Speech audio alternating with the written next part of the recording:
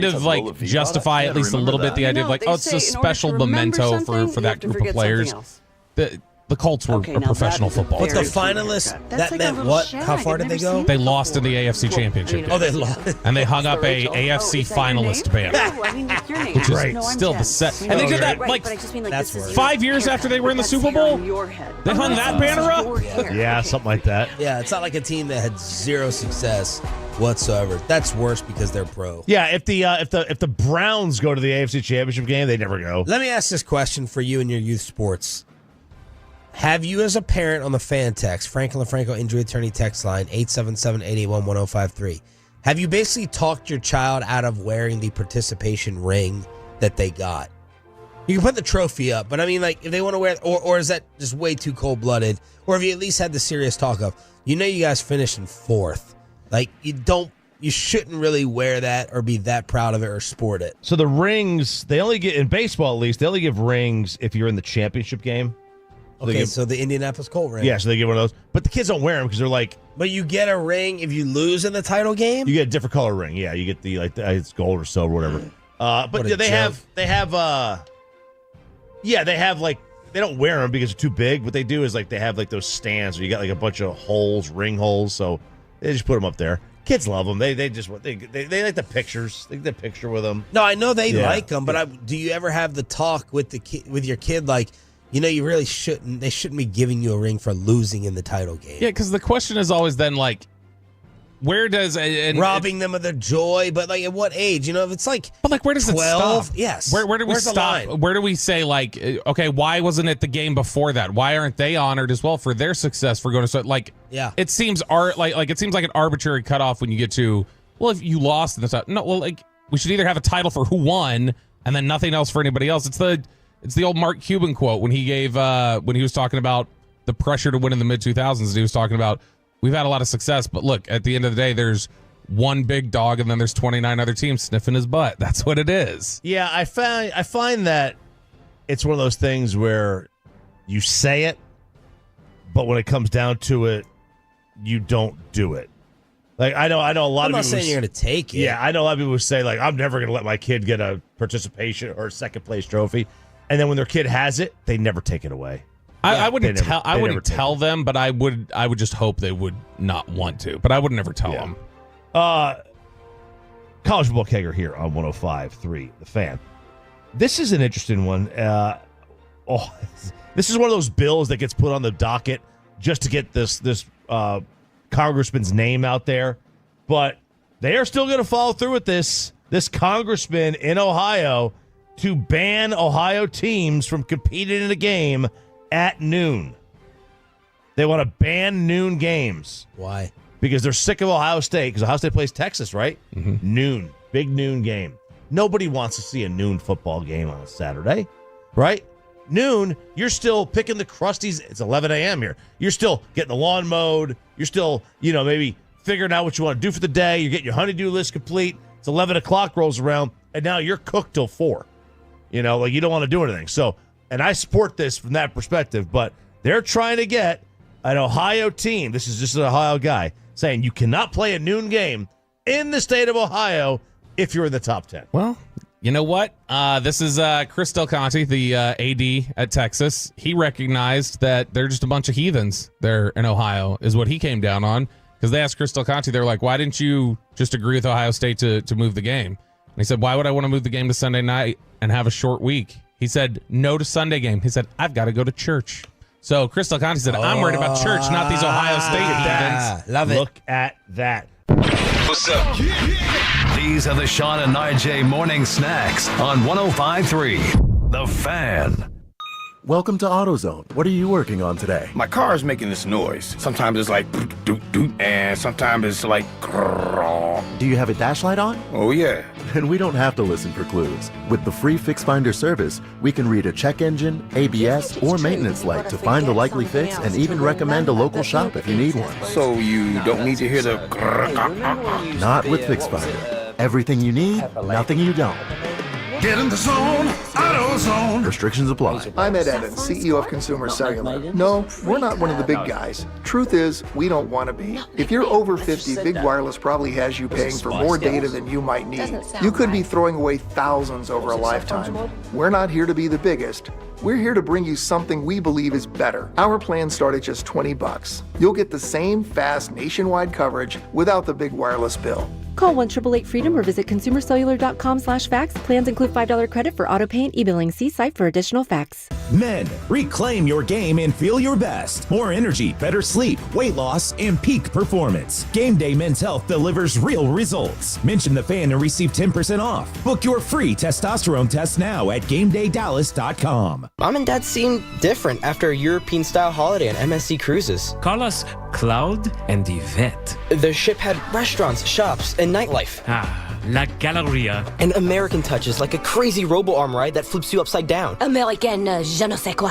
Mom, you're from Wisconsin. Wisconsin, Kevin. Cruise from Galveston and save up to 40% off. Plus, kids sail free. MSC Cruises. Let's holiday. To book, visit msccruises.com or contact your travel advisor. Restrictions apply. Ships registered in Panama and Malta. Is your Dallas business booming? Get recognized. The prestigious SMU Cox Dallas 100 Awards are open for their 35th anniversary. Showcase your success. Nominate by July 25th. Apply today at smu.edu/Dallas100. Buyers Barricades is a full-service traffic control provider, taking care of your project from the evaluation and planning to setting up, maintaining, and taking down the equipment when the project is complete. The Texas Authority in Barricade Rental. BuyersBarricades.com. Hey, Tolo's RJ Choppy here. I got a major announcement for you from Platinum Ford in Terrell. You can get employee pricing right now, which means you pay what they pay at Platinum Ford. And this is across a full lineup of trucks and SUVs. It is not just a coincidence, it's a commitment. And now, at this unprecedented moment in automotive history, who benefits from Ford's commitment to America for over 120 years? You. Restrictions apply. Go see Anna Vinci. Start the process right now. PlatinumFord.com. Drive a little further to save a lot more at Platinum Ford. It's 105.3 The Fan, brought to you by DFW Security. Keep your kids safe this summer with DFW Security. Get video alerts when they come and go. Monitor doors and windows, even the garage, all from your phone. Score a hot summer special for your home or business at DFWSecurity.com. DFWSecurity.com. This is your skipper, Bruce Bochy. Rangers coverage like nobody else, right here on The Fan. KRLD-FM and HD1, Dallas-Fort Worth, an Odyssey sports station. Driven by our D&M Leasing Studios, this is Sean and RJ.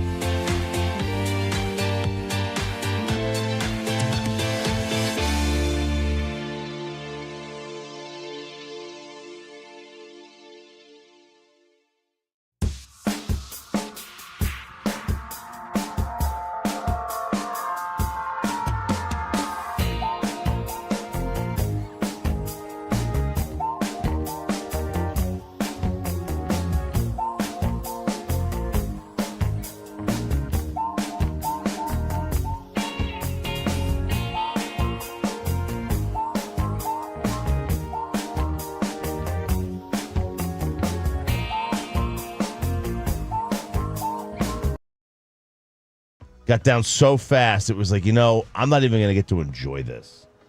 Yeah, it was. I mean, it honestly, what it was reminiscent of to me was 94 NFC Championship game where the 49ers come out and they score 21 points in like 4 minutes. You're like, okay, you've lost. Like, and they rally a couple different times, and every time they get kind of close, it's like, San Francisco scores again, and now puts a little more separation there. It was just, this felt over pretty quick, and every time you get some hope, it got stamped out pretty quick. And we talk about Groundhog's Day with the Texas Rangers offense. This was Groundhog's Day for this game. A lack of quality shots on goal. And the third period lid was put, not has been, it's over. It was put on the Dallas Stars offense throughout the entire series. We talked about this the other day. In game 3, 4 shots in the third period. The next game, 3 shots in the third period.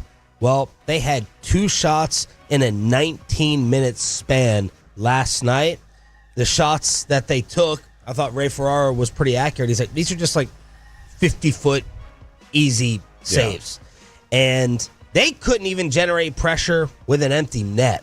It wasn't a couple scares. It's like, all right, buckle up. They might get one here. They didn't even come close. A total lack of offense, a total lack of attack. Yeah, and then look, even when they did Edmonton did a really nice job blocking shots, making sure nothing got to Skinner at points in this game. It was very disappointing the entire series, the lack of attack that the Stars had. And I don't know if this is a matchup issue with Edmonton. I don't know if it's a lack of grit that they've got. I don't really know what the answer is right now, but it just like the whole season, save for the last dozen games where they were kind of like mid. This was one of the best teams in the league, and you get to the postseason, and they were one of the best home ice advantages in the entire NHL. And in this series, in the 3 home games they played, they got beaten game 2. They got avalanched in game 5. And in game 1, it took a miracle to win.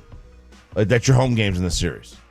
Yeah, the one thing Ferraro kept saying last night that I disagreed with, I think he was trying to be cliche, the Stars had the series slip through their fingers. He said that multiple times, slip through their fingers. No, that's not the case. They were never the better team. Slip through your fingers is a series that you had right there on the brink.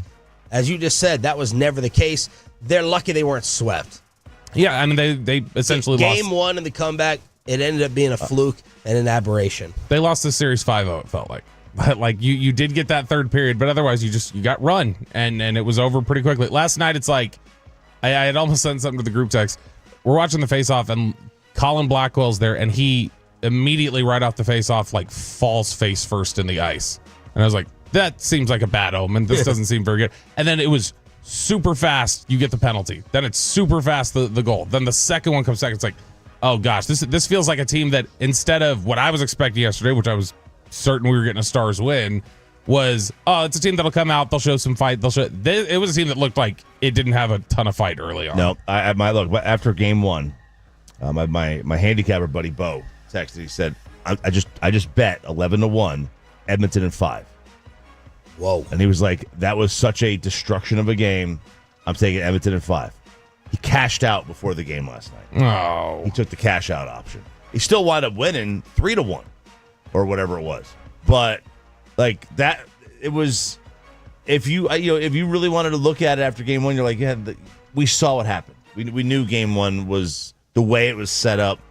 The way it happened, Edmonton they match up well. They're just better right now. Let's go through the game before we get to the Jake Ottinger discussion at 877-881-1053, 877-881-1053, Franklin Franco Injury Attorney text line. Pete DeBoer rolls the dice with Bourque, making his first career playoff appearance over Dodonov, which PK Subban in the intermission is like, you should have started Dodonov. He should be playing over Bourque. Well, it's a Bourque high stick 2 minutes in, and that immediately zaps you. And Ferraro is like, this is a must stop. This is an early must stop for you not to go down 1-0. Connor McDavid, who had been a little bit quiet recently, sets up Perry for another tap in, and it's 1-0. And we find out from the broadcast that Pete DeBoer said scoring first in this game was critically important. Yeah. It did not happen. That made them now trailing in 15 of their 18 playoff games. And oh, by the way, trailing in every single game this series, Corey Perry. Yeah, here's the issue with starting Bourque. And I don't have an issue with it. Like, when you're down 3-1, like... trying to spark. Yeah, do you roll the status quo out there? or do you make a change? Like, find me a baseball manager down 3-1 in a series that doesn't make a lineup change. Your starting lineup is changing. Whether that means you flip the 3-4 hitters, whether that means you take the backup first baseman and throw him in there, whatever, right? You're looking for something. So I get it. I'm not going to lose my mind over that because DeBoer's made enough moves where they've worked, and it's like this. He knows his team better than we do, so I'm not going to lose my mind over Bork over Dowd. But that's a penalty you can't take right there. And then a Kevin Love full court pass, a 95-footer.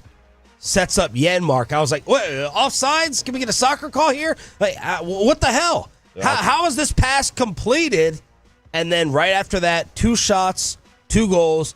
Ottinger is pulled, but it was a 95-foot pass that I was like, oh, my God. That's a pass that you could make, 20 years ago because you couldn't do a 2-liner. And now you can. And you have been able to since the lockout where they lost the season in like 2004, they've been able to do that. That was when hockey was like, oh my gosh, is hockey going to recover? And they had to make tweaks. Yeah, the trapezoid behind the net and that. So it's always been allowed in the international game, but never in the NHL. Is that really the reaction you need to have right there, though? Like, it's a power play goal 1, and then the second one is essentially a breakdown. Like, why is it all of a sudden it's like, all right, well, Otter, you got to pull him out. He'd won before the last Edmonton game. It was 7 straight home games he had won. Yeah, I think so. Which we'll get to in a second. Wyatt Johnson then forces a turnover, and Robo continues to be red hot, scoring in his 3rd straight. So then you have that. It's 3-1, and then the juice in the building. After a steal high stick where it looked like Kane acted a little bit, I wanted to see some actual contact with his helmet there. Harley almost scores. They kill the penalty. The crowd gets hype. And then the Bichelle hit. Oh, my God. He looked like he literally, like Shaquille O'Neal, picked up Underdog, the little producer on TNT, and picked up that Edmonton Oiler and threw him into the glass. And the place is losing their mind. And Sean McDonough is giving the AAC credit, even down 3-1 after the first period. That was Arvidsson who went against the glass. And he's under 6 feet tall. Bischel's like 6'7". He's also like he leads the team in hits this year. I think it's like the difference between DeSmith and Otter size wise, which we'll get to in just 1 second.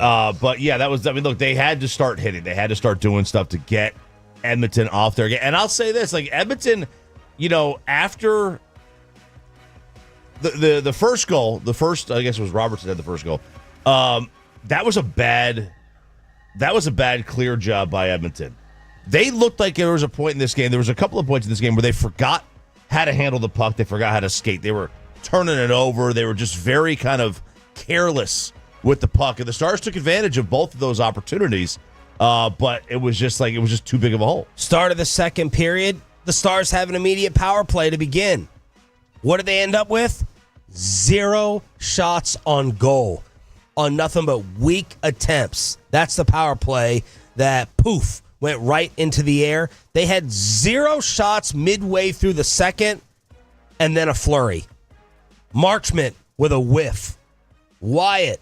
Bork draws a penalty, and that ends up setting up Rope from Wyatt. So it's 3-2, and then immediately after you get I don't know how Connor McDavid ended up with this puck. Blocked by Ekholm. That'll lead to a breakaway for Connor McDavid. He's in and he scores! Connor McDavid drags it back to his forehand.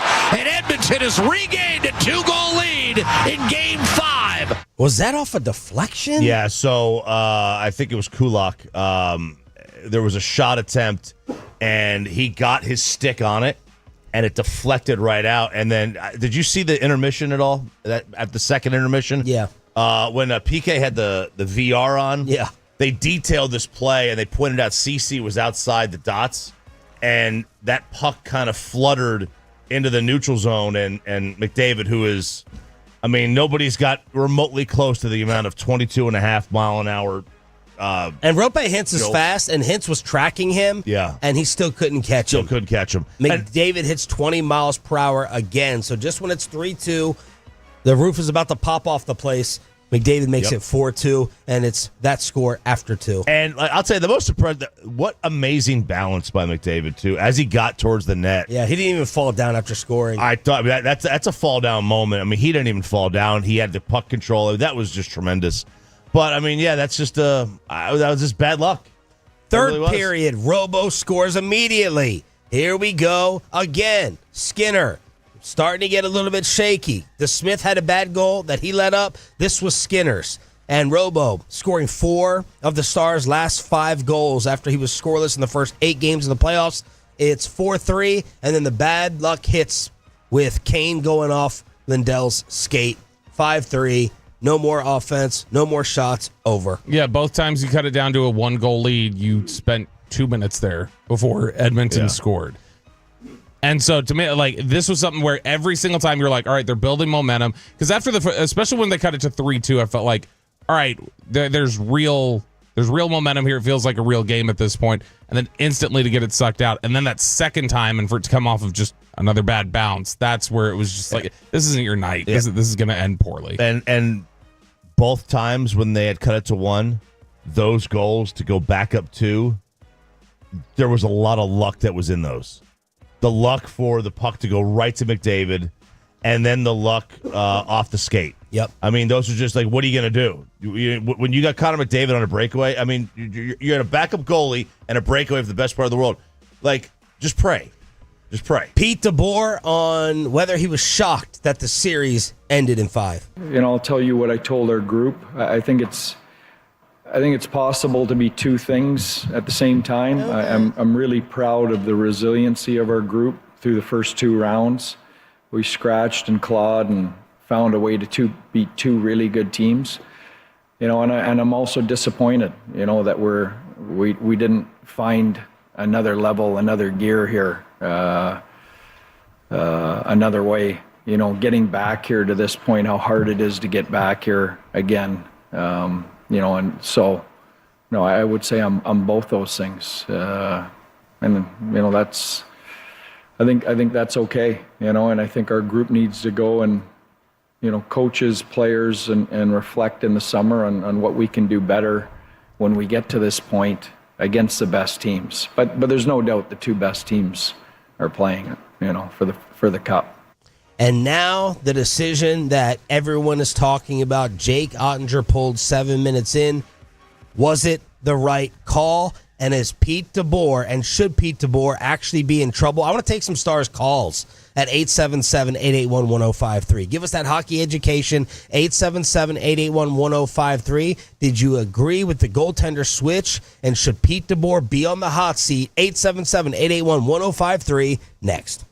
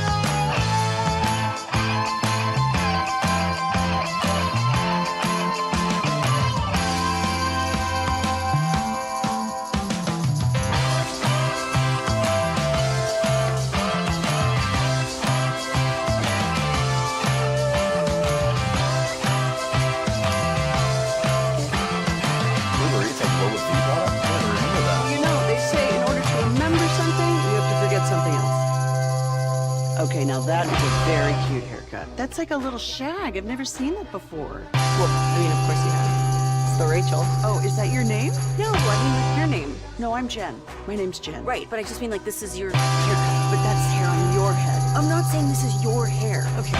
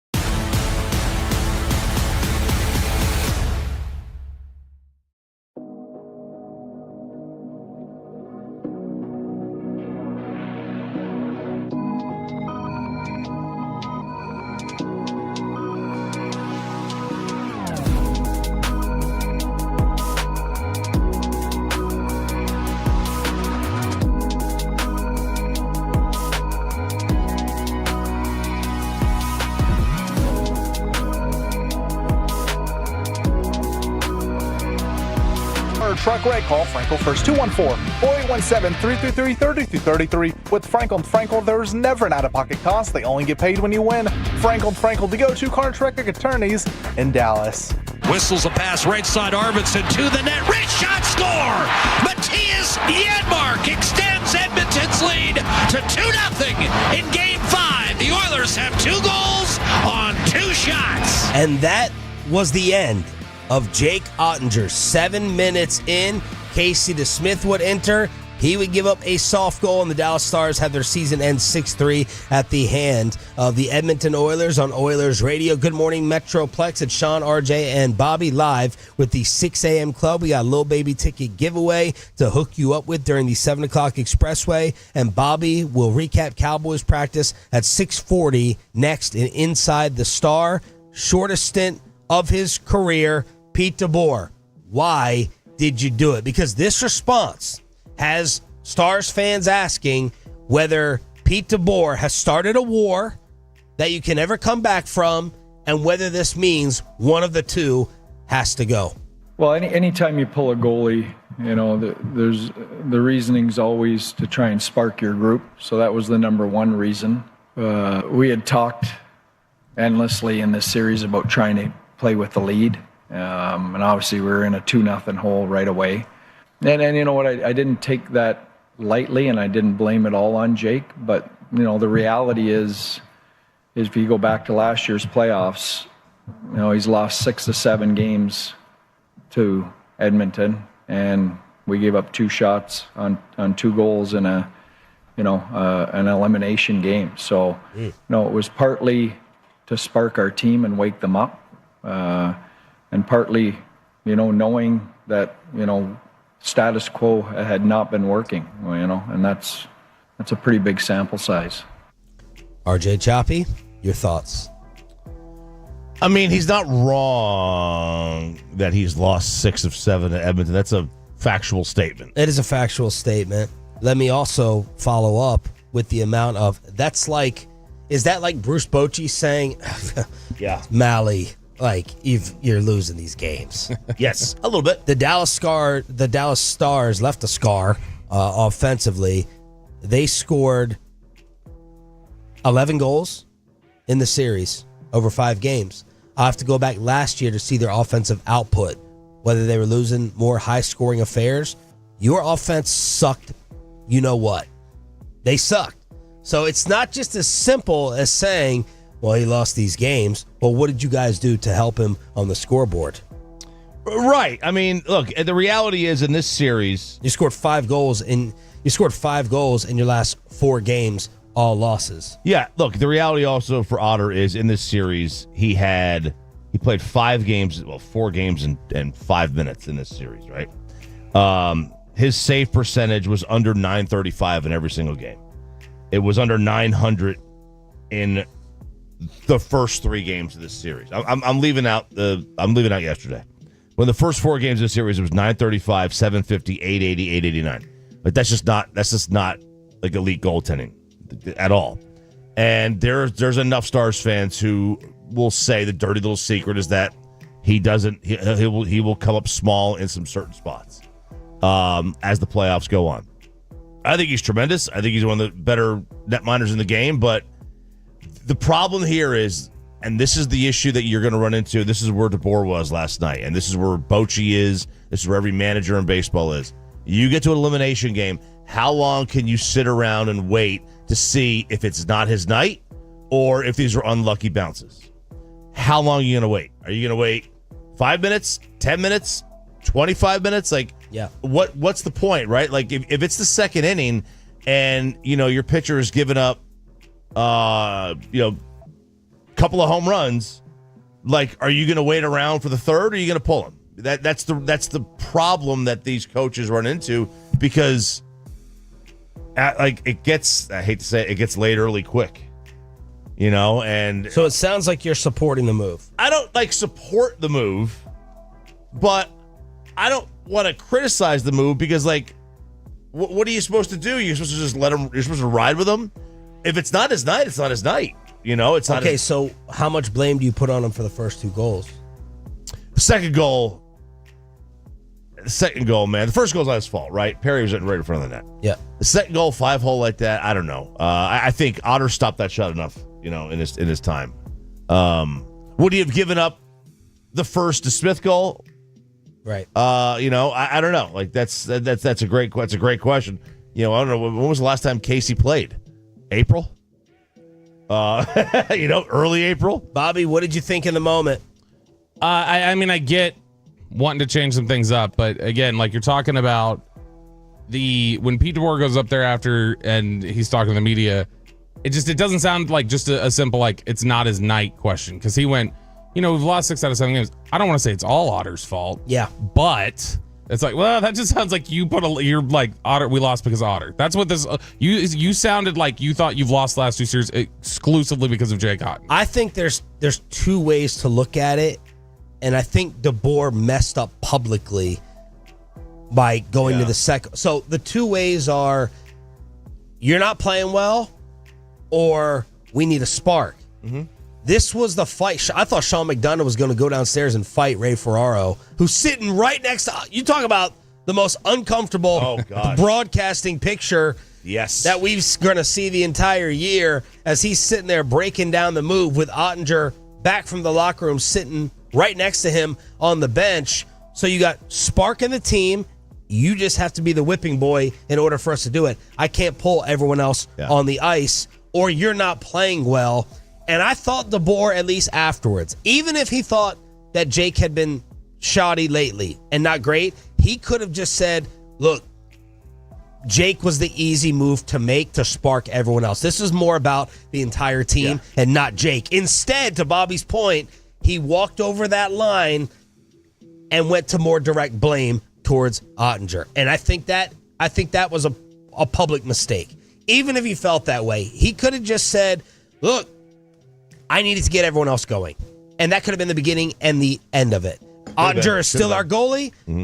You know, if we were tied at a point in time in the game, we were going to overtime, Jake Ottinger was coming back in.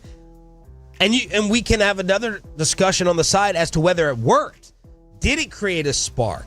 We don't know whether the Stars started playing better and AAC got hype because of that move, but I thought Pete DeBoer messed up in the comment. I just and every sport's different. But still, like you could make parallels to other sports and just think about it. How would that be received?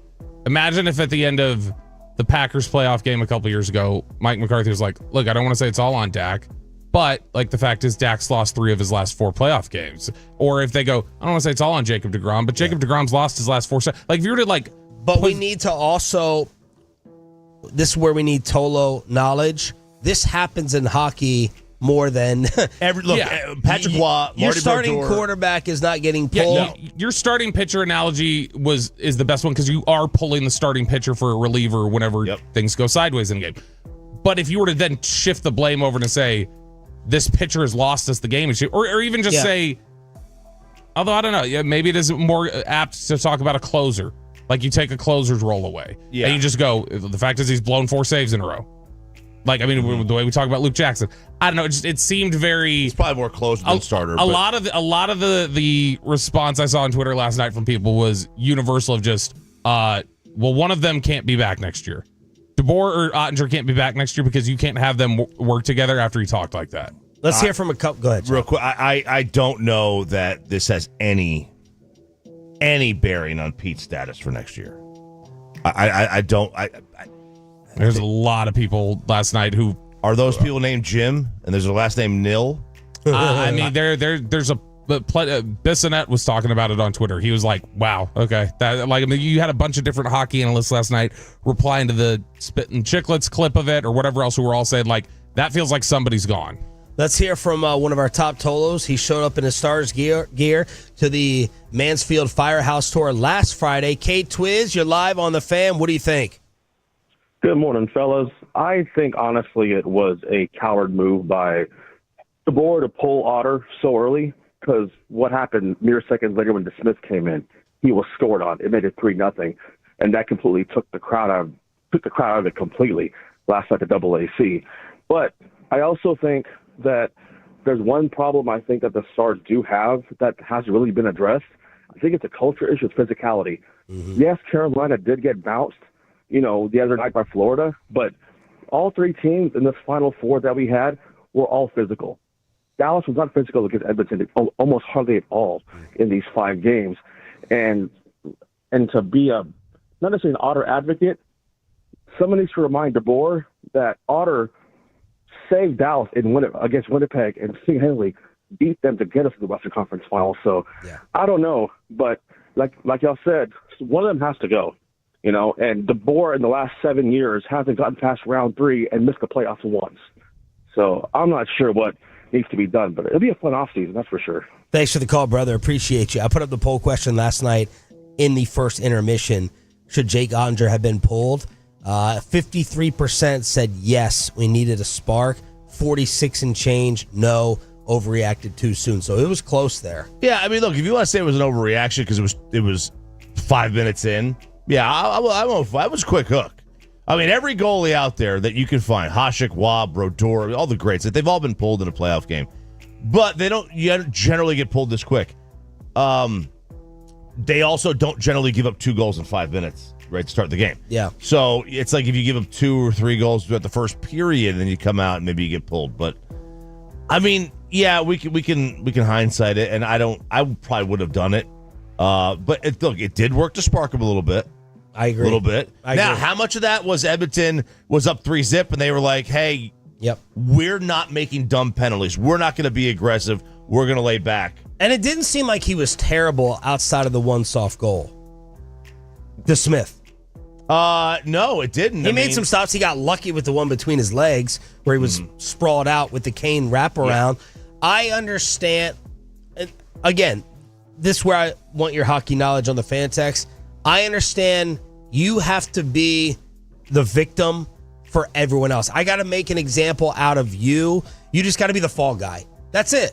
Hey, the rest of these guys are not going to have any type of uplifting energy. It's clear until we create some type of buzz in this arena and crowd and everyone knows, all right, this S is real. So I understand it from that standpoint. I do think it worked a little bit for a spark. I just think Pete messed up with the explanation, and I don't know how forgiving Jake Ottinger is going to be. Chuck Cooperstein, all-knowing sports czar, tweeted yesterday. He said, so how exactly do Pete DeBoer and Jake Ottinger move forward from here? Never a good thing in any sport when your coach and most important player are on the outs with each other. And a lot of the commentary you saw last night was like, even if they are both back this year, there's got to be a talk between the two of them this offseason. Say, all right, what are we here? And what am I to this organization? Well, this is where hockey historians can let us know, because goaltenders get pulled. How often does it happen with the bounce back? You know what I mean? Where you have someone established, they have to have their feelings hurt, but they come back. I mean, Skinner was getting ready to not be their goaltender 2 series ago. Well, he literally did get pulled. He got pulled. Picard came in and he played half a dozen games. So I'd love to know a history project of how many times the bridge was burned, or hey, it's hockey, it happens, and you can cross back over. So universally, like what I saw and what I've looked up and just seen different analysis on was people are just saying that the biggest difference here is just Otter's still considered generally a top 5 to 7 goalie, and top 5 to 7 goalies don't generally get pulled 5 minutes into an elimination game. Is that the context of what is guys? Hasek can get pulled in game 3 if he's getting worked, or Brodeur or somebody else like that, and obviously Ottinger's not those guys. But that's generally not happening in an elimination game and not coming back. All right, back to the Stars with Jake Reedman at 7 o'clock as the season ends at the hand of the Oilers, and we have a Stanley Cup rematch. But Bobby was out for everything that happened. A loaded day at the Ford Center at the Star in Frisco for Cowboys OTAs. We take you inside the Star like nobody else after this.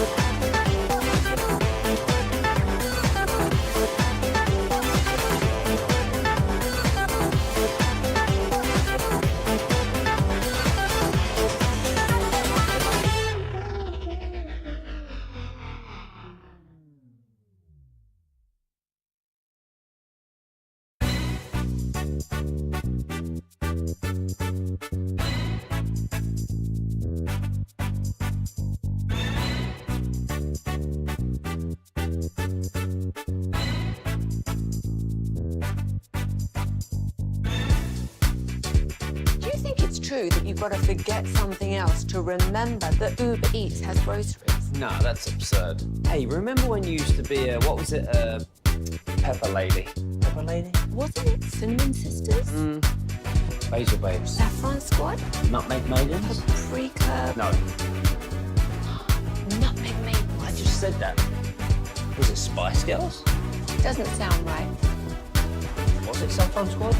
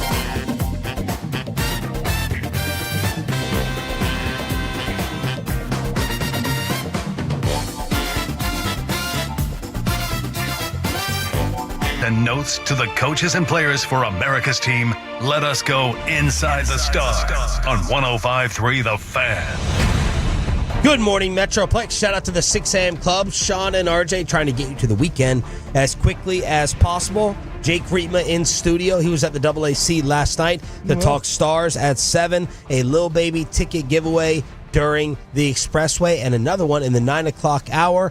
Our Cowboys insider Bobby Belt was in Frisco yesterday for Cowboys practice.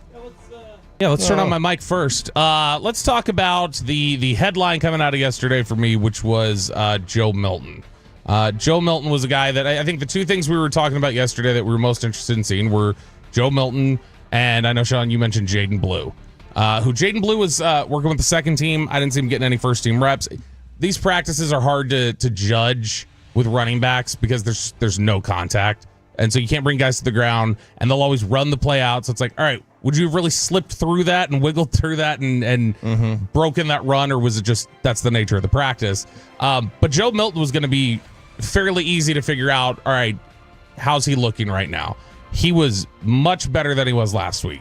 He still feels at times like he's getting frazzled by how fast things go. Like, I think the very first snap he took, you saw him, like, you saw his eyes kind of dart around, and then he's just kind of panic throwing it to the sideline.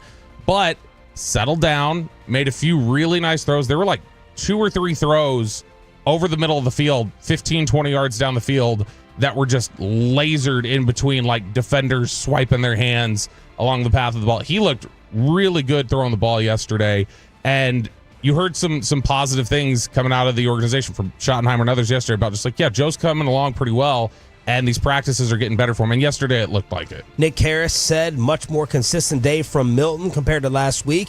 Had him charted at 7 for 8. Highlight came on a 40-yard pass to Ryan Flournoy for a touchdown. Will Greer was 3 for 3. And Joe Milton throws 40-yard passes left-handed. I'm surprised he was able to throw only 40 yards. And Brian Schottenheimer accidentally created a headline for the quarterbacks from some dumbasses out there, which maybe will be nominated for worst take at 9 a.m. when he was asked, is Joe Milton still a developmental quarterback? I think they all are. I mean, I think Dak is in the developmental phase, and that sounds crazy for a guy that's played that much, but like there's things that we're tweaking with Dak, so I don't think it's just for Joe. Joe is a guy that we obviously know all about the talent, but the system that he came from in Tennessee, created some challenges in terms of just what he has to learn and things like that. But the minute these quarterbacks think that they've figured it all out, that's when it's probably time for them to think about doing something different, because the way defenses attack in this league, it makes it almost impossible to ever relax. Who asked, by the way, if Joe Milton is developing? Like, duh. Yeah. Well, it was our buddy, Mr. First Question, Calvin Watkins. But his first question was asking about, in general, they were talking about. Follow me, Calvin. I could have DM'd you not to do that. They're talking about backup quarterbacks, and Shotty gave a really long answer about that. And so it was just a follow up of just like, okay, so you would still put him as not necessarily like a backup ready to go. He's developmental. And that's when Shotty came back with it. The idea that this is anything, because there were a few different places yesterday where people were like, oh my gosh, listen to how Schottenheimer's talking about Dak. What an error. You may have heard some of those takes at 5:25 this morning, leading into snacks. But the idea that, like, to me, I don't see how anybody can hear anything other than clear cover for Joe Milton. They didn't hear it. They read it. That's exactly it. They read the quote, and then they went, oh my gosh, look, he's talking about Dak. No, that is clearly hey, we're all still learning. We're all still learning, guys. And they didn't want to throw Joe under the bus, it sounded like, too much by saying he's really far behind because of where he came out of. We had talked about that leading up to the draft. The Tennessee system is screwing some of these guys coming out. Choppy. Where people feel like Heupel's system is just, it's not making them pro ready. Sorry, our coach is just better. Yeah, except when you're playing top tier teams, I guess, at the end of the year. Well, yeah, when Connor Stallions is going and giving up all the secrets. Look, this is a nothing. Even if they listen to the quote, it's still a nothing. Let me ask you this. Does Patrick Mahomes work on things in the offseason? Yes. Okay. Is he working on them to get better, or is he just, wasting time? Right. Yeah. So then he's developing. This is all the pursuit. That's exactly what Shotty's trying to say. it's two questions back to back that make it sound like, boy, can Joe Milton even function on a football field? Yeah. And Shotty's trying to say, look, even the guys who were really comfortable, and the guy we're paying $60 million to, the guy who is a multi-time Pro Bowler that we consider our franchise quarterback, that guy is still developing. They all are. Yeah. And he said, if you don't think you're developing anymore, you need to retire. Brady was tweaking things his entire career. Absolutely. There's nothing wrong with it. Like, it's. Remember, Michael Jordan worked on something every offseason. Every offseason. Like, Stupid. Desperation. Headline horrors. Headline horrors. Was it USA Today? I like to call people out. USA Today is the one that had written specifically about it, which that's 100%. You looked at a quote because they said Cowboys head coach talking about Dak Prescott like a rookie is unnerving. I love you read the Twitter quote and decided I'm gonna got to hit my quota, got to hit my article quota. Let's go on a rant about this. But just like, oh my gosh, Cowboys fans, so sorry you have somebody who thinks your quarterback is a rookie, handles him with kid gloves. It's like, no, stop. I love USA Today to this day. I mean, it was perfect. It's the Cliff Notes of sports, of news. Yeah. They don't have to make it seem like they're smarter than you and use these big words. It's basically it's a coloring book. Very short articles, my kind of thing, like 4 paragraphs and an extra sentence. This is one of the quotes from it. If these are the kind of sound bites we're going to get from Schottenheimer before he coaches a single game, imminent disaster assuredly will descend upon Dallas.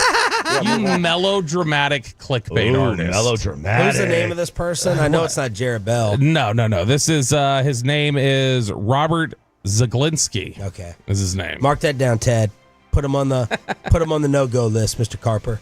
Yeah, exactly. So no, that was in general yesterday. I thought a lot of the discussion about the quarterbacks from Schottenheimer was interesting. He had a lot of good stuff on that.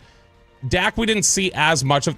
They're working through a lot of different things. I saw somebody ask Nick on Twitter, like, should we be concerned that the deep passing game isn't there? Like, is this Schottenheimer's conservatives? And no, it's like, no, guys. Like, this is literally just you're working through some things. There were a couple of drops yesterday. Schoonmaker had one. CD had one down the sideline deep during team period that was kind of an interesting moment. So he dropped it, and then he goes to the sideline and he starts trying to knock out some push-ups. And I had never seen this before. I don't think anybody of the media out there had ever seen this before. When he gets down to do the push-ups, like George Pickens sprinted over and got down next to him and did all the push-ups with CD and knocked him out. The media energy fell in love with that. Their energy, they're buddies. They're tight. Like, they really get along really, really well. Schottenheimer was asked, has there been any moment that has stood out with your new wideout? I think, number one, he's doing an incredible job picking up the system. I talked about his intentionality last week, I believe, just how hard he's working. But there was a play, and it really wasn't anything George did. But we're in the red zone, and we're in kind of a spread formation. We hit him for a touchdown. Joe did on a little a bender, like a little skinny post, down in the low red zone. And CD was on the other side. And when CD broke out and he looked back to see where the ball went and he saw George in the end zone, he kind of dragged his toes up. CD was like, yes. So I think his excitement for knowing that we've added some pieces which will add to the competition. It was cool to see a guy like CD be excited. And those two guys' relationship is awesome. I'm sure you guys have probably done stories on it, but they're spending a lot of time together. I think it's great for CD to have someone like George, not that George is a young player, but someone that GP really looks up to in CD. They obviously have trained some together, but that relationship's really cool. And I'm enjoying kind of just sitting back and watching it develop. And the two of them getting together and spending time with Junior Adams, and it's been really cool and fun for me to watch just how it all is beginning to fit together.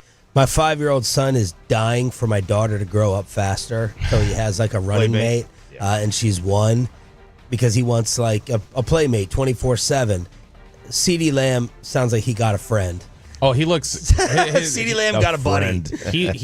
These two practices, he has looked like giddy, like he's bouncing around the field. And maybe that's just he's happy to be back on the football field. He's got his quarterback back. Like, there could be a number of things, but a lot of it does feel like he's excited that George Pickens is here. He thinks this is going to lead to more opportunity for him. It's going to lead to better opportunities for the offense. I mean, I would not just might. I would. It better. I mean, it better lead to improvements on the offense. Otherwise, well, here's the thing I'm taking from it. I know you can't double everyone in coverage and all that. I'm going to use CeeDee Lamb's personality to gauge George Pickens. Do you feel that CeeDee Lamb is a good dude, Bobby? Yes. Okay. So what I'm going to be looking at, if CeeDee Lamb feels good enough to interact and socialize and be tight with George, that's going to make me feel better that George Pickens isn't this bad dude, this poisonous cancer. That's the way I'm looking at it. It's like, oh, that person thinks that person is worth their time to hang out and be doing all this stuff with and be all lovey-dovey. Maybe George Pickens ain't so bad after all. That's the way I'm looking at it. Yeah, I mean, as much as culture has been emphasized and underlined, that what Pickens did yesterday, like going over there and knocking out the reps, it's such a little thing. But like that's the kind of stuff Shoddy wants to see. Like that's the stuff that he wants to see from the guys and the type of relationships that they have. And he's somebody who I think universally you've heard from people. George Pickens is kind of like the guy who's a little difficult in class. Like students love him, but like his peers love him. He can be kind of a pain at times for the authority. For the teacher? Yeah. Yeah, he's a class clown. He's got the class clown. I'm not saying he's a class clown, but that's what he is in class. And that's, but you're right. I mean, the students do find that person entertaining and funny. Your son. Yeah. Yes. Yes. And we get emails. So the kids love him, but we get the emails because the teachers don't. They think he's a punk. 877-881-1053 to hit us up on the Franklin Franco injury attorney text line before Jake Rietma talks Stars in studio. Positive day of practice also for Jalen Brooks and Jonathan Mingo. It's back-to-back practices here where I've seen Mingo and like noticed him and had him flash a little bit, which is encouraging. I'm going to be interested to see how they play out that back end of it with Turpin, Tolbert, and Mingo, because I think for everybody they clearly look, all right, Turpin's a guy who is kind of specific to the slot. Tolbert is a former third-round pick who they've started talking better about. And Mingo didn't look very good. So I think for a lot of people, they go, clearly that's Tolbert, and then Turpin in spots, and then Mingo's an afterthought. They really, really like Jonathan Mingo. And they really think that he can be somebody who can contribute for them. And look, he showed a decent job blocking in the run game. That's going to be something that'll help him get on the field. And if he picks up the passing game a little bit and develops, a connection with Dak, that's going to be big for getting him on the field, and he might start pushing reps for Jalen Tolbert. But so I really like Mingo. Yeah, no, they really believe in his upside, and they think he can still tap into. They think they bought in on a player that Carolina gave up on too quickly. That's what they think. All right, we're live on the Fan Cam, Twitch, and YouTube. More Cowboys throughout the entire show. We got a little baby ticket giveaway that we want you to win.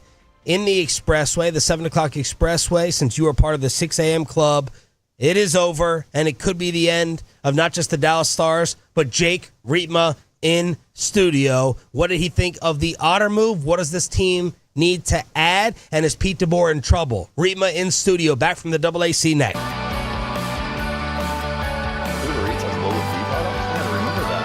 say in order to remember something, we have to forget something else. Okay, now that is a very cute. That's like a little shag. Have you ever seen it? Well, I mean, of course you have it. It's the Rachel. Oh, is that your name? No, I mean like your name. No, I'm Jen. My name's Jen. Right, but I just mean like this is your haircut. But that's hair on your head. I'm not saying this is your hair. Okay, freaking me out a little bit.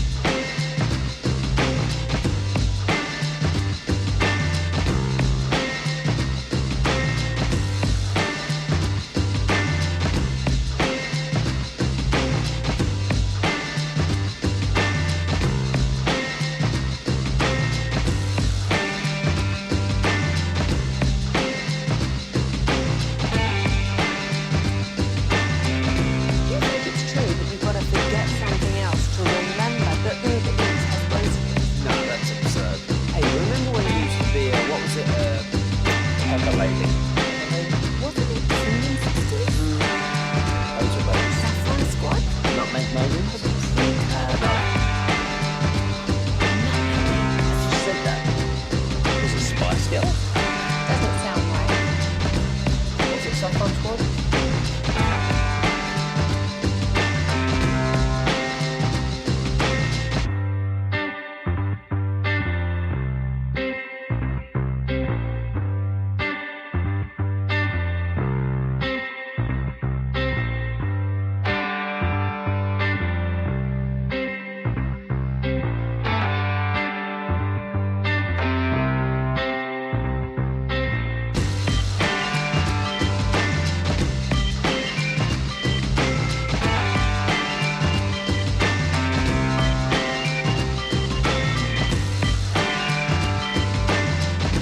This is Sean and RJ on 105.3 The Fan. Petrovic flips the puck toward his own bench and goes over to console Casey DeSmith. The Edmonton Oilers pour onto the ice. They are the Western Conference champions for the second year in a row. It's Edmonton and Florida in the Stanley Cup final. And Jake Reedman just telling us in the commercial, Gary Bettman was also in attendance to see the end of the Dallas Stars season. The call from Edmonton Radio. Good morning, Metroplex. 6-3, series over in 5. Take us inside the building, Jake. Let's talk hockey. Oh, boy, which part? It's hard. I said I don't do sad. I don't do bad news. I don't do any of that. And even after your parents. Yeah, both of them. Yeah, wow. I didn't know how we were going to start this morning. And how about a fastball high and tight? I love it. No, that's precisely how it was. I mean, man, the way that game started, the quick hook. I mean, you blinked and it was a punch to the face. There's no other way to explain it. What did you think of Ottinger being pulled? Talk to us about how often this happens with goaltenders, how often goaltenders can come back from this, whether it leads to a divorce with the head coach with the bitter feelings, because your boy Ray Ferraro, who you were almost able to get on the show, he defended it, and Sean McDonough was not having it upstairs in the booth. Yeah, it's because pulling the goalie is not foreign. Obviously, that happens, and to spark the team, and that's, I understand all of that, but that quickly, with that much of a knee-jerk reaction is what it felt like to me, because but it was 2-0. It was 2-0 after two shots. After but think 4-0. Think of how much time is left in that game, and think of what gives you the best chance to win. Is it Casey DeSmith between the pipes, who hasn't played in dang near a month, or is it the guy that got you there? Yeah. And you can't. See, I don't look at it like that in a vacuum. I look at it as what gives us the best chance to win. A better individual goaltender in Jake, but a flat team, versus a drop-off, but maybe a team who gets lifted. Very, very fair, very fair. And I call the timeout, shake some face masks, wake him up. But is Jake Ottinger the one that took a penalty 2 minutes into the game? Is Jake Ottinger out of position defensively in the penalty kill? Cody Ceci, who I'm not pointing him out and calling him out as an individual, because he's the reason they lost the game. He was a reason that Edmonton scored that first goal on the power play. So there's multiple factors at play here, and to single out the guy that got you there and pull him in a public way like that, which again, there's no other way to pull a goalie early like that. That's going to be the talking point. But at the same time, that sends such a loud and clear message. And I heard you guys talking about the post-game comments, because I'm dialed into the post-game. I was so curious. What's the rationale? What's the explanation going to be? And I forget who said it. Might have been you, Bobby, that said, he could have said, we needed a spark. Okay, there it is. We needed a spark. But the double down, deep dive into he's lost 6 of the last 7, and some of them factual, but it was very much this is why I did this. I am not backing down one bit. And in the heat of the moment, I'm thinking, oh boy, the fork in the road between DeBoer and Ottinger's getting, that gap's getting larger and larger in the midst of that post-game presser. That was my thought. How often does this happen? I mean, goaltenders get pulled. Can you think of instances where there was no going back? Yeah. Patrick Waugh comes to mind, because obviously he's a Hall of Famer and has gone on to coach in the league, and he was in a Game 7 for the Colorado Avalanche against the Detroit Red Wings in 2002, and he got absolutely boat raced in the opening period and gets pulled. And that was the end of it in Colorado. So that's the one that comes to mind. And obviously, legendary career for him. They've all been pulled. Right.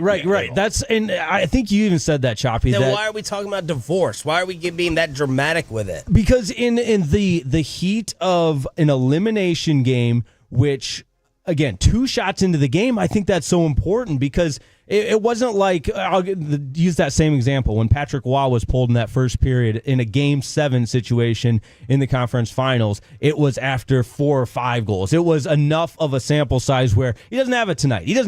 And to make that declaration that Ottinger didn't have it after 2 shots. But Jake, was he making the declaration on break up the pie of Jake isn't good enough tonight versus that's the move for a team spark? Because when you pull a goalie, it's not always just because the goalie doesn't have it. It's also to light a fire under the team. Right. Did. And that's why I think we're saying the same thing here, because that's where, if that's the rationale, sure. But I didn't feel like the explanation post-game met that rationale. I felt the explanation post-game was more personal, was we can't win with this guy. He's I heard somebody use the term, he's a 3-round fighter. He can go 3 rounds, but he doesn't have whatever it is to get you over the hump. And you could say the same thing about Pete DeBoer. I mean, look at his resume. He's a 3-round coach in the playoffs. He gets to the conference finals, but he can't get over that hump. And is it because of Jake Ottinger? Are there other factors?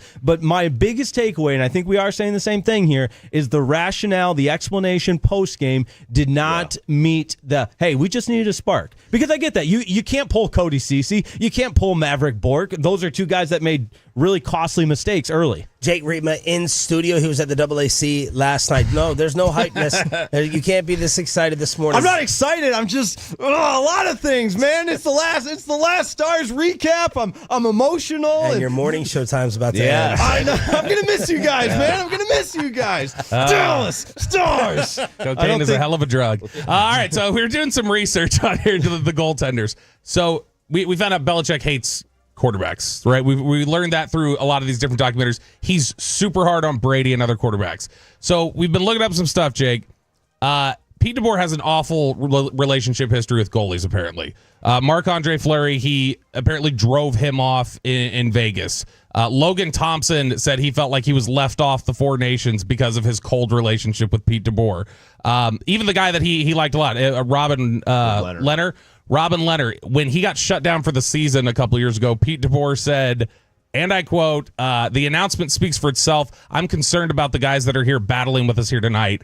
And there's all these responses in the news story of going like, death taxes and Pete DeBoer being a D to his own goaltender. So is there just some sort of issue that Pete DeBoer has with his goaltenders? I think there's a lot of stock to put into that because of the history like you just outlined, which kudos to you. Excellent work there. And Marc-Andre Fleury was a guy that I thought of immediately, a guy who's had a decorated career and so much success everywhere he's been besides with Pete DeBoer. And you maybe not even say no success because depending on your perspective, okay, getting to the conference finals, you're one of the 4 teams left. There's an element of success there. But absolutely, I think there's this disdain and this where the rubber meets the road between Pete DeBoer and goalies. And it's such an important individual position in the sport. The quarterback comparison is really the only thing that you can think of. And as far as making an analogy to another sport, because you're just reliant upon one player to do such a specific task in a different skill set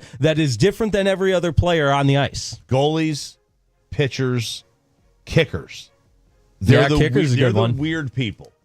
They're weird. Like look at how weird Hellebuck is. You want to smack them. Andre just needs to do more eye exercises. They're just all a little goofy. Do you think Pete DeBoer is in trouble? Yes. I don't. Trouble might be the wrong way to put it. I think it's going to be a compelling offseason for a lot of reasons. Put the coach at the top of the list, that dynamic with him and Jake Ottinger. Because Jake Ottinger's, he's not going anywhere. 8-year extension this year. Let's not forget about that. 2033. 2033, Jake Ottinger's your goalie. You say, I think he's one of the best goalies in the world. No, I'm not saying over that. It's just like, all right, that's a factor. Right. Look, I'm looking more at 5 games and out, and it should have been a sweep over him and Ottinger. You know, look at the whole playoffs too. Yeah, there's he wasn't. I mean, he wasn't great in this postseason. You talking about Jake? Yeah, I mean, he had moments where he was good at home though. And that was a pretty great. quick, But so that well, I makes mean, you're him at home Connor last Hellebuck? night. No, but I'm saying you're at home last night. That's a pretty quick hook for being at home when one of them's a power play goal and one of them's a defensive breakdown. That's my point exactly. It was such a quick hook. Yes, there's better. But no, it was such a quick hook where the game hadn't even developed. I mean, but what about people were still getting their popcorn, getting their seated. But what about the board just losing in 5? They got worked the way they did. He's got this stigma of not breaking through the conference finals. How do you look at that if you're Jim Nill?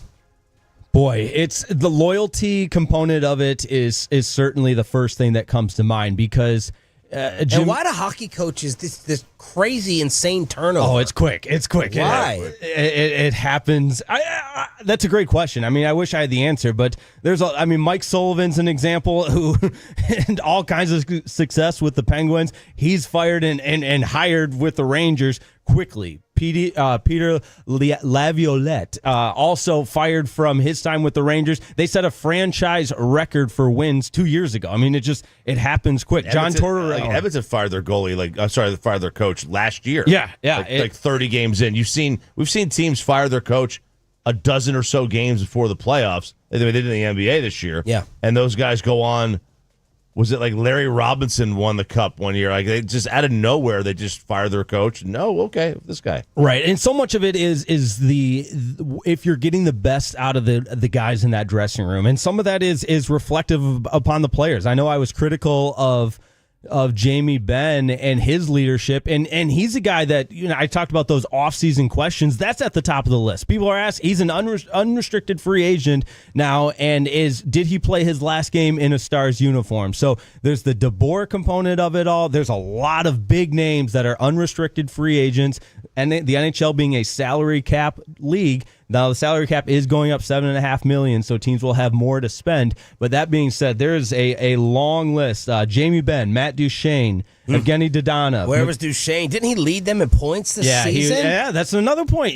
The depth scoring for the Stars absolutely disappeared in this series against Edmonton. You give them a little bit of credit, but Edmonton's depth scoring showed up. The Stars did not. Edmonton's goaltending showed up. The Stars left some to be desired. Jake Rietma in studio, back from the AAC here on 105.3 The Fan. What else is on the offseason list? What is this team missing?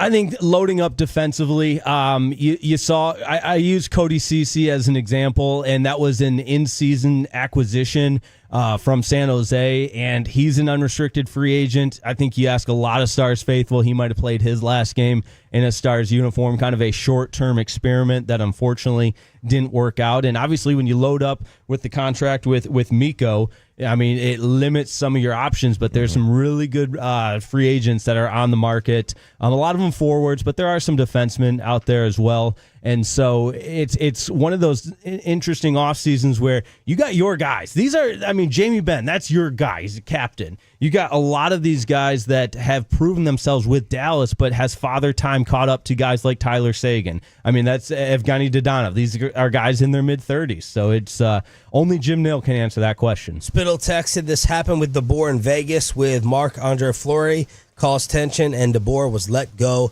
eventually.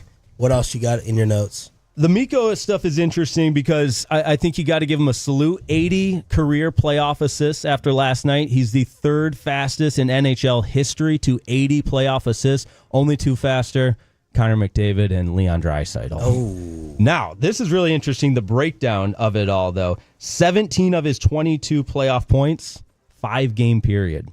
So 17 points in 5 games in these playoffs, and then just 5 points in the other 13 games. So just the discrepancy of it all. I don't know, make heads or tails of it other than it's worth noting there. How about some good news, though? Can we get to some good news? Come on. Please. We got to get to some good news. NHL Commissioner Gary Bettman in the building last night, all but pretty much guaranteed that Dallas is going to have some sort of marquee event, and he didn't limit it to an outdoor event, so that's got the wheels turning. Could it be bigger than the Cotton Bowl was the question that he was asked, and he left some curiosity to build with that. So I think Stadium Series action. Yeah, I think there could be something coming quickly. AT&T. Yeah, sooner rather than later. Which again, good news. I only do positivity in the morning. Great stuff, brother. Enjoyed having you throughout the entire playoff Gonna run. miss you guys, man. I know. Bring us another charcuterie board. We'll put you back on again. Jake Riepma, give him a follow, and he'll be popping in all the time here as part of the morning show on DFW Sports Station. And, of course, you hear him on the weekends on 105.3 The Fan. We have a little baby ticket giveaway, and how is the running back room shaping up? What's happening at corner? And is Brian Schottenheimer's energy going to be a copyright issue? Our Cowboys insider Bobby Belt has it all for you inside the Star during the commercial-free Expressway next.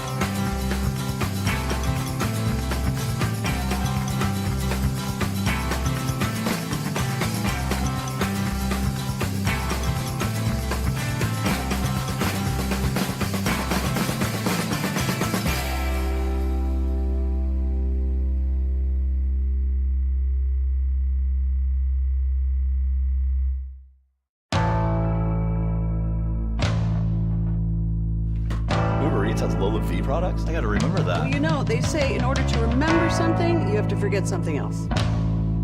Okay, now that is a very cute haircut. That's like a little shag. I've never seen it before. Well, I mean, of course you have. It's the Rachel. Oh, is that your name? No, I mean like your name. No, I'm Jen. My name's Jen. Right, but I just mean like this is your haircut. But that's hair on your head. I'm not saying this is your hair. Okay, freak me out a little bit.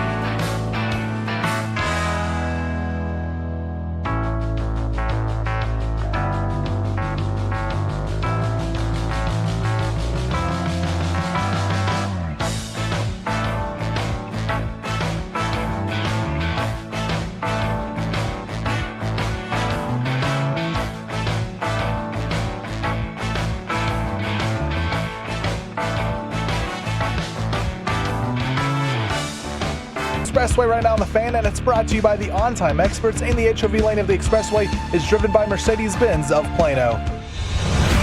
From news and notes to the coaches and players for America's team, let us go inside the stars on 105.3 The Fan. We are your home of the Dallas Cowboys and the Texas Rangers. Thanks for being a Tolo. That stands for Turn It On, Leave It On. Happy Friday, y'all. It's Sean Sharif, RJ Choppy with our Cowboys insider Bobby Belt, who was at practice yesterday in Frisco.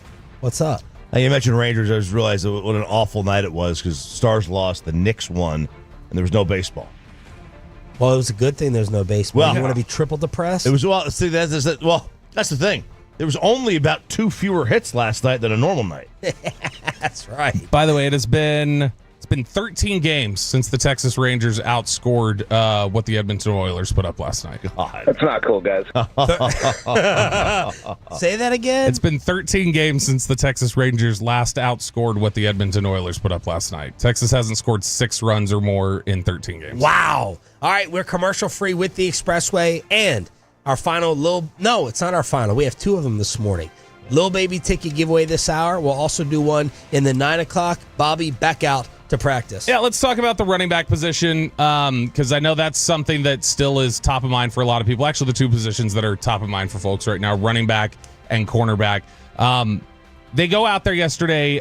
First team group, it's alternating. It's Javonte Williams and Miles Sanders. There was no work for that I saw for Deuce Vaughn and for Jaden Blue with the first team.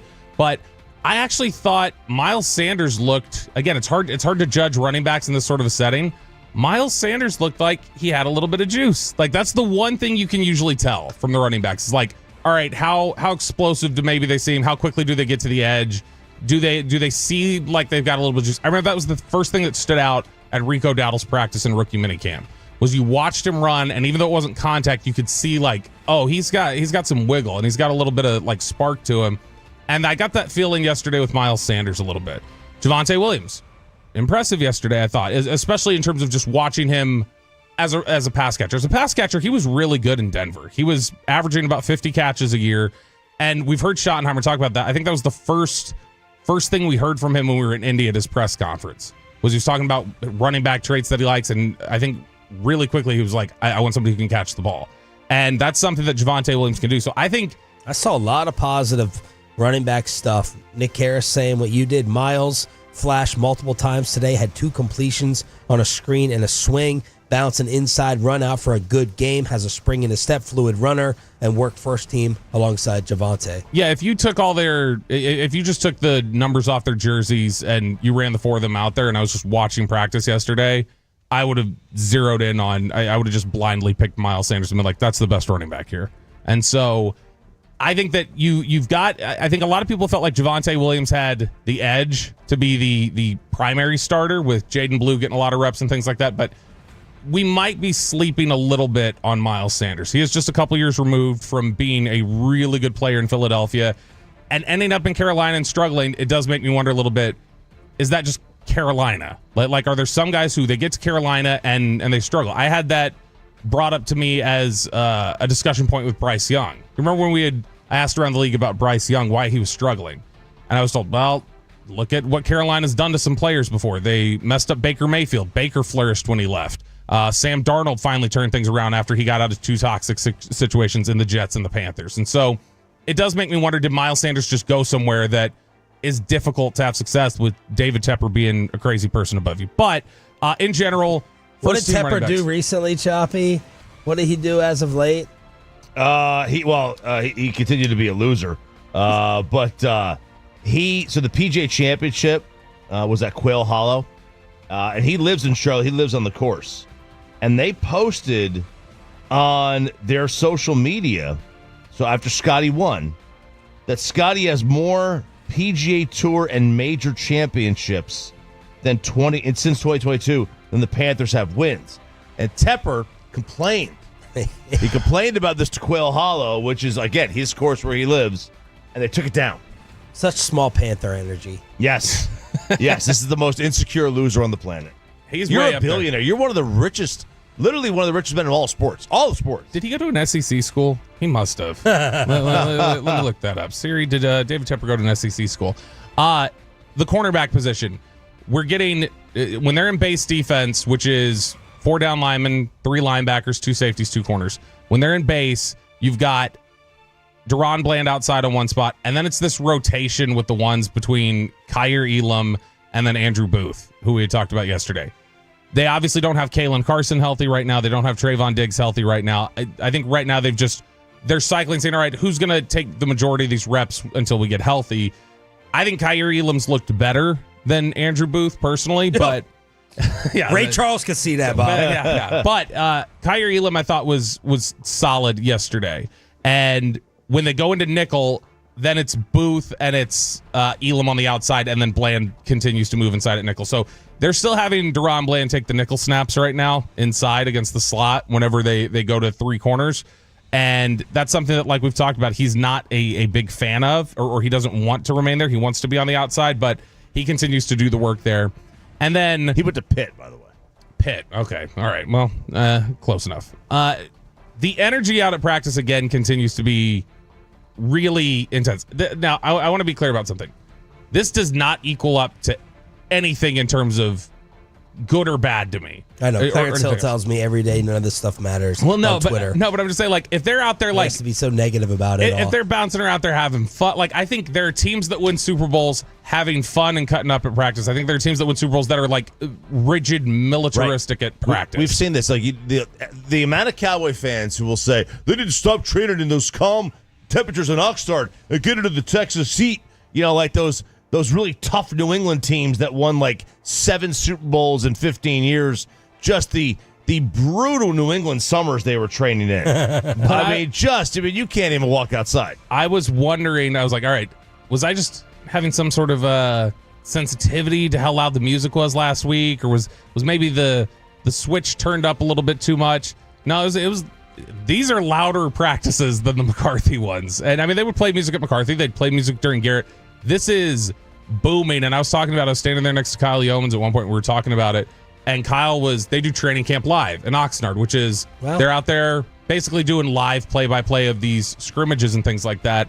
And Kyle's like, yeah, we're already having a game plan for how we're going to reduce the music on the YouTube side so we don't get a copyright notice. So he's like, we're already having to figure out like mic situation and different things like that because the music is so much louder right now in the Brian Schottenheimer era, which they're all excited. They're all chirping at each other the whole time. The coaches are talking a ton more. And I think that's a function of you're getting some college coaches here who that feels like more of probably the practice energy at colleges. But you're hearing a lot of the coaches talk throughout practice and get hyped up. And you're seeing a lot of intensity from the players. And you're seeing a lot of competitiveness from the players. It is an intense atmosphere. And here's Brian Schottenheimer just talking about that atmosphere that he's starting to try to build with the takeover.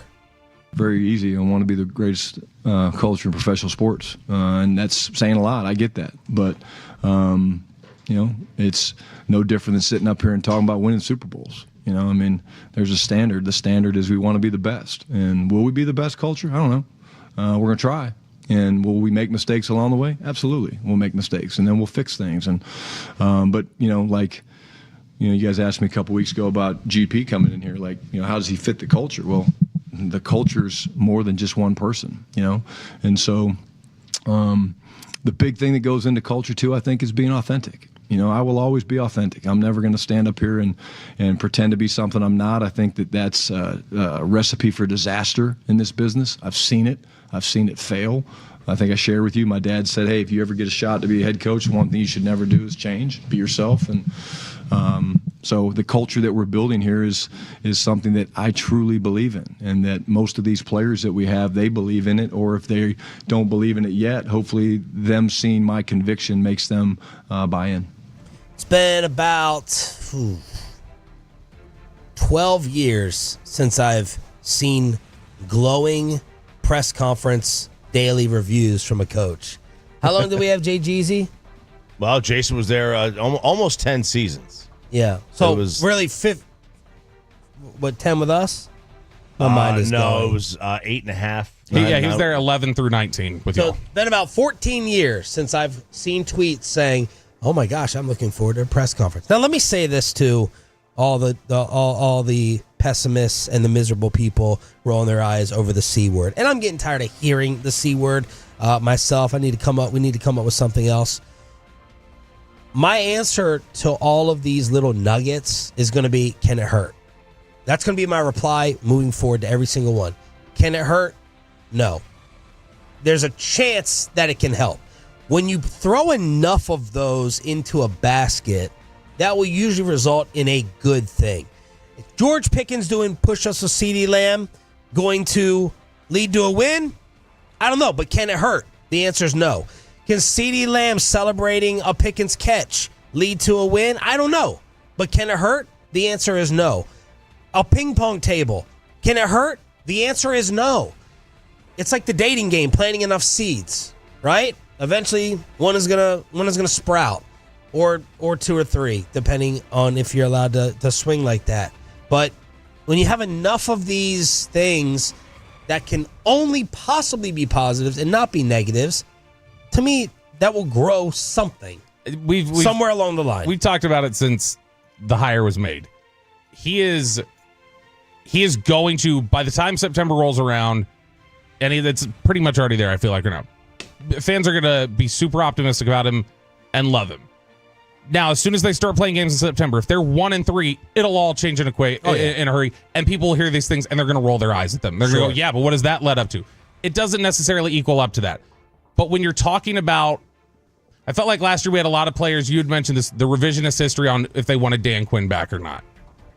You've got Dan Quinn back in a way, I think. Like, that's the type of tone. Better than Dan. That's the NFC conference title game appearance is rough. You got a backwards hat. But in general, I think that if you... And Brian Schottenheimer will tell you that Dan Quinn had a tremendous impact on his career and changing his mindset and kind of reinvigorating him. He will tell you that. Yeah, and I think that it's clear that's the same type of tone he's trying to set with players. And I do think when we talk about what was missing last year, that was missing. The Dan Quinn energy was kind of missing from the team last year. And I think that if Schottenheimer's able to instill that all across the board, and it's stood out to me how much Schottenheimer moves around the entire practice, like he really is invested in both sides of the ball, or at least invested in the people on both sides of the ball, not necessarily the X's and O's.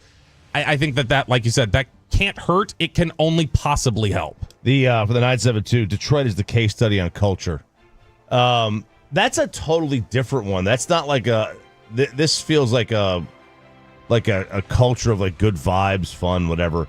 That's more of a nasty, us against the world kind of culture that Campbell's got there. But it doesn't feel like the same.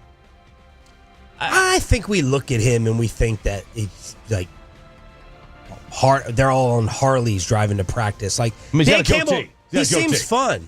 He seems fun too. Yeah, he'll serve you at Applebee's. He's a good time. Yeah. I think that at the end of the day, it's just different ways to get to the point of like, do we feel like a family? Are we all for what? Like that's ultimately what they're trying to do.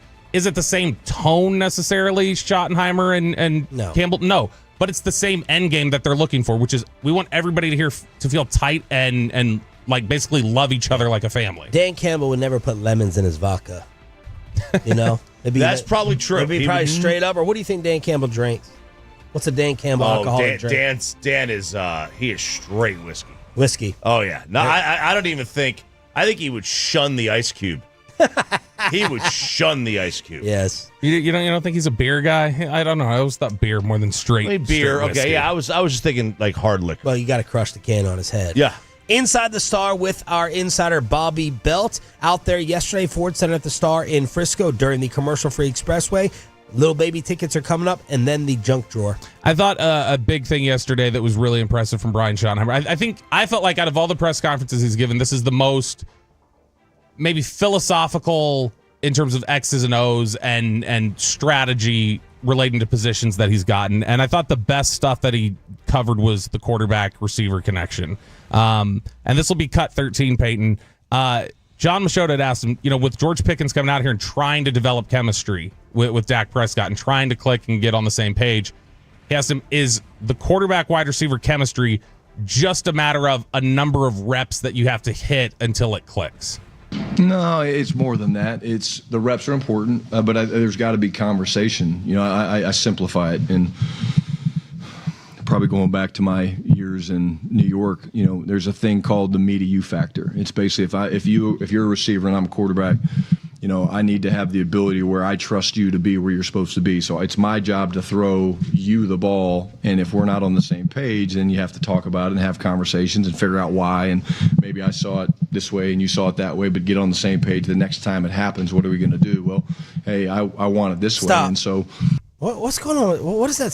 Is that him on the microphone? So Brian is he's a table sitter, and he's got the stand on the podium, and he's very big because he's a personable guy. He's big with the hand gestures, and as he's moving his hands, he's hitting and it causes it to rattle a little bit. All right, got to talk to him about that.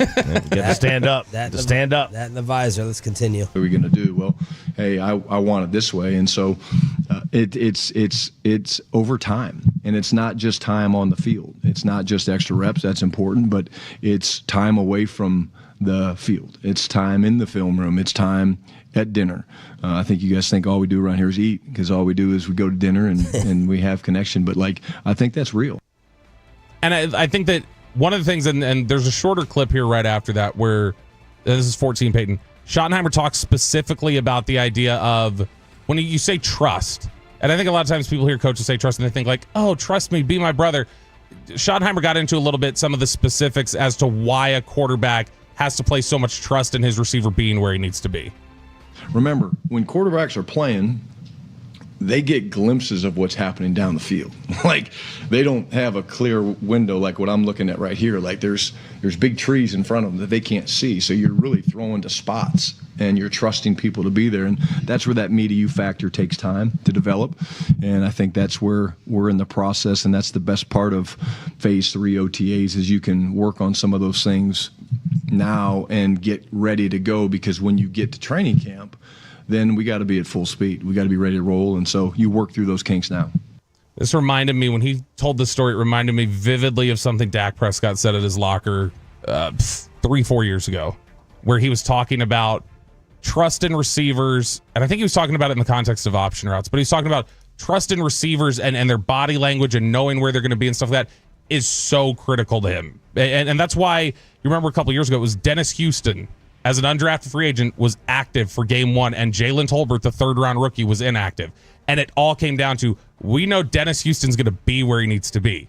We're not seeing a lot of George Pickens highlights. I don't think he was targeted once yesterday, because their big thing right now is George learning the steps and everything involved with the offense, the little intricacies to say, you're going to be where you need to be, so that Dak has the comfort to be able to throw it to that spot and know you're going to be there. And I think that Schottenheimer clearly and Dak are both on the same page and understanding that's a big emphasis for us to operate at the highest level possible. Inside the Star with a lot more to come from Bobby Roberto Belt, our Cowboys insider, here on Sean and RJ. Let's hook you up right now for turning it on, leaving it on. That is what Tolo means.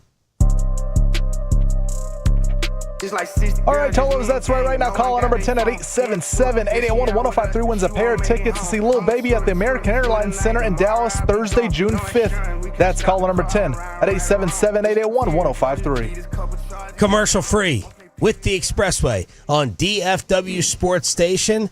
Thank y'all. We're going to hook you up with Lil Baby tickets again in the 9 o'clock hour. Right now, let's clean out the folder. Did you know that Benjamin Franklin invented the junk drawer? Junkin! Choppy, when a girl is so hot, you say what? I would drink her bathwater.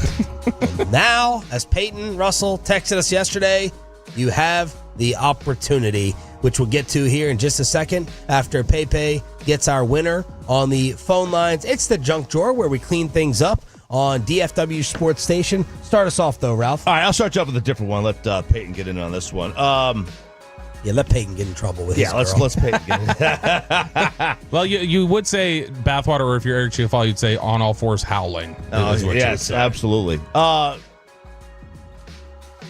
Let's go to Aaron Rodgers' favorite subject, psychedelics.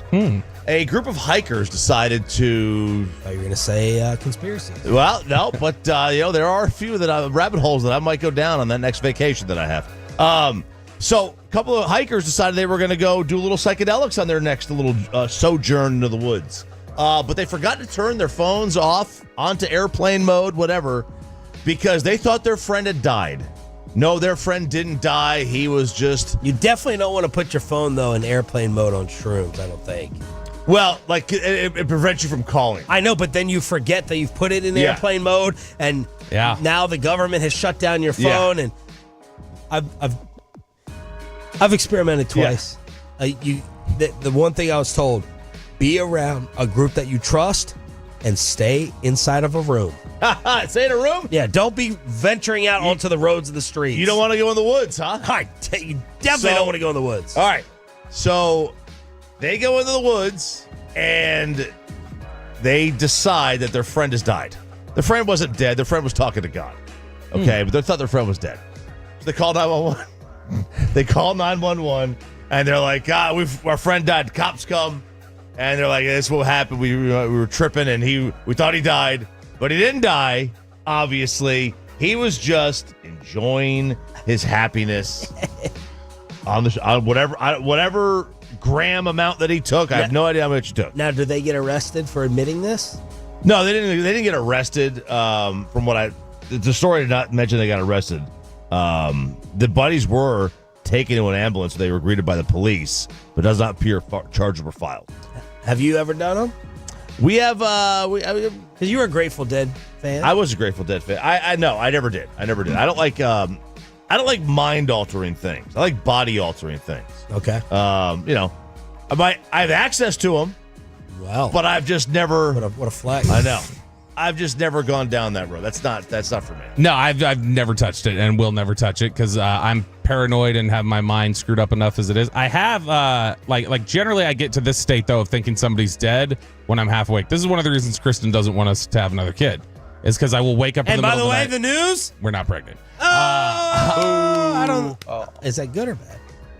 Yes, I don't know. But no, she one time early on, I will wake up half awake thinking she's choking or the baby's dead or something like that. Jeez, Kristen, wow. It's just the way I can't help it. It's an anxiety thing. Saying. Kristen woke up I woke up to Kristen going, because I had my hand in her mouth thinking she was choking in her sleep trying to scoop food out. Oh. And she was like terrified that she was like, what the hell are you doing? Is this like a moment where you've decided to just take me out? And I was like, oh, sorry. I thought you were choking. Pepe, your next purchase on the way? Dude, I've never bought 5,000 things at one time before, but I think I'm going to have to do it here. This is Sydney Sweeney, man. She wins again. She has a new soap out there with Dr. Squatch that is called Sydney's Bathwater Bliss. She finally did it. The meme goes on, guys, let me just drink your bathwater to whatever hot female there is out there. Well, now they can actually eat it, I guess, because this will be available to purchase next Friday with only 5,000 bars of soap available. And the comment section under this post was the worst of all. But there it is, Sydney Sweeney's Bathwater Bliss in a bar soap. And I was like, what is she doing? Like, is this beneath her? What is this company? I remember when Who sent us the shaving stuff? Dude Wipes. Dude I Wipes. was, is this the next Dude Wipes? Like, is Sydney Sweeney stooping down? Where's this commercial? I've never seen it or heard of it, but I found it. Hello, you dirty little boys. Are you interested in my body? Wash? Well, you can't have it. Because this isn't for boys, it's for men. This is Dr. Squatch Natural Body Wash. With long-lasting natural aromas like wood barrel bourbon, pine tar, coconut castaway, and fresh falls, you'll finally get the attention you deserve. So go to drsquatch.com today and quit being a dirty little boy. Nice, What did RJ? Nice job, Aiden, getting that on the fan cam, Twitch, and YouTube, but I played that for you, my friend. Popped a molly. I'm sweating. I played that just for you. Watch how fast these bars go. Yeah. Yeah. Right? Yeah. No, that's Bathwater. This is I'll take a amazing. little This just shows, like, you know, there's money out there. Ladies, if you're struggling to get by, just sell your gym socks. Guys will buy them. Yeah. We'll buy them. OnlyFans, man. Yes. You don't even have to take your clothes off. Sell your gym socks. One girl passed gas into a bottle. Yeah, There she was a sold girl- a lot of them. Yeah. Yeah. What the heck, man? Dude, we're sick. We're weird. Yeah. Especially you get into the internet now, you get into the incel community, and then you can sell anything to those fools. Okay, all right. So, you guys, I'm not a big itinerary person. It's gotten me in trouble plenty of times before, where I'll be on an you anniversary okay? weekend. Yeah, I'll be all right. I'm gonna make it through. You gonna play this at home? Yeah. Yep. No. I'll be on an anniversary weekend, and I won't have anything planned. And then I end up spending the entire time in the hotel. I've already got our big thing that we need to do when we go to Super Bowl this year. I already know what it is. We're gonna go see the hottest DJ in the Bay Area. Pauly D? No, actually, there's several of them. There's 6 of them, I guess, that at least spoke to the San Francisco Standard about them being the hottest club DJs. Only the clubs that they DJ are at-home parties where adults commingle with each other. And these are the tone setters, the gentlemen who play music at these events. And here's how the write-up goes. It says, at a recent party at a home in East Bay, DJ Maximilian had to politely ask a group to stop using his gear for support. Their activity was shaking his equipment. They were so focused on each other that they didn't even realize, he said. It wasn't the first time. These parties he DJs held in mansions, Airbnbs, speakeasies, and warehouses all over the Bay Area rarely come with a proper booth. He says sometimes they give you a folding table or a coffee table, or you grab a couple chairs to put stuff on. He often has to remind people not to use the DJ table for any of their activities. But this is something that they write up in the San Francisco Standard that they say has become so common, like such common work for DJs in the area of just like, hey, will you come DJ our So a adult house party. activity? Yeah. Our adult Eyes activity. wide shut. Yes. Wow. Will Masks, you DJ our masks. eyes wide shut I need to thing. hear what the playlist is. Here. So, yeah, I need exactly. to hear the mixes. The password is Fidelio. So what? First off, what kind of music would you assume is being played at this kind of EDM. a setting? I would assume EDM. No, you'd be wrong. I would think so too. I'd be like, all right, these are probably a lot of people, Molly, like you mentioned there. These are probably a lot of people who, are just like looking to feel the vibe a little bit. Well, the vibes to him, he said they need to be a little more toned down, a little more dark. He said he goes with a lot of dark chords a lot of times. Sometimes he'll do just some isolated vocals. He said people aren't wanting upbeat. He said typically the BPM, you're looking for about 120 beats per minute. That's generally what he's looking You for. could have Is the said song. anything at that point. I have no idea what you're talking You don't know what about. 120 Do you beats per have minute music? is? Do you have any music? Yeah, for well, this? They didn't put music in What it. are But dark chords? like you're just talking about generally it's all instrumental or it's generally vocals and you're doing something a little more droning and just kind of setting like a little bit of a dark mood and things like that. But as my blue screen of death just kicked up on my laptop, I now don't have the article in front of me. So Chop, what do you have? All right, No let's article go. and no music. What's that? No music or no article. No They didn't music. give me any art music. You No. know, but you could have pulled something. You could have been like, I know what RPMs per minute or whatever the heck these things That's are. true. I am a Anyway. genius. Let me introduce you to the dumbest groom ever. The dumbest groom of all time. Don't talk this- about Peyton like that. I know, right? Oh, come on. So this is a girl, a woman known as Kylie, and she shared a horrifying story about her wedding. So it was a very short marriage. She said it was 24 hours. We got married, had a beautiful ceremony. Then we do the photos. Then we're on the way to the ceremony. We get to the ceremony, and the groom just disappears. Not only does he disappear, he is gone. What she said was for months. He did not respond. He did not contact her. He was shrooming. They have been dating, yeah, right? They have been dating for 6 years. No issue. She is mystified. She's in her wedding suite on the night of the wedding. After the reception, he never went to the reception. He just disappeared. She canceled her honeymoon. She was embarrassed. Turns out he had a completely other family. But here's the dumb part. He went through the wedding. Oh. So now did he sign the... Did somebody sign the wedding certificate? Because now he owes her half. These sort of things, whenever, like, this is the kind of thing that I would think would be very difficult to pull off in this stage. Like, I always assume this kind of thing of just like... Well, you're a public figure. No, but I'm saying this kind of thing I would assume like 50 years ago, like we've talked about it before, Chappelle's line where he's like, you could move 30 minutes away and never see your family again. You just go out for a pack of smoke. He's like, if you're in another county, you never see them again. You could just start your life over moving 30 minutes away. It's very difficult to pull this sort of thing off. What part of the world was this? This is Australia. I don't know what the marriage laws are there. I have no idea. What's more embarrassing, canceling the wedding the day before or getting divorced the day after? Ooh. Oh, man. I think it's canceling the day before because, like, to tell everyone, all the invites, all the flights that you booked, all the gifts that you got, like, but which one's worse? So I'm going to say divorce. When I think divorce in the day after, I'm typically thinking of like a shotgun wedding or like just a quick like Vegas thing. But if it's a whole lead up, you get married and then that's worse to me. Because I know two people, Chiafalo being one, where the wedding was called off last second. Yeah, how last second was that? Do we know? There was money spent, I believe he said. He still hasn't got his PlayStation back. Was it within a week? I don't think it was that close. Okay. But I mean, he's said it before. I don't remember. I think it was like we're getting into the stretch run though. Like it was like I think final 6 weeks. Invites were already out then. Which one, Pepe? It's got to be before, I think, the canceled one. I mean, you have everyone that's already flying out there. If it's like the day before, something like that, you know, you've hyped it up, everything. You've posted the pictures, gone through all the work, and then you just cancel it like that. Yeah, at least go through with it, maybe. Yeah, and then like at least let the people think they get the free meal, open bar. Yeah, see all their friends, like a family reunion.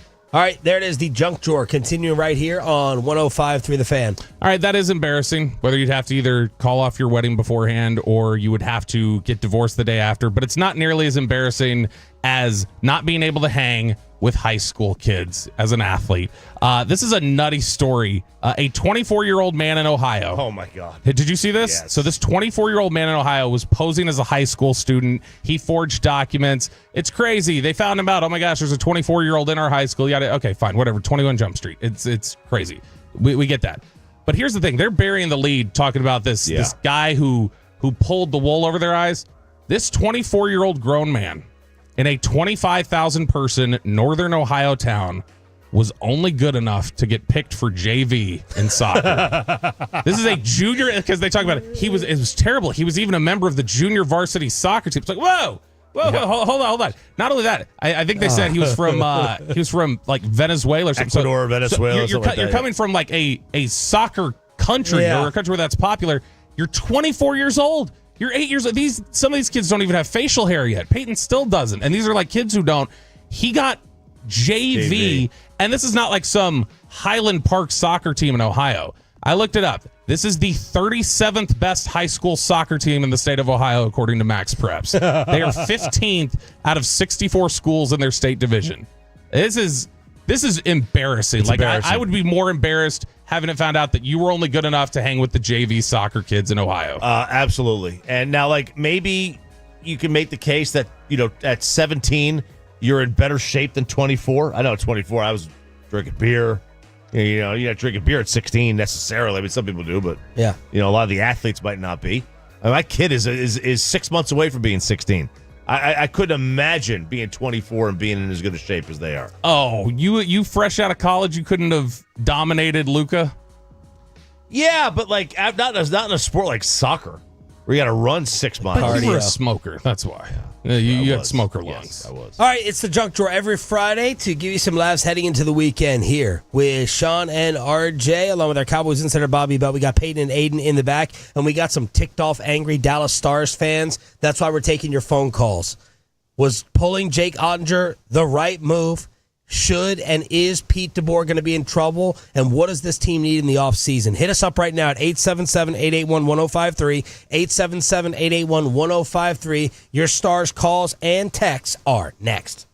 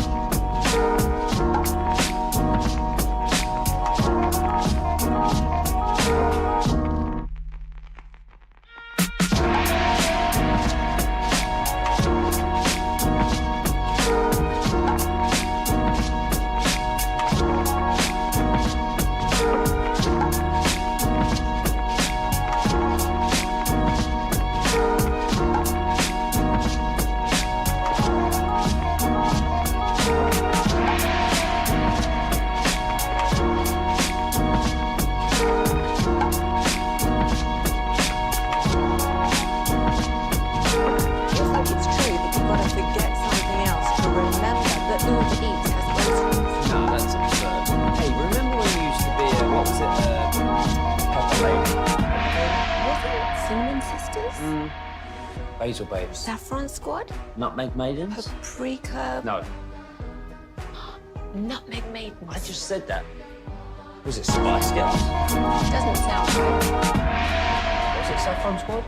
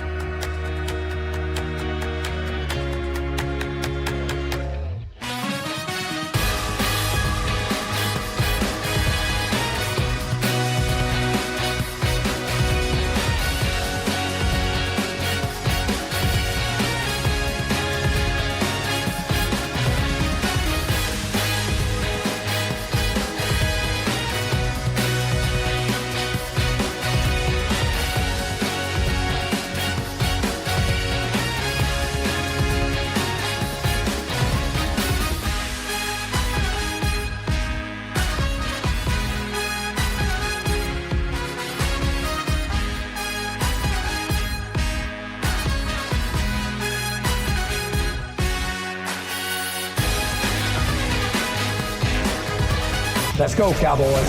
An Odyssey sports station. Driven by our D&M Leasing Studios, this is Sean and RJ on 105.3 The Fan. Blocked by Ekholm. That'll lead to a breakaway for Connor McDavid. He's in and he scores! Connor McDavid drags it back to his forehand. And Edmonton has regained a 2-goal lead in Game 5. Did that shut it down for good, in your opinion? Yeah. Well, when it got when the 5-3, when it got the 5-3, that was shut down. Okay. When McDavid scored on the breakaway, so that was Kane. You're saying ended off of Lindell's skate. Yeah. When McDavid scored on the breakaway, it was still early enough in the game. All you needed was one because you knew once it got to one, you would probably wind up getting a solid 2.5 to 3 minutes of an empty net. Where if you can keep the puck in, and the Stars did a good job. There was a couple times last night where the Stars had like complete control of the puck in the Edmonton zone for dang near a minute.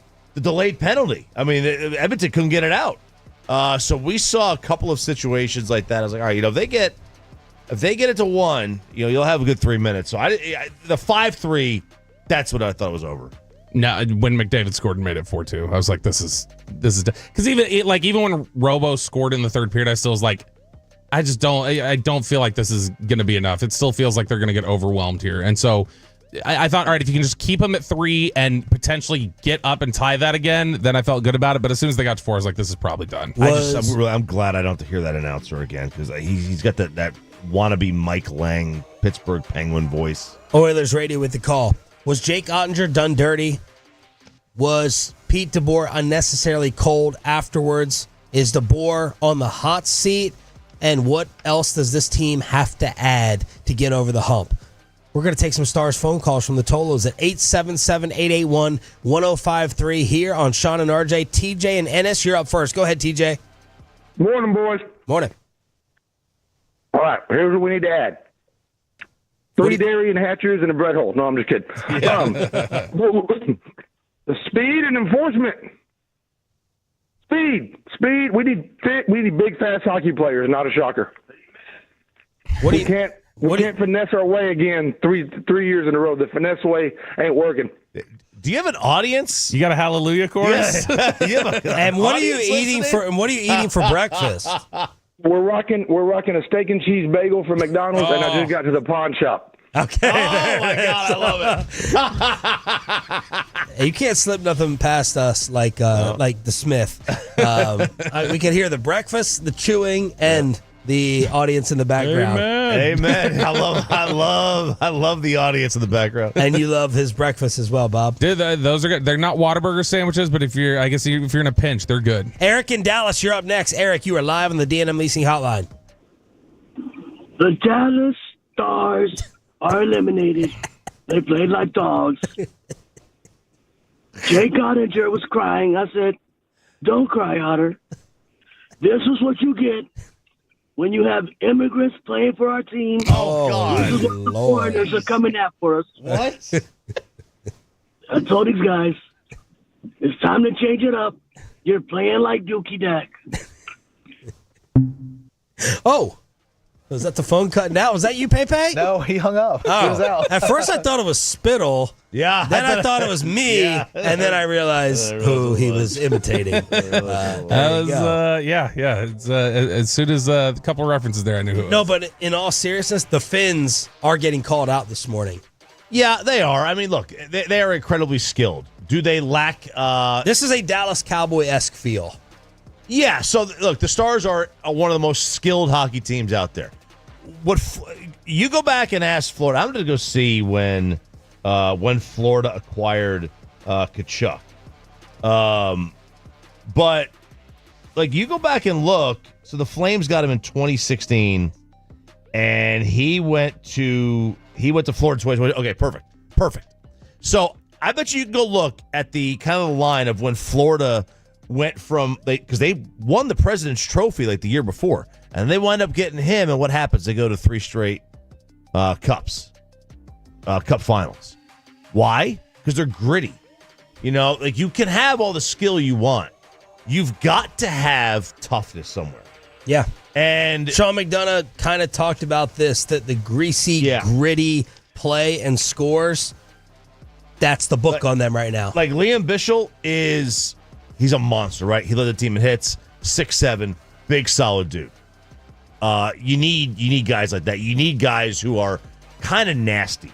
The difference is like, Kachuk is also really skilled too, but he's also got that kind of toughness to him. Plays like his old man. So you need somebody like that. And listen, Jim Nilla's done because Kevin Hagelin brought that up a couple days ago. Everyone was excited about the Mikko trade, but that wasn't number one on the needs list. Right. No, needed defense, right? Look, Jim Nilla's done a great job. The Stars have one of the best rosters, arguably the most skilled team, and then the Texas Stars are in the AHL Cup.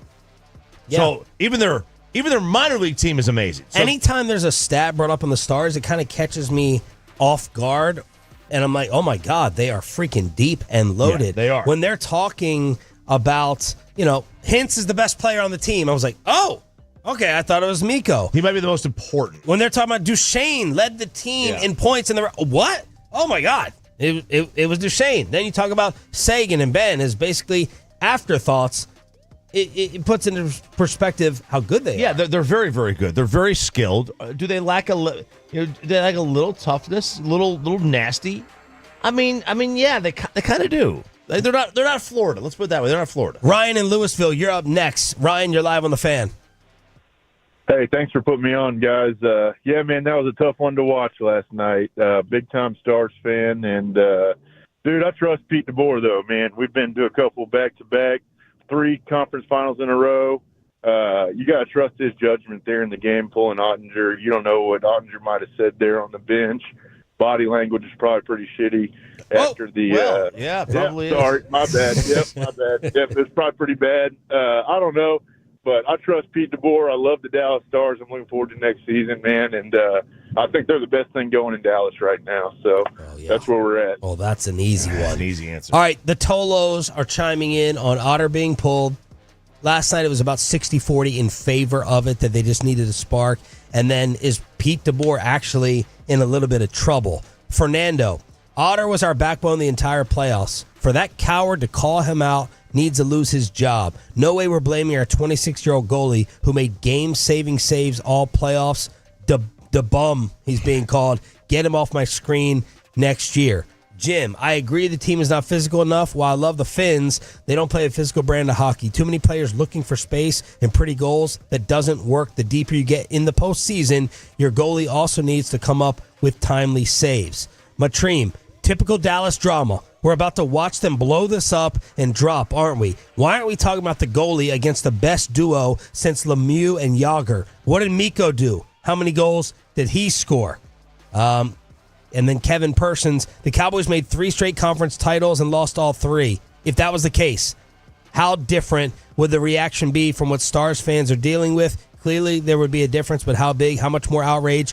Just curious. So these are some of the Tolos weighing in on Twitter. I was a little curious how DeBoer is being received today outside of Dallas. Because, I mean, there are a lot of people who were frustrated with Ottinger and different things like that. So Choppy's asked this question before of like, he's had all this success. Why does he keep getting fired everywhere? And so I went and jumped over to like the Vegas Golden Knights Reddit page. I was like, what's the discussion there?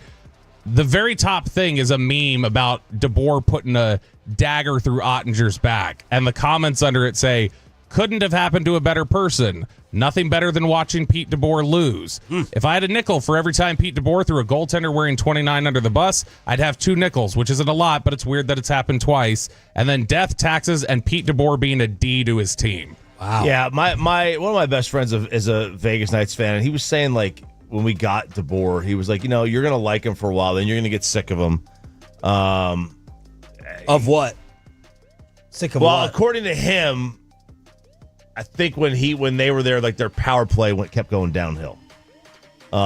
Stars, I mean, like especially at home, they were pretty good on it. It makes me wonder because the note he's lost 6 straight conference finals that he's been in, and it makes me wonder. Which I mean, to get to 6 straight is pretty good. Like, is that a positive or a negative? No, right. But like we talked about this during the break a little bit earlier.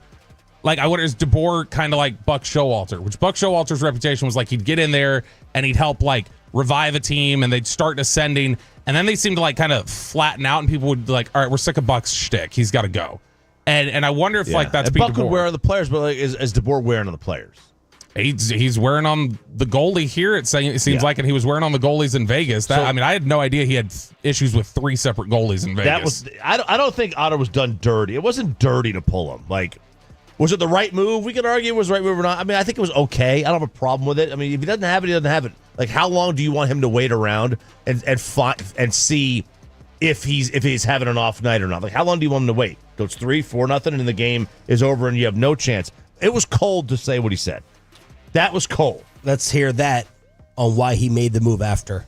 Well, anytime you pull a goalie, there's the reasoning's always to try and spark your group. So that was the number one reason. We had talked endlessly in this series about trying to play with the lead, and obviously we were in a 2-0 hole right away.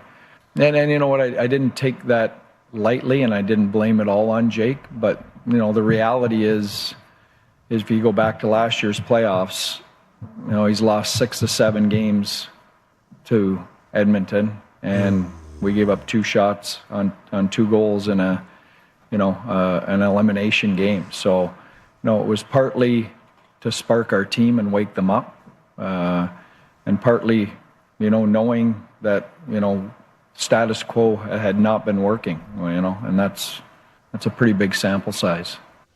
I wonder if this was game 3.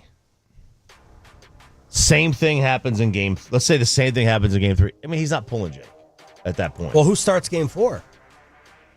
Jake. Yeah, Jake would have gone back and started game 4. I really think Pete DeBoer messed up. And again, maybe you want to give him credit for being honest. He messed up talking about the record against Edmonton. He should have just stopped after Team Spark. It wasn't necessary. I don't blame him for both those goals, right? Because one, the Perry tap-in. It was a power play. What are you going to do? Then the other one, I blame the defense when a 94-foot freaking pass is allowed. So I think he should have just stopped right there. Stop short. He should have stopped short. He stopped short. Right there. And then, is it fair to talk about the record against the Oilers when you scored 11 goals in 5 games? Last year, I went and tallied it. It was 14 goals in 6 games. Is that enough offense to still blame your goaltender and point at his win-loss record? Because that, to me, is simplifying it too much. That's like Bruce Bochy being like, well, Valdi, he doesn't have 7 wins when your offense blows. Yeah. Like, you have to include the follow-up. Man, yeah, in the first 3 games of this series, he gave up 12 goals. Otter. That's a lot. That's a lot, right? I mean, your offense. On a scale 1 to 10, give me what Otter was playing in the series. 6. Okay. 5. I mean, he was just kind of. He had moments like third period, game 1. He was playing at a 12 out of 10. Played amazing. Yeah. Let me ask you this follow-up, a hockey question. What have you done for me lately? How much does that matter in hockey? Should it matter, unless you're Patrick Waugh, what he did against the Jets? Goalies go to slumps. They do. Right? They go to slumps. I feel like hockey has the shortest memory. Against Winnipeg, he allowed 2-3, 2-1, 3-1. All right? So never more than 3. Against Edmonton, 3-3, 6-2-2. Dallas, by the way, they were tied for the second fewest goals per game in the playoffs this year. So, I mean, they weren't scoring at a high enough rate, and they finished the postseason out. Even though they got to the Western Conference Finals, they finished the postseason minus 15 on their goal differential. Wow. All right. We now have some drama. Who would have thought 2 weeks ago we're talking about all this drama? Could Pete DeBoer be in trouble? Maybe it's a stupid question. Let us know. 877-881-1053. There are some Stars fans who don't think it is. You think we got a lot of transplants in DFW, right? I think we do. Think a lot of them could be New Yorkers? Yeah. I didn't know until yesterday that New Yorkers were this soft, and RJ says it may be time for the Rangers to fake some injuries. That's next on Sean and RJ. Turning it on.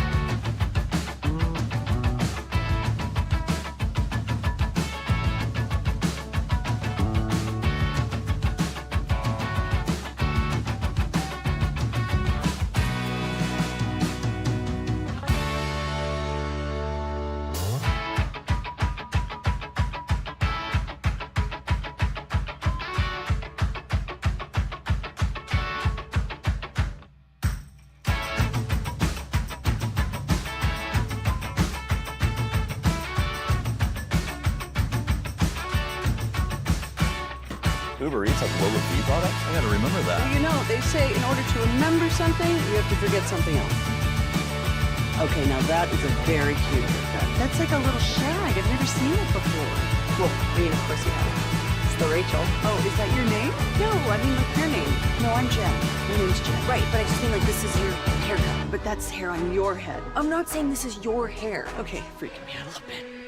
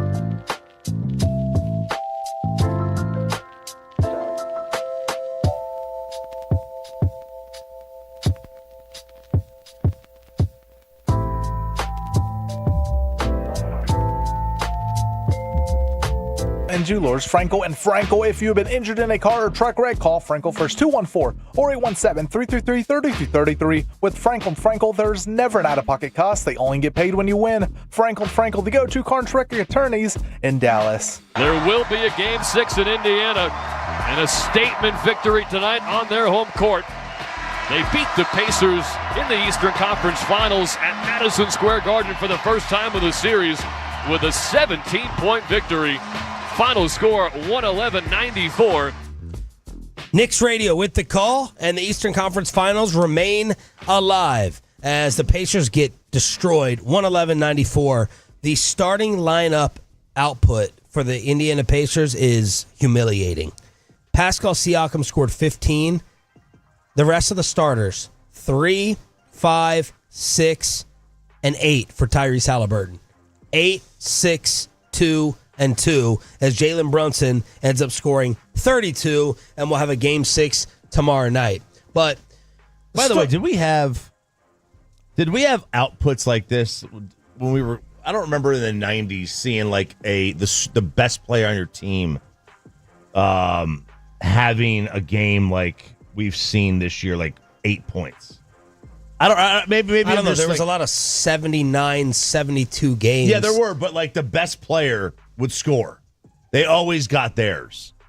Yeah, what was that? I remember there was a game in the finals where like the Bulls trashed the Jazz, but it was like 88-57, and Michael scored like 46 or something. But no, I mean, Michael had a couple duds along the way. Like he'd have a 12-point finals game every now and then. I have to go back and look. And I also don't think Halliburton is like an outright scorer, kind of a Mr. Do Everything. Boy, he was getting killed last night on Twitter because when he was walking off the court, people were like, "What are you smiling about?" He's like, he just got his ass handed to him. He played poorly. Why is he out here smiling and laughing, walking off the court? I guess I should be careful, though, in calling New Yorkers soft because, wait, the stabbing was between who? Who stabbed who?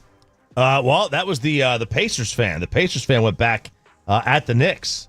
So the Pacer fan stabbed the Knicks fan? Yes. All right, well, never mind. I stand by my statement. So the Knicks fan, remember the Knicks fans like attacked the Pacer fan? Attacked, whatever, you know what I'm saying. Throwing garbage at him. Yeah. Well, after during the Game 2 watch party in Indiana, a guy by the name of Jarrett Funk or Funky? Who cares? Sure. 24 years old, faces 4 charges after stabbing a Knicks fan and injuring another during a confrontation at this watch party. Okay. So they were like, hold my beer, Knick fans. You think you can just throw garbage on our guy? Yeah. We're going to stab yours. I didn't get big stabbing energy when we were in Indianapolis. No. That wasn't the energy of the city. So those Knicks fans must have been pretty in his face is what I'm thinking. The Red Garter may have been stabbed there. Well, New York celebs have not appreciated the Pat McAfee energy. As Mr. Indianapolis, you may recall, in the last Pacer home game, came out on the court in the fourth quarter and grabbed the mic. Indianapolis, Indiana. We got some big wigs from the big city in the building. Spike Lee is here. Ben Stiller is here. Timothy Chalamet is here. Let's send these sons of bitches back to New York with their ears ringing. Let's turn this oh! I love when everyone says, or I hear, Chalamet. It sounds like Adam Sandler. It does. Well, this has sparked whining and crying from the New York celebs. Ben Stiller on Twitter was responding to a post about this video, and he goes, yes, weird. We were happy to be there and cheer on our team. Other than that, Indy fans were awesome. And then he continued, it's okay. He must be playing around. If it's an actual point of view, it seems a little anachronistic or cliche. Like we were big city celebs and we shouldn't be there in the heartland again. Everyone we met was awesome. What does that word and mean, incredibly Bobby? Cool. Repeat the word again. Anachronistic? Anachronistic?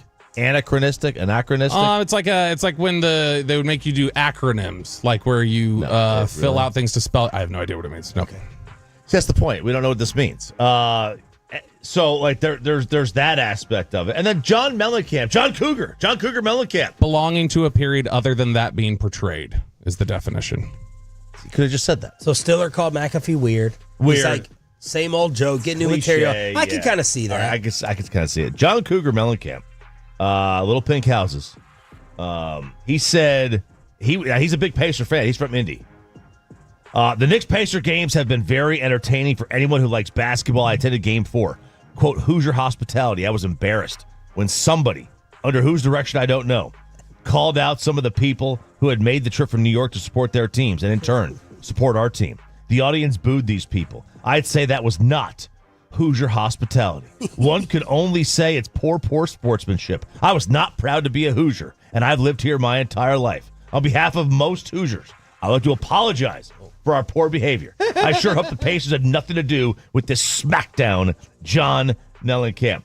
Pat McAfee heard about this. Did he intentionally include SmackDown in that? He did say SmackDown in that, yes. Shannon, RJ, and Shaw. And what does McAfee not hear about? He hears about everything. Somebody is a Twitter tail. Yeah, he hears about everything. Or he's Googling his name like he did on me. Yeah, but this was like a photo. This is a photo of John with this like placard. He didn't tag anything. He didn't even say anybody's name. He said somebody did this. Pat tweets, I am somebody. And then Boomer Esiason has a problem with all the celebs. Boomer, this is such a bad thing. So after the Knicks finally won a game the other night, Boomer was given his quite not safe for work commentary. Sports Minute? No. This was on his show with who does he co-host with out there? Gio. So he was giving his commentary on why the Knicks played so much better away from MSG, and he had a weird explanation for it. The two most important guys, or the two guys that have led this resurgence of the Knicks in Brunson and Hart come through huge at the end of the game. So, hey, they live to play another day. I mean, they play better on the road than they do at home. I think they're just sick and tired of all the celebrities at home. They hate playing in front of these people, and they just rather get away from all of that and go play defense and figure out a way to win on the road, which is really, there's something to be said about that. When you go on the road, it's you and your teammates. That's it. This is the. I can't we got tell. people no, his face. Is he that serious? Gio was laughing like Boomer was serious. Like, and he said it there. He's like, look, it's just you on the. It's the idea of it was Dalton Schultz's thing. Like, you don't have people looking at you in the weight room. It's like we can just focus. Yeah. We can play. So Boomer thinks it's a distraction. I love Boomer as a guest on the show whenever we can get him, but he has given a couple of Boomer takes recently. Yes. He might be crossing over. Might be crossing over into that threshold of boomerness. Yep. Yeah, I mean, like, sick of playing in front of all these celebs. Do you think, don't the Lakers have like a lot of titles? They do. Yep. Don't the Yankees have a lot of titles? They play in front of celebrities all the time. Right. Like, this is not something new. The Knicks have been playing in front of celebrities forever. Plus, now, they don't win. To be fair, they don't win. Don't you play in front of celebrities just when you kind of like reach this point of the finals? Like last year, Dallas had like stars coming through like for Western Conference Finals games and NBA Finals games. People show up to these. Rangers, Cardinals tonight, as the Rangers hopefully enjoying a day off and getting their offensive minds correct. Don't get in trouble like G-Bag here. I don't think you can, because RJ's saying the Rangers should fake some injuries. Yes, not actually get injured, but fake a couple of injuries. Coming into today's game, Adolis Garcia has 17 hits in the month of May. We're 30 days in. He's hitting 189 for the month. He's got 3 homers, 12 RBIs. In 90 at-bats, 17 hits. He has struck out 30 times in 90 at-bats. That's one in every 3. Baseball go. You math guys out there. Not the worst I've seen. Remember, we had Joey Gallo and Rugi once roll through here, so I've seen 30 strikeouts in 90 at-bats before. His OPS for the month, OPS is on base plus slugging. Thank you. His OPS for the month is less than Aaron Judge's slugging percentage for the year, okay? He is barely just above Judge's on-base percentage on its own. Marcus Semien, meanwhile, like, he's doing worse than Leody Taveras was, and we cut him. Right, we cut him. He is 183 in the month of May. His OPS is 460. I thought it would be worse, but his OPS will be second in Major League Baseball if it was on-base percentage. Just on base. Barely ahead of Will Smith at 457. He's got 0 power. I don't care what his barrel percentage says. He is one of the weakest hitters in the sport right now. And look, it happens, and it doesn't diminish his career or his impact on this franchise, which we will never forget the impact he had on this franchise. Okay, nor Adolis. I mean, those two guys were World Series heroes. You know, home run for Semien in the clincher, home run in Game 1 for Adolis that won the game. But might be time to fake the old injury. Might be time to say, you know what? He's got a bit of a calf. This one, he's got a back. Give him a couple days off. Do a rehab start or two down in Frisco or up in Frisco, as it would be, and let's go. Yeah, look, you can put Adolis Garcia on the shelf if you like, and you know, you talk about those 17 hits in 90 at bats. That's brutal.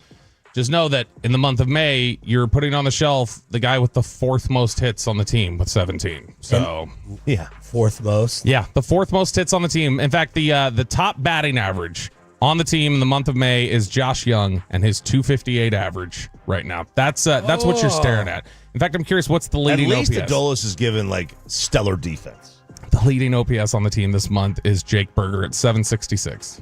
That's what you've got right now. Yeah, it's just bad. It's overall, it's bad. There's absolutely nothing there. Well, look, if you are going to put somebody on the shelf, if they're not going to be able to play baseball, maybe they then will qualify to be able to get into a little OnlyFans action, because you can't have OnlyFans and play a sport according to the Olympic Committee.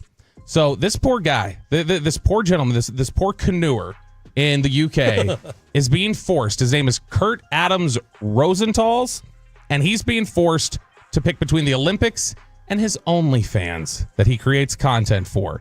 The governing body, the Olympic governing body, has determined that he's not going to be able to participate in the Olympics in the future if he doesn't end his OnlyFans account. Why? Because he says he's been, as he what puts it. What country is this? This is the UK. But as he puts it, he's, quote, been posting videos on Instagram that are consciously made to be edgy in order to drive conversions to my spicy content page.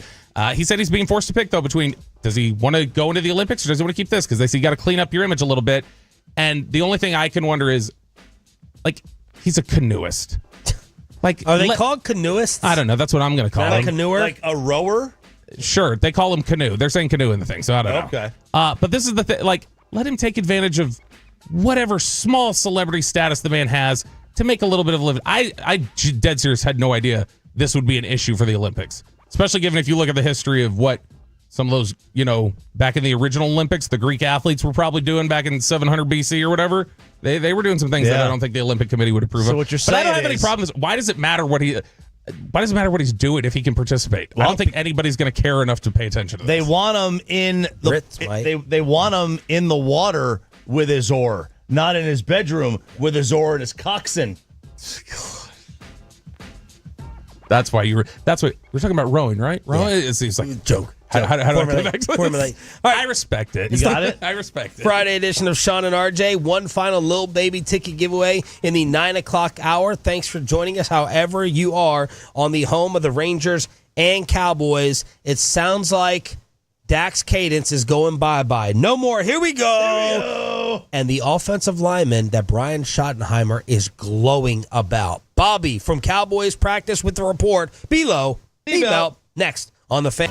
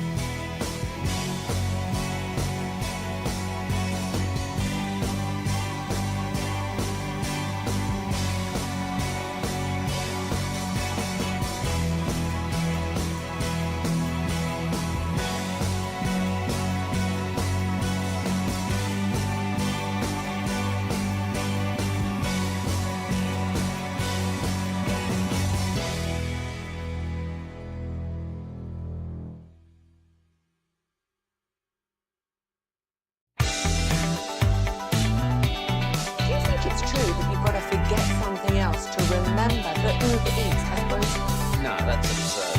Hey, remember when you used to be Pepper Lady? Pepper Lady? Wasn't it Cinnamon Sisters? Basil Babes. Saffron Squad? Nutmeg Maidens? Paprika? No. Nutmeg Maidens. I just said that. Was it Spice Girls? Doesn't sound right. Was it Saffron Squad?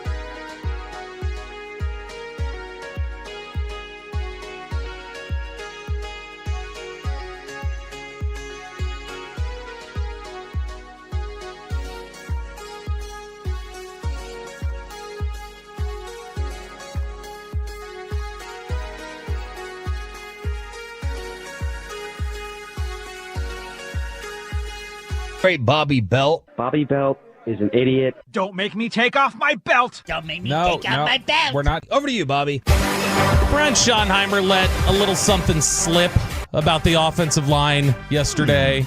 Or was it just just a casual statement, and he's playing chess, not checkers? We're going to talk about that, as well as a couple other things out from Cowboys training camp yesterday here in Below the Belt, which is brought to you by D&M Leasing. Check them out at dmautoleasing.com. All right, Brian Schottenheimer was great yesterday. He's really good at the podium. The big thing that still needs to be done with him, or still needs to be evaluated with him, is obviously going to be on the football field. But I'll make this comparison. I'm curious what you guys think about it before we hit these clips. Schottenheimer reminds me of the guy who's like been running for president his whole life. Like basically like almost every career move has been, I'm prepping for this and I'm getting myself in a position to where it's like, I feel like at the very worst, and I was saying this to somebody recently, at the very worst, I think the floor for Schottenheimer is Garrett. Like, I think that's the type of coach he probably is at the floor. He might be better. That might be all he is. But to me, it's like, I think at the bare minimum, you're going to get the results you got when you were Garrett. You're not going to just be awful. He's not going to be inept. There were a lot of people who seemed to think he was going to be inept doing this. That was never going to be the case. He'll come in here prepared. Well, what did Greg Rosenthal tweet yesterday, your buddy from NFL.com? Oh, yeah. He what did he tweet about that? I'll just recap it. You don't have to go look it up. He said, basically, I'm getting the feeling that Brian will be like his dad. Didn't he say? Yeah, oh yeah, that he'll be a better head coach than he was a coordinator. And that was Marty. His dad was... Sorry, not better than his dad. Better as a head coach than an assistant. Because better than his dad is a Hall of Famer. Yeah, like his dad was a really awesome head coach. Yeah. If the not Cowboys better than. If the Cowboys landed Marty Schottenheimer in this, like, okay. Look, there's three categories I'm breaking it down into. There's personality management, there's X's and O's, and there's the talent on the roster. Brian Schottenheimer, in my opinion, the personality thing is already done and checked off. He has aced and will ace the test. X's and O's will be a question, and talent on the roster on whether they're actually good enough will be a question. I don't much care about the X's and O's because he's hired assistants to do that.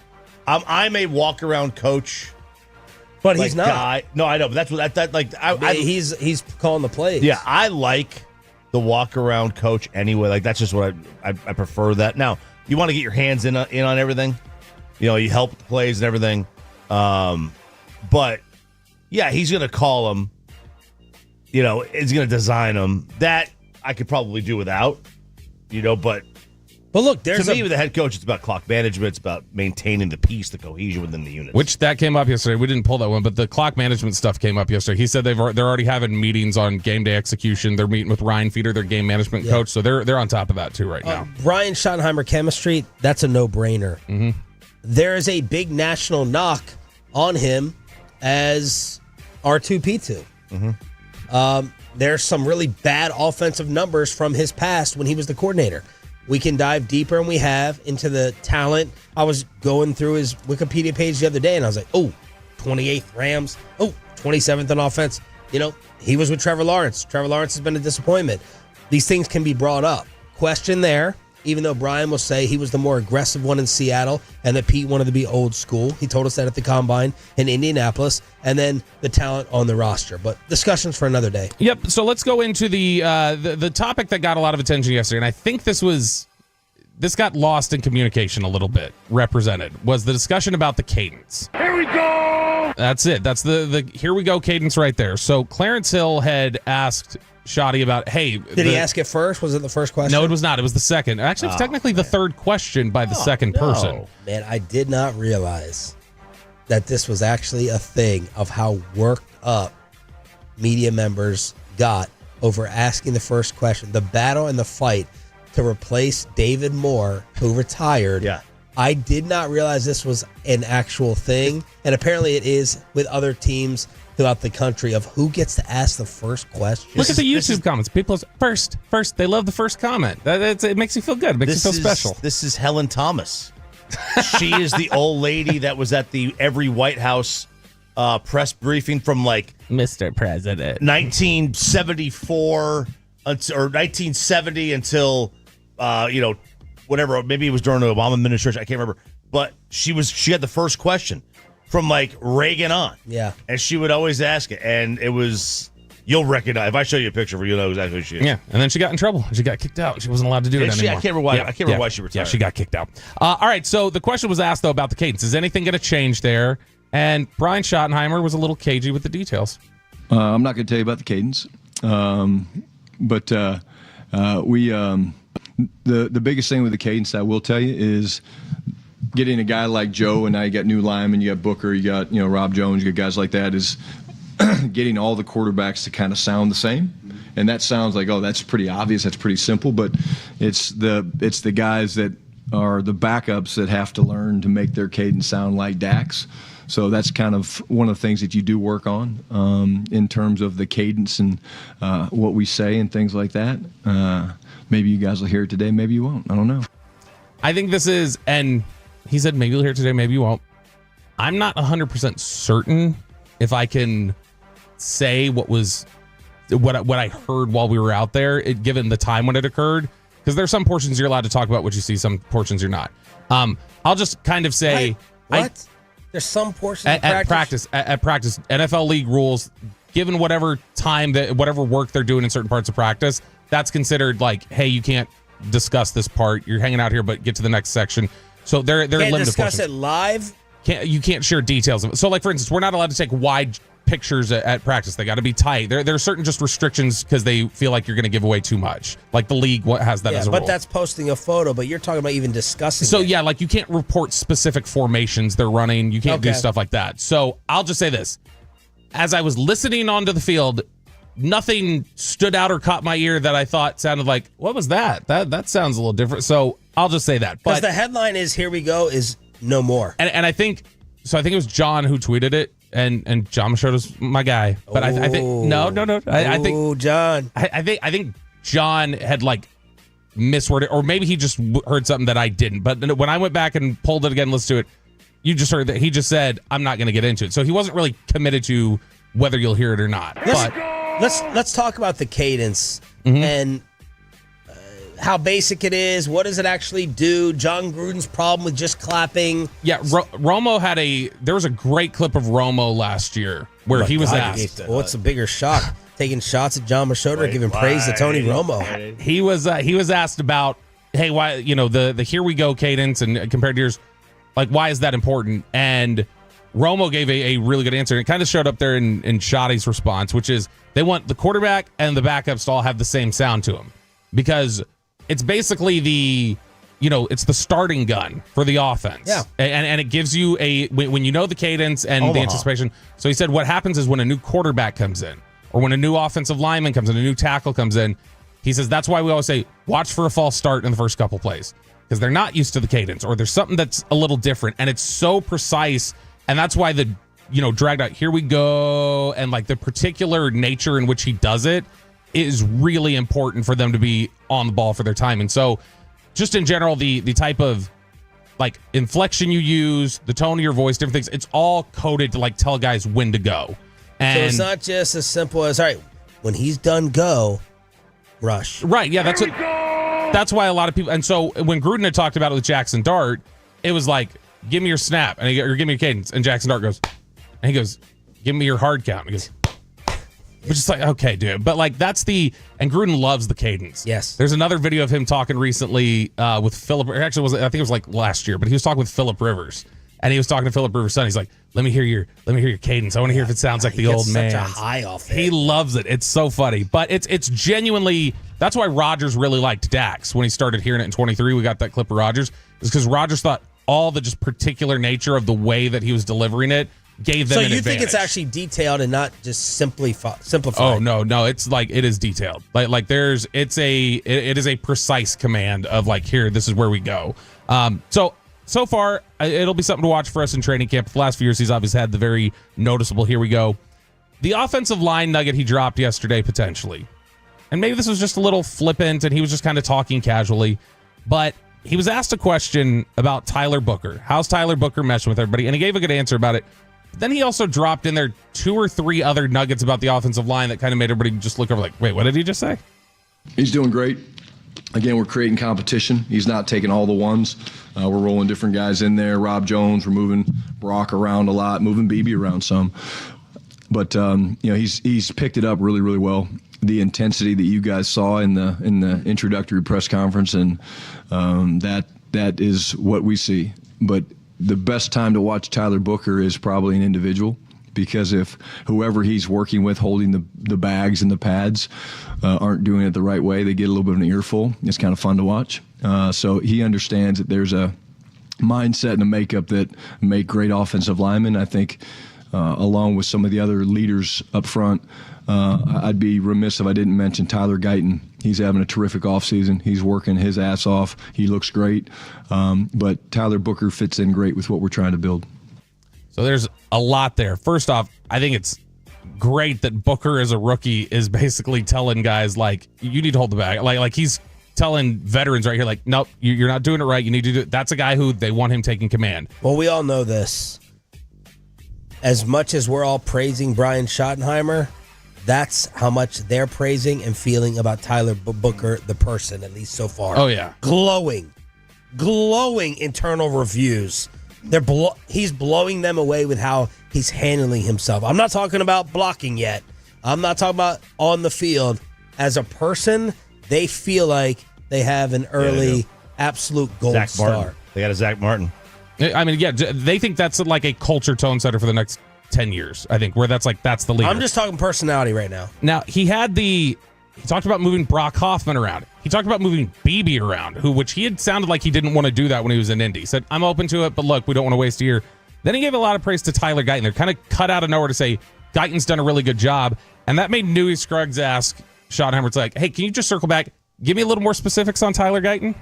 He's having a great offseason. I think some of the new things that Clayton and Connor Riley have brought from a fundamental standpoint really fits him. I think you're talking about, I'll go back for Tyler a little bit, like he hasn't played offensive line a whole lot. Then he played right tackle at Oklahoma. Then we moved him to left tackle, and it's obviously a premier position. And then he missed quite a bit of time last year in training camp. He has not missed a day. He was one of the first guys back in the building. It reminds me a ton of Jalen Tolbert, if I'm being honest with you. Jalen Tolbert, year one, you guys were all here, right? Up and down, hey, here's a high draft pick, and didn't have a great first year. JT was one of the first guys back in the building. Well, Tyler Guyton was one of the first guys back in the building. He understands how important that this year is for him, not just for him, but for our football team. And so he looks great, and he's playing at a high level right now, going against some good speed rushers. And it's something where I think that's important. When he talked about the coaches, I don't think the coaching staff didn't necessarily mesh with Tyler Guyton or Terrence Steele last year, and that's been a difference early. No one doing it better, putting in more work, heading out to the Ford Center at the Star in Frisco after their show, more so than Bobby Belt in Belo, D-Belt, on the home of the Cowboys, every day with a segment at 8:40. A final goodbye to the Dallas Stars season and a little baby ticket giveaway, plus who had the worst take of the week in the world of sports, all next.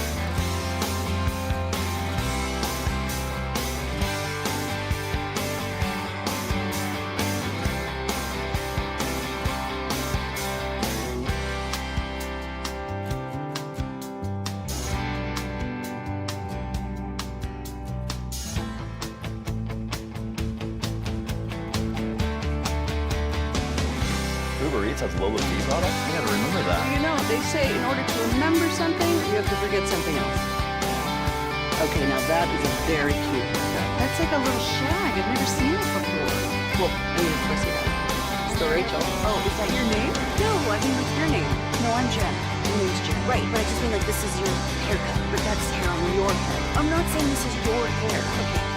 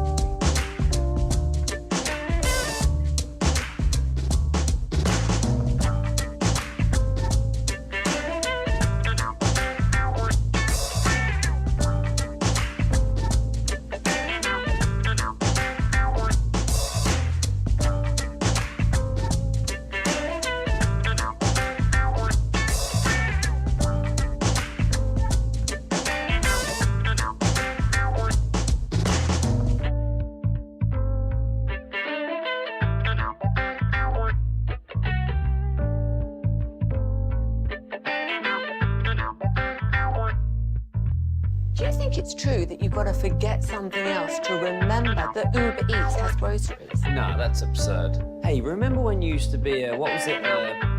Pepper Lady. Pepper Lady? Wasn't it Cinnamon Sisters?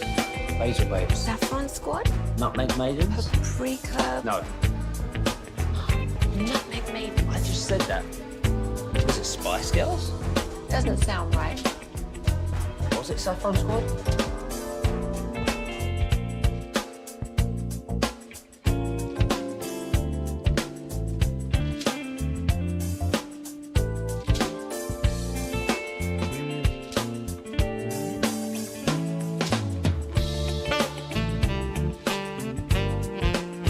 This is Rangers manager Bruce Bochy. Turn it on and leave it on. Your home of the Rangers. 105.3 The Fan. KRLD-FM and HD1, Dallas, Fort Worth, and Odyssey Sports Station. Driven by our D&M Leasing Studios, this is Sean and RJ on 105.3 The Fan. Whistles a pass right side, Arvidsson to the net. Rich shot, score! Matthias Janmark extends Edmonton's lead to 2-0 in Game 5. The Oilers have 2 goals on 2 shots. I don't know if you can fist pump, maybe just for Friday purposes. RJ Choppy, Bobby was. I'm not seeing it from Peyton and Aiden. I can't call them out. You don't have to, Pepe. Go ahead, start us off. You look depressed. You look sports depressed with the Dallas Stars getting taken out in 6-3 last night. I was fooled after Game 1.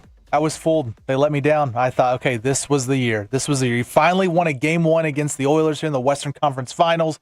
You know, everything's going your way, and then you lose 4 straight. I had to ask that question after Game 1. Some people called me out being a Debbie Downer. I was like, this is like Celtics-Knicks, right? Except it worked out for New York.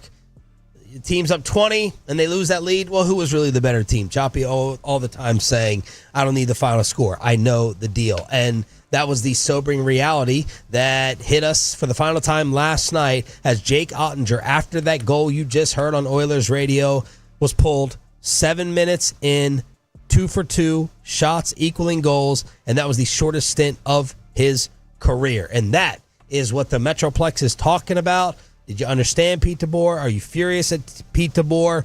What is ahead for this team in the offseason with a bunch of names that they have to make decisions on that Jake Riedman told us about at 7 o'clock. And then I had some leftovers. By the way, Jamie Benn, he's one of those guys. He talked about how much it all stung last night. It's got to be, at the top. I feel like we had a solid group from top to bottom, and that's why, this stings pretty bad. It sucks. 3 years in a row now. You get that close and you come up short. Doesn't matter who you're playing. Obviously not a good feeling. What about Mikko? Some leftovers. Rantanen finishes these playoffs with 1 goal over his final 10 playoff games, scoreless in 8 straight. When they were running through some of these streaks last night during the broadcast, or you see it on social media, I'm like, man, it doesn't feel like they played all these games. It doesn't feel like Mikko went in this drought over 10 games when we were just throwing parades for him and comparing him to all-time DFW runs. Right. Look, that Game 7 against Colorado, that was, 11 games ago? Yep. Wow. So it doesn't feel like it because, hockey, they don't waste any time. It's every other day. There are no days off, really. So it goes quick. And it feels like it was just yesterday that Game 7 happened, but it didn't. Getting Tolo's weighing in with conflicting opinions on DeBoer, Ottinger, and all that happened from Brian. He had to be pulled. Team needed a spark, and it's not like he played well in the series. DeBoer isn't going anywhere. He's as good as it gets, and we are in a bad spot because of all the good head coaches that have already been hired by the teams that did not make the playoffs. And I said earlier in the show, why do hockey coaches have so much turnover? And I'm dying to get an answer, and I just wanted to go through the Stars' history. Mm-hmm. And I'm going to give you the amount of years that the Dallas Stars head coaches have lasted around here. 2 things, right? It feels like a ton of turnover in the NHL, and it feels like those same exact names get recycled. So going back to the history of the Dallas Stars and their coaches, and again, this is not just exclusive to them, After Dave Tippett, Mark Crawford lasted 3 years. God, I forgot about him. Then the next coach lasted 3 years. Tip was good too, man. Then Lindy Ruff. I mean, he was here for a Mike McCarthy period. He had 5 years. Then Ken Hitchcock, 2. Jim Montgomery, 2. Rick Bowness, 4. And Pete DeBoer started in 2022. So one guy of the last 6 head coaches lasted more than 4 years. Rick Bowness lasted 4 years? 2019 to 2022. Didn't feel like that long. It did not feel like that long. I didn't. Yeah, when you just ran through all the number of coaches were there, and like now make me realize how long it's been since Dave Tippett has been here. That's bizarre. Because I was just sitting here thinking, like, yeah, Tippett was like 2 coaches ago, right? Like, I didn't realize it had been that long. Man, I hadn't heard Tippett's name in a while. Like Philippe Boucher, Tyler Fantex. I thought Otter getting pulled was ridiculous. It's not a throwaway game in the middle of the season that you can use something like that as fuel to get the guys going. In the playoffs, you go with the guys that got you there, and there's arguably not a better goalie in the league than Otter, not to mention the goals were a breakaway and a power play. I don't think Pete, one more thing from Tyler, I don't think Pete should be on the hot seat. He's brought Dallas at the conference final in all 3 of his seasons with the team. I know he's lost all 3, but I don't think there's any conversation of him being on a hot seat if he doesn't pull Otter. The Stars were flat, though, the whole series. They simply got outperformed. We talked about the big dogs versus the depth. Well, their big dogs significantly outperform our big dogs. Yeah, look, the elimination game aspect of it heightens the threshold or shrinks the threshold of when you pull them. They don't pull Otter in a regular season game. In an elimination game, I mean, it happens. You can't sit around and wait for him to figure out whether he has it or not. You know, it's got to be very black and white. A lot of times it's very black and white. Like, he let him in. We're down 2-0. We're 5 minutes in. I mean, when you have a home game and an elimination game. But don't you have to have to break down to the nth degree how much of it was actually his fault? Or my theory is it wasn't. It was 20%, 30% about Otter, and it was 70% about the rest of the team. Absolutely. Otter was just the scapegoat. Yes, that's all it is. That's all it is. And you could have brought it back. You know, they had tied it up. You know, they were talking. Even was it Levy? Was it Levy on the? On the he's like, you know, if they didn't allow that McDavid goal in, and it was 3-2, you know, he was like, do you even think about bringing Otter back in to start the third period? But, like, you know, like, let's just... You're down 2-0. It's 5 minutes in. Hockey teams will tell you, when you're the road team in an elimination game, you're just trying to survive the first 5 minutes. The crowd's into it. The players are amped up. You're going to be more on your heels. You're surviving. Not only did they survive, they took the crowd out of the game. They put the Stars back on their heels. And it was 2-0, and it was like, all right, this game's already over. We haven't even gotten started yet. These guys haven't even broken a sweat. Their cheeks aren't even red yet from the cold on the ice and their blood pressure. So, what are you going to do? Are you going to wait around all day, or are you going to make a move? And I'm not gonna kill him for that. I get the criticism though from people who are saying when it's like, well, you're going to wait around and see if it gets better. Like, the argument from a lot of people is like, it wasn't like you didn't definitively know it was bad. Yeah, it was a power play goal with a little bit of a misfortune, and then you had a breakaway. Like, you could have had the other guy, like, you're having the same issue regardless, probably, no matter who's in net. And that's we should only be having a discussion over one goal, not the who's the freaking old man? Carbonell. Who scored the first goal? Oh, Perry. No, we shouldn't. We should only be having a discussion over the second goal. Yeah, not the Perry goal, unless he was out of position, which I don't think he was. Okay, but if he was out of position, I could see that.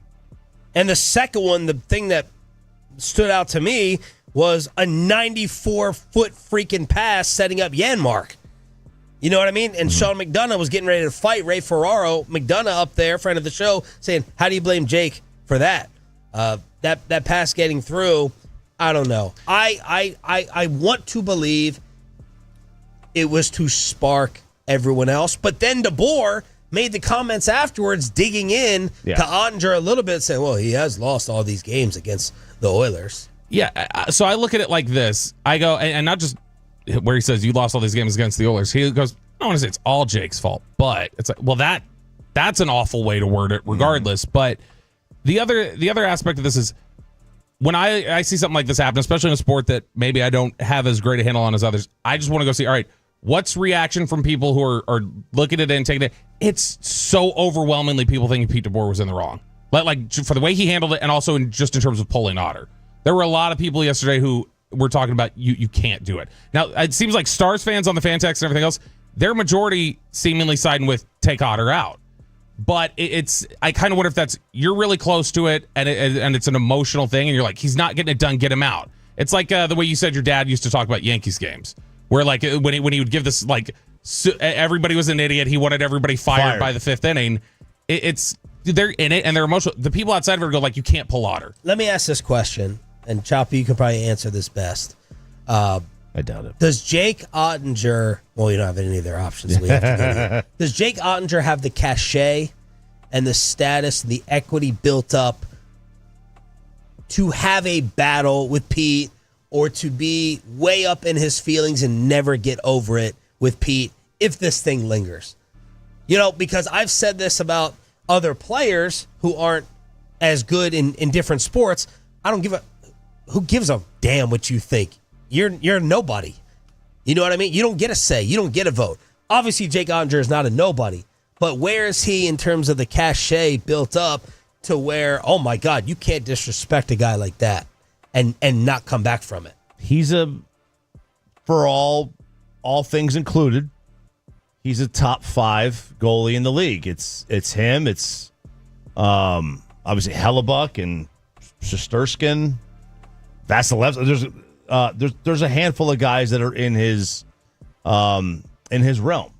Would you take Bobrovsky over him in the playoffs? I mean, look, sure. I mean, he wound up going to 3 cups in a row. But no one's taken Skinner over him, and he's been to back-to-back. And he's got a 8-year deal or long-term deal. Yeah. Now, like, I don't know how it works. Was it 8? Did Rima say 8? It was 8. I know Mikko's is 8. I don't know how it works in the NHL. Like, if you trade a player, does that money come on your cap? Like, could they trade him and not have cap ramifications? I don't know how that works in the NHL. But yeah, he's yours. He's yours, and he's worth the contract. Does he have playoff games? Yeah, of course. I mean, he gave up 12 goals in the first 3 games of this series. He had barely over a 90% goals against for the entire postseason. Like the goal stat that he was expected to save was ugly, right? Right. Goals above or below expectation. Yeah, to make it a hockey term. This postseason, it was a 905 goals against. And if you go back in the regular season, just go to the regular season. Now, he had an 89, 890 goals against, save percentage, I should say, in April, like in the last 5 or 6 games. Prior to that, 914. 901, 916, 906, 894, 938. So a little bit off his pace. His pace for the regular season was 909. So a little bit off. But that's to be expected. You're playing better teams. You're not playing Buffalo. TJ with the message, hockey is different than other sports in that the game is played very differently in the playoffs when you're in the lead as opposed to when you are behind. Otter kept forcing the team to play from behind, chasing the game as it's called. He wasn't giving the team a chance to gain a lead to start, and frankly, I don't blame DeBoer for being pissed about it. Defensive breakdowns and penalties happen. They needed a save. They needed time to try and get a lead. But they also, TJ, needed an offense to get a lead too. You know what I mean? Like, I'm not putting Jake Ottinger near the top of blame for what happened in this series. This begins with offense. Yeah, I mean, even when they were like we're talking about, even when they were losing in game 1 and he had given up 3 goals, there was a lot of it where it's like it's so. And this is one of the things that this team couldn't get off more than 5 shots in a third period to close out this series. They couldn't even apply pressure last night with the goaltender pulled. Yeah, and I mean, think about how that was an issue too with their first power play in game 2 or 3. I can't remember which one it was, but they had their first power play where like they couldn't get anything. They couldn't get into the zone. They couldn't do anything. It felt like so many times like Otter was just kind of out on an island anyway, like where he was just kind of let down, and it were just these really clean, high quality shots. When you look at last night, Edmonton, if you look at Moneypuck.com, Sean, which we'll have to reference throughout the Stanley Cup. Thank God this is over. The high percentage shots, like on that shot chart where they say the probability of it going in, all series long, they're just getting these really clean, high percentage looks where it's like they are dominating you in terms of like their shot selection. Yeah, and early too. I mean, I think 4 of the 5 games they scored the first 10 minutes. It was close to that 11 minutes. I mean, that's a lot, man. Like that's just think of it this way. Imagine a playoff series in baseball where every single night you're down 2-0 by the third. Yep.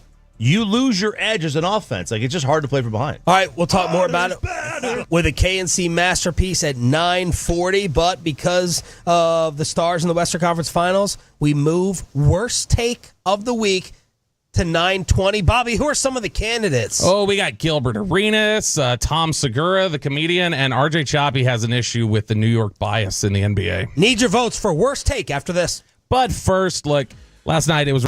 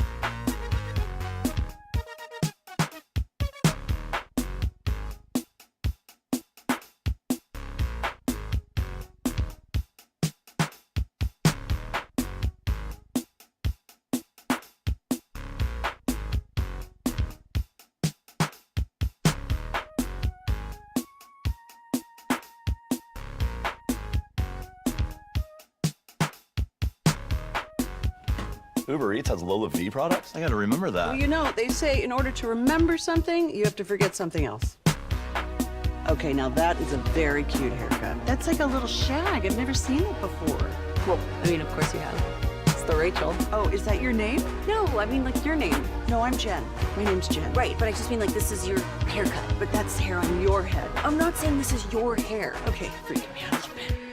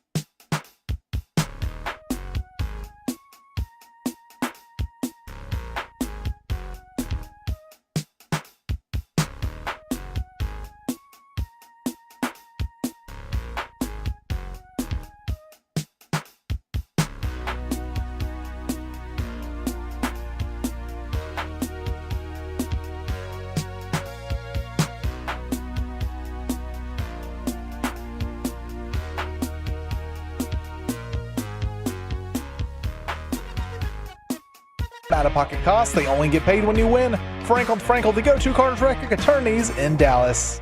Ever met someone who is so extremely dumb that they don't know how stupid they actually are? There's been a whole lot of stupid said this week. You are made of stupid.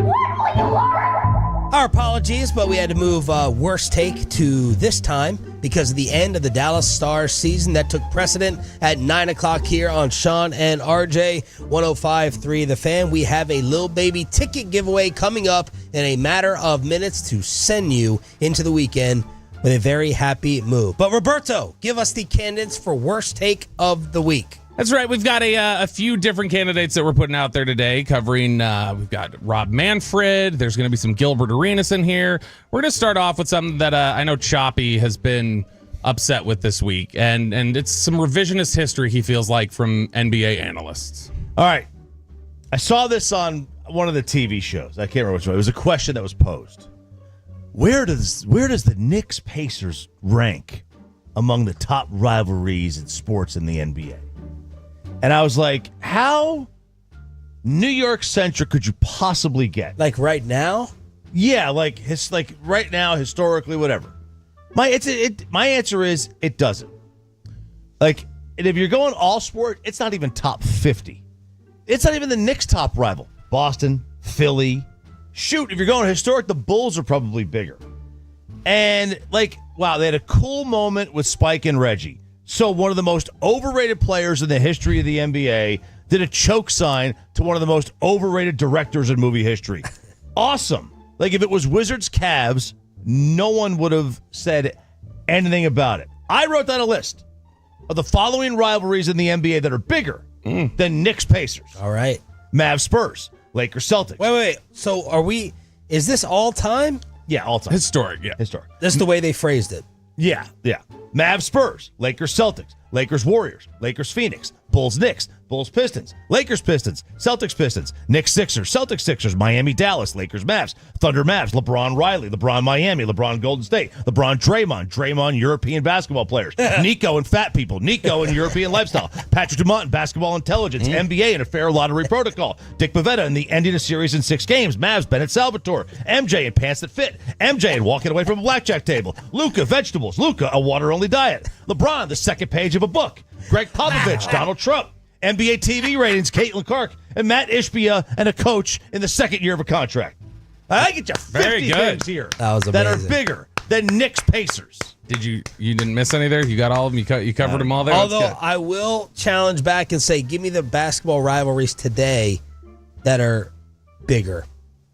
Give me the rivalries in the NBA today. So, I mean, I think now you might have... Because Warriors Grizz is over.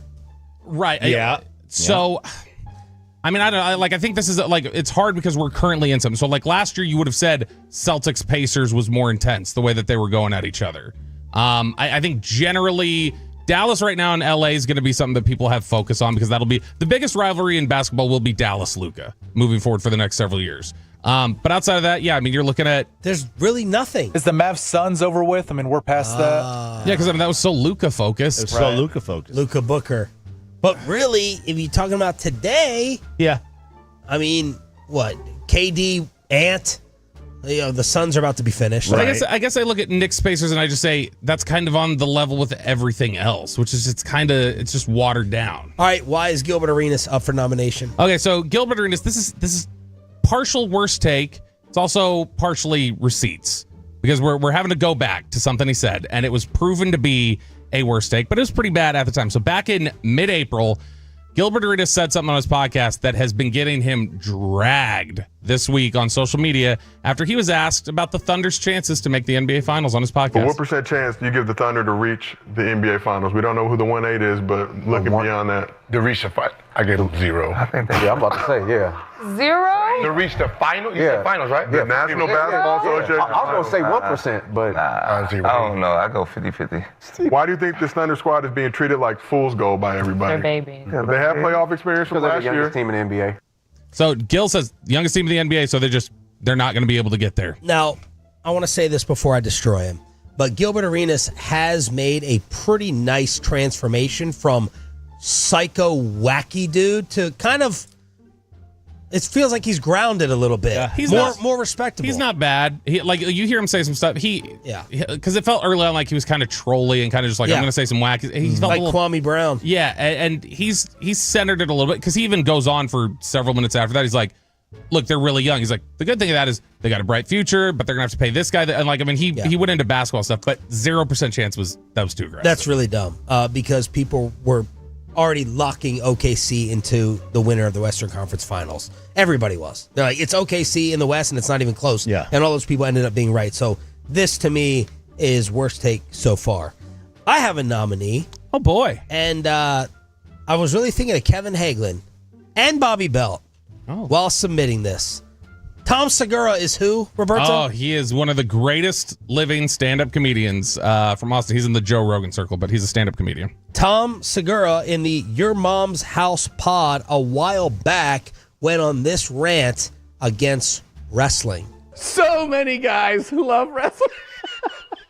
I think wrestling is for f***ing cards, but it is. But so many people, so many people it love is the f***ing stupidest shit. And I think you're a f***ing tool. If you're like, hey man, it's not fake. It's fake, and you're a f***ing idiot. Yeah. But grow up. They're not real fights. These are just stunt people. But imagine and the fact that like guys are like, man, did you see the Undertaker? That's who he loved. He liked Undertaker. Jesus and Christ. he made me go to a WWE event in LA when it's pathetic. It's pathetic. I'll You're tell a you what, pathetic though. person. I'll tell you what. Yeah. It was actually pretty fun. What was? The event. Going to a live wrestling. Yeah, so's the Special Olympics. It's a fun thing to go to. Jeez, but God. It's not real. It's not a real competition. So he went on that rant, and what did the WWE do on Raw?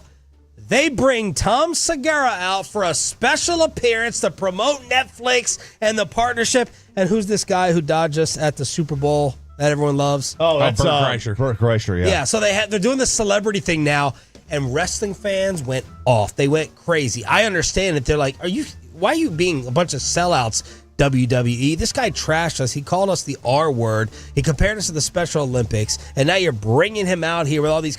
Save it. We're not that desperate. We don't need him. So I'm nominating either the WWE for selling out or Tom Segura for selling out after his take and going out there for worst take. This is a bad look. WWE, like, it's a bad look. It's a bad look. It's not as bad as when Diesel and Razor Ramon left and they brought out fake Diesel and Razor Ramon. They're like, no, you're just going to accept that these are the real guys. Yeah. It's not that bad, but this is bad. Like, the wrestling fans are, like, they're fickle. They will get in their feels. Yeah, I don't know, because WWE, they're all about the heels. They will like so. To me, it's like, all right, here's another villain. But it's like someone who should respect what we're doing a little bit. I get it. Like, so over the weekend, I don't know, something happened in WWE. I don't know. That didn't feel like pure comedy. Like when you're listening to it, Oh you're no, like, all right, that's he's a bit. mocking them. Yeah, he's flat out like mocking them, which is like what I did to Alec the other day, and he got all upset because he was quote tweeting one of their fake finishes in one of their wrestling matches. Is Alec a wrestling fan? Oh yeah, and Alec said, "Wow, wow, wow," and I replied back and I said, "Wow, you couldn't script an ending like that." And then when I came in here on Monday, he was like, "Look, let me explain it." And he was trying to explain why it was so crazy. I was like, we need to come up with a wrestling name for it. He looks like a wrestler. I could see him with elbow pads and tights. Which one? You're Sheamus, right? That's you? No. Yeah. He looks like Sheamus mixed with one of the rockers. Or Hornswoggle. Are those I don't know what word that is. I gave me the finger. Are those all redheads? No, he was a little guy. He was Chop Segura. So that's a nominee for worst take. Next one, Rob Manfred and what he is doing to the memory of Pete Rose. He was on CBS and he's talking about taking Pete Rose off the ban list now that Pete's gone. Look, I would say three things. Number one, our permanently ineligible list is effectively a ban on working in the game. Just as a matter of logic, there's no reason to have a person who has passed away still on that list.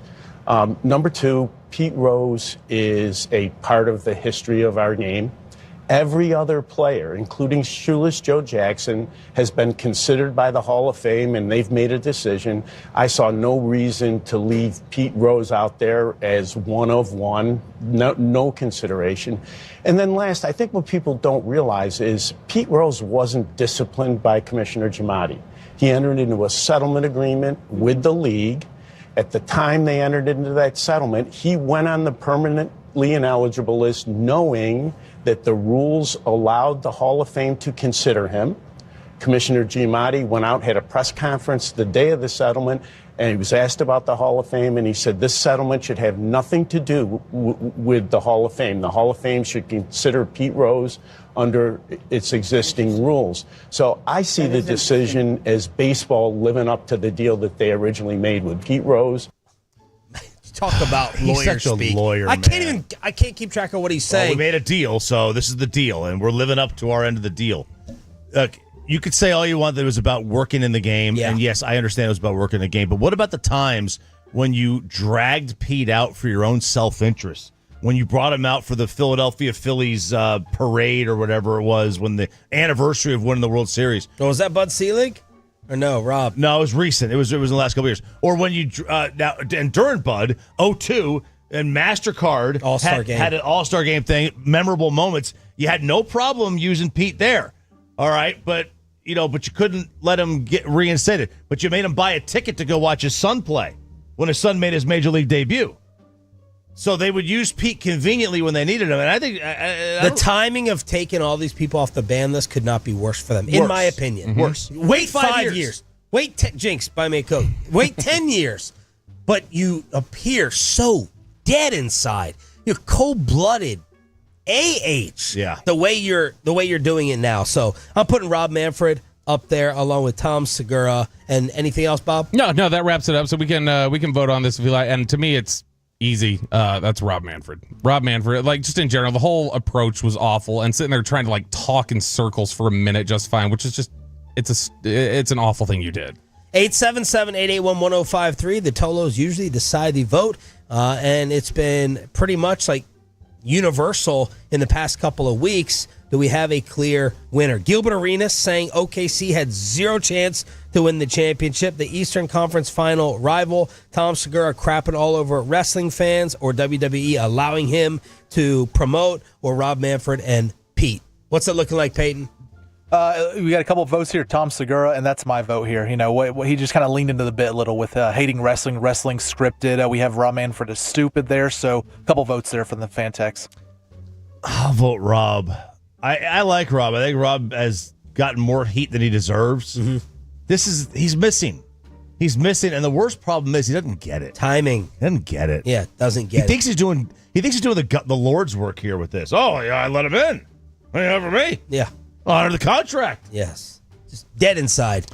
Rob Manfred is winning the vote now as we've gone on a little bit. So, There Rob it is, Manfred. Rob. You are the worst of the week. Back to the Stars as we talk about it with Kevin Hagelin. He thought Edmonton was better. He was right. Better. With the KNC Masterpiece Crosstalk next. But first,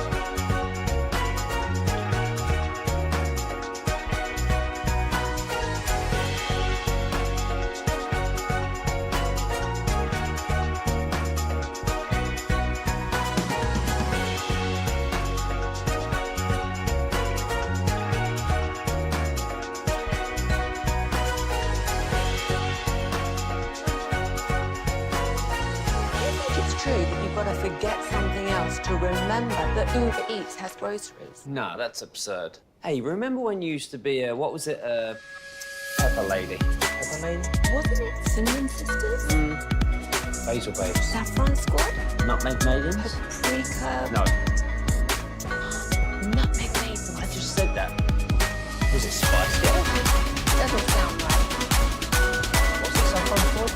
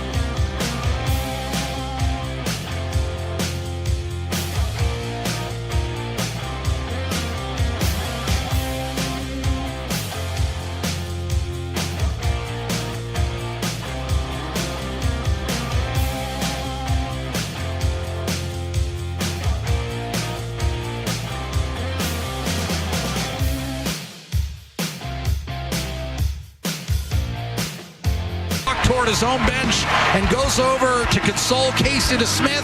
The Edmonton Oilers pour onto the ice. They are the Western Conference champions for the second year in a row. It's Edmonton and Florida in the Stanley Cup final. What?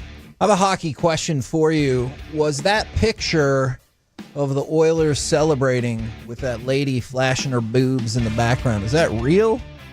Did she flash them? I didn't see this at the end. Sorry, what? Let's see. Talking about Natalie?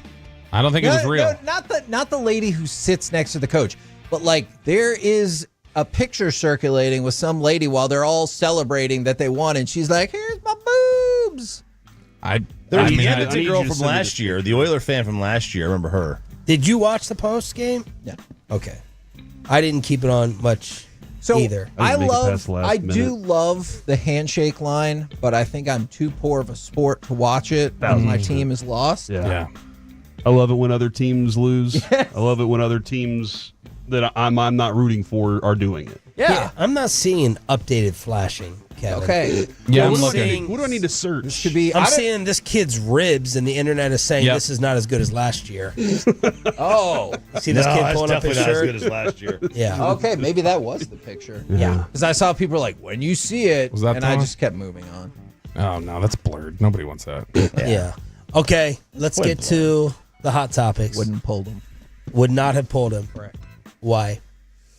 I mean, look, I understand people who are on the other side. I think you look at those two goals, and I'm like, all right, so the coaching decision that you made to put Maverick Bourque in for the first time, and he got a penalty like 15 seconds into his shift that led to a power play that's devastated you the entire series, that's Andrew's fault. Okay, right. And then Lindell completely misunderstanding defensive rotation on the second goal and giving that up. Let me ask a couple follow-ups. Sure. Do you think that the switch worked in terms of a spark? Yeah. You do not. Okay. No, I mean, look, they almost immediately gave up another goal. Yeah. Like, it didn't. The softest one of the game. Yeah.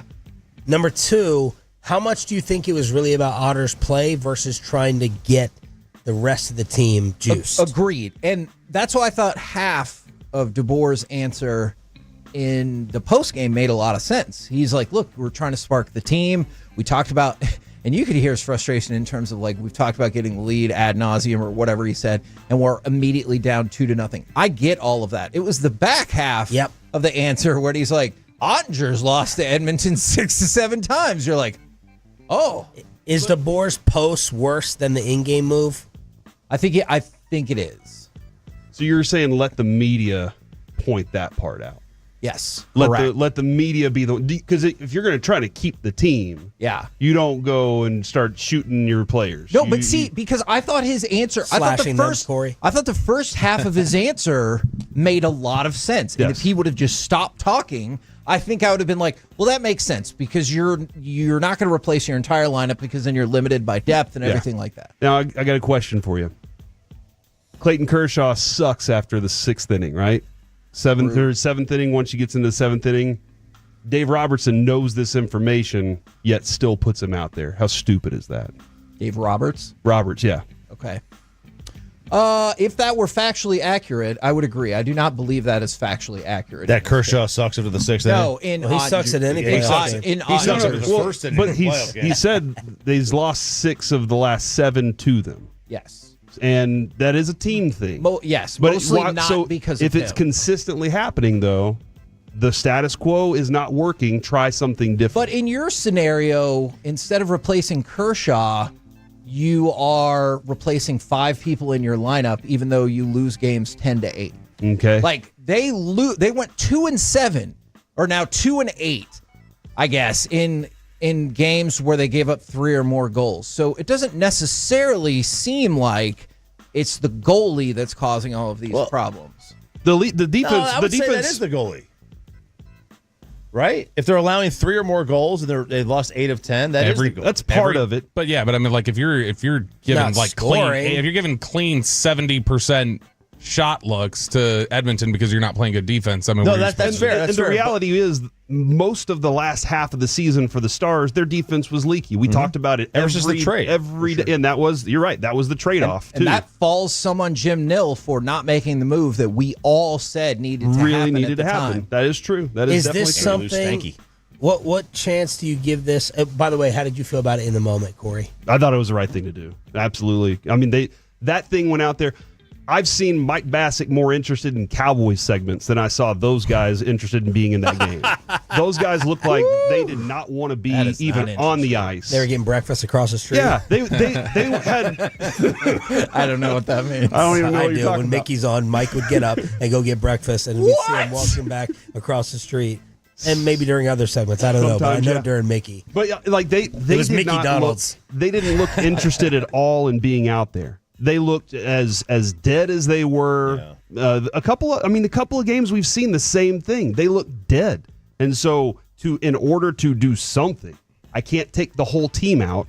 And so you know what, guys, if you want to go out there and embarrass yourself for the next 3 quarters, then you're going to do it with a backup goalie. You're either going to do that or you're going to work your asses off to try and get a win for this game. But this was they didn't pull him Otter because of Otter necessarily. I mean, they did, a lot of it was. It was mostly because the team was stinky. And I think this is the only sport where someone like that has to pay the public price to get everyone else going, right? Quarterback, it's kind of like, how are you doing? Yeah. Right?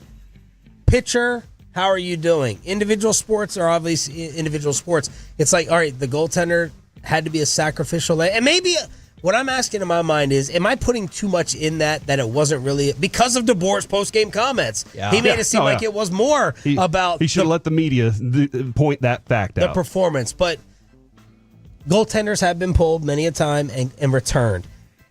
With that being said, how do you view this as an off-season fire that escalates, is put out quickly?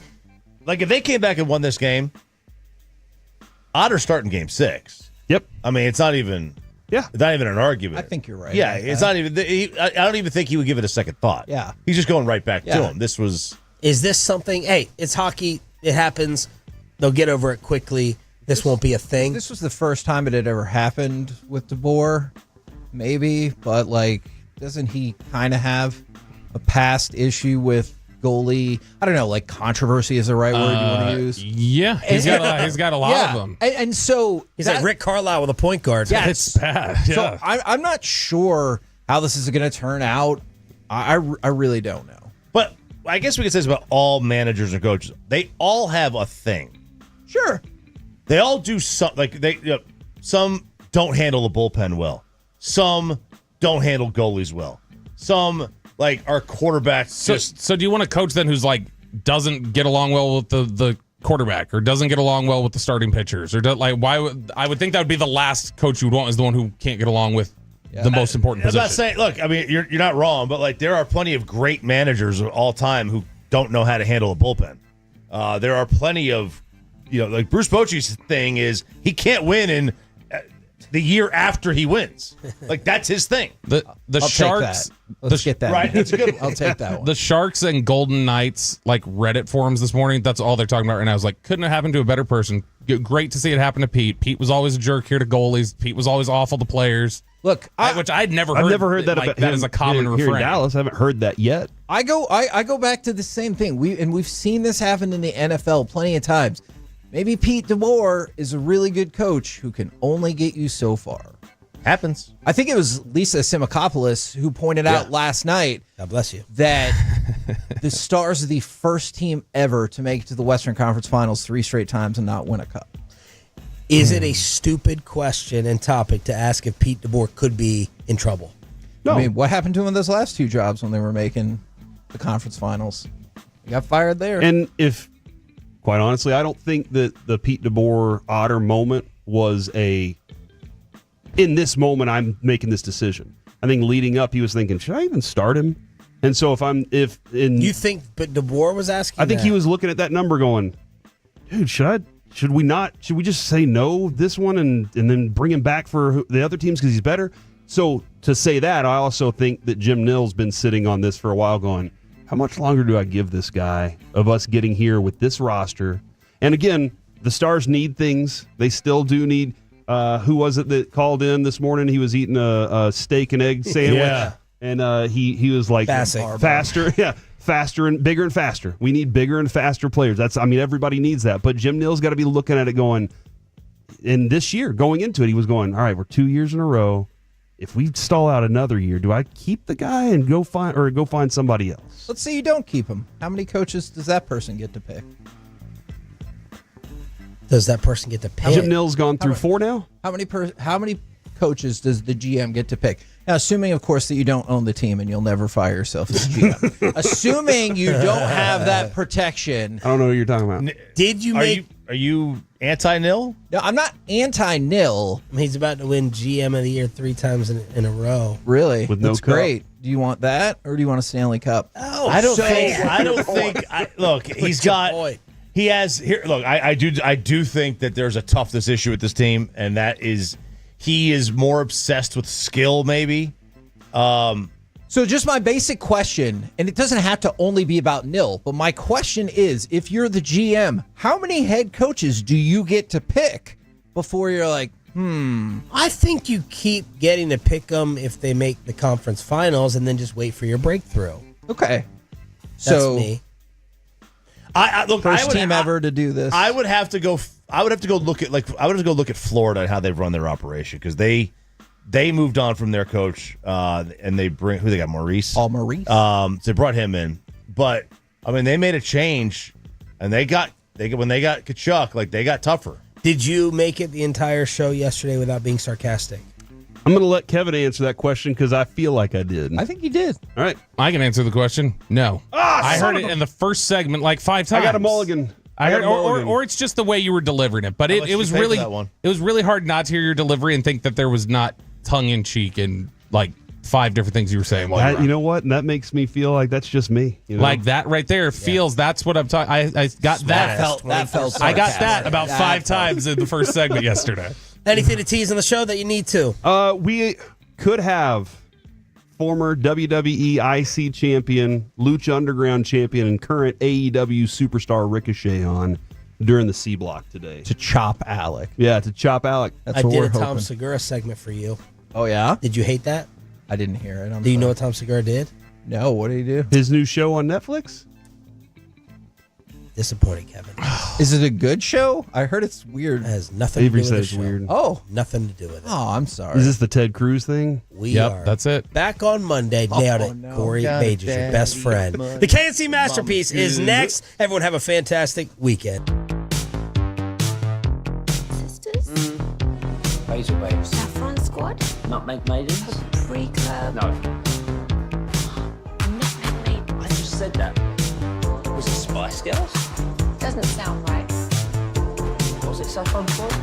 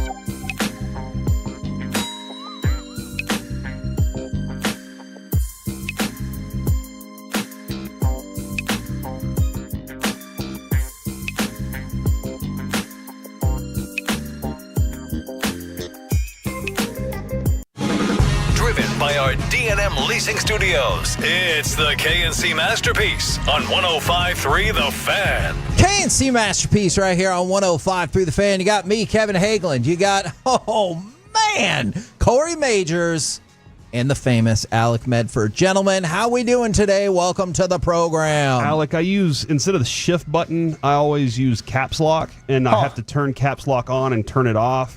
And I do that too. Oh, you do? Yeah. Really? And our job before this was to type. Like, we were typers back in the day. And so it's true. It is typers. So sometimes when I'm logging in, I type a lowercase letter and then all uppercase, and that's not my password. And so it's going to take me a little bit to log in, guys. Now, Alec, I'm also having login issues because the computer has said that going to Hotmail is too dangerous right now. Is it too hot? That's where I Too have much heat on it right now. Look, I like the one where the computer warns you and they're like, hey, you really shouldn't go to this website. You sure you want to go? It's been compromised. And I'm like, yeah, I don't care. I'm going to go ahead and go. But right here it says attackers might be trying to steal your information on Hotmail. Well, my Netflix account was tied to my Hotmail account. Oh, I still haven't gotten that fixed, by the way, because I know it's going to take so long. So I just still am like, well, I'll get to it at some point. Maybe I'll let my wife do it. Back to you. Okay, I think I finally found a way where they said, hey, don't do this. And I was like, I'm going to take my chances on the work computer, so I should be okay. Alec, are you having any hacking issues this morning? Surprisingly not. Usually I'm the one that's having the tech issues back here. You know, like these computers hate me because, I don't know, they're probably as old as me at this point. So, yeah, it's usually me. So I'm feeling kind of glad today because, you know, I am going to take a beating later. So everything going my way right now is pretty awesome. So I'm really glad that you brought that up. Let's talk about that for just a minute. Let's fully pull back the curtain here. All right. I'm pretty sure that's going to happen. But also, Ricochet's plane is landing dangerously close to the time he's supposed to be on air. Which we've experienced delays. Sure. And in-flight things. So, could the flight be delayed? Could Ricochet insist that he really needs to eat or go to his hotel before he comes up here? If any of those things happen, Alec, this whole thing could fall apart and maybe Corey will end up chopping you. Oh, but I don't want to do that. I don't. I'm sure you don't. Let's come up with a different segment instead. All right. Because I don't know how to chop. That's why. If I knew how to do it, I would probably want to. But I don't know how. Just Google Gunther chop. Oh, my gosh. And there you go. All right. So I think it's going to happen, but I'm a little concerned that it's not like Ricochet has been here since yesterday and he's just going to drive up here. He's probably flying right now. Alec, what I told Kevin earlier was I have a feeling he's going to be here. And I asked him, does that make you feel better? And it did. And then I said, I also had a feeling that the Stars were going to win last night. All right. Does it make you feel better still? Or is it balanced? Did it go negative or did it just balance it out to zero now? No, it went negative because you're on a cold streak. Okay. All right. You didn't tell me about any of your triumphs. Yeah. You just said, I thought the Stars were going to win last I once told you that we were going to be in radio and have a long career in it. And so far, we're about 14 years in, almost 15 years. So I'm going to be honest. Does that make you feel better? I thought that was one of the dumbest things he had ever said to me. And I was like, okay, buddy. And guess what? I'll meet up for dinner with you, but it's not because I think we're going to have a burgeoning radio career. And you know what? There's plenty of people who probably wish that didn't happen. Yeah, probably so. Tim Collins being one of them. That's our boss who hired us. I wasn't expecting it. I thought you were referencing the other. You know what? Let's just pull all the curtains back. I thought you were referencing the other person who's in a side studio who didn't know that we could hear him. And this is somebody who worked for our station. He currently works in this building. And he goes, oh, it's KNC, the effing Golden Boys, except he did not edit any of that. That's a real thing that happened in this studio. I don't even know why we had the other studio's sound up. It's not like we were spying on him. We just happened to hear it. And we were like, all right. He is in this building still, and we love him. We still love him to this day. Maybe he's listening right now. Maybe he's like, he knows. Yeah. I might have missed on that one. All right. So, as is usually the case, you know what? It's also Shout Out Friday, 877-881-1053, Frankel & Frankel Injury Attorney text line. If you want to send in your shout outs, and Corey seems doubly excited. I'm not sure why. From the 469, hey, Corey, I just wanted to confirm that you did get your gift card for success yesterday. And if you, in fact, did end up taking a nap from all the mental concentration. I actually couldn't nap. I had too many things to do after the show. I had to take Lucy to therapy and stuff like that. But I was exhausted. So exhausted I couldn't sleep last night. Have you ever been that tired where you can't fall asleep because you're so tired? And it's super annoying. The other thing that your body does to you that's super annoying is if you have to get up at like 5 or 6, it's the worst. And all your body wants to do is sleep forever. Yeah. But then there's that day where you don't have anything to do in the morning. You could sleep probably as long as you want. There's no And then way. they wake you up at 5 or 6 o'clock and they're like, guess what? Yeah, your body and all of the intricate weavings in there. And they're like, you know what? Good luck getting back to sleep, you jerk. So to the person from the 469 who texted that in and challenged me 2 days ago and then says that I clearly succeeded yesterday, I appreciate it. Now I got a question. Tell me. Did you like the show better yesterday, or do you like the show the way it is? I don't really care for this show. Okay, so yeah, I'm that's probably always kind of been your I'm MO probably on the this. wrong person to ask. Yeah, Alec, your feeling on that was I a better co-host yesterday? I don't know. I feel like it was kind of the same in terms of production, but it was fun trying to get you to break that character. I did see y'all trying to, I think it was the most fun I had in a while. I can't speak for, the product itself. I thought it sounded like a great show, but, I really enjoyed watching you suffer. Yeah, I wanted to say I get it when you guys are like, hey, let's mess with Kevin. Being on the other side of it, it is pretty fun. For a whole show, not just a segment or two. Yeah, it was pretty fun, and I enjoyed it. You know what I didn't enjoy last night? We really have to do this. Do it. Okay, hold on. You know what? Seriously. Okay, just real quick before you say this. The YouTube viewership count has gone up as we've just been BSing. So if it continues to go up with just nonsense, maybe we'll just skip it. Yeah, my question to all the Tolos out there. Did the Stars win? Do you really want us to talk about sports today?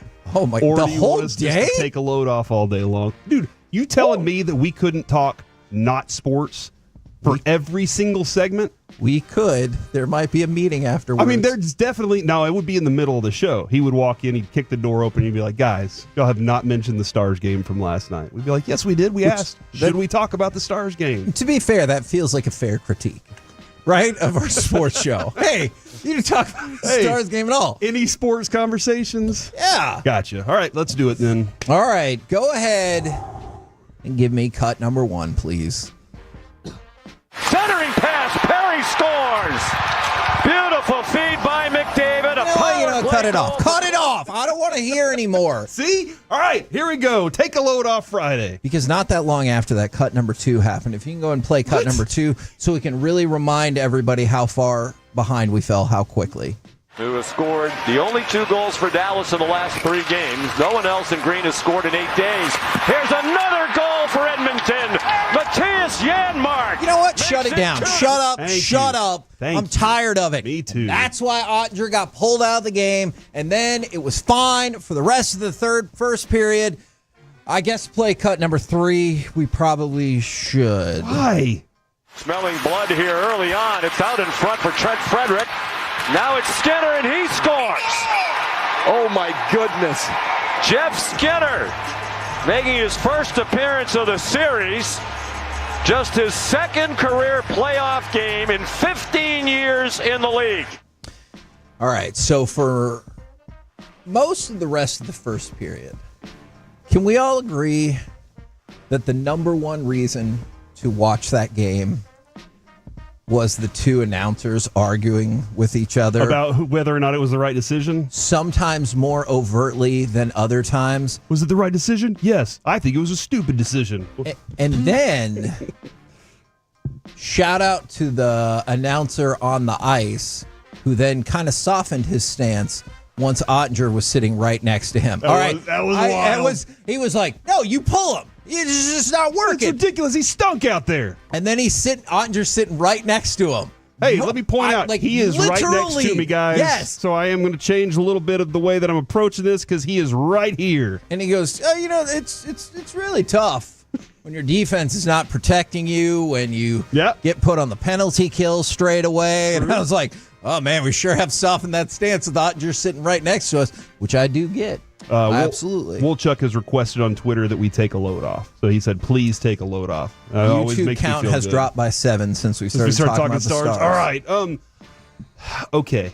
This is where it's tough, Like this is thumbs up, thumbs down, gladiator style right now in the middle of a segment. You know what? From the 817, let's just take a load off and talk about college softball and baseball. I bet you thought that I wasn't ready for this. I am. I take you to cut number 16.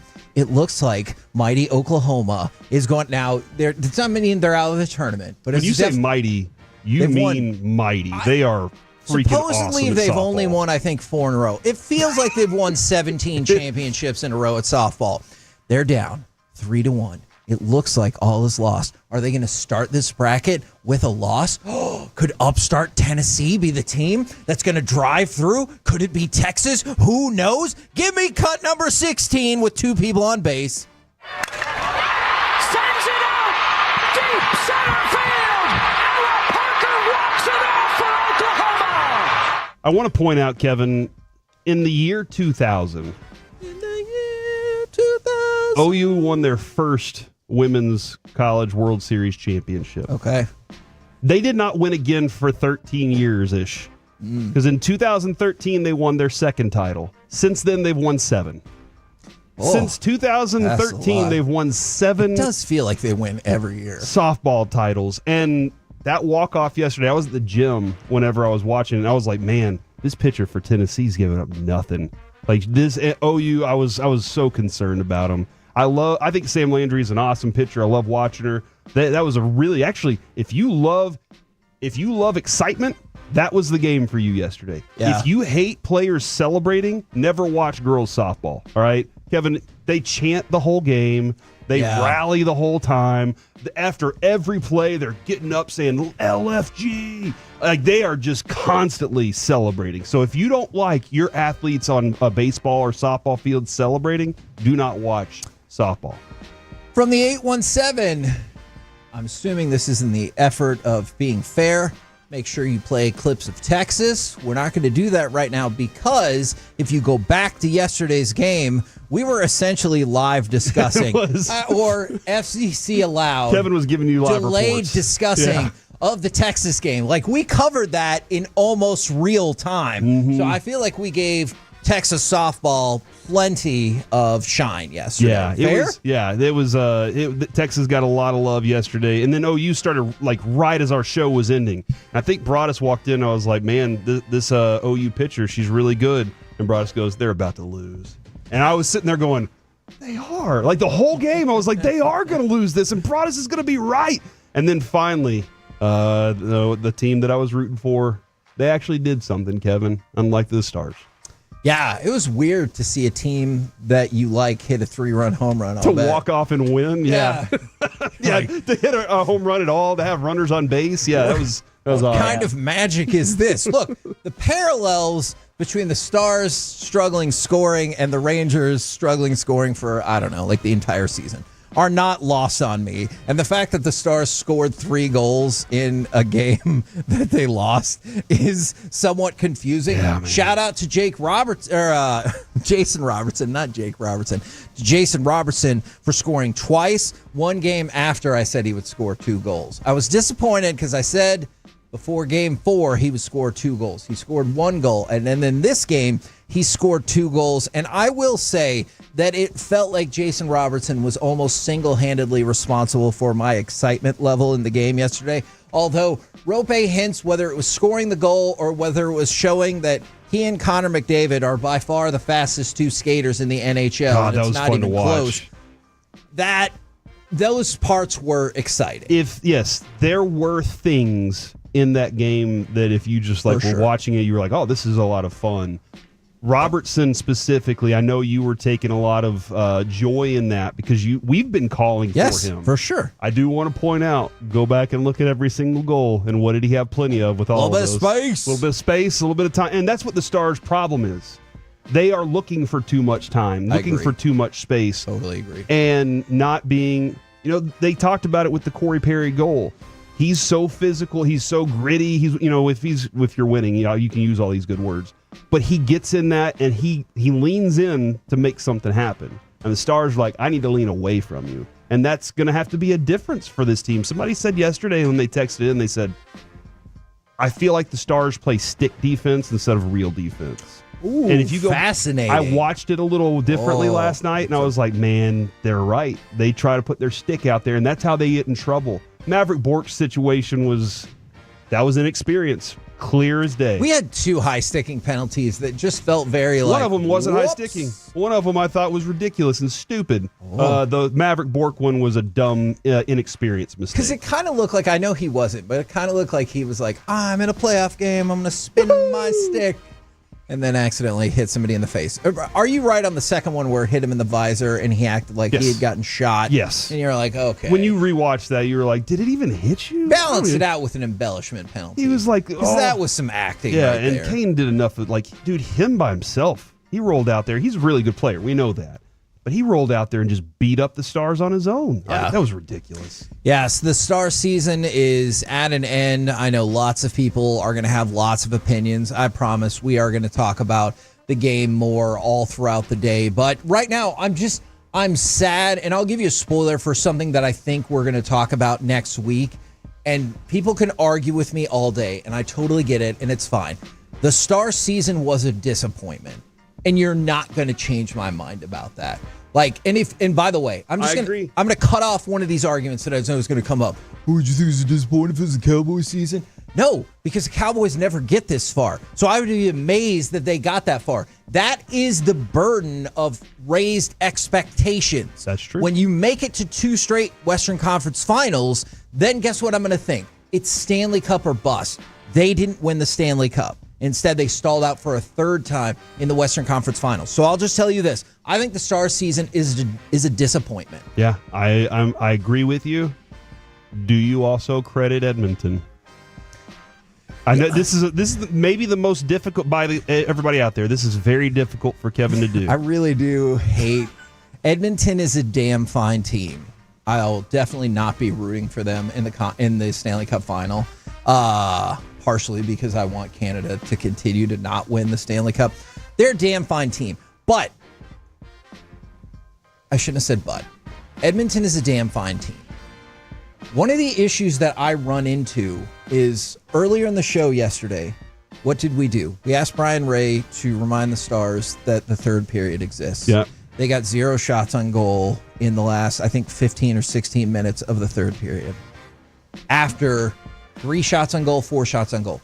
I will absolutely credit some of that to the Edmonton defense. But you can't tell me that Edmonton's defense is so good that they were responsible for all 16 minutes with no shots on goal. Then how have they ever given up a goal? Oh, yeah, they definitely did a good job of playing keep away late in the, I know we got to go, but there's a lot more to discuss throughout the day. And we will throughout the day. I agree with that. We're the KNC Masterpiece right here on 105.3 The Fan. Coming up next, what say we do a little NFL overreaction or reality, plus probably some more Stars. Next on The Fan.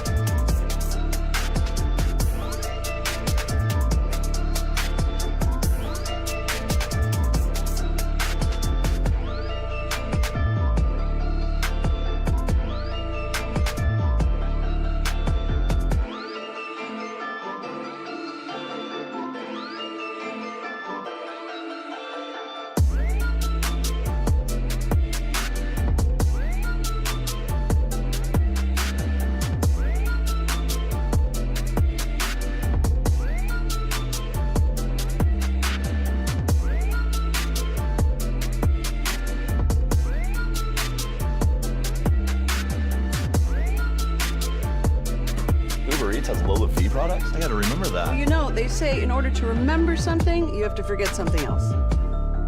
Okay, now that is a very cute haircut. That's like a little shag. I've never seen it before. Well, I mean, of course you have. It's the Rachel. Oh, is that your name? No, I mean like your name. No, I'm Jen. My name's Jen. Right, but I just mean like this is your haircut. But that's hair on your head. I'm not saying this is your hair. Okay, freaking me out a little bit.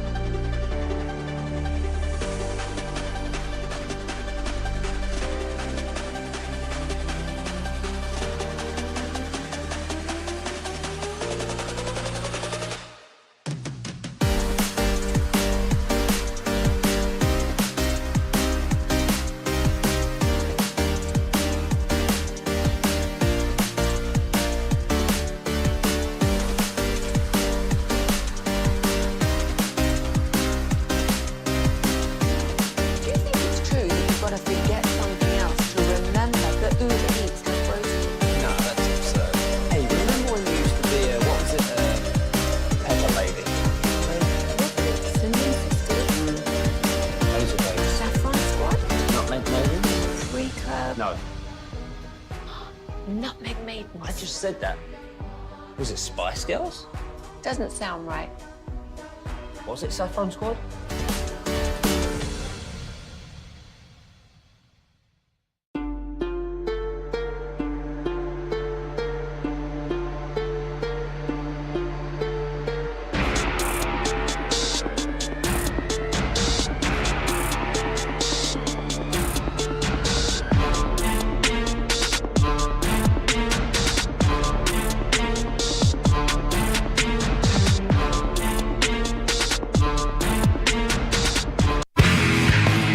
This segment of the KNC Masterpiece is brought to you by the personal injury lawyers Frankel & Frankel. If you've been injured in a car or truck wreck, call Frankel first, 214 or 817-333-3333. With Frankel & Frankel, there's never an out-of-pocket cost. They only get paid when you win. Frankel & Frankel, the go-to car and truck wreck attorneys in Dallas. So the Cowboys start at the 30.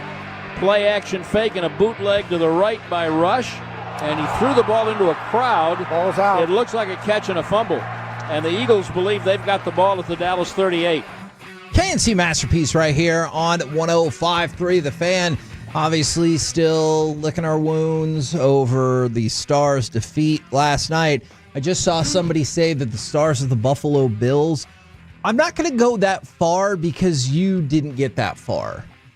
I think the Edmonton Oilers are in a better position to be the Buffalo Bills if they lose to Florida again. You know what I'm saying? Gotcha. Because, this is a rematch, and I know the early betting odds actually have Edmonton as the slight favorite from what I saw to -120, but pretty close. But if they lost this series again, then you're moving in that direction. You're not there, but you're moving in that direction, whereas the Stars are... it kind of feels like they're the Colts before the Colts won. The 80s Cowboys?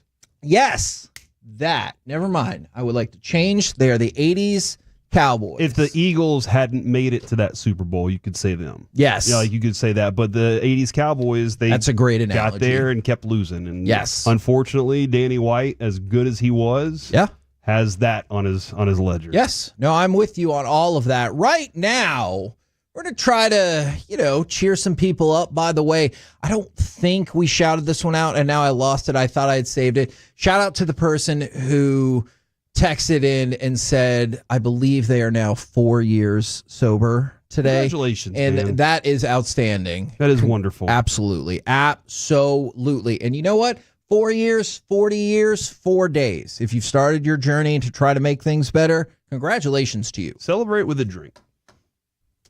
Is that not? Do not celebrate with a drink.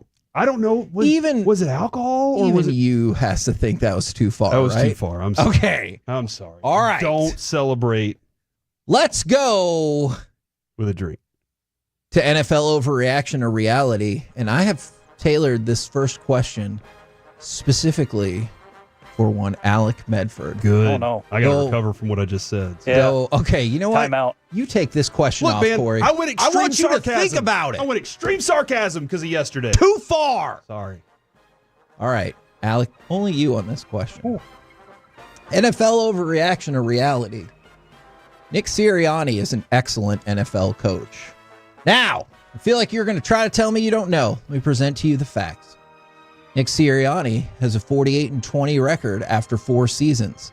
Just 5 coaches in NFL history have a 700 winning percentage in the NFL. Nick Sirianni is now part of that group. That does not include his 6-3 postseason record, which is 667 winning percentage. Overall, Sirianni has a total winning percentage of 701. And he is the only head coach in the Super Bowl era to make 4 playoff appearances, reach 2 Super Bowls, and win a title in his first 4 seasons. This is tough. I'm going to say reality just because the resume says so, and it's hard to deny what the resume says. But another reason I will say it is because I put him on the same plane as Dan Campbell, where I don't know what the heck he does. Like, I don't know what exactly he does on game days. Do you assume it's got to be something, though? Yeah, so, I'm not trying to discredit him. It's just, he's not like Ben Johnson, where we know, okay, he's coming up with the offensive play calls, and he's calling those plays, and it's absolute, mastery of his craft. I don't know what he does specifically that makes him so good. Same with Dan Campbell, other than going for it on 4th down. That's his calling card. What else does he do? I don't know, but I know he knows how to navigate his players and their emotions, like you saw in the Super Bowl. A.J. Brown throwing a fit that he didn't get a ball on a wide open look. What happens the very next offensive possession? He scores a touchdown on a pretty similar look in a similar formation. Like, he knows how to deal with his players. So for that, which, past few years here in Dallas, we haven't really known what that was like, according to, some of the posts you've seen from these players that are just now having fun and whatnot. Right. I'd say reality. I'd say reality. All right, Corey, you're out of the penalty box for this one. NFL hockey. NFL overreaction or reality? You believe Javonte Williams is rejuvenated and can be the lead back. I don't know if this is the new I'm in the best shape of my life, but Javonte Williams said he is rejuvenated, feels like he hasn't felt since 2022. I have to see it to believe it. Like, that's just one of those things that I will not believe it until I see him on the field doing his thing. And I believe it's possible for him to be a better running back than he was last year. Because I do believe that a year removed from the injury, you're a little different. You're a little more trusting of your body, you're more trusting of your legs. So I by the way, that person did text back and they said, "So do I celebrate with a drink or nah?" And I said, "Nah, keep this streak alive." And they said, Thanks, brother. So all right, There so you go. We're all on the same. We're on the same page. I think he can, but I don't believe it yet. Okay. So and here's the thing: I don't know if I'm going to be able to believe it in training camp and preseason games For sure. because I need to see it in a real game. Yeah. Okay. That being said, I'm getting very, very excited about if Jake Ferguson is good, like if he's back to being Jake Ferguson and Dak actually can work with Pickens kind of similarly to the way he works with CD, the boxes could be lighter, which could be great for Jaden Blue. And I'm getting more excited about the potential of that because of his speed. We got to figure out how he holds onto the ball, though. That's the only thing. Alec, what say That was you? a long answer. I think Corey actually hit every nail on the head. I do think that it is going to come down to that, chemistry, that pacing, that timing that you're going to get, especially with a Jake Ferguson, because I think we all had really high expectations for him last year. I think that's safe to say. I know a little bit gets discounted, at least for me, because the starting quarterback goes out and it didn't look as pretty, but he wasn't as available. He wasn't as reliable. You add George Pickens into the mix and you hopefully get some separation there and you are able to pass the ball around a little bit more. And you even heard during the Shoddy presser yesterday that, Pickens caught a pass for a touchdown during practice and CeeDee Lamb just throws his hands up in the air like, finally! Yes. Like there's somebody other than me. Let's go. So yeah, I'm right there with Corey. Now, this is interesting. I had this question ready to go. From the 817, though, this makes the transition even easier. Ben Johnson love is way out of control. The beneficiary of the best offensive line and elite weapons much rather have Dan Campbell. Now, with that in mind. Hold on. Didn't Dan Campbell benefit from the best offensive line and weapons and offensive and defensive coordinators who are now head coaches? You need to ask that question to the texter. Okay. Because my question is different. All right, ask your question. NFL overreaction or reality? The Ben Johnson-led Bears will score a trick play touchdown against the Lions when they play in Week 2. Yep, 1,000%. And if they don't get it on the first try, they're going to try 7 more times. I mean, I could see that. Or run a whole bunch of offensive linemen. I agree. That offense line was built. Like, it was well constructed. They also had the benefit of having high draft picks for having stunk for a while. Like, that was another benefit of that team. They made some good moves. They made some very strong moves.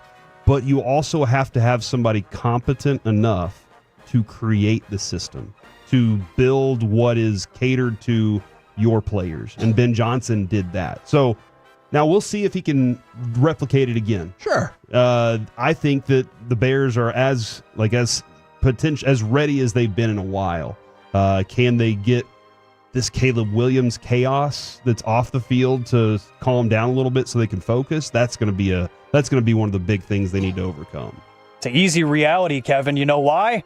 What happened as soon as they took the field against the Dallas Cowboys, the Lions did last season? They said, let's report Dan Skipper as eligible. Yes. That happened. They are petty enough, and I don't know if that was a Dan Campbell or a Ben Johnson call, but they had to agree on that. The call had to be made. So I think that just runs in the Dan Campbell tree, like, chemistry now. You have to have a petty bone in you. You have to have a creative bone in you. And both of those go hand in hand for these coaches, and I'm kind of excited for it. Now, this is a fair critique from the 972. Why did you not mention Texas Tech softball? Then they went on to say that they hate the Longhorns and the Sooners. You know what? Shout out to Texas Tech softball and our new buddy Mia, who works along with Texas Tech softball. They won 1-0 over Mississippi in their first ever College World Series appearance. That is what $1.2 million will get you whenever you spend that on one pitch. Hell yeah, because she had a 2-hitter with 10 strikeouts. So, I know that feels like a lot, but I don't think Texas Tech had ever made it to the Super Regionals or even hosted a regional. And now they're in the World Series and they're in the winner's bracket. Yeah, here you go. She needs to get an extra briefcase of money if they take this all down. No. What was the expectation when you gave her the money up front? That you would make it to the national semifinals, because that's what she had done the last 2 years at Stanford. All right. So if you win, I think then she you deserves get a bonus. All right, I'm with you there. Okay. I'm with you there. Good. Get to where we expect you to be. You can have the money we gave you. NFL overreaction or reality, and I'm sure this will cause a lot of controversy. I'm not saying anything else besides strictly this statement. Hearing Schottenheimer talk makes you feel a little bit better about the Cowboys. Overreaction or reality? Yeah. Yes. It's something. It's a fresh voice right now, and McCarthy has got stale for a lot of us. And if you're listening to G-Bag, like, it's just becoming more and more evident that, as we were discussing all season last year, Jerry Jones was like, all right, man, do whatever you want. You're not going to be back. And so it just became like that was the lame duck of lame ducks. Right. That's what it was. Right. And so right now, hearing a guy who has all these fresh ideas and we're going paintballing and all these things, it feels a little bit better. But again, this goes back to the first question you asked, Kevin. I got to see it on the field, and then I'll believe it. And I hope he can. I'll take it to an even more bare minimum. I'm excited just because he shows up on time. Oh, my God, yes. I'm so serious. That makes all of our lives so easier, and it's so convenient. And if we could address that just really quickly, because I know some people are like, what do you bitch about McCarthy not being on time? Because we have a clock, and we're supposed to get out at certain times for breaks and stuff. I would much prefer if McCarthy just said, I'm going to be there 20 minutes later, or I'm going to be there whenever I feel like it, and we'll be like, all right, well, maybe we'll just pick the presser up then. But we're the home of the Cowboys. We're trying to get you all the Cowboys information. And so when Mike McCarthy starts a press conference 2 minutes before we're supposed to go to commercial break, it is difficult. Yeah, not conducive to what we're trying to do. It would be one thing if he was like 2 minutes late. Yeah. It was at times it would be 15, 17, 20 minutes late. But yeah, Schottenheimer, he's a joy to listen to because it seems like he actually understands his players, and I really enjoy that. And for people who don't like the press conferences, if there's ever a presser that we don't have, you'll get numerous texts that are like, how come you guys aren't running the press conference? I thought you were the station of the Cowboys. So trying to make sure that everyone gets some of what they want. It's a double-edged sword. I wish it was yesterday. We're the KNC Masterpiece right here on 105.3 The Fan. Coming up next, it's time for Baseball Nuggets. Could Aaron Judge crush this Babe Ruth record? Next on The Fan. Coming up.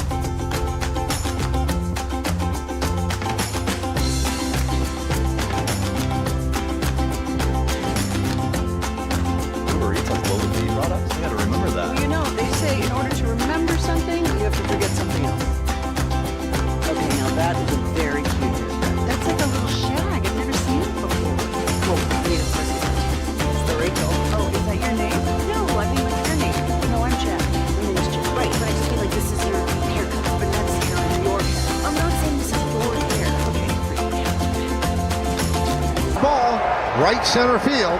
That ball is gone. A 2-run home run for Judge. And it's 9-1 Yankees. KNC Masterpiece right here on 105.3 The Fan. We don't have the Rangers to kick around today because they didn't play last night. But guess what? They play today at Globe Life Field, where you can find the G-Bag Nation doing their show if you want to catch up with them before you go to the game. Obviously, that's a fantastic idea. Do you think they're going to get to eat some Hurtado barbecue today? Oh, yeah. Man, that Are food you jealous of them? Yeah, that brisket is so good. Oh I wish I was eating it right now. I do too. I dreamt about it all night last night. And so I'm not the best person in the world to ask about the variety of Hurtado, because when I find something I like it. And so I always get their brisket, and I think it's absolutely tremendous. I thought it was a great brisket yesterday for sure. Oh, and they made the best quesadilla I've ever had in my life. That is a really good quesadilla. Yes, the addition though of their new the sausage that he had, the fajita beef sausage that has peppers and fajita beef. It was so good yesterday. Yeah. Yes. So I'm a little jealous that the fellows get to be at the ballpark and Show me your meat. likely will be seeing the Hurtado meats. Now, how you're supposed to transition from that, I'm not entirely sure. I'll give it a shot. Congratulations, Reliant Air Conditioning, gimmick-free AC repair and replacement, for sponsoring Baseball Nuggets. Let's start with Mike Trout, who you might have thought was already activated. He said he was about ready to play. He is going to be activated today after he missed about a month. All right. Well, how long do you expect him to make it? I don't want to answer that question because the answer is not long.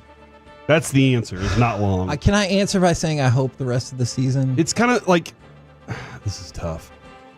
You asked Boach, do you believe that, that Corey Seager is completely right? Yes. And he gave us yeah. Yes. We gave him as much time. But those guys need a lot longer. Like, to heal from what they've gone through, they fight through these injuries, and then their bodies are like, hey, it's time. And then they can't anymore. Yeah. Mike Trout needs 3 years off of baseball almost, it feels like.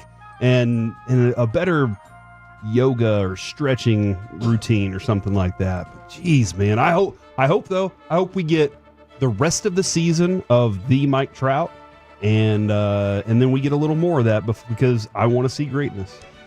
Now, I know what you guys are waiting for. It's a story that has lots of sports educational value, but also has another hook to it that will get you interested. All right. All right. Hooks. I present to you Cal Raleigh. Cal Raleigh is maybe on the cusp of having, at least he's on pace right now, to have potentially the best season ever for a catcher offensively. All right, so right now he's only behind Aaron Judge in terms of wins above replacement, already at 3.2 for Fangraphs. I know some of them are proprietary and a little bit different. 260, 19 home runs, and 37 RBI. 19 home runs. Jeez. So that is the most ever at this point in the season for a catcher, surpassing the record of Roy Campanella.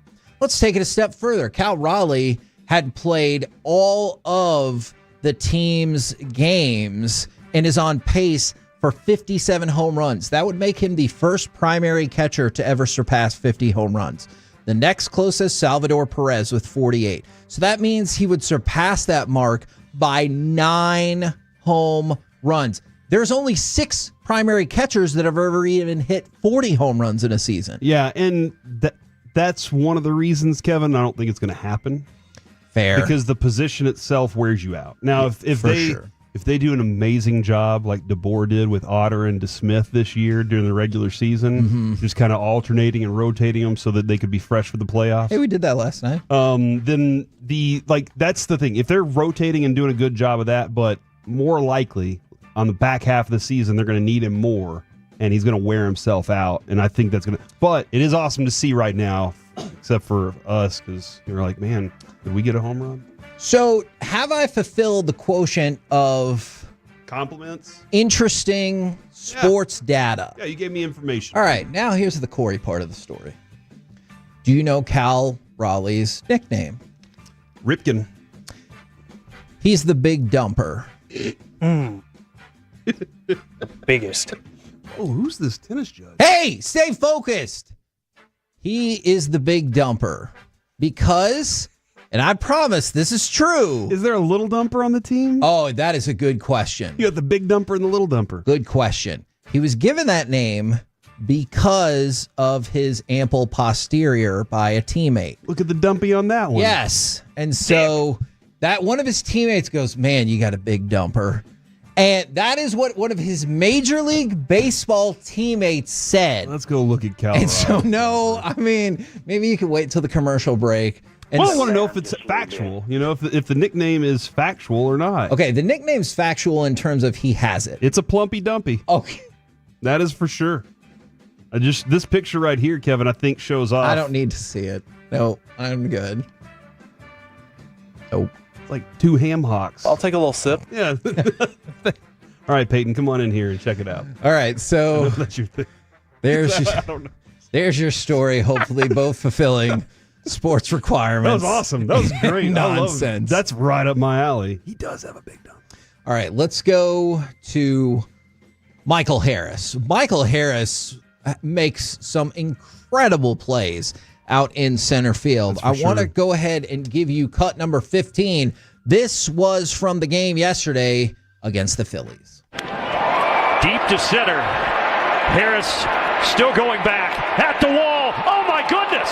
That's exactly what he did last year here in a series in late August against Philadelphia. He brought that back. Now, just wanted to go ahead and shout that out. The Braves won yesterday 9-3, which broke a 3-game losing streak for them as they are back below 500 after battling so hard to get to 500 after starting 0-7. Now, Aaron Judge. So, you know how we'll joke about how there's lots of stats and acronyms in baseball nowadays? Are you familiar with BABIP? Batting average, batting pitches, innings. You got the first two right. Batting average. Batting average, all right. Batting average. Walks. Alec, do you want to give it a shot? No, not at all. This is a hitting statistic. Oh. BB would be a walk for a That's hitter, true. right? Batting average. Nope. Balls in play. All right. Hold on. Did you say BPI? BABIP. BIP. Okay. Batting average. Babbitt. Batting average. A frog? For balls in play. The highest batting average for balls in play. So essentially it factors out your strikeouts. Okay? Okay. So anything you put into play. There you go. It takes, does foul ball, is that in play? Ooh, I do not believe your foul outs okay. are counted either. All right. Thank you. All right. But I'll go look. The all-time record is Babe Ruth in 1923. I mean, big shock. 423. Right now, Aaron Judge's batting average for balls in play is 467. The record is 423. Aaron Judge is hitting 467. He is on pace to annihilate a Babe Ruth record. By the way, every person in the top 5 of this, none of them had seasons that they did this after 1924. So none of these top 5 seasons have been in the last 100 years. And Aaron Judge is here on pace to break that record by 44 points. Wow. I mean, that's and Kevin, I think it also does not take into account home runs. So, did you say that already? No. I didn't know that. So, in addition to all the home runs he's hitting, this number is that good. Plus, he's hitting this many home runs. It is absolutely astonishing. And if you ever smash a Babe Ruth offensive record, I feel like that's something that is pretty darn For sure. pretty darn notable. Because he was the greatest. And by the way, Right after Willie Mays. I'd listen to that. If you want to know what he's projected at right now, because I know you do, He's on pace to hit 53 home runs with 138 RBIs and a batting average of .391 and an OPS of 1.227. That, my friends, would be probably the greatest offensive season we've ever seen. Jeez, man. I'm looking, for example, Kershaw finished 2019 season with a lifetime 270 BABIP allowed. Okay. While Mike Trout ended the campaign with a 348 BABIP. So that's 1 year in 2019. So I'm just kind of, but they did point out, if you go 2 for 5 with a home run, you essentially went 1 for 3. Yes. A home run and a strikeout. So that would, yeah. It's an interesting stat. I don't know what it does, but I'm glad they're keeping it. Yeah. I mean, it's just essentially for this conversation. How good of a hitter are you when you're not striking out and when you're not hitting home runs? It was just, it's just another metric in this case to show how unfreaking believable Aaron Judge is showing to be. And as somebody pointed out, how many games did they play back then? 154? Yeah, sure. Yeah. He gets more games. That's more games to be more tired. That's true. That is true. And he's still going to have some really great stuff happen. We're the KNC Masterpiece right here on 105.3 The Fan. I can't tell you how excited I am for this segment. Try and tell me. BJ Penn, Lionel Messi superfans, maybe Essa Lindell, maybe Maverick Bork, or all of the Edmonton Oilers. Do any of these folks deserve Forgiveness Friday? Do you? 877-881-1053. We'll do it next right here on The Fan.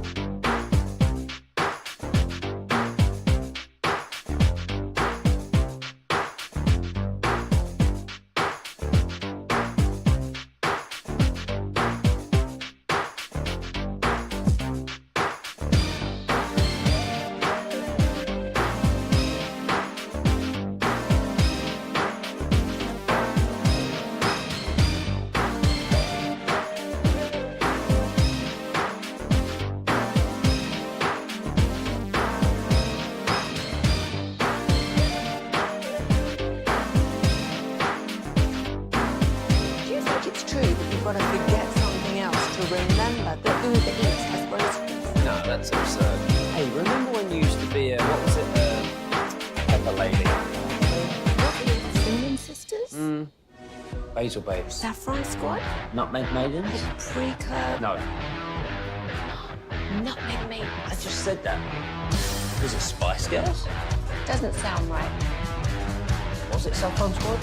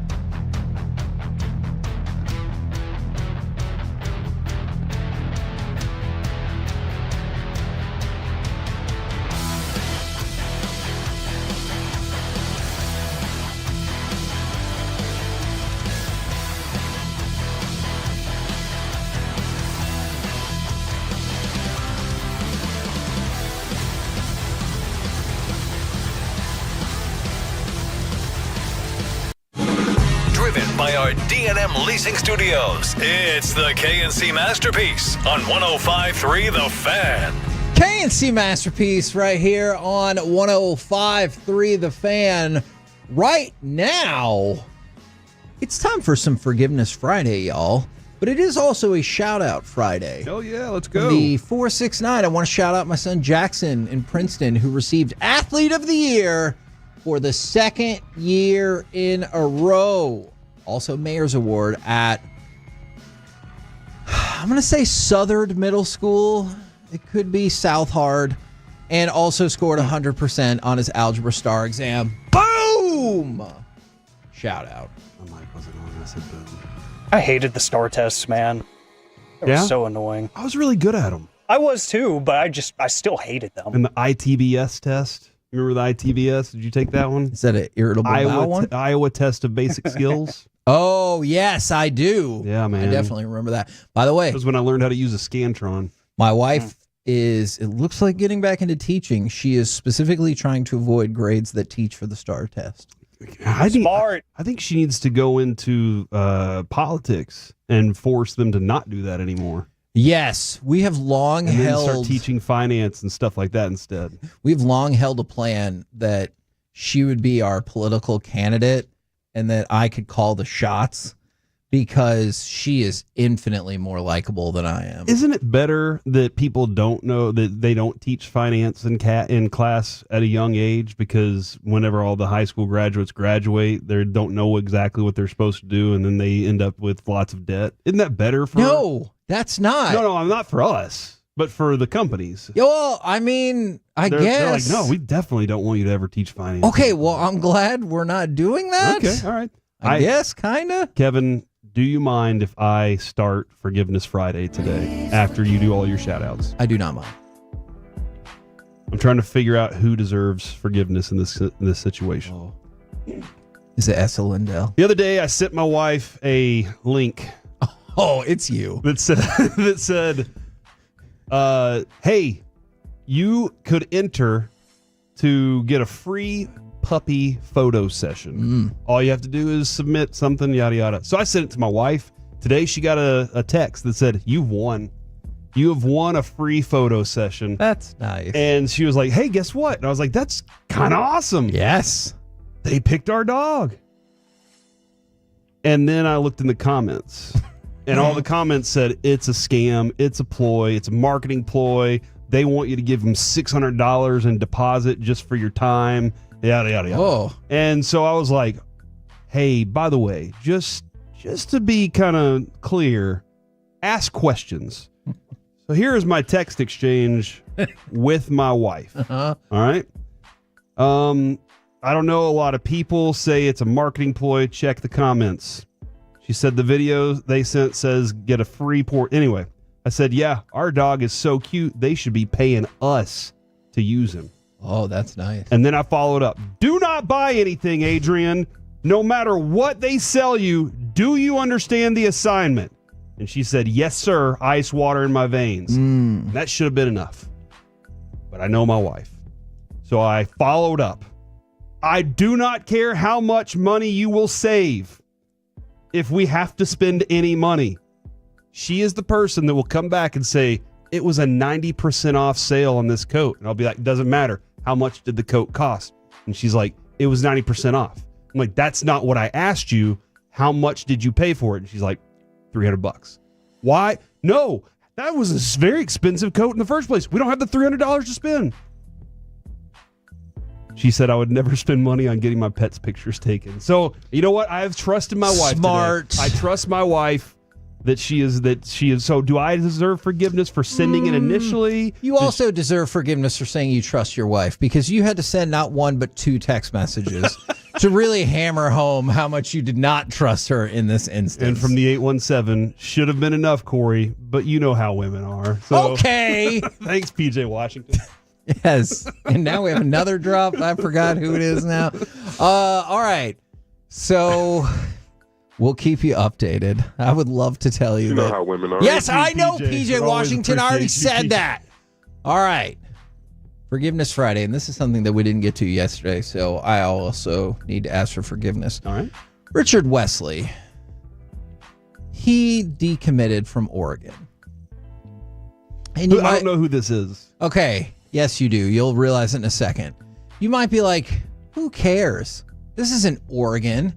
I'm not following that. All right. True. Well, this is an update on a previous story because 17 days ago, I guess now 18, this was the recruit who celebrated his commitment to Oregon by jumping into a pool with their head coach, Dan Lanning.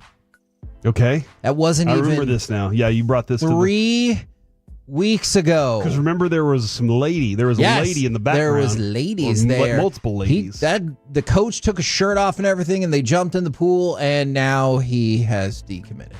What? He decommitted? After they jumped in the pool together? Yes. That's a bonding moment. Apparently not. Dude, kids these days. Just willy-nilly committing to something and then decommitting.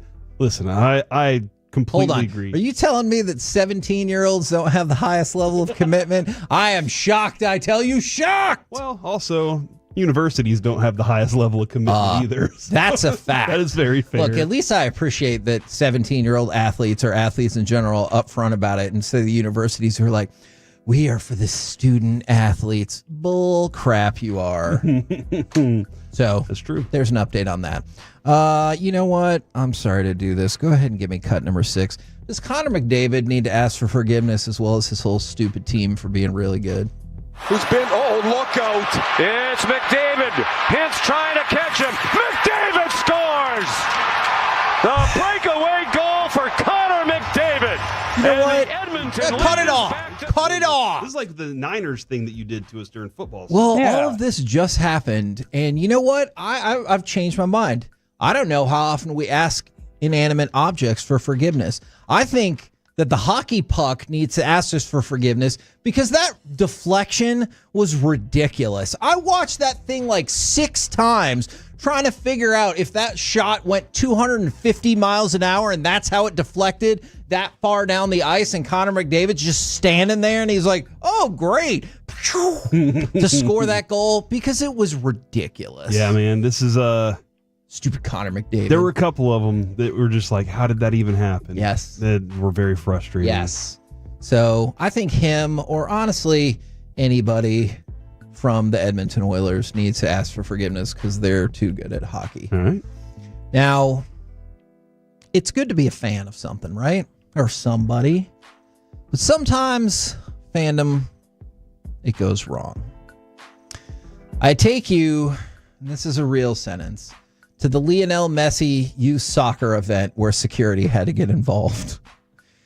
Because this dude, who was not a kid and did not have a kid at the camp, came dead sprinting across the field to get to Lionel Messi when he saw him sitting in the tent. And one security guard tried to stop him, but he slipped on the grass. The security guard? Yes. Or the kid? Okay. He slipped on the grass, and so he briefly evaded him. And then the other security guard got a hold of him, at which point the security guard that slipped on the grass was able to recover, and they were able to get him right when that dude had walked up to Lionel Messi. What was he trying to do? Get him to autograph something. All right. And security did their thing. Guess what? If you'd have just walked up, I think you would have had a better shot than dead sprinting across the youth soccer field. Yeah. Trying to get... Your first thought is he's trying to kill him. Yes, a little bit. And also, if you really wanted to get away, why didn't you cover your body in Vaseline? And you know what? He did not do that. Instead, he had a Messi jersey on, and then he had sunglasses on, which he was really concerned about getting back when the security knocked him down. He really was. Can I have my sunglasses, he please? pushed back on the security multiple times so he could get his sunglasses, and then he definitely seemed surprised that they were still escorting him away. Are you kidding me? No. All right, but here's the thing. Forgiveness Friday twist. Which do you think is worse? This guy or BJ Penn? Now, BJ Penn... Is he a wrestler? No, he was a UFC fighter who famously quit like a little bee against George St. Pierre after he had talked all that trash leading into that fight. He has that kind of face. So he has been accused and arrested of an altercation with an elderly woman, which that's not good. But let's take a look further into the case. BJ Penn, according to the court records, this lady filed for a restraining order, Lorraine Shin, because Shin alleges that Penn is suffering from a psychological disorder that's caused him to believe that this 79-year-old lady killed his family and took over his mother's identity. Oh, man. I guess first you need to do an investigation on that. That's fair. Like seriously. Feels like you should be able to find out pretty quick. First question should be, hey, BJ, and to his family, is your family still alive? Yeah. And if they are, then you can kind of just squash the whole thing. Secondly, does that lady claim to be your mom? That's a good question.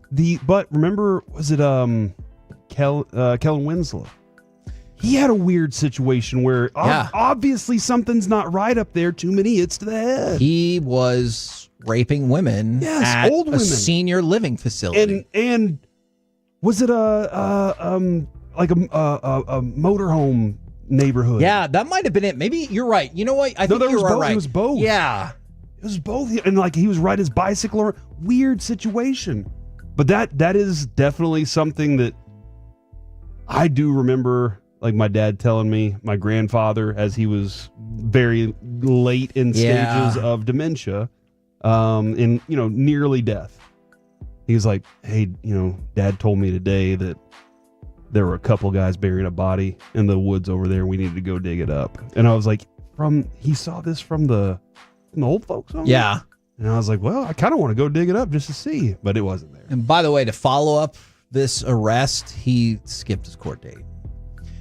Yeah, he's 46. Now, I realize the concern, of course, is going to be he came from the UFC. And by the way, he fought in the UFC for at least a decent amount of time when it was significantly less regulated. Oh, yeah. Than it became. And think about all the training he did. Was he 5th degree black belt in Brazilian Jiu-Jitsu? All the training he did, too, taking hits and that, not just in the fights. Wow, man. So so you think it's going to bring about the questions of safety for others when these fighters are not in the world. And I know the UFC is going to make the argument we have significantly regulated since then. And I definitely understand that. I'm just be curious if there's like a generation of MMA fighters in the first, 9 years-ish that are like, hey, we might need to go get some, analysis done on our brain or whatever. For sure. All right, let's go back to hockey. But it's not about the Stars, okay? Not about the Stars. Do the Washington Capitals need to ask for forgiveness? They sent an email, they say mistakenly, to their season ticket holders saying that next season would be Ovechkin's last in the NHL. And the team stated the email was sent from a, quote, individual with the corporate sales department. I don't believe that announcement has been made. Uh-oh. Now I kind of think it is going to be made. But do they need to ask for forgiveness for maybe spilling the beans about Ovi? So this is always the line from sports night. To whom am I apologizing? Who am I asking forgiveness? They need to ask Ovechkin for forgiveness, right? Absolutely. They screwed up, and they need to go fall on that sword right now and be like, "We are so sorry. You are the history of this team. Yes, like you are everything to this team. We want you to be around for years after you're gone, after you're retired.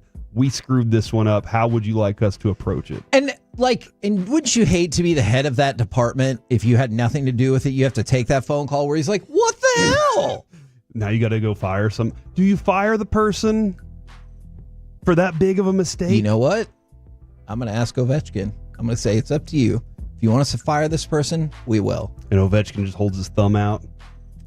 See, I did not have the management capability at that time to fire a person, but I definitely wanted to fire somebody at the video store. Eventually, I did get the capability of firing people.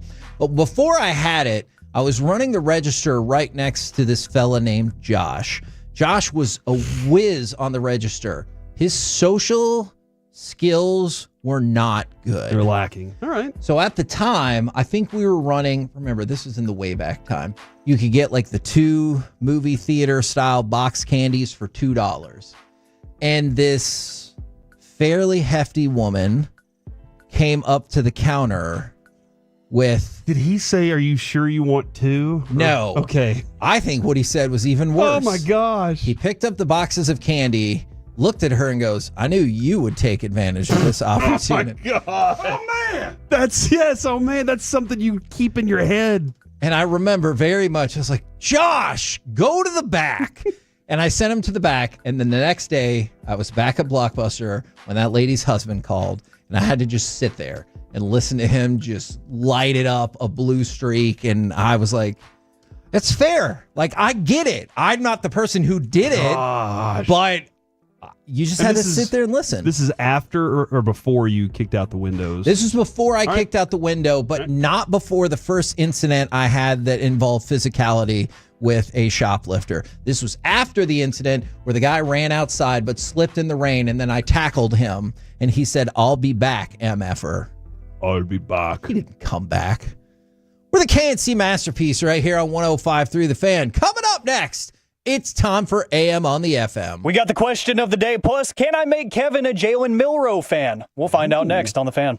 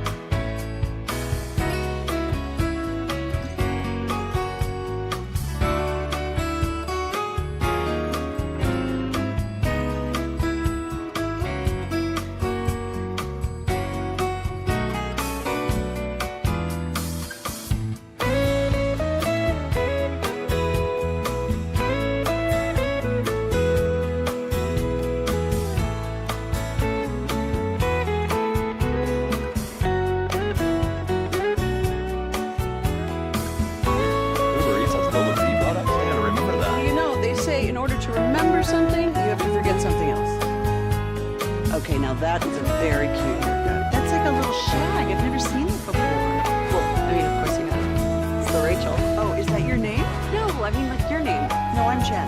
My name's Jen. Right, but I just mean like this is your haircut. But that's hair on your head. I'm not saying this is your hair. Okay, forgive me.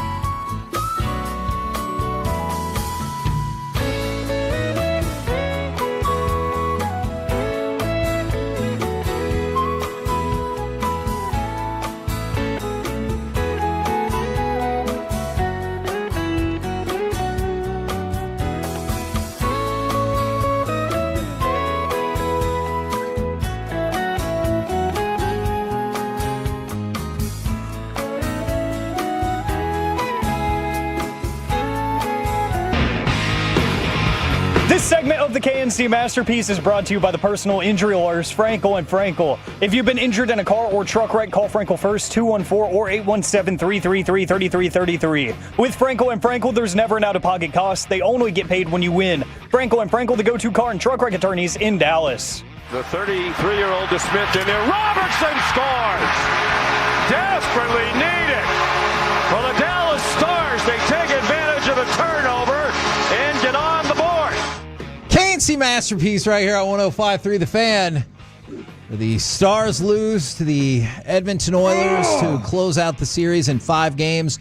First playoff series since, I think, before 2020, the Stars have played that has been less than 6 games. Unfortunately, we're on the wrong side of it. Now, right now, go ahead. I do have a question. Yeah, because it is less than 6 games and they were on the wrong side. The series they won were all 6+. Yes. And is that a sign? Is that an indicator that you're not that good of a team? Like you're good enough to win these, but if you're dominant, don't you win in less in 5? Don't you sweep a team? I definitely hear your point. I think the Stars, unfortunately, with probably like the last 3 playoff runs, have gotten, especially since they switched up the playoff seeding system. Gauntlet. Yeah, they've got a really tough run in the playoffs, or you could just think that's an excuse. By the way, for the person who said you were really dedicated to top flight security at Blockbuster, you know what I remember most about that person I tackled in the rain? Besides the fact that they said, I'll be back, MF or whatever. I cut my arm after the altercation against an inanimate object. I hit it on one of the side caps, you know, where they have a little merchandise like at the end of it. I was trying to put some of the stuff they stole back, and I cut my arm on it. And I was like, all right, so against a human, I walked away unscathed. Against something that can't move, injured. Couldn't miss it. Now, right now, it's time for He's in a Mood, mostly because of us and me. So this could be the fieriest AM on the FM in some time. What does this button do? Please, please, do not push the button. You have no idea what it... Alec, you be quiet. Alec, that was awful. 1 for Alec, 0 for Peyton. Don't you dare touch that dial. Don't you dare do it. It is time for AM on the FM. Or, you know, you could touch the dial if Kevin starts making Taylor Swift jokes. 877-881-1053. That is the Frankel and Frankel Injury Attorneys text line. Hold on. and I know this segment might go long. You have vastly undersold what happened. Is intentionally. We didn't just tell the jokes. Yeah. It's pretending like I'm going to tell Alec a real thing and then asking him if he thinks it's true that the players are going to play. If he keeps this up, Alec, it's going to be a cruel summer. Got the question of the day coming up here in just a minute. 877-881-1053, Twitch and YouTube as well. And then I'm going to try to make Kevin a Jalen Milroe fan. Ooh. Yeah, that's a random statement here at the end of May, but I'm going to try. A weird statement. I like it. For a very, very specific reason that happened at the Panini rookie premiere. We'll get to that in just a moment. Have some other stuff we might get to as well that's kind of fun. But the question of the day today, gentlemen, I look at the National Day calendar. No, there's nothing relating to Taylor Swift or her music, but in that same line of thinking, it is National Creativity Day. So, I want to know, what is your hidden talent? 877-881-1053. Everybody's got one. Did you know I can juggle? No, I didn't. Yeah, I actually bailed he did. Corey out on a Peace-a-thon punishment once because it was juggling. I can't remember the name of it, but it was essentially like juggling, and every time you dropped something, Colby was standing right there and was going to hit you. With a wooden spoon. Yeah. Huh. And it hurt. Because I stink at juggling. All right? I stink at it. And that was one of the first ones I think I ever lost. Yeah, you have the fewest losses of people that have participated in Peace-a-thon. Yeah, and Colby just loved hitting me with that wooden spoon. And Kevin goes, dude, we're 1.5 minutes into this thing, and he's already hit you 20 times. Do you want my help? I was like, please. And I really appreciate you for that. So I can juggle. Huh. I've always been jealous of that because I remember at one point in elementary school, we had to do it in PE.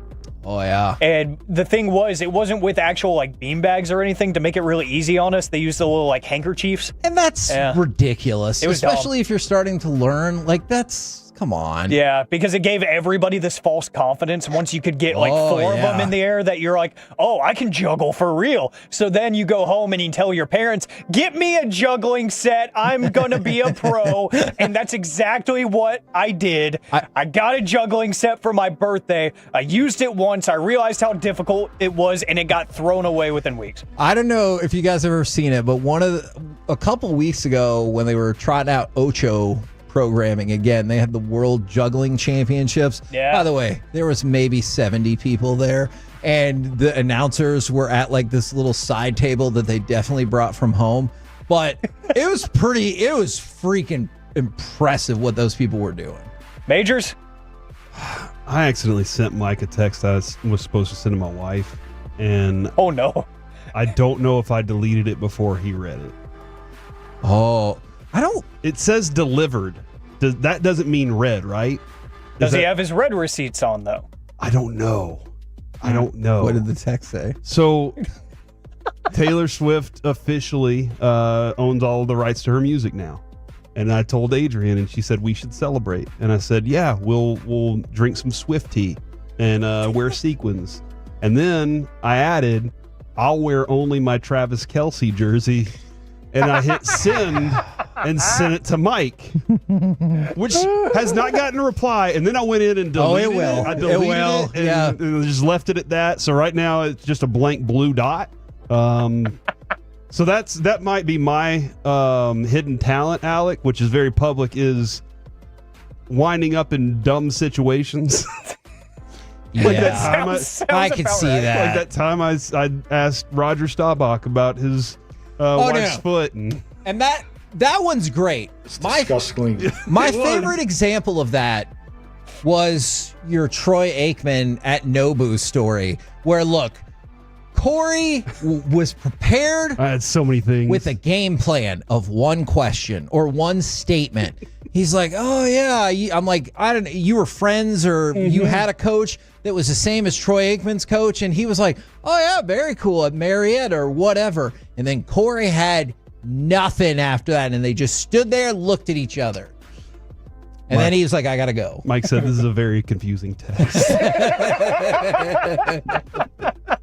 Oh my God, that is amazing. That could have been worse. I really think he could have made that worse. Corey, if it makes you feel better, I fall victim to that same thing of not checking who I'm typing to. I'm so good at that. Luckily, it's not anything, like erotic. It's just, like I might say something that's It kind of, happens to the best of us, Alec. yeah, I might say something kind of like insulting or something, because I remember I did that with a high school football broadcast. I texted my color guy because they put us on the roof of the press box because they accidentally overbooked it for a playoff game. Wow. And I texted our producer by accident instead of my color analyst. And I was like, these losers got us on the roof. I was like, what the heck? Oh, no. And I think it was low-key our producer's fault. So, and I sent that message to him, and I was like, oh no. And I hit unsend, hoping, and I don't think he spoke to me at all that night, so I think he still read it on his lock screen before it magically disappeared. See, in my mind, if he didn't talk to me, I'd be like, he doesn't have a clue. He never saw it. Everything's fine. I'm the chronic overthinker to where I'm like, he totally saw it. Kevin, this is actually, it's hidden, but Kevin knows about it. I can chug beers. Dude. About as fast as anybody you can see. Oh, you're just like the 214 that said I can make alcoholic drinks disappear. Yeah. All-time moment for me was we were doing a remote we were at a brewery, and Corey challenged Colby to a beer drinking competition. Colby scoffed at him. And I will admit, I also thought this was a foolish decision. Yeah, I was like, this seems like a terrible idea. Like, why would you do that?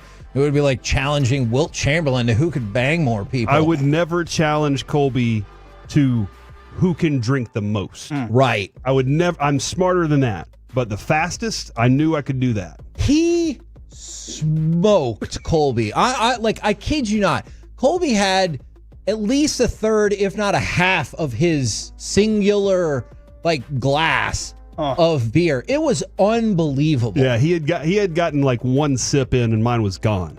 And he just looked at me and was like, "Wow, congratulations! I'll sip the rest of this beer." And I was like, "Yeah, that is my hidden talent, I think." See, that happened with me a few weeks ago. There's a taco spot over in Arlington off of Division called Cartel Taco, and they do dollar beer on Wednesdays. Ooh. And so me and my college buddies went a couple weeks ago, and Jackson was like, "Hey, I can delete a beer faster than you can blink." And I'm like, "Show me." So I recorded it, and sure enough, he did, and I posted it, I think, on my Snapchat, and I was like, keep in mind, this man is an 8th grade teacher. Yeah, so I'm like, yeah, this is what our future is depending on, But no, now he's on to greater and better things. He just does that on Wednesdays. We all do. We have a little bit of fun. But from the Frankel & Frankel Injury Attorneys text line, 877-881-1053. I like this one from the 469. Spinning a basketball on my finger and being able to switch it to all 5 fingers and then onto my head. That's awesome. During the spin. That's awesome. Wow. I can spin it for just a few seconds, and then I lose control. I can spin it at will on my pointer finger. I can actually spin it and then keep it going. Yeah. But I cannot do it on any other finger or on my left hand. I can only do it. Mark that. Nope, not happening. We're going to move on anyways. 877-881-1053. The 817 says Mike will probably reply saying he's bringing his Mahomes shower jersey. Yeah, probably so. No, he replied back and said, so hold on, you're going to Donald Duck your wife? And because Donald Duck only wore a shirt. And this is why Mike is a joke factory, and I love him for that. All right, I'm going to try to make I'm going to stop reading Mike's texts now. Yeah, that might be for the better. I don't read many of the ones he sends me. Oh, man. Let's see. Oh, man. Kevin, are you a fan of Jalen Milroe? He's all right. Seahawks quarterback, yeah. Well, he was at the Panini rookie premiere, right? Yeah. And he was with, I think it's called AA Sports Cards on TikTok. Okay. They were doing interviews with all the players asking about their memories of collecting football cards. And he actually didn't start with football cards. Who was the first thing you collected? The first card I started doing was WWE. Really? Who was your guy? My first guy was Randy Orton. Wow. My first card, Jeff Hardy, Matt Hardy, Batista. Yeah. Those were my first set. Then we got into football. Okay. Started off with WWE. Yeah, so he's a huge WWE fan. And he said hey, I didn't collect football cards as a kid. I was collecting wrestling cards, which is exactly like me. I didn't even start collecting baseball cards till I was like 15 because I was like, real sports, lame. I know how to party. That is awesome. So, are you going to be a fan of Jalen Milroe just because he's one of us? Yes. Even though he mentioned Jeff Hardy, I will still be a fan of him. Do you think that he would take a chop to the chest from a pro wrestler? Oh my God, yes. Dude, yeah. I've seen football players that love wrestling that like they want to be involved. Yeah. They really want to be involved. We've seen this a lot of times. And Tom Segura acted like he wanted to be involved on Monday. I had no idea that he had said that about wrestling fans. Yeah, the dirt sheets are reporting now. The wrestling reporters are saying that a lot of talent backstage were furious that he was there because he went on a rant about how pro wrestling is like dumb and made some very, very, very dark jokes about it. Yes. So the talent backstage were not happy. But the Netflix pairing, you know how it goes. Business is business. Yeah. We're the KNC Masterpiece right here on 105.3 The Fan. Coming up next, it's time for Gridiron Gravy. Could the development of these young NFL players lead their teams to the playoffs? Next on The Fan.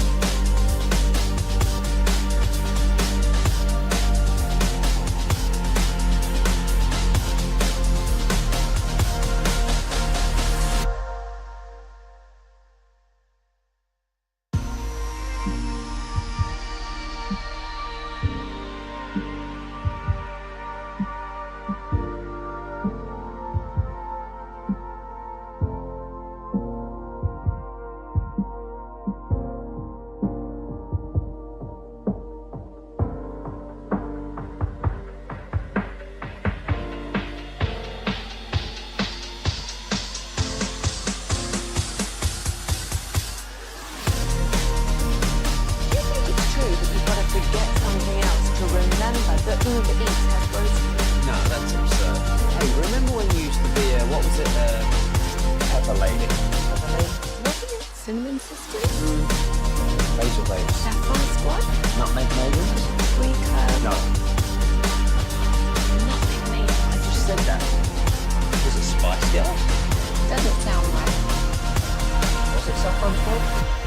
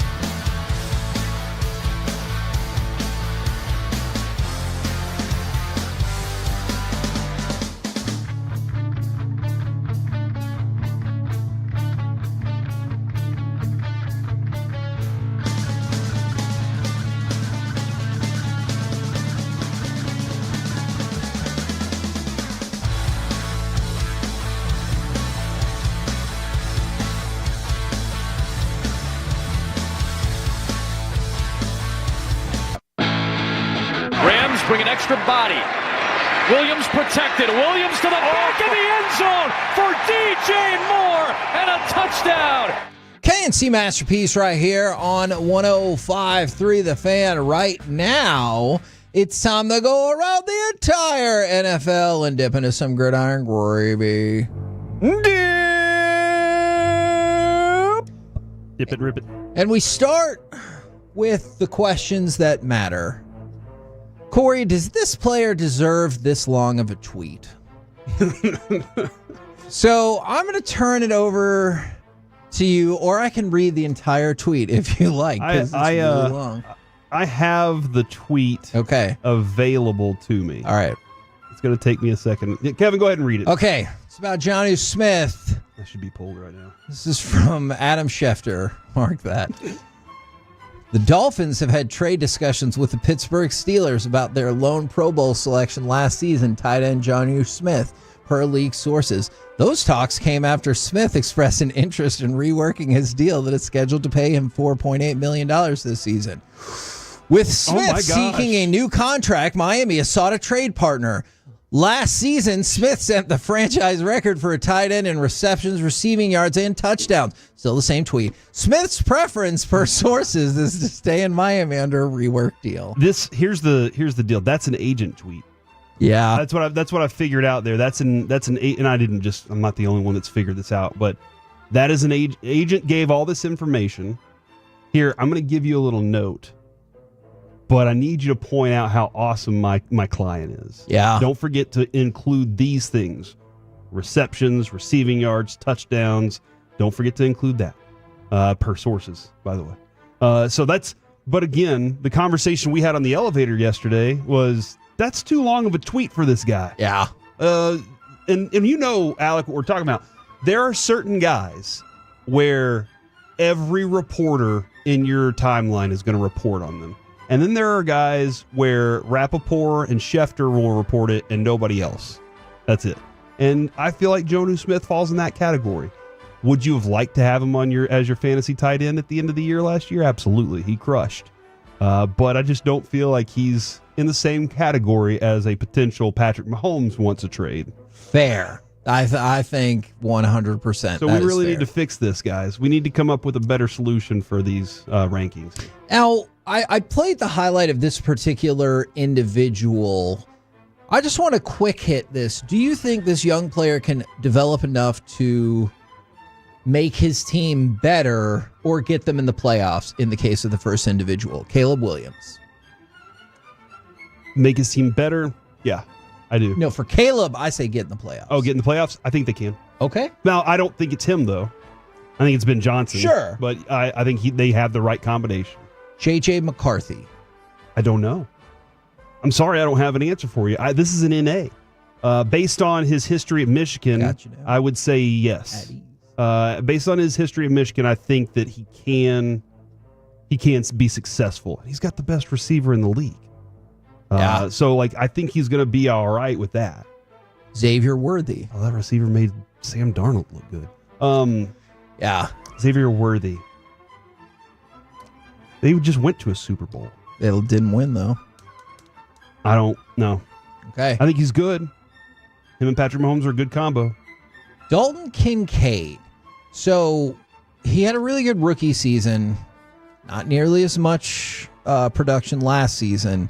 Can he step his game back up and get Buffalo over what feels like the perpetual hump? I'm kind of curious on this, Kevin, because he had the same number of touchdowns as last year. He had his long was 29. Year before, his long was 51. Oh, yikes. However, he did have a better average this year per reception, and they decided to run the ball more this year. Was it his fault, or was it the offense just didn't call for him to get as much interaction with Josh Allen? Probably. I think I'm going to go with that. Yeah. But I think he's the kind of guy that can help you get over the hump. I'm going to skip over a few, but I'm going to go with two more. Marvin Harrison Jr. I think he can. I do too. I think Arizona's just a bad place. Not for visiting. Oh, and for spring training. I'm just saying. Don't forget, coming up at the end of February, spring training right here on the Fan. No, I think the Cardinals are just, their organization's not that great. But I think him adding some muscle and being more prepared for the NFL. I thought he was the most NFL-ready receiver there was in that draft. Turns out it was Malik Neighbors. And that was the next guy for me. So I think he can, though. And then the last one, Michael Penix Jr. This is interesting because, Alec, earlier this morning you sent me a tweet that Kyle Pitts is being shopped by the Falcons. And are you taking away potential weapons from them? Is that what you're doing? Him and Drake London, what is it? I don't know. I don't think so. But that division's terrible, so maybe so. Okay. All right. That division's a joke. Now, let's go to Olympic flag football. Would you like the TV aspect or the person who's probably not going to be on the Olympic team? TV aspect. Let's go with that first. So we've talked about it. Should there be an open tryout for the Olympic flag football team? Jason Kelsey threw out the idea that not only would there be, I guess, kind of a tryout, but eventually you'd put together the teams and then have a made-for-TV qualifying matchup. You absolutely should do this. I think so, too. This is the only way to do it. As a matter of fact, you should put a couple teams together just in case. You want to see a tournament? I want to see a tournament. I want to see a round-robin tournament. I think I do, too. And a couple of these championship flag football teams and a couple of these NFL-created teams, see if they can hang. Because maybe after a couple games, they pick it up. You know, maybe they learn something. Yeah. So maybe they can hang just a little bit. So I absolutely, and the NFL should run with this. The NFL should say we're owning this. Sorry, Olympic Committee, this is ours, and it'll be just as big as a regular season game. I guarantee it. I would be pretty excited about this prospect, especially if we have, like, let's just say you even get 4 teams. So you have, whether or not you want to break it down as 3 NFL teams against the national champion, or maybe you have like the last world champion if it's a United States team and like a previous United States champion, and it's 2-2. I would be really interested in this event. And I think, do I think that the other teams are going to smoke them? Yeah. Oh, initially. Okay. I do think they can learn something. And from the 214 are the Mannings coaching. Because they always coach the other one. So it could be the Mannings, but instead I'm going to go ahead and take you to cut number 17. Could it be Matthew Stafford? Matthew, it looks like NFL players are going to be able to play in the flag football in the 2028 Olympics. What do you think of football being part of it? And I know that might extend, beyond shaving. You're talking about coaching or what? Would you be interested? Do you think you'd be interested in playing? Sure. I mean, I nobody's going to want me to, but yeah, sure, it'd be fun. I'll coach. Yeah, I'll coach. I like that Matt Stafford has some jokes. Yes. I like that. Oh yeah. He realizes where he is in his career. I can still sling it, and I'm smart, but I ain't running anywhere. And anybody that's played any of these NFL quarterbacks, they know when they were in high school they had to run. Whenever they did their 7-on-7s during the summer, they had to run. That was part of the game. Matt Stafford's like, there's no way I'm doing that right now. I can't run like that. Now, I want to shout out Chris Vanini for answering a question I had after reading one sentence of his tweet inside the same tweet. Okay. All right. So he put out a tweet that said the Big 12 and WWE are expanding their partnership this fall. Okay. I had lots of questions. I was like, what does that mean? Expanding how? Instead of just reading the next line of the tweet. Now, in like 2 seconds, I did read the rest of the tweet. Guys, what do you think about this? The WWE will hold several episodes of Friday Night SmackDown in Big 12 markets the night before football games, including a Week 0 show in Ireland before the Kansas State-Iowa State game. This is College Game Day on Friday night. I'm with you. I think this is what they should go to, where College Game Day is going to be, and be the pre-party for it. I think that's a good idea.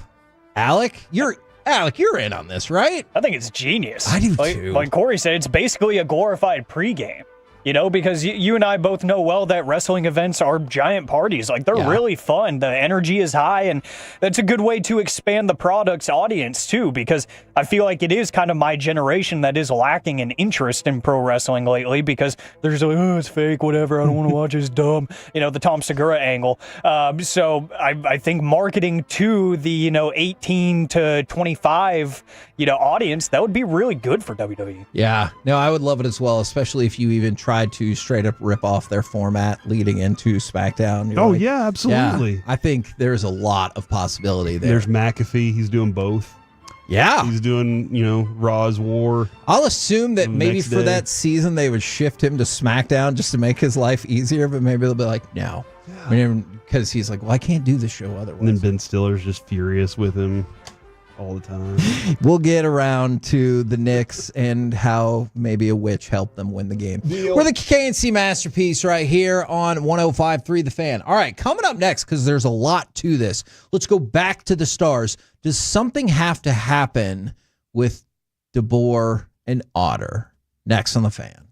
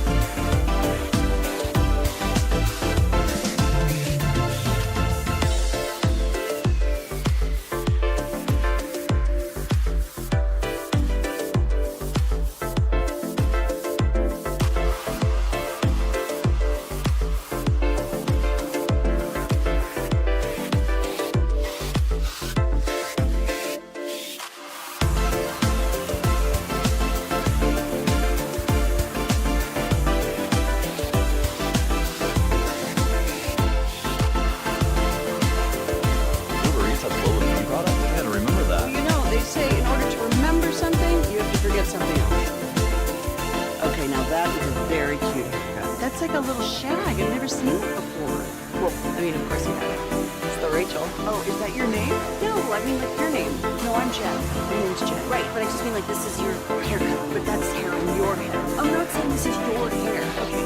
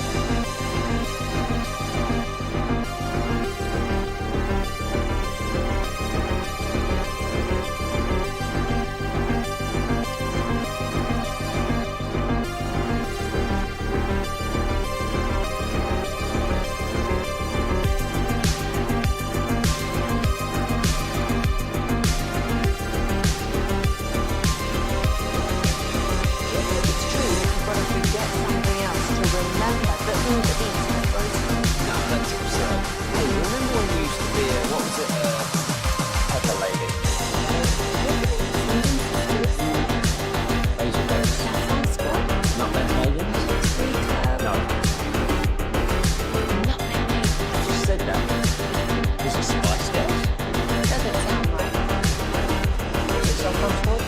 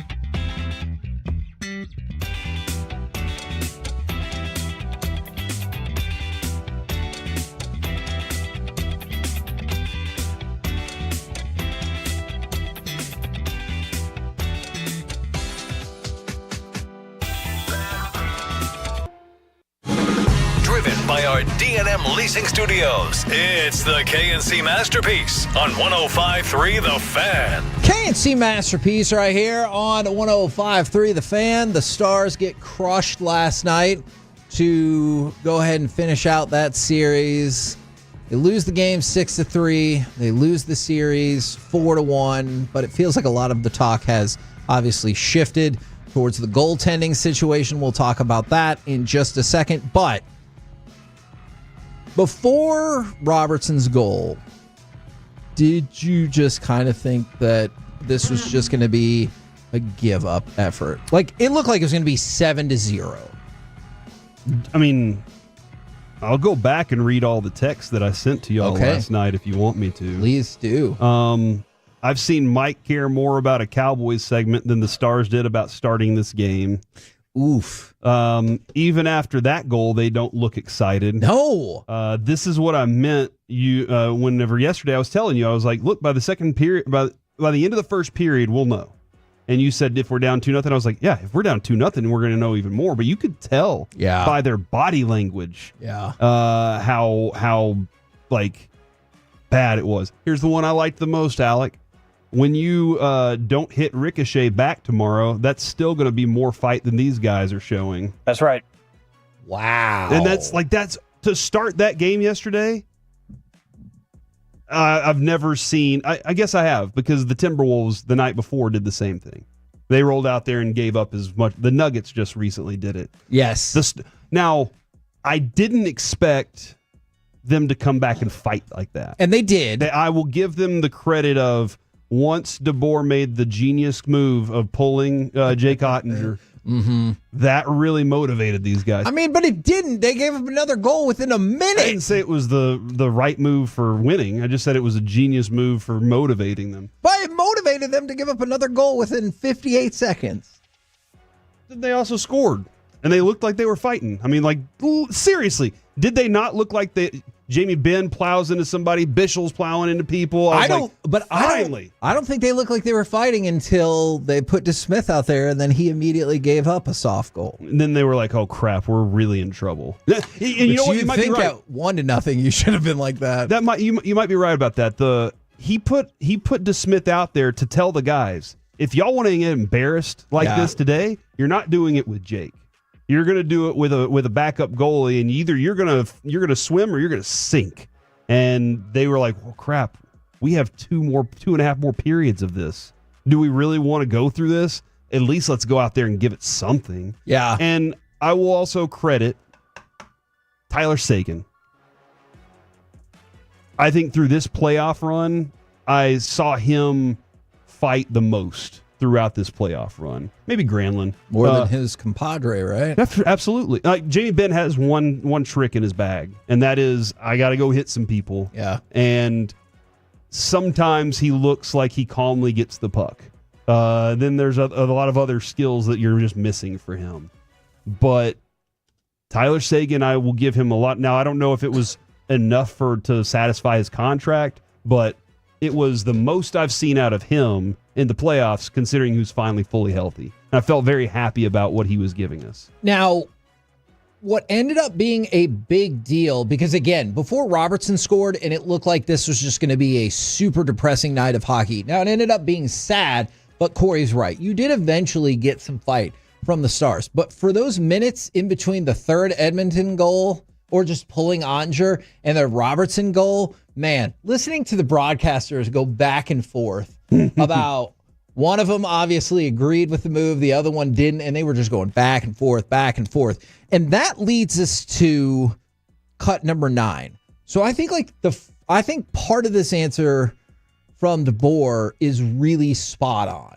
But then I think the other part of the answer just feeds into the problems that he's had with goalies and people who had an issue with Ottinger getting taken out. This is DeBoer after the game. Well, anytime you pull a goalie, there's the reasoning's always to try and spark your group. So that was the number one reason. We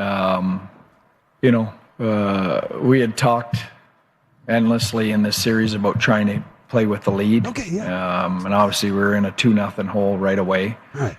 And you know what? I didn't take that lightly, and I didn't blame it all on Jake. But stop right there, real quick. Stop right there. Now, don't talk anymore, DeBoer. I was talking to Alec, but that works for the coach. Stop right there. Don't say any more, Pete DeBoer. And I didn't take it lightly, and I think that is a perfectly reasonable answer that even people like me who didn't agree with the move can understand why it got done. Now let's go back to the coach, because as part of the same statement, he also said this. Lightly, and I didn't blame it all on Jake, but the reality is if you go back to last year's playoffs, he's lost 6 to 7 games to Edmonton, and we gave up 2 shots on 2 goals in an elimination game. So, it was partly to spark our team and wake them up, and partly, knowing that, status quo had not been working, and that's a pretty big sample size. If lefties and righties match up, is it Bruce Bochy goes to it, right? Yeah. Now, if he'd have done that to start, and DeSmith won the series, we'd be like genius. But because it was as late as it was, it looked like, well, I'm blaming this entire thing on you. And Kevin, I love this about our show. We walk in, we had 2 completely separate thoughts in the conference room this morning. For sure. You thought one way, I thought another, and we came on air and had those same thoughts. And along the way, have tried to figure out the balance of it all and where it actually lands. We don't. Nobody's judging and going, Kevin, you're right.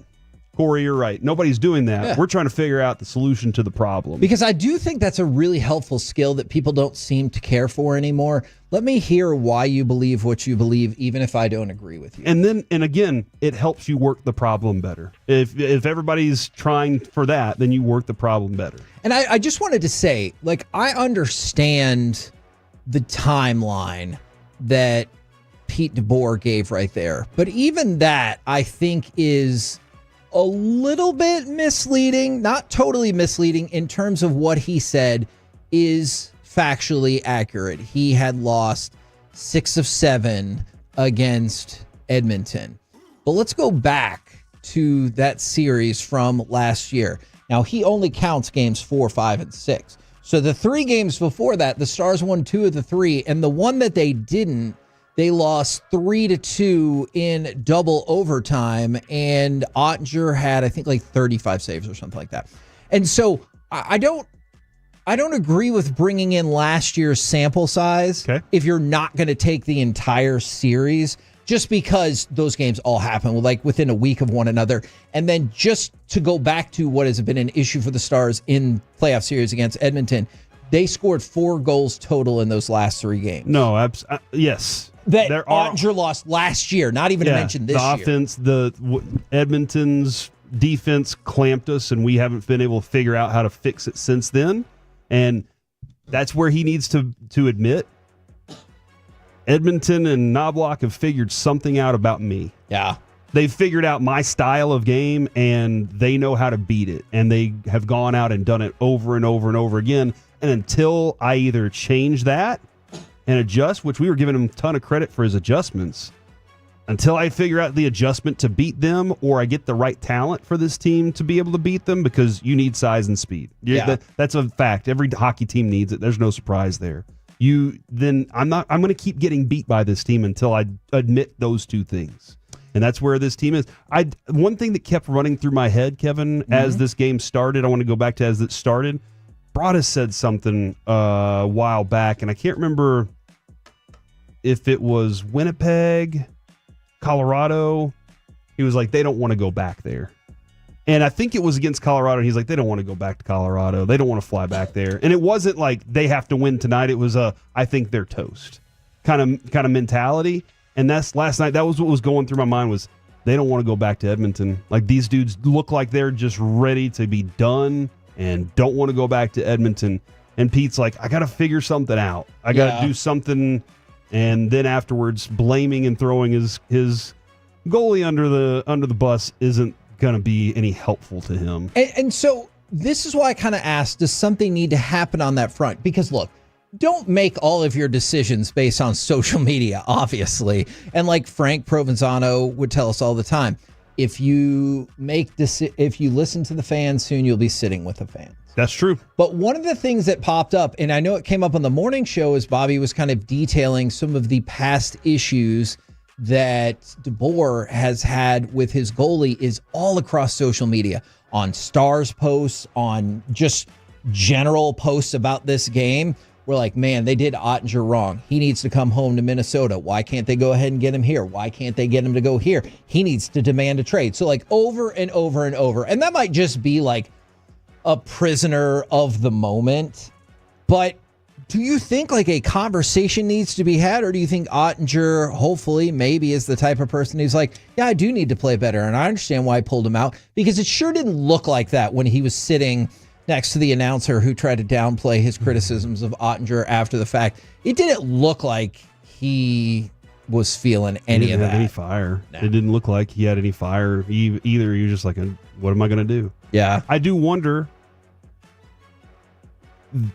what did Hellebuck do? What did they do whenever he got pulled from games? You know, that's a great question. I have to admit, aside from knowing he got pulled in 3 games in the first round, I didn't analyze his breakdown, so I'm not sure. And so I don't know how he responded emotionally, and then how he responded in the next game.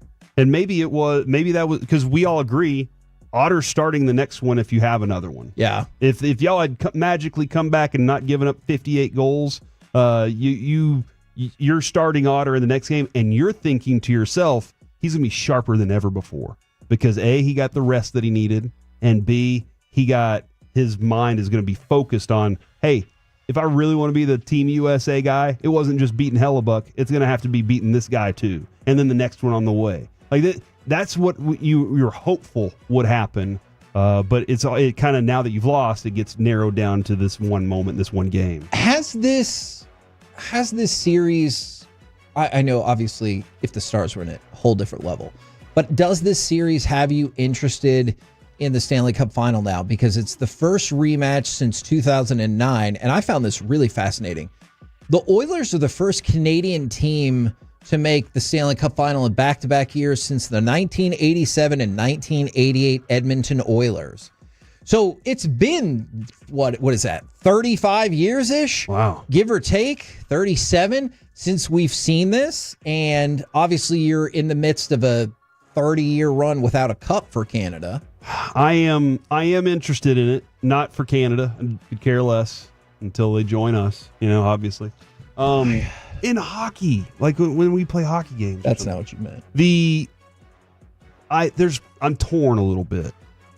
I want to see greatness be rewarded, and Connor McDavid is the absolute greatest. Yep, we've seen in this generation. I'm with you on that, and I don't know exactly where he lands against Gretzky. I didn't watch him enough. Did you hear? I'm so sorry, stat, Corey. Yeah, but the amazingness was the further out you heard about it.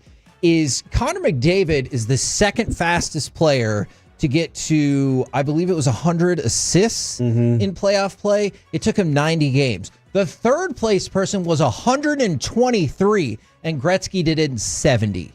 Wow. Jeez, That's like Connor McDavid obliterated the person in third place, and he in turn was 20 games behind Gretzky. I'm torn between that and did you see that video late in the game of him and they're like, greatness demands more? Yeah. And he's in the locker room yelling, it's not good enough and all that stuff. Yeah. I want to see that be rewarded because I know how bad he wants it. I do get that. I also want to see Florida whoop their ass. Right. Because, it's not like they were nice to us last night. They were like, "Oh yeah, empty net. Let's go ahead and score. We got you." Are you going to hold that? We're gonna still hit you and all that. And I was like, "Dang it!" Not that I'm like begging for them. The Stars didn't quit late in the game either. So you're going to keep coming at me. I'm going to keep throwing it back at you. But they bullied the Stars, and I kind of want to see them get bullied a little bit by Florida. If it would have been Draisaitl or Nugent Hopkins that would have hit the empty netter, do you think then you would have been like, I hope they get swept. I hope they lose every game. I hope every player on their team gets an ankle slash, a wrist slash.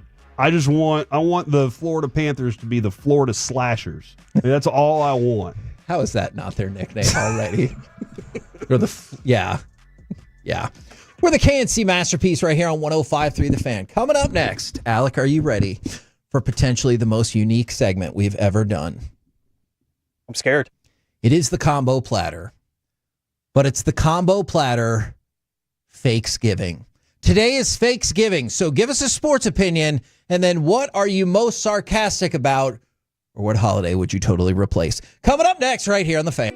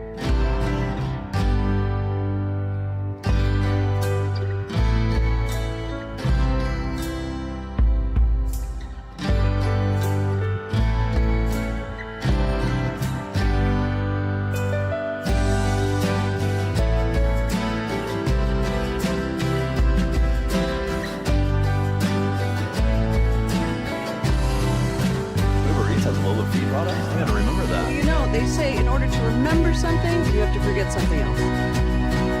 Okay, now that is a very cute haircut. That's like a little shag. I've never seen it before. Well, I mean, of course you have. It's the Rachel. Oh, is that your name? No, I mean, like your name. No, I'm Jen. My name's Jen. Right, but I just mean like this is your haircut, but that's hair on your head. I'm not saying this is your hair. Okay.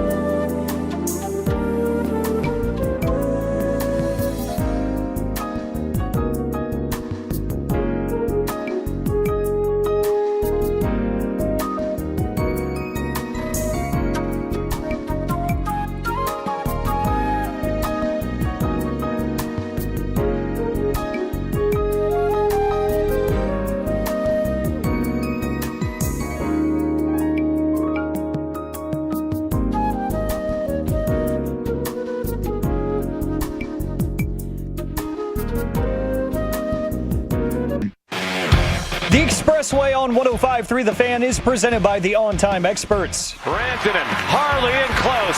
Harley had it blocked by Podkolzin. He scores! Rupe hits! A power play goal and a one-goal game. KNC Masterpiece right here on 105.3 The Fan. We can do it, guys. I do believe coming up at 1 o'clock, we'll have AEW superstar Ricochet in studio, hopefully to chop Allen. My question on that is, do I need to go run the board while he's here? And if that's the case, I'm ready for it. I'm prepared. Cool. Yeah. Is the 360 plugged in over there? It is. Oh, no. Yeah. So I think awesome. Lucius is the only reason we still have it here. Dude, we should use it a lot more. Because it's so out of date. I love that thing so much. If you've ever listened to awesome. late night KNC around 12:45 in the morning, Parker would allow me to go run the board. And all I knew was to just push buttons on the 360. So Ricochet's awesome, and I'm really excited that this is going to happen, but somebody's got to run the board while he's getting chopped. So Okay. you got to figure out what to do there. Now, today, believe it or not, is Fakesgiving. I don't know what Thanksgiving means. That's fair. So I was prepared for that. All right. So Fakesgiving, the idea is that a meal is prepared with your family and friends there, and everyone gathers around the table and says what they're fakesful for, to generally show the idea that you can get together with your family and celebrate whenever you want, however you want. And so that's part of it. Some other people have turned it into a sarcastic engagement where they kind of what you're fakeful for is just a sarcastic thing. So give us a sports opinion, and then what are you most sarcastic about, or what holiday would you replace? I would like, if possible, to start this out. Yes, please. With audio assistance. Give me cut number 14 to start off my sports opinion. Brunson will grab that rebound and take it the other way. Under 3 to play in the third. Brunson with a 3. Got it! And the foul. And the foul. 29 for Jalen Brunson. Now, my opinion is that I don't think hiring a witch helped determine the outcome of this game, especially a witch that takes a coupon code. All right, so a Knicks fan... A witch that takes a coupon code? That's right. So a Knicks fan hired Aurora Priestess to help with a spell that would ensure the Knicks win this game. The price for... What do you think? What do you think a spell costs? What do you think? You want to get a spell from somebody to help impact a sporting event? What do you think that sets you back? $1,500. Okay. Oh wow, that's steep. Well, I mean, kind of depends. I'm just going right in 1,500. Seems like the range. I guess it does kind of depend on the stature of the spell, and that feels like a pretty big one because there's lots of money involved. I think that's a good point. Is this a signature select spell, or is this, like you said, this coupon? So that's where I'm like, is this a Walmart brand spell? Hey, I got a Groupon. Well, it's time to reset your expectations. They found the witch on Etsy. Oh. The price was $21.20. All right.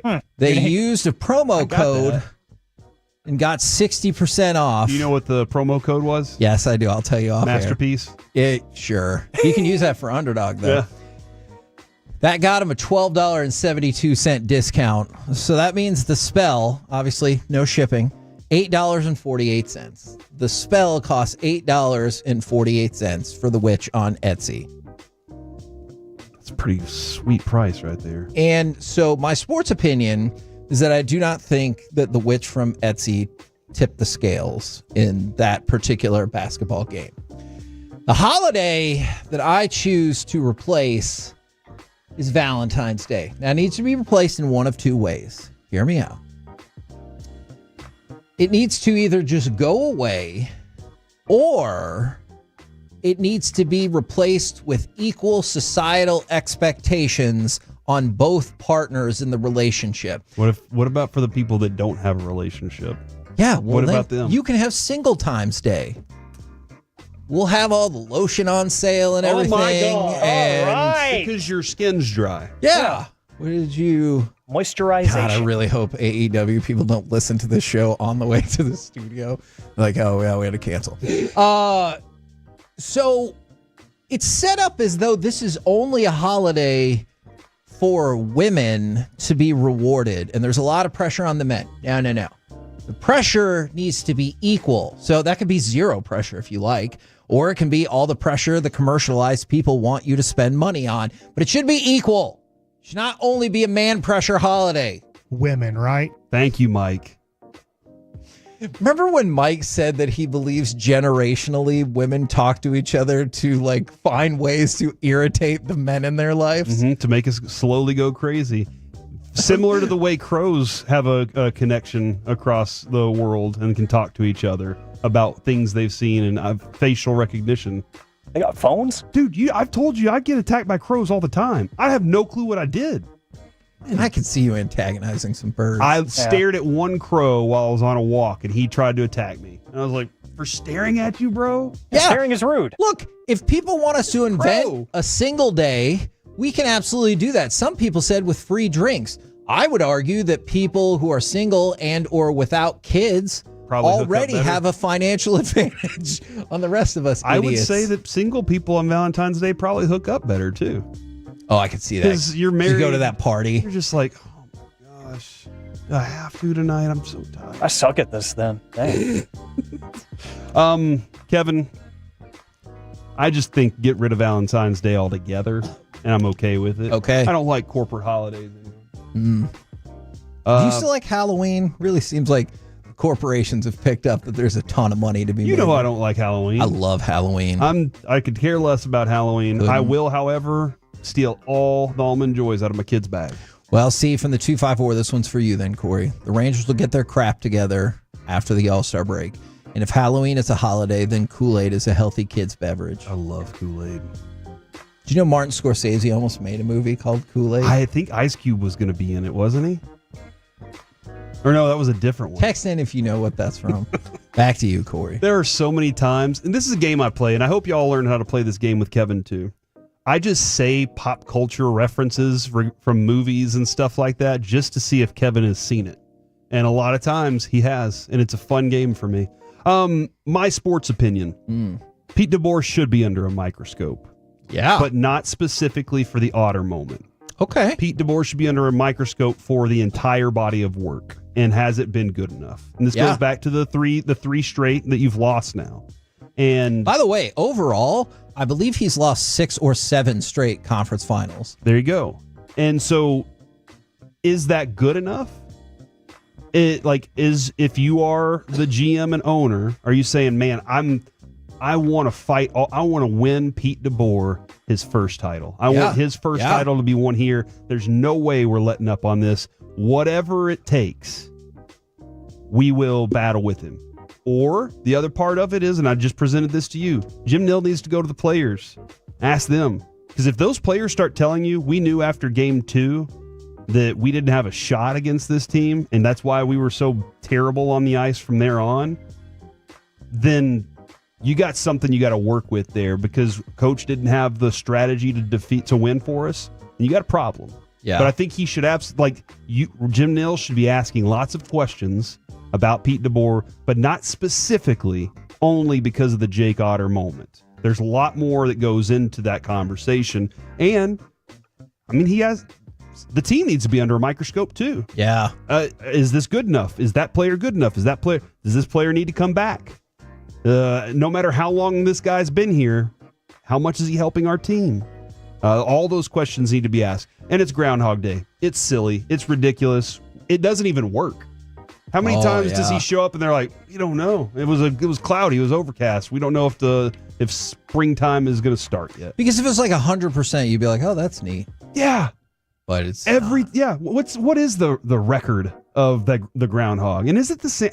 Is it the same groundhog or is it a different groundhog? Surely that original one died, right? How long do groundhogs live? What fill are we on? Alec? That's a great question. Thank you. I was really looking to you for answers on that one, though. I don't know. I think it's pointless. I thought this was your wheelhouse. I'm sorry. What fill we're on? Why would that be my wheelhouse? I don't know. I mean, you thought that I went to a milk factory or something the other day. I think you misheard what he said. He did not say milk factory. From the 575, my sports opinion is that unfortunately the Rangers offense is going to waste the hell out of this fantastic starting pitching that we have. My fake sarcastic celebration today is I'm so glad the Stars won, and I have my True Brand Stars hat on. Is that why? Because you were wearing that hat? Oh, that's Mike would a good say point. that's why. We would say this is obviously the reason. From the 903 sports opinion, because I don't have the facts to back it up, but did the Stars give up 100 goals this playoffs off of their own players? Because that's what it feels like. And they want to get rid of New Year's Day. Do we really need a holiday to celebrate the changing out of our calendars? Ooh, that's a good question. I like New Year's Day a lot because one of my sons is born on that day. So it kind of already is a special day for us. 2 days before that, my other son was born. So what was I doing in March? Right. Don't do it. Don't say it. But you know what? If you want to get rid of New Year's Day, I'm with you, man. That's what this segment's about. I'm not trying to hurt anybody. Alec, I don't know if you're going to go in this direction, but I've always thought that Thanksgiving just needs to be relocated. We don't need to get rid of it. We just need to move it because, there's a whole bunch of major holidays to end the year. Halloween, Thanksgiving, and Christmas. It feels like everyone is able to celebrate and separate Halloween into its own thing. But then all the Thanksgiving season gets taken up with the ramp up to Christmas. So let's just relocate Thanksgiving to, maybe you put it in August. I'm not sure. Maybe you think that interferes with Labor Day. But didn't the original Pilgrims have Thanksgiving on the third Thursday? Yeah. Well, there's a lot of things that happened back then that I don't necessarily think that we should abide by. Name one. I would rather not get into that. Oh, genocide. We definitely shouldn't go with genocide. Yeah, exactly. Seriously. Alec, transition like after that. How do I do that? Sports opinion, gentlemen. I'm just 100% sports burnt out after last night. Yeah. Because look, let's be real. The Stars broke our hearts. The Rangers suck right now. Oh. The Wings are off and on. They lost yesterday. Despite Enrique giving them, was it 37, 38 points? And that is going to be a common theme this year. I'm telling you that right now. Yeah. Enrique is a walking bucket. She will probably have a 40-point game here and there, and they will find a way to lose that game because they are just not deep enough. In fact, I had a Tolo tweet me after the Stars went down by 3 goals last night and said, hey, Channel 29, Wings game. That might be a better watch. So I did change the channel for a while, and I was like, we're going to find a way to lose this game, too. I'm just done with life tonight. That's, not fun. Not done with life. No, I mean, like I said, life for tonight. Sports I life. said for tonight. Okay. So I did actually go to bed early because I was just like... What's early for you? It usually takes me till about 11:30 to fall asleep. I think I actually like closed my eyes at 10. Wow. I'll tell you what, Yeah, because I was just like... Late for me is 9:30. I was like, I don't want to keep seeing videos on Twitter of Edmonton celebrating and stuff. Yeah. And especially because they actually touched the trophy, which, is usually not accustomed. So I was seeing so many videos on my timeline. I was like, I'm just burnt out. I'm done. I'm going to bed. This is stupid. Like, the Cowboys aren't doing anything relevant right now because it's OTAs. Sure. Like, there's nothing real going on. The Mavs, we're waiting for the draft to happen so we can all line up outside the building and get our Cooper Flag jerseys. That's not happening yet. I need to go buy tickets. And then every active team right now is just not playing good. It's not fun, man. What game do you want to see? First one. The first game with home Cooper game. Flag? Ooh. Yeah. Not when he goes and plays in Charlotte or something? No. So you can fly into their Well, airport? plus I could just... Yeah, I know. That's our first question for Ricochet. What do you think about the name of the Charlotte airport? They really seemed to drop the ball on that, didn't they? Back to you, Alec. I feel like he's a big fan. Holiday that I would want to get rid of, because I feel like the sarcasm part, I'm sarcastic about a lot of things. Like, I can't pinpoint one thing. It's just in the moment. If I feel like it's right, I will be totally sarcastic just to irritate someone. I think you'll like this one then. Sports take. Best thing going for the USA is the men's soccer team is their new jerseys, and they're faithful for Nico. So see, there you go. Yeah. Perfect example. Yeah, I mean, hey, after we got the number 1 pick, Nico, good in my books, I guess. Totally sarcasm. No, he's got a lot to prove. But y'all kind of hit the nail on the head on all the holidays because I think Groundhog Day is ridiculous. I don't care about what a stupid little animal is going to see or not. Does he actually see it? We don't know. We don't know what he's thinking. Yeah, we see the shadow. We don't know if he saw it. We assume that he sees the shadow. I think it's stupid, but Kevin, you bring up an excellent point. There's too many holidays at the end of the year. Yeah. And I think Thanksgiving is just a victim of that. We need to relocate it. We don't need to abandon it because there's a great reason, and I do enjoy the great food and getting together and everything. But man, it gets lost in the shuffle. You don't see like stuffed turkeys at your local Target. Yeah. You don't see pilgrim decorations. You don't see orange stuff that isn't Halloween themed. You don't see anything Thanksgiving related other than at the front of the store in the freezer department, you see a bunch of turkeys. See, and like if you look at the breakdown of it, you got New Year's Day. Putting aside people's objections to all these holidays, you got some room to breathe, and I'm sorry if I missed some along the way. But then it feels like Valentine's got plenty of room. It feels like Easter gets plenty of room. It feels like Memorial Day gets plenty of room. And then you have July 4th. And then depending on Arbor Day and things like that, depending on how you feel about Labor Day, and maybe you think that's a really big deal, but even then, that's like 2 months apart. Well, let's say you're not like super duper having a Labor Day party or whatever.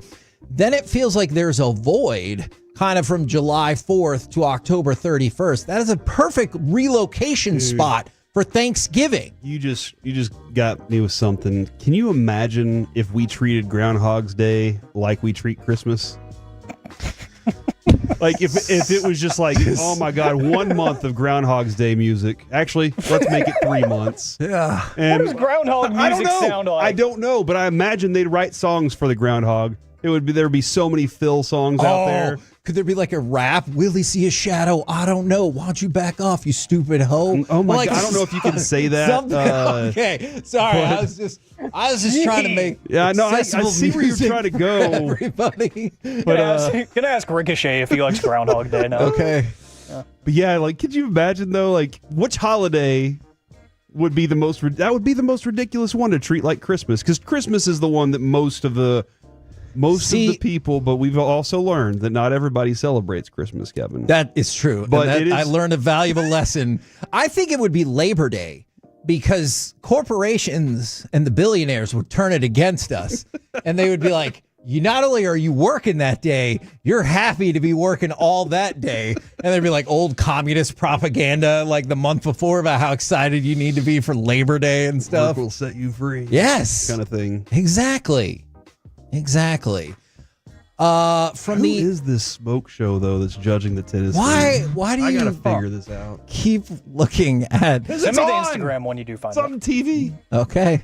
Well, by the way, for the 972, kind of bouncing back and forth with the Stars, would you rather get to 3 West Finals or not get there at all? Give me the 3 West Finals. See, I'm with them. But I think that's a choice that's not real. Like, you're giving You give me choices all the time that aren't real. For sure. Do you want the Rangers to win or do you want the Stars to die? And I'm like, why are you doing this to me? That's a dumb choice. You should pick the Rangers should win. Like, that's not how those choices work at all. But like, that's a linear choice of either you get this one thing or you don't. Obviously, the other thing that goes along with it is the Stars are the first team in NHL history to make the Western Conference Finals 3 straight times and not win the Stanley Cup. That's awesome. We made history. Okay, but the idea is, how do you break through to the other side? Here's the other thing that I disagree with. I've seen a lot of people say we stink. We're not good. That's not I don't true. agree with that at all. Not good enough to win is the reality. Yeah. But you're there for a reason. Are you also beat up by the end of this thing? Yeah, because you you probably faced the 3 best teams in the West. Yes. Yeah, I could see that.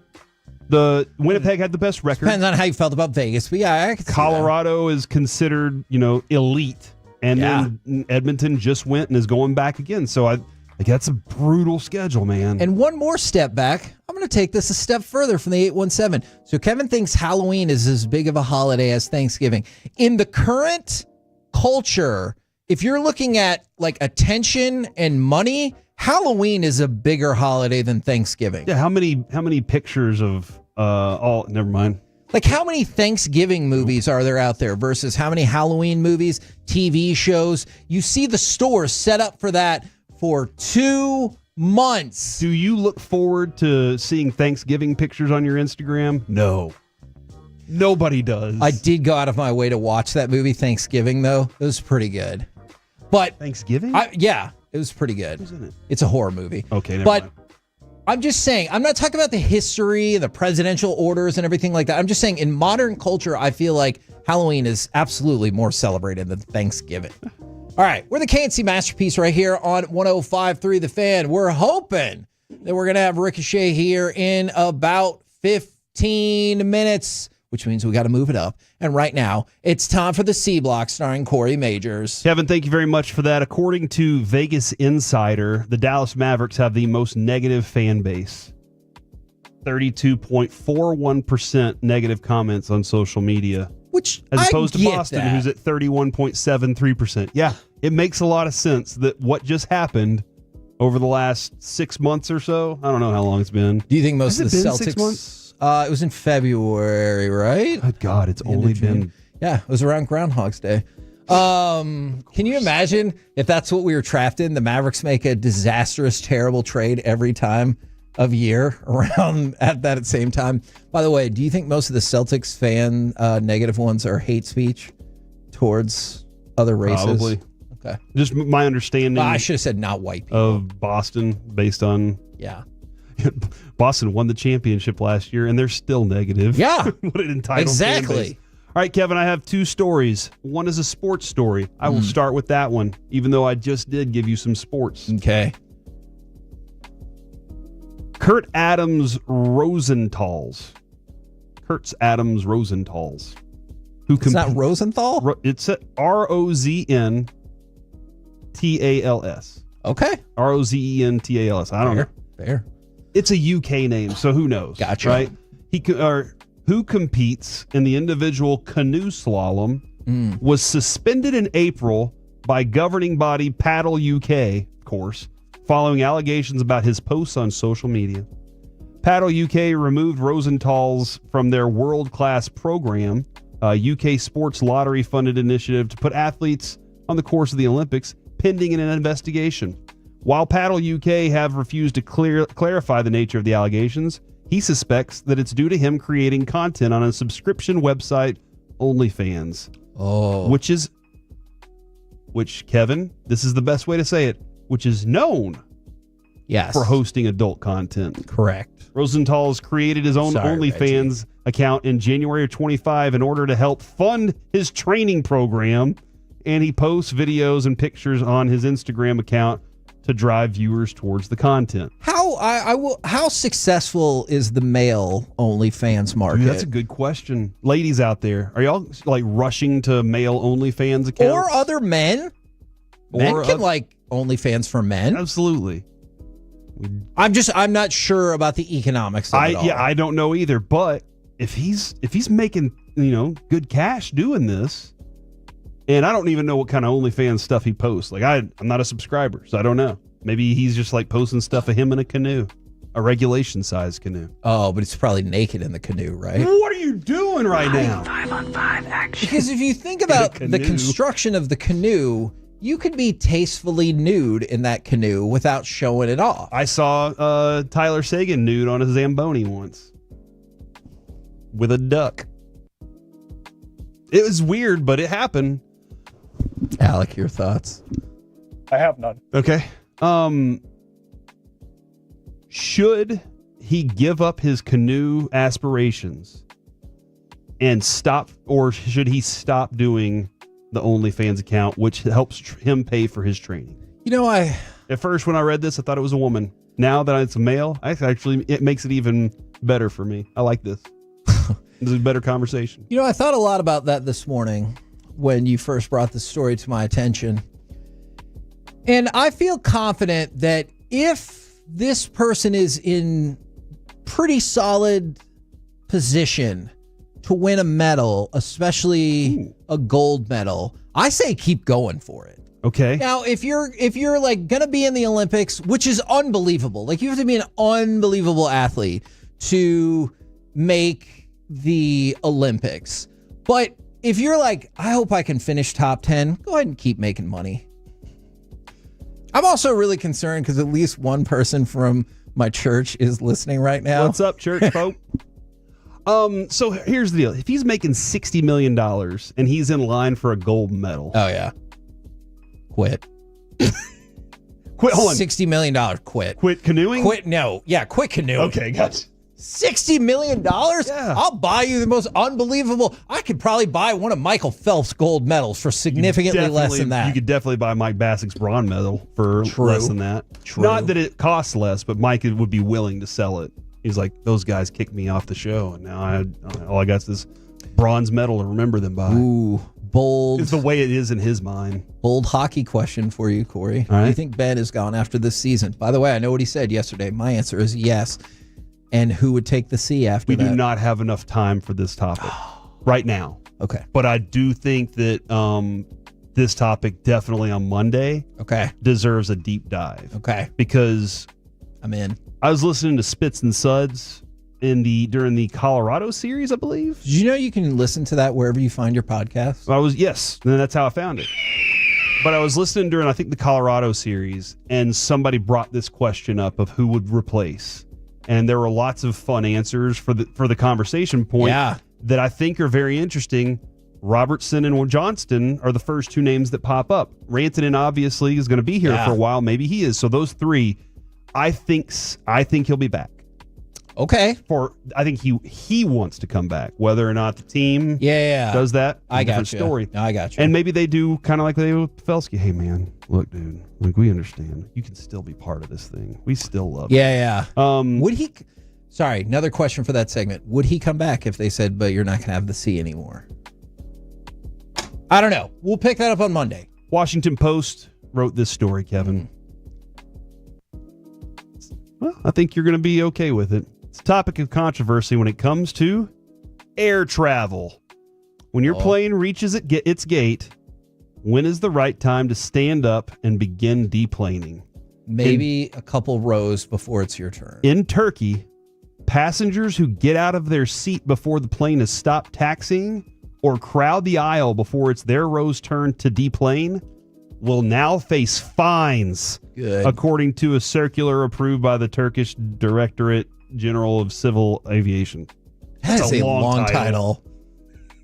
But yeah, Turkey planes landing in Turkey, the cabin crew issues a warning to the passengers who do not respect the disembarkation priority of the passengers in front of or around you will be reported to the authority, and administrative fine will be imposed in accordance with the applicable legal regulations. This is the only way to get people to follow the right rule. And the right rule is to wait your damn turn. It's very simple. We all got on this plane in an order. We're all getting off of this plane in an order. Stop trying to cut in line. I want my Salisbury steak too. You know that happened in middle school. People were trying to cut in line. Yeah. Oh, I'm just talking to my friend, and now here I am getting my chocolate milk. Hated it. But Turkey is doing this. I like that they're issuing a warning before you land. Look, don't do this, dummy, or you're going to end up getting a fine. How much the fine is, it doesn't say. But I imagine any fine is going to be enough to make you not want to do it. It seems ridiculous to pay a fine for you didn't even need it. You weren't going anywhere any faster. Yeah. This is the way the rest of the world should do it. I'm with you, although I will say some people brought up an interesting angle that I had not considered is some people, if you've been traveling like a really long time or perhaps for medical reasons, you just feel the need to kind of stretch out. Standing up's fine. Yeah. Rushing the front of the aisle is not. I gotcha. What if you have a connection? I do think that there should be better communication on the connecting flight to people. People that have connecting flights need to let the person know. That way when they say, all right, everybody, these people have connecting flights. Yeah. And I've seen that happen before, and we all let them go. For sure. So I think that should happen.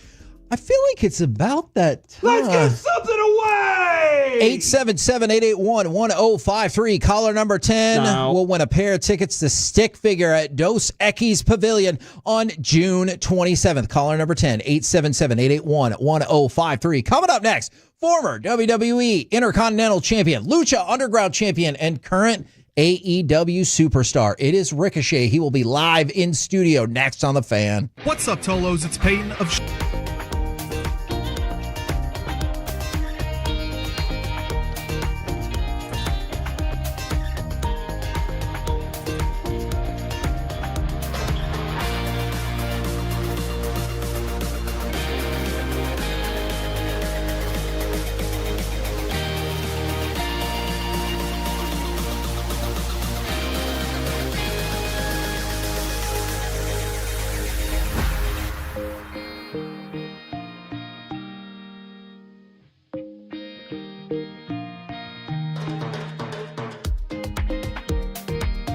It's true that you've got to forget something else to remember that Uber Eats has groceries. No, that's absurd. Hey, remember when you used to be Pepper Lady? Pepper Lady? Wasn't it Cinnamon Sisters? Basil Babes. Saffron Squad? Nutmeg Maidens? Pre-Club? No. Nutmeg Maidens. I just said that. Was it Spice Girls? Doesn't sound right. Was it Saffron Squad?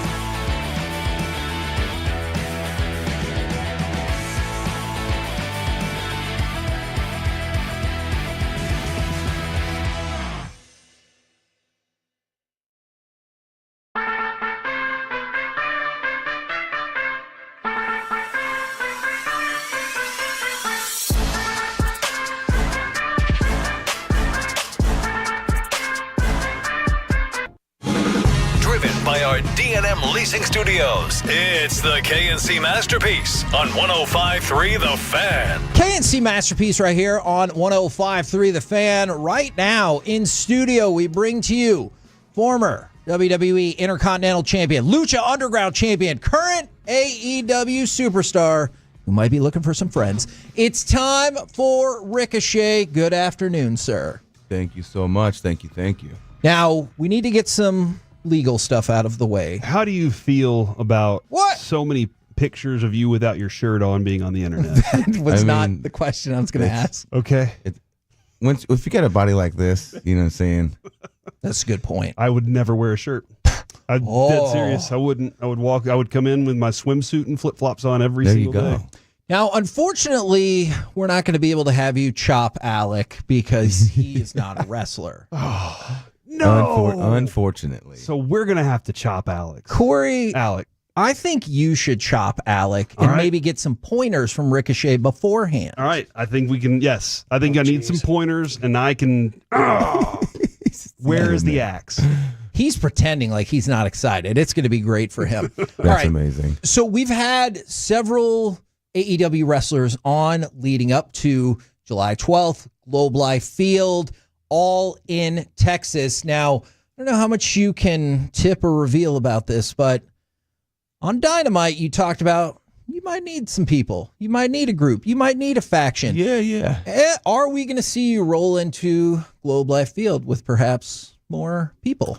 That is the plan. That is absolutely the plan. And if everything goes correctly, then yeah, absolutely. That's what's on my mind right now. Yes. All right. I like it.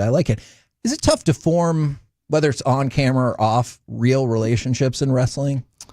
I feel like for me, everybody should just automatically like me but that's just me. You seem like so far. It's hard for me to like other people. Sure. So that's really the problem that I face. Now, you just said you seem like people should just like you. Yeah. Corey seemed to agree. I did.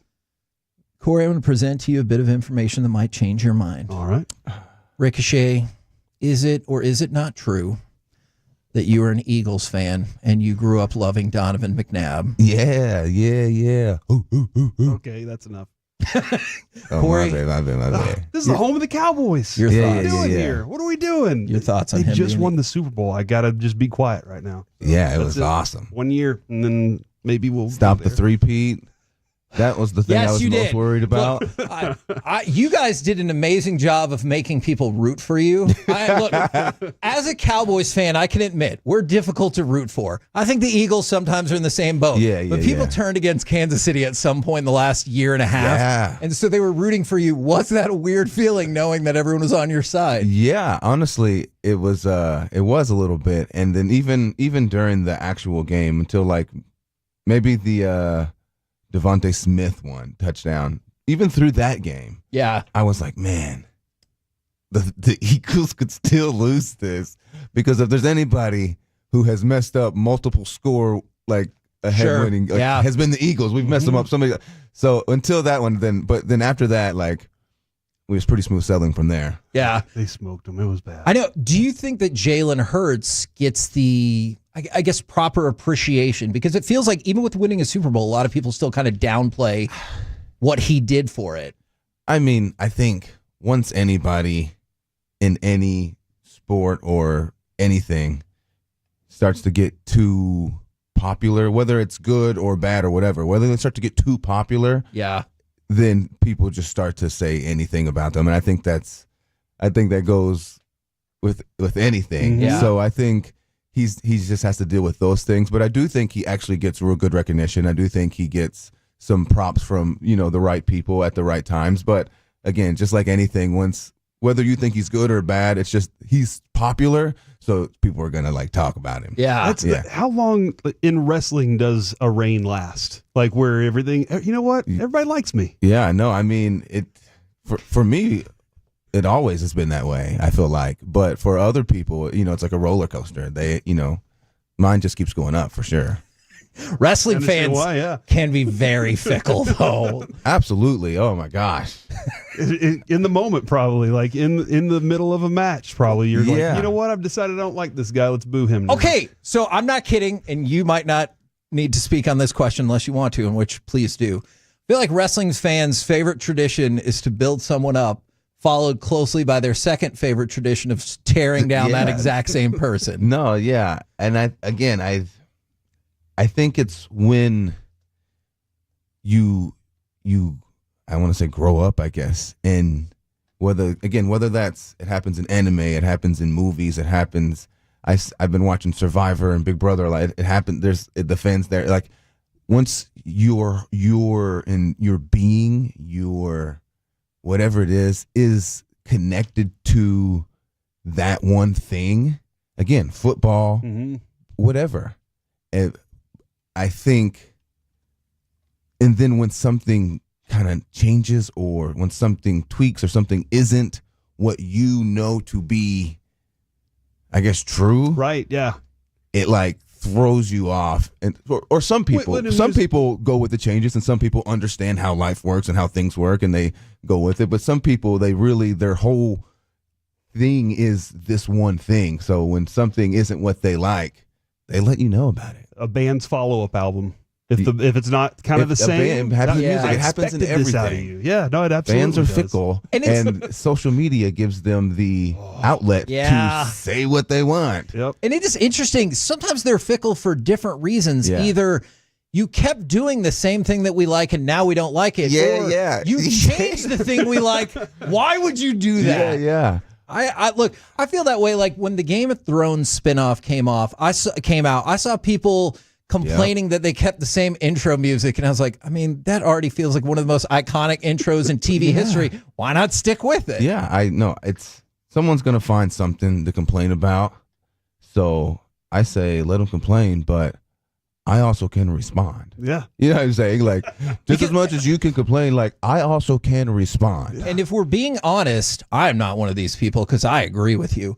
But there are people out there who seem to get madder when you respond to somebody who brought the heat to you to start. That is most of it. Yeah. Most of my responses are like to someone saying something to me, and then people are like, whoa, like, whoa. Yeah. And it's like, you guys, if you didn't see, he's doing the typing right there, too. Yeah, I'm doing the typing. So, but I don't want to say joy, but kind of find joy in, I guess, riling those people up. And because you see it online, there are people still like, if you guys are getting mad at this, then he's who you are talking to. Yeah. You know what I'm saying? Would you have a different response if, like, let's say somebody had a critique, but it was like a well thought out, measured critique, and they didn't seem to be like. See, that's the word, critique. That's the word, because people will just, I don't want to say it, but trash talk, complete trash talk. And then when you're like, hey, shut up, they're like, oh, you can't take criticisms. It's like, no, you're just trash talking and using the word criticism to hide your trash talk. You know what I'm saying? You gave me nothing useful in that argument. I've had people send me videos like, hey, you should watch this. This is pretty good criticisms on you or something. I've had people send me stuff where people are talking about me, or whether it's my gear or my style or this or that. And they have said, I liked this. I think he needs to do that, blah, blah, blah. And I'm like, okay, boom, let's do that. So absolutely. Okay. But when and that was about me specifically. That wasn't even about the company. That was, people have sent me videos about, oh, I agree with this. You should watch this or something.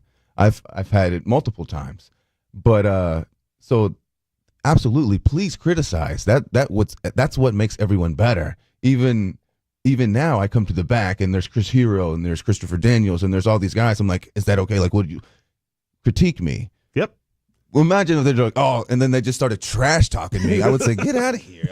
Okay, whatever. That's not what I asked. And then they're like, well, you can't take criticism. It's like, no, so, and that's what happens online. That's literally what happens. And then when you call them out, they're like, oh, he's getting hot. He can't stand it. It's like, if you guys think that I'm mad, continue on, please. No, absolutely. So I love it. I absolutely love it. So we've talked a lot about this AEW All in Texas, July 12th.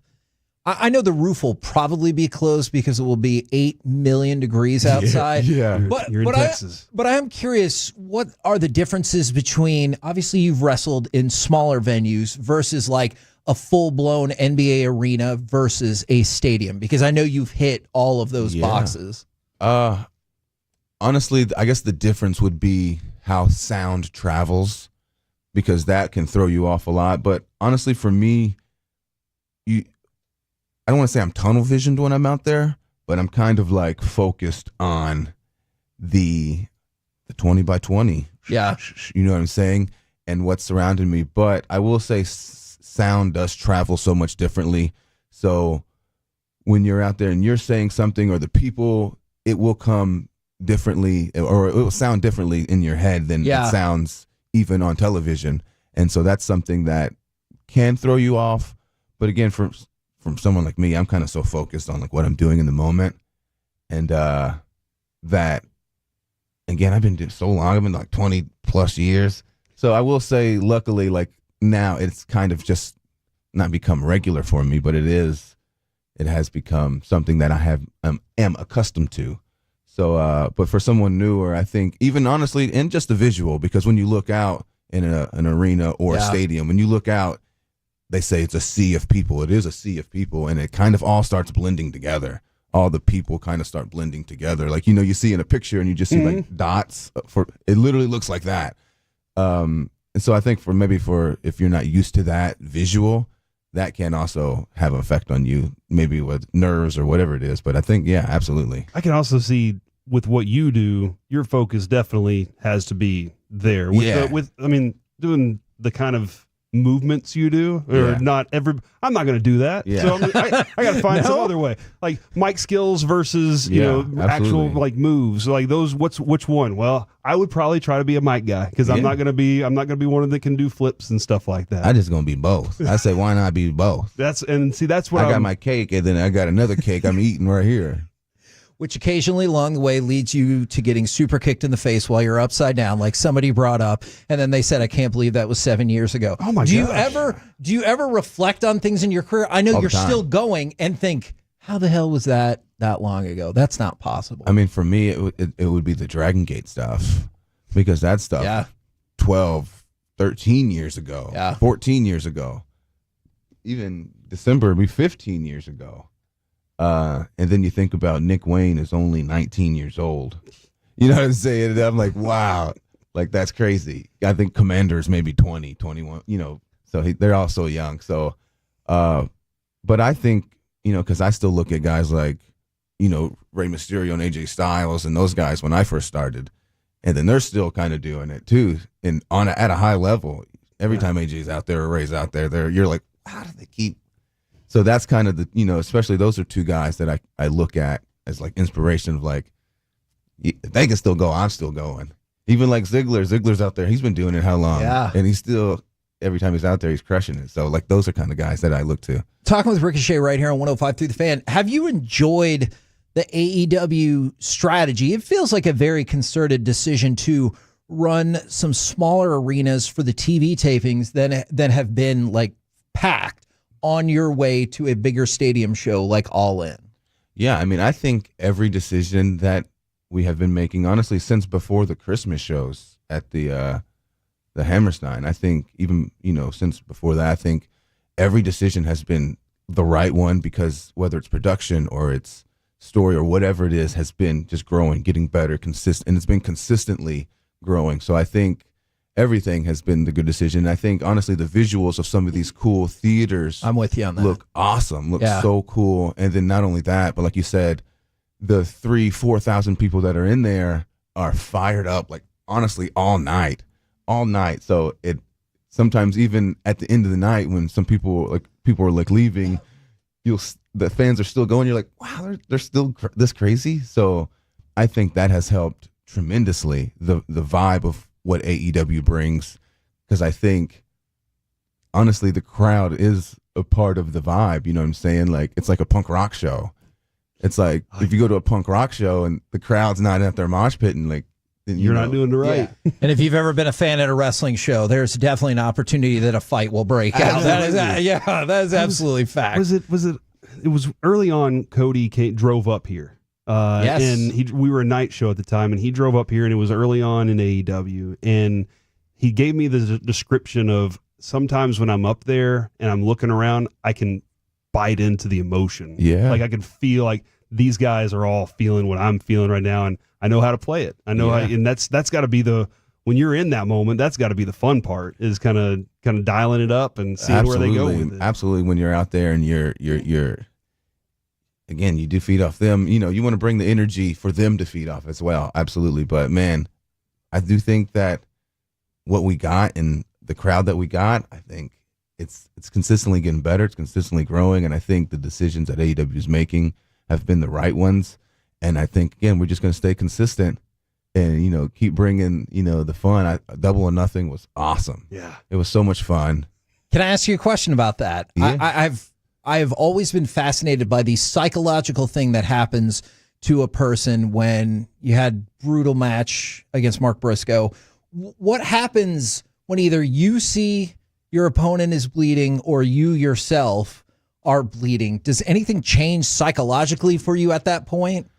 I think for me, the moment that his head hit that stretcher and I saw that, I said, don't stop now. And so I did another one. I said, don't stop now. So I did another one and another one and another. And I kept hearing, don't stop now. Yeah. Right? Until, and then I finally stopped, and then I was completely covered in his blood after that. But I think something did kind of change. Again, I don't even know how to, but I just heard, don't stop now. Stick your thumb in the wound. Yeah. Holy crap. All right. Do you have to boogie, or can you stay on with us for another little bit? Okay. All right. If you can hang out with us for just a few more minutes, we're about to go to commercial break. He can give Corey some tips about how to chop Alec. And then coming up, I want to talk some more about All In, because there's already a couple matches set, and we want to talk about potentially what you'll be doing on the show. We will talk with Ricochet next right here on The Fan.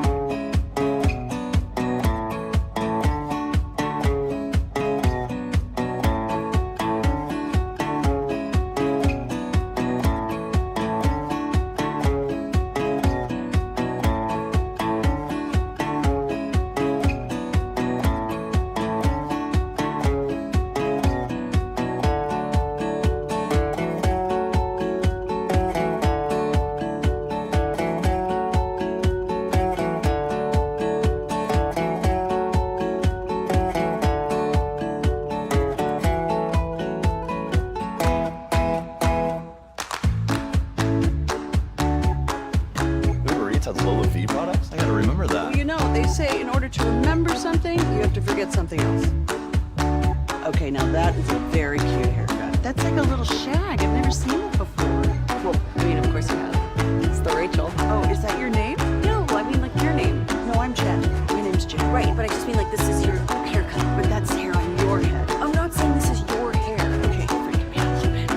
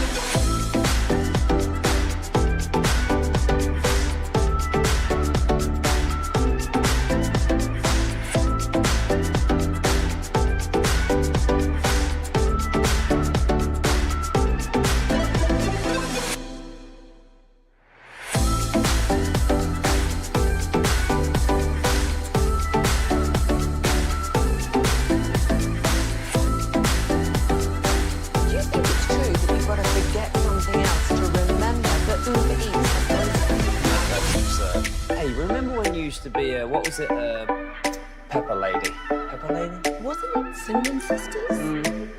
Basil Babes. Saffron Squad? Nutmeg Maidens? Paprika? No. Nutmeg Maidens? Who just said that? Was it Spice Girls? Doesn't sound right. Was it Saffron Squad?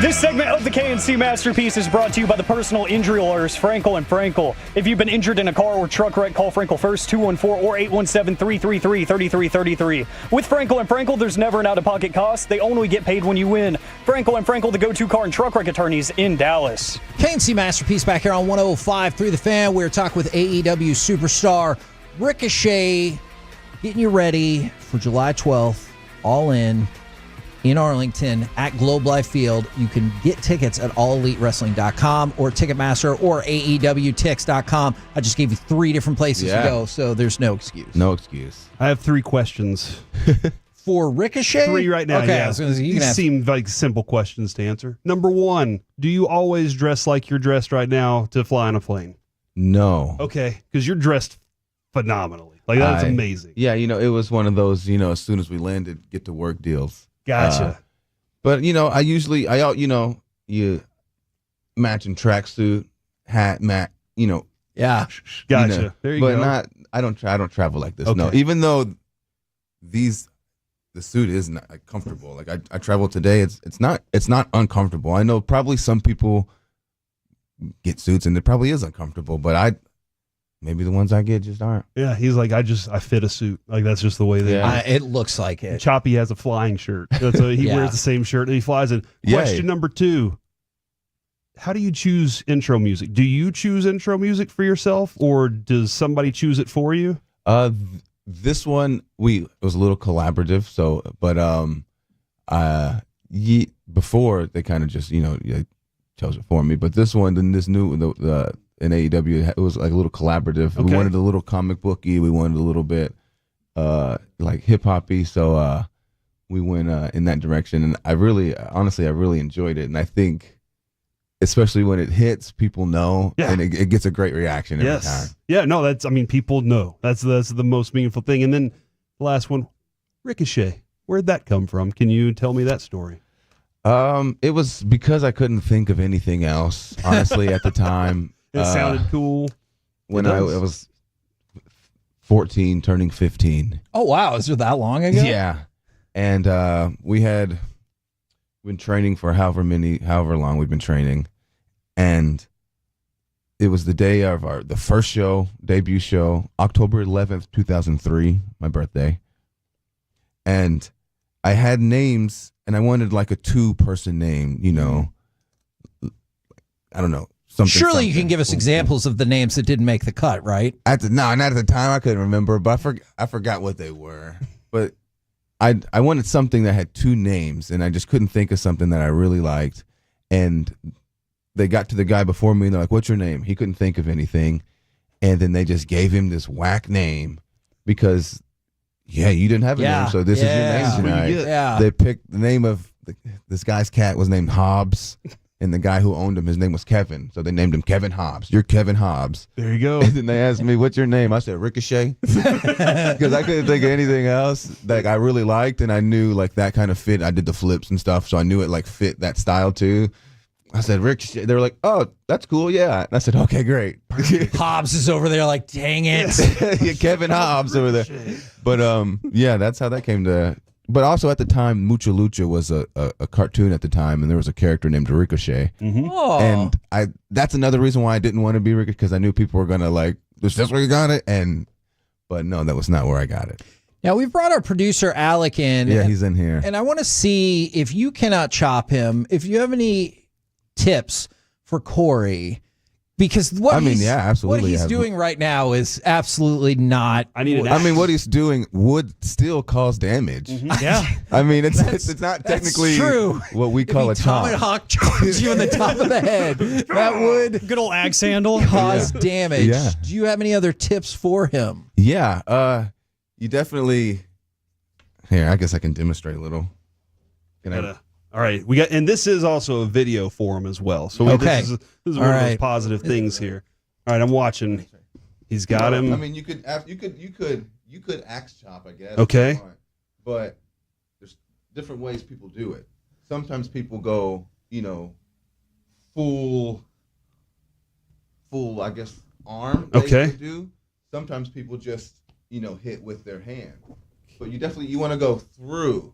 You don't want to like slide on, you know what I'm saying? You want to like go through the guy. So whether you want to go all the way across the chest or you want to go straight hand. All right. You want to go through the person. You don't want to slide off of them. All right. Alec.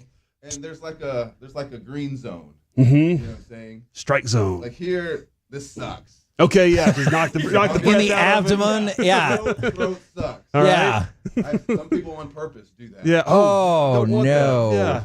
Alec, do you trust Corey? You want to stay in, absolutely, and it's like you don't want to come down. All right. Gotcha. You want to come across. Yeah, you want to come across. All right.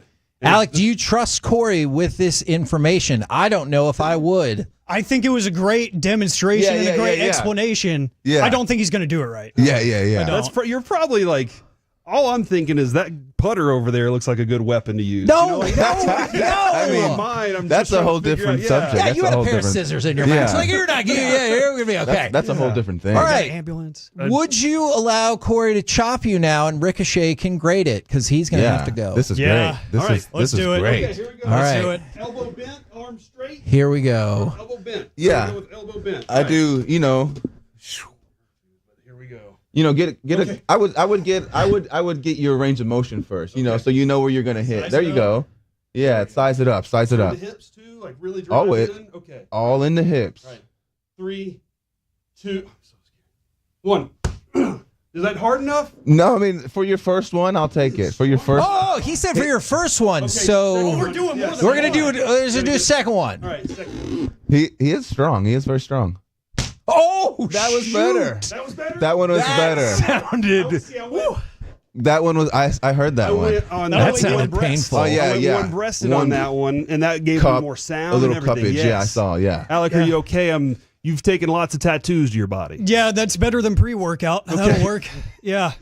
Yo, you see the big body? They be doing that. The big body before they squat. They be smacking them on the back. Bam, bam. I might actually take that as technique in the gym today. I'm telling you. Man. All right. Thank you very much. I know you guys got a Dude, boogie. you're awesome, man. No, thank you All guys. in Texas, July 12th, Globe Life Field, 2 p.m., AEWTix.com, or All Elite Wrestling, or Ticketmaster. Be there, be square. Boom. There it is. There you go, ladies and gentlemen. Ricochet, thank you very much. Thank good you. sir. We're the KNC Masterpiece right here on 105.3 The Fan. Don't worry, you can take off your headphones and y'all can go. I Yeah. promise I won't be We won't be offended, offended at because all. we're going We to know you're busy continue around. with content. Ricochet giving Corey tips for the chop. Dude, that was awesome. And Corey, you showed a great deal of improvement Thank from you. chop 1 to Yeah. chop 2. Dude, well, I had a great teacher. I'll take You that did. for one. That was an important part of it because he gave me great advice afterwards and a great subject, if you will. I don't think that it's going to make that kind of sound if Alec doesn't have that rock hard pectoral muscle that he has. Yeah. Ricochet said it looked like you kind of copped a feel just a little bit too. On his chest? No, he said I was cupping like to make more sound is what he was Yeah. saying. The cupping is not cupping season. All right. I got you. Okay. Back From to the you. 469, okay, I'm going to all in now. From the He was 817, awesome. He was really cool. guys, I'm not even a big wrestling fan, but Ricochet just became my favorite wrestler. We're going to sell this Yeah. joint out. Yeah. One ticket at a He time. might be my favorite wrestler now, too. Okay, yeah. I bet if Alec would have chopped you, though, you wouldn't have felt that way. Yeah, I probably would have been really ticked off. I better Hey. be Ricochet's favorite radio talent after that. Good point. Yep. Don't forget, G-Bag Nation today at Globe Life Field doing their show if you want to go catch them. And now it's time for this. She said, list this. Gentlemen, How trying you to catch doing, my buddy? breath. I'm feeling good. I'm serious. That actually woke me up. Like that gave me like an adrenaline rush. Should this be our pregame? Every show? Yeah, we do that right before crosstalk every morning. Is we just start slapping each other on the chest. How about that? Deal. I like We'll it. do videos on Monday. Oh, I like that. You get the first slap, too. Let's go!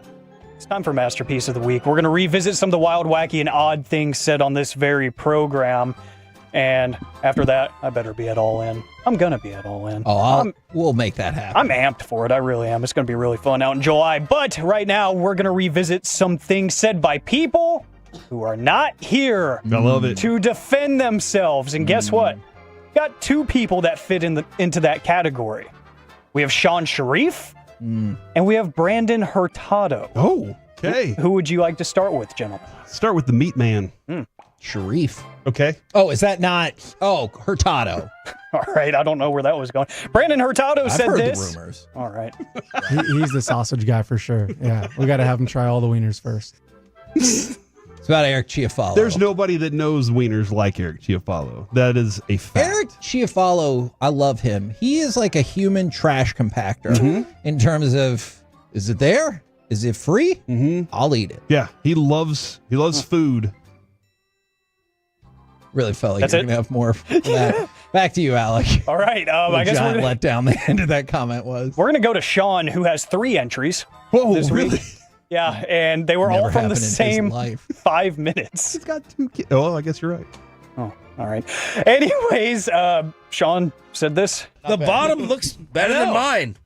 Oh. That was about Cal Raleigh, perhaps. Who has a plumpy dumpy.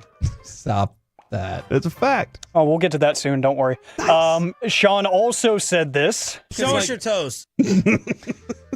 That is a weird thing. Oh, so defiant. Was that about RJ? That was about Bobby. That was about Bobby. Because Bobby claimed that his feet were sexy or something. I can't remember exactly how it went. This is a weird And show. Bobby immediately took his shoe and sock off and showed it off to Choppy. And Choppy was like, all right, let me see. There was my favorite moment from that where Choppy was giving an in-depth description of Bobby's toe fungus. And I think Bobby started reaching towards him and he just goes, "Don't you touch me." Like, it was so stern. gross. And then Sean had another command. Get a zoom in, please, on these toes. Get a zoom in on these toes. Is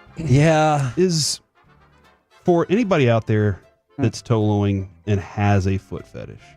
All right. Can you text in What's and the deal? explain? I don't want to shame. No, I just I'm want to know saying. why. Yeah. Like, what is it about? What makes That's it what I meant. attractive? Yeah, is you're it right. The polish, Mhm. or is it just the shape of the? What is the thing? Okay. That really gets the juices going. Okay. Souls. I don't know. Oh yeah, the soul. That makes sense. I like that. Let's see, Corey, since you slapped me, you're going to get picked on first. All right. We get to bring these 21, 22-year-olds, and they get to go through it slowly. Mm-hmm.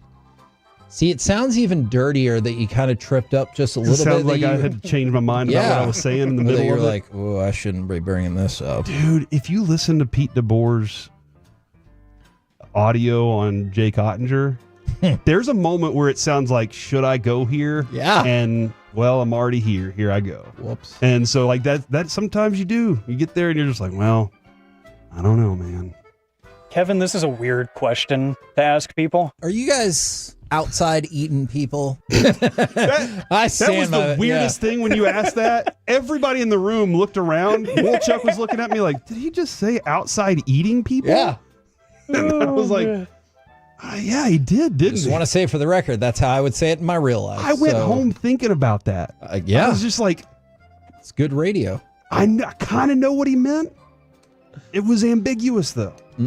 Speaking of good radio. Then it's sitting there and all of a sudden that thing just like, it's pouring. It's just dripping down on your back. Oh, my goodness.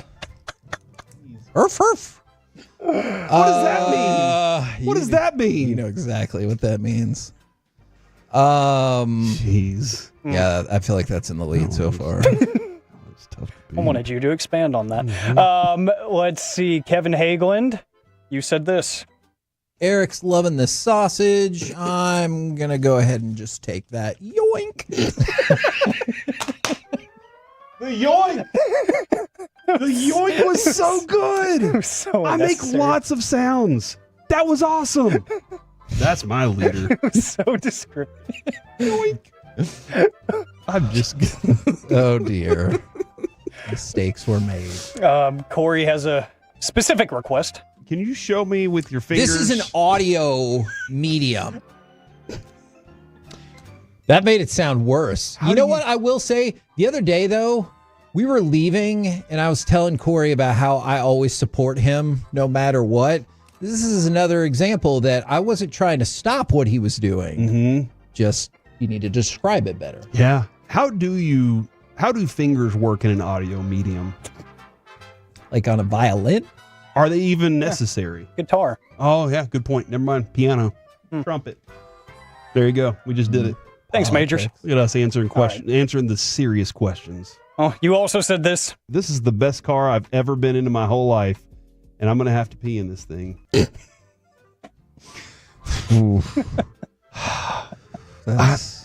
One time. It was after a concert. Oh, you actually have a story? And I had to go in a Gatorade bottle. Oh. It was after because we were stuck in traffic. Weren't you glad that you weren't a lady then? Because I don't know how that would work. I don't know how to tell the rest of the story without it being weird. Made it this far. I was in the back seat. Oh. Why were you in the back seat? There were also 2 women with me. So I that did adds up. require their help. Well, making sure nobody could see in the windows and stuff like that. So making sure we were all covered up. Corey, were you talking about that story in this moment? Well, you know and what? I'm just sitting there playing with my hand all day. That's the replacement for Valentine's Day. Oh, man. Well, Corey, you got a murderer's row of entries today. This is a good week for Corey. Kevin, you have one more. Take this, police horse. I make too many sound effects. Why did you stop? Because police horse out.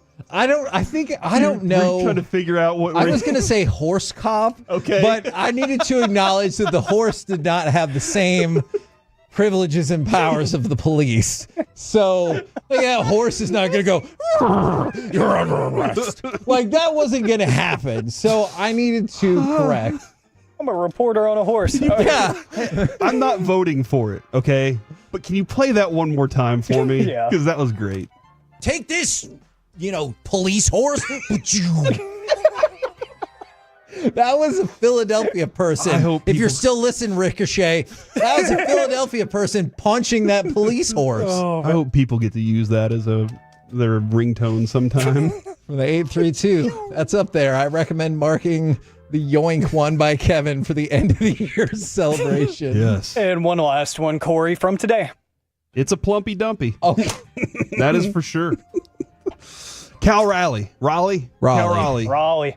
His nickname is the Dumper, the Big Dumper. Mm-hmm. And so I wanted to go check. Because you don't want to show up and just be like, hey, Big Dumper. And he's like, actually, it's really flat. And you're like, yeah, it is. It is a descending butt. You think he's self-conscious about it? Probably. Us people who have those bubble butts, we usually are. Oh, so you're a big dumper. I was nicknamed Bubble Butt in elementary school. Corey, I think you have 4 viable entries here. You have my winner, though. I am going to pick Corey with the hand play cut. It was a tough decision, though. I'm going to go with that one. I'm surprised you went with this. Well, you know and what? I'm just sitting there playing with my hand all day. All day. Jeez, good for you. Who has that kind of time? Unemployed people. Yoink. That's all I got to say. That's Yoink. the one. All right, well. Eric's loving the sausage. I'm going to go ahead and just take that. Yoink. You know what? For good measure, we are going to have a winner. It's going to be this. Eric's loving the sausage. I'm going to go ahead and just take that. Yoink.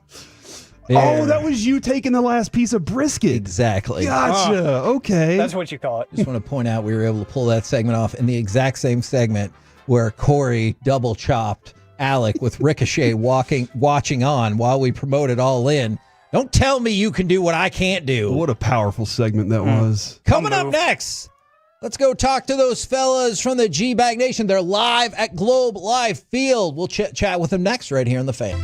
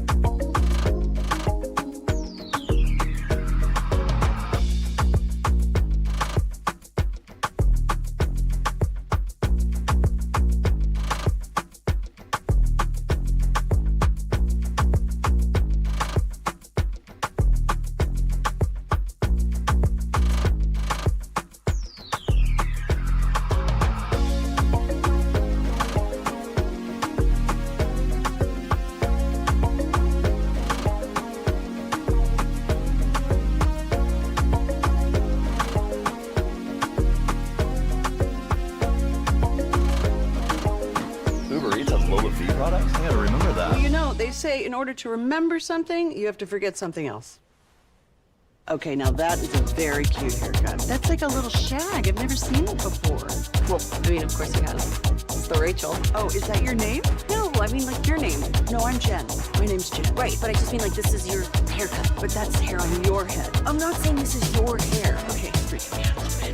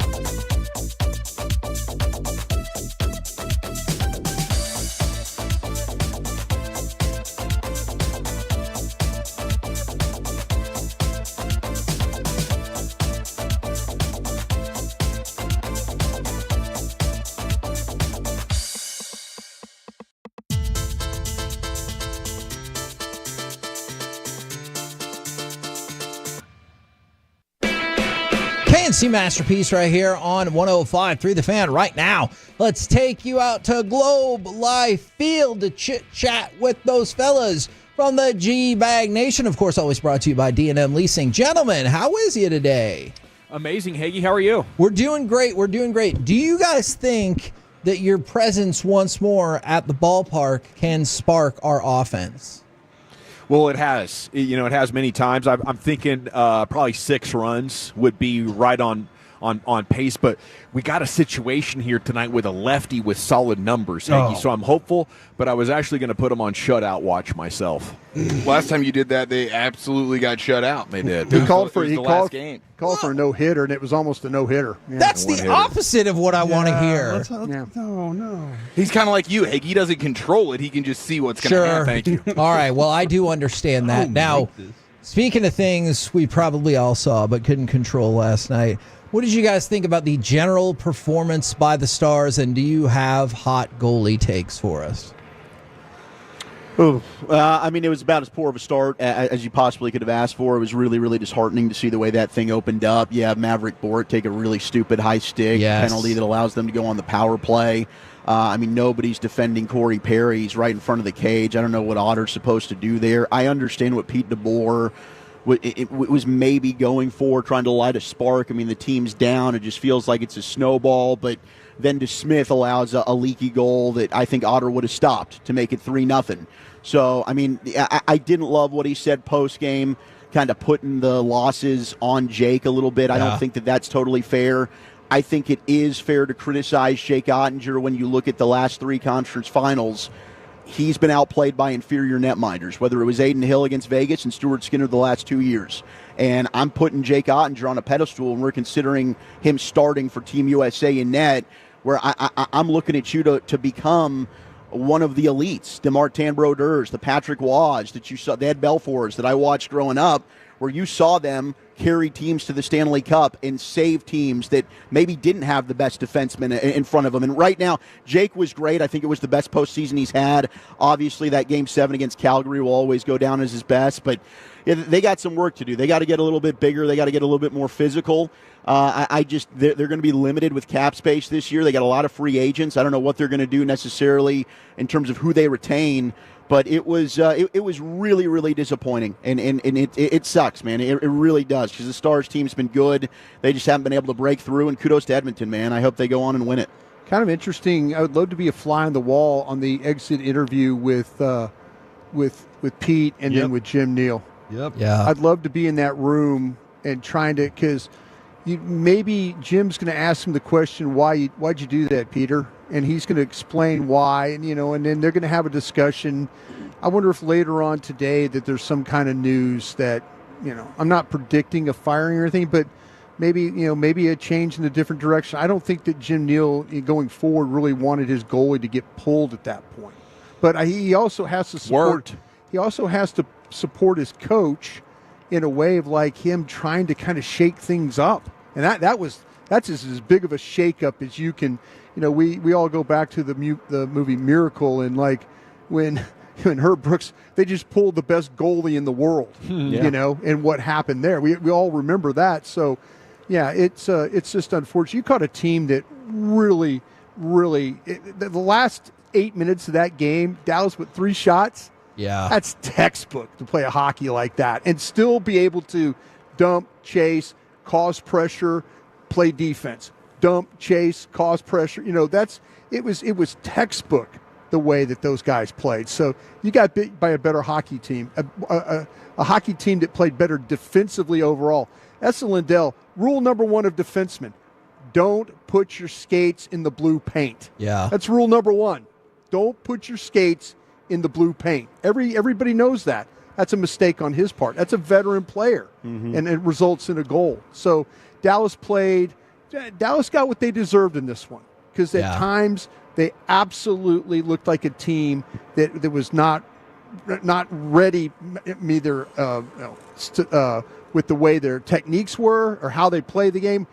Edmonton was clearly on their game. Dallas not on theirs. It was not Otter's fault entirely. He's still pretty much the same guy. He's not an iconic kind of guy that's going to carry you. I think they still need better defensemen. And I imagine Jim Neal, can see that clearly right now. Pure Gold, as always, thanks for asking. Yes! CY's coming up at 4:20. There we go. I think. Roll home with the G-Bag Nation. They are live at Globe Life Field. We'll be back on Monday, 10 a.m. to 2 p.m. right here on 105.3 The Fan. Take that for engagement. Eric's loving the sausage. I'm going to go ahead and just take that. Yoink. Heck yeah.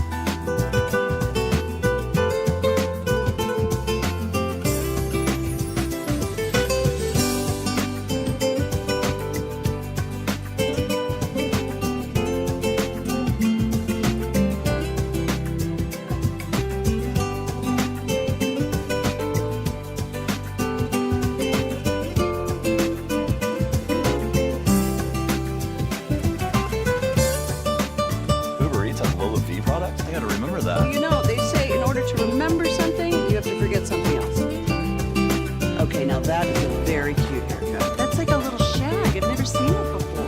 Well, I mean, of course you have. It's the Rachel. Oh, is that your name? No, I mean like your name. No, I'm Jen. My name's Jen. Right, but I just mean like this is your haircut, but that's the hair on your head. I'm not saying this is your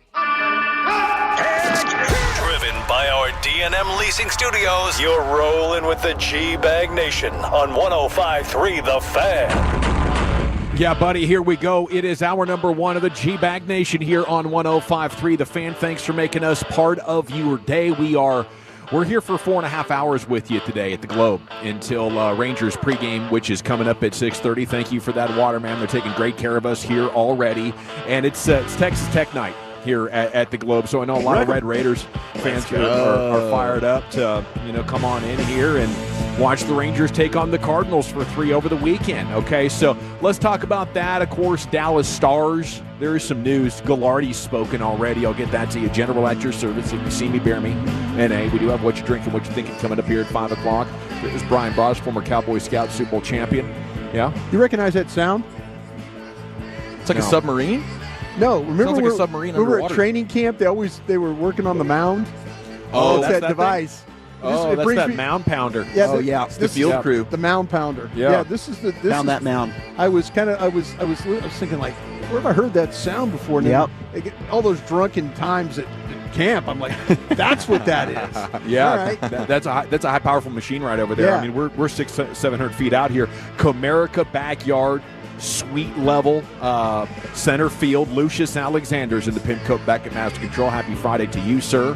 Wolchuk and Chia Follower in the house. Carter Freeman's coordinating your video. Ruben Portillo is a remote engineer here, and it is a Texas Tech jersey night, so that's great.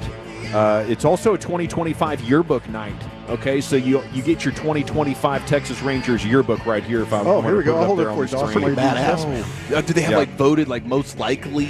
I wonder if they have their quotes or whatever in the. Oh, I don't know what's in there. That sounds fun. We might have to play a Friday game. Yeah. Oh, I love a good game. Oh, Mike Bassick's in there. Everybody Jared loves a good Sandler. yearbook, even these days. If you're about under the age of 20, this is what we call a magazine, basically. We used to go to the store and buy these and take them home and read them because we couldn't swipe and get content on the internet. But yeah, when you purchase the theme night ticket, you will go home with a limited edition item, and this is your Texas Tech Rangers jersey. These are sold out, as you can imagine. Oh yeah. But I got the 411. They have these stations, these kiosks across the stadium that when you do one of these theme night deals, you can find them quite easily. But you pick up your item inside the stadium in these theme night deals. Sunday brunch buffet at the ballpark. What? Let's Sunday freaking brunch go! buffet? That's this Sunday. See, that's the perfect time to unveil the DeGromlet. Yes, Jacob DeGromlet for brunch Yeah. on a Sunday. Wow, that'd be amazing if you could enjoy brunch at the Globe. And I just love the brunch buffet because there's always something that's incredible, and I just want more of it. It's usually the cinnamon rolls. The breakfast. The cinnamon rolls, You and dude. Bill Parcells share the love of the cinnamon roll. It's quite a flavor profile. He's only 3 times bigger than you eating them, though. Okay, we go to some quotes from Tom Gallardi. I was reading Tim Cowlishaw in the morning news. He posted this article about an hour ago, and he's got some quotes from the Stars owner, whose team is now, I think, gagging in the conference final round. Still a great year, right? But this hurts.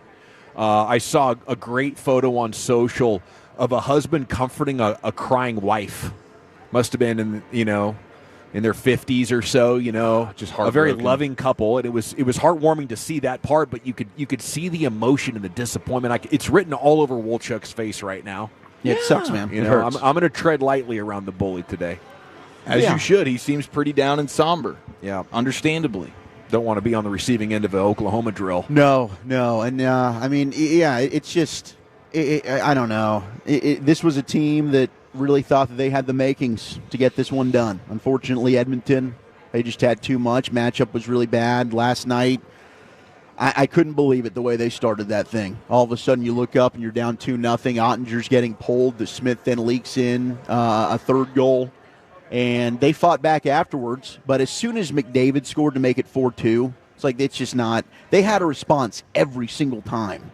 And usually about 2 minutes and 14 seconds after you got back in the game. Yeah, it was fun for a few minutes, though. Boom. Like you could imagine, is this the turning point? Are they going to come back from 2 goals down in the third period again? But those moments were so short-lived, like throughout the series. Absolutely.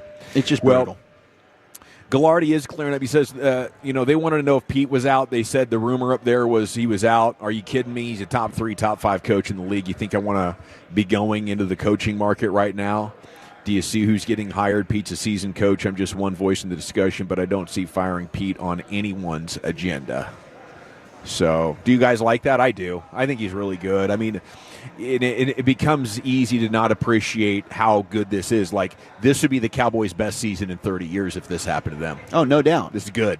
Yeah, I mean, it's like I know Hagee sounded like he was taking some shots on Jim Nill. And, if we had more time at Cross, I'd ask him about this. I just don't know. Like, my arrows aren't pointing at Jim Nill. Maybe Hagee wants to call right now. Yeah, I mean, back in studio. I'd love to talk about it. I mean, since 2019, you've made a Stanley Cup final and 3 conference finals. We're not sniffing that type of consistency in winning and getting close. I know the championship's the ultimate goal. The Rangers gave us that in 2023, but they haven't had a winning season outside of that year. So, I think Jim Nill has a plan. They need to get better defensively. I think they're going to have a new captain next year. I don't think Jamie Benn's going to be coming back. I think he should retire. He was on the 4th line last night, and that's kind of the stage of where he is right now. He said he didn't want to come. He said he did not want to retire. He did not want this to be his last game. Yeah. He thinks he's coming back. Well, I think the only concern there, production is good enough for a 3rd or 4th liner with Ben, isn't it? Yeah, he can be a 4th liner for you. But do you want your 10th best player being your captain? No. I don't think so. No. And the way that they didn't really – I love his response in the Winnipeg series. Yeah. When stuff, started, they mucked it up, and he's punching Scheifele, and then, he's coming at the end of Game 6. They're taking some dirty penalties. He's like, no, you're not screwing with my guys. There wasn't any of that in this series against Edmonton. I think that Scheifele moment might have taken the dog out of him for a while. It's kind of like in The Last of Us where this gal goes on this epic killing rampage, and then she just feels guilty about it, and she's ruled incompetent. Right. Yeah. And you empathize with somebody. That's very human. Totally. Yeah. It's very human for something like that to happen. But then the other complicating factor, he's been with the Stars for so long. Would he take a hometown discount? Would Jamie Benn play for league minimum? And now you're like, we can't let a player like that go if he wants to still play here. That's possible. I think losing is toxic, and you need to, chill for about 2 weeks and let these ideas sink in because they need good players, and their depth is one of the best things about them. I think it's time to move on.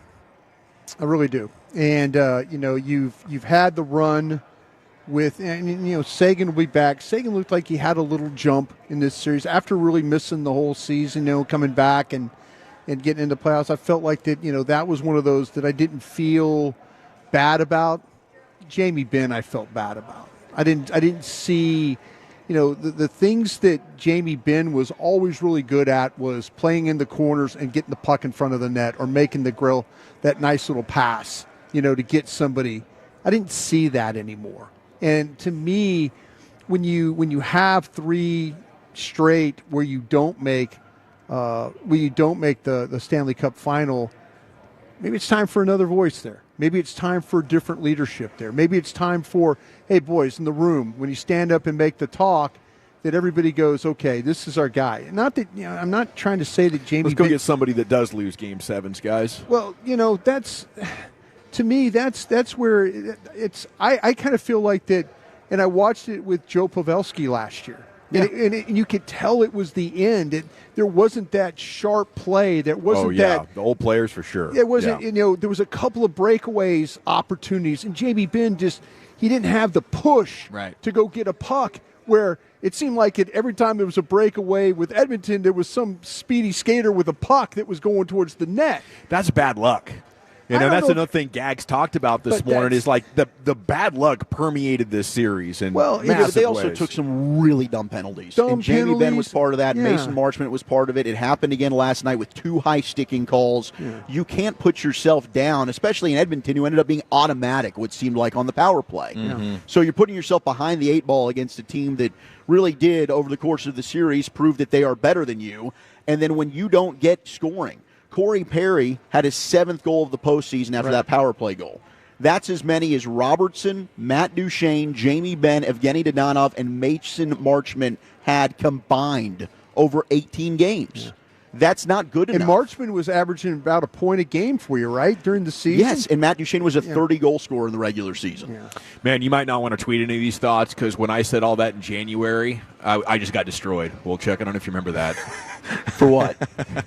At the Super Bowl. Was that on Radio Row when you were Yeah, you were lashing out at the Stars. I wasn't lashing out. I was just expressing my doubt at the time, and I thought Rantanen pushed him over the top. I thought Rantanen was going to be a good enough player that's like, okay, you're not creating enough attention. Like when McKinnon or McDavid gets involved, it's and the entire defense goes, oh crap, we got to get in his way, and so there's tons of easy goals for guys like Nugent Hopkins, who's got tap-ins because the entire defense reacts. And I thought Rantanen was going to react like that, but that's who I thought the Stars were before the Rantanen trade. Just a bunch of guys that could compile stats in the regular season, but didn't have the elite traits that you would need to win these huge moments. Maybe we should have seen something that last 3 weeks of the season.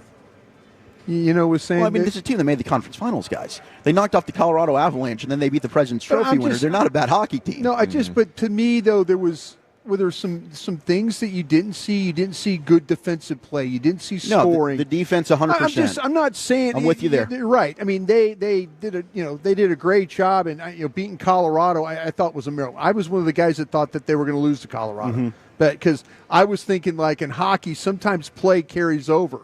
Well, what happened? They couldn't find a way. They couldn't get goals the last 3 weeks. They had some terrible losses. Remember the Vancouver game? Yeah. They gave up 3 goals in 1 minute. Last night felt very Vancouver to me. That first, all of a sudden, they sing "And the Home of the Brave," and next thing you know, you're down 3-0. Yeah.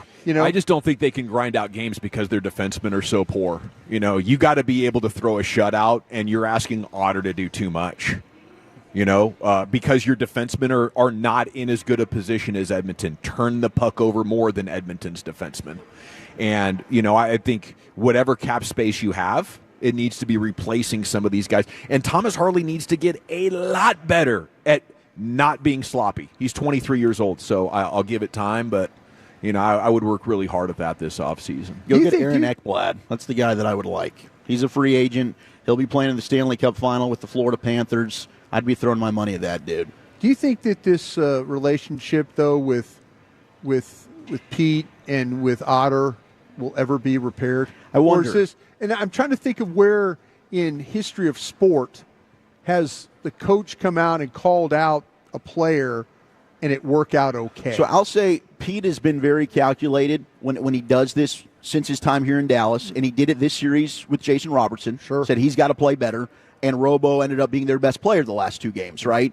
So it has worked at times for him. I think Otter is mentally strong enough to where this isn't going to phase him. But there are a lot of, if you look at the history of Pete DeBoer, whether it was with Marc-Andre Fleury, there was another Vegas netminder. It seems like he's had some. So it wasn't Hill, it was Laney maybe. Oh. There's been some other goaltenders that for some reason there's been friction there. I don't think that this will carry over with Otter. If it does, Otter's not going anywhere. Pete would be the guy that needs to leave. Yeah. I don't think as of right now there'll be a coaching change, but if we find out that is something where Jake Ottinger's like, F this guy, that might push Jim Nill into saying, well, we got to get somebody else. Rangers try to get back to winning ways coming up at 6:30. Cardinals are in town. Leiter and Liberatore, who's a good lefty. So, yikes. Knicks and 7 still echoing throughout the boroughs as they have extended the series. It's still 85% historically that a team in the Pacers situation is going to get this thing done. But Pacers were bad last night offensively. That was one of their worst offensive games of the year. I that's what you expect going to a place where the host is down 3-1 and thought they were the better team. So thanks to that song that Lucius played, man. Yeah, that was going nice. 7 now. It's the rallying nice. song. It's another Dawson special. Calling it. Oh, the Knicks being the one team that may have a chance to bounce back from the 3-1. Yet. They're the only team that's still alive with a pulse. I mean, they almost stole one of them in Indiana after being down 20. That was what it was, and and then they obviously gave up game 1, which they should have won. So I was looking at last night, like in an alternate universe, New York could be up 3-1, looking for the gentleman's sweep right here. I think the Pacers go home and get this thing done, though. Rick Carlisle's got those Pacers playing at a high level. Don't let it happen. Don't let it happen, because if it does, going back Yeah. to Madison Yeah. Square is not The gonna, funniest thing, though, That is would be this thing bananas. getting to Game 7 and then the Knicks S-ing the bet in Game 7 at home. I That's do think, probably right? the dream. If you want like the best reaction, that's probably what we need. I'm out for blood now. Now that the stars are out, Crash it's just like outs. I'm looking for. You're all looking for crash I want outs? to see the pain elsewhere. I just hate everyone. The biggest Knicks game since maybe the 90s is what we're looking at here, since Larry Johnson. And absolutely, dude. Yeah. I'm not going to act since like we I were know battling Knicks Reggie. basketball in the 90s. Probably since like Linsanity, you know? Anthony Mason. Wait. LJ running down the court like that. Yeah. We got the ticket prices for a Game 7. Oh, At Madison Square Garden. Cool. We'll see what those numbers are. Pretty high. I'm going to send boys. Wolchuk. Looking I don't forward want to to that. Yeah, you're going to need to take out a second mortgage. We are got it live at the covered. Globe. Come watch your Rangers tonight. The Texas Tech theme night tickets are sold out, but first 20,000 fans get a 2025 yearbook, and there's plenty of great seats to be had to watch your champs as they hit a turning point in the season and explode offensively against Liberatore starting at 7:05 tonight. We'll replay the G-Bag of the Day champ and then get a top 10 at 2:20 coming up next here. It's the G-Bag Nation of the fam.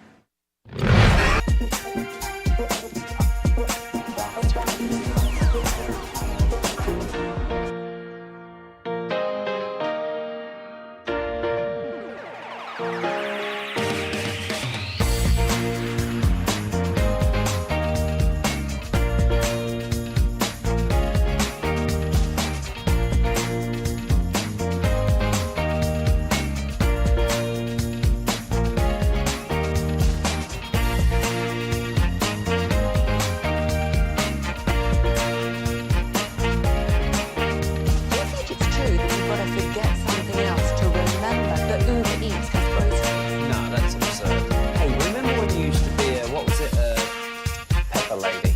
Pepper Lady? Wasn't it Cinnamon Sisters? Basil Lady. Saffron Squad? Nutmeg Maidens? Pre-curb? No. Nutmeg Maidens? I just said that. Was it Spice Girls? Doesn't sound right. Was it Saffron Squad?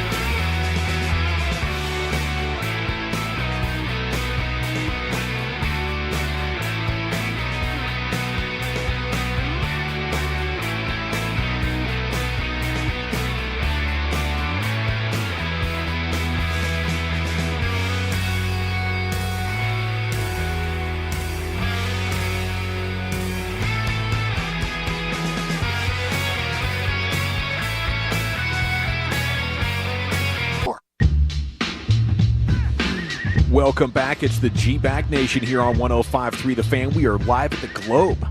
It's baseball time in Arlington once again tonight, 6:30 pregame, 7:05 first pitch with the Cardinals in town. We got Wolchuk's top 10 here in just a second. He's hurt. Send him some love on social.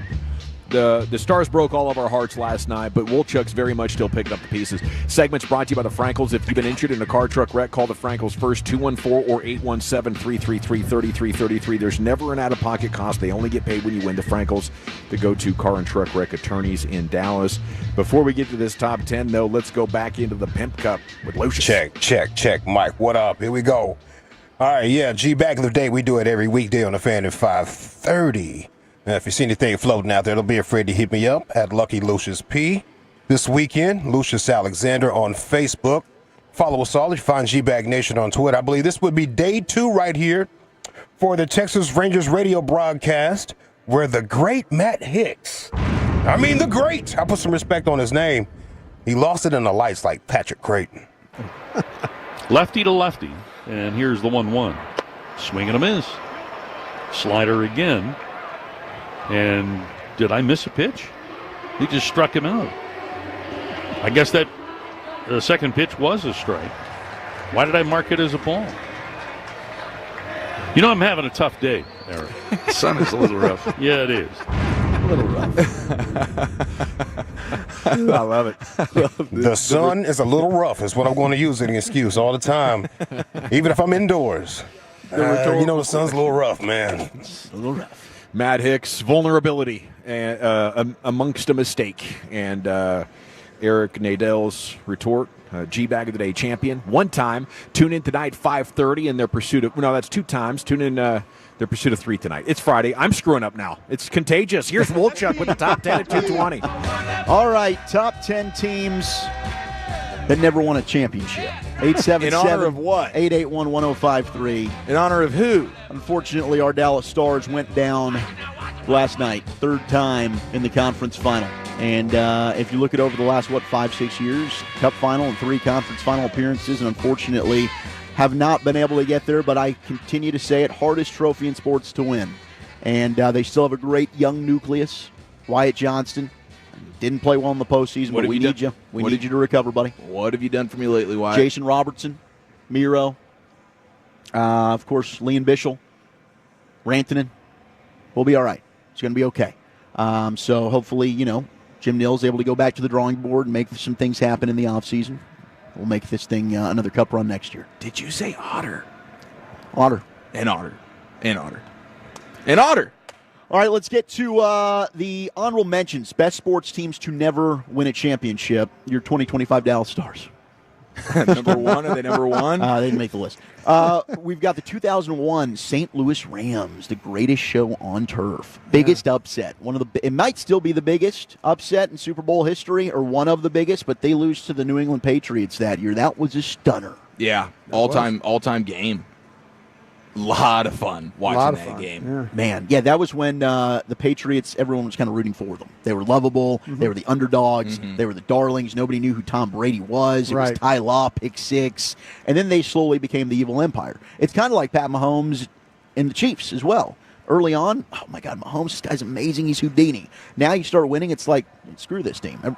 People rooting for the damn Eagles in the Super Bowl. I mean, can you imagine that? It's disgusting. You win enough to become the villain. Is what happens. Makes me want to throw up in my mouth a little bit. You win long enough to become the villain. Yeah, that's 100% true. 214 is asking, will my Texas Rangers Harry Titas cheer up Zach?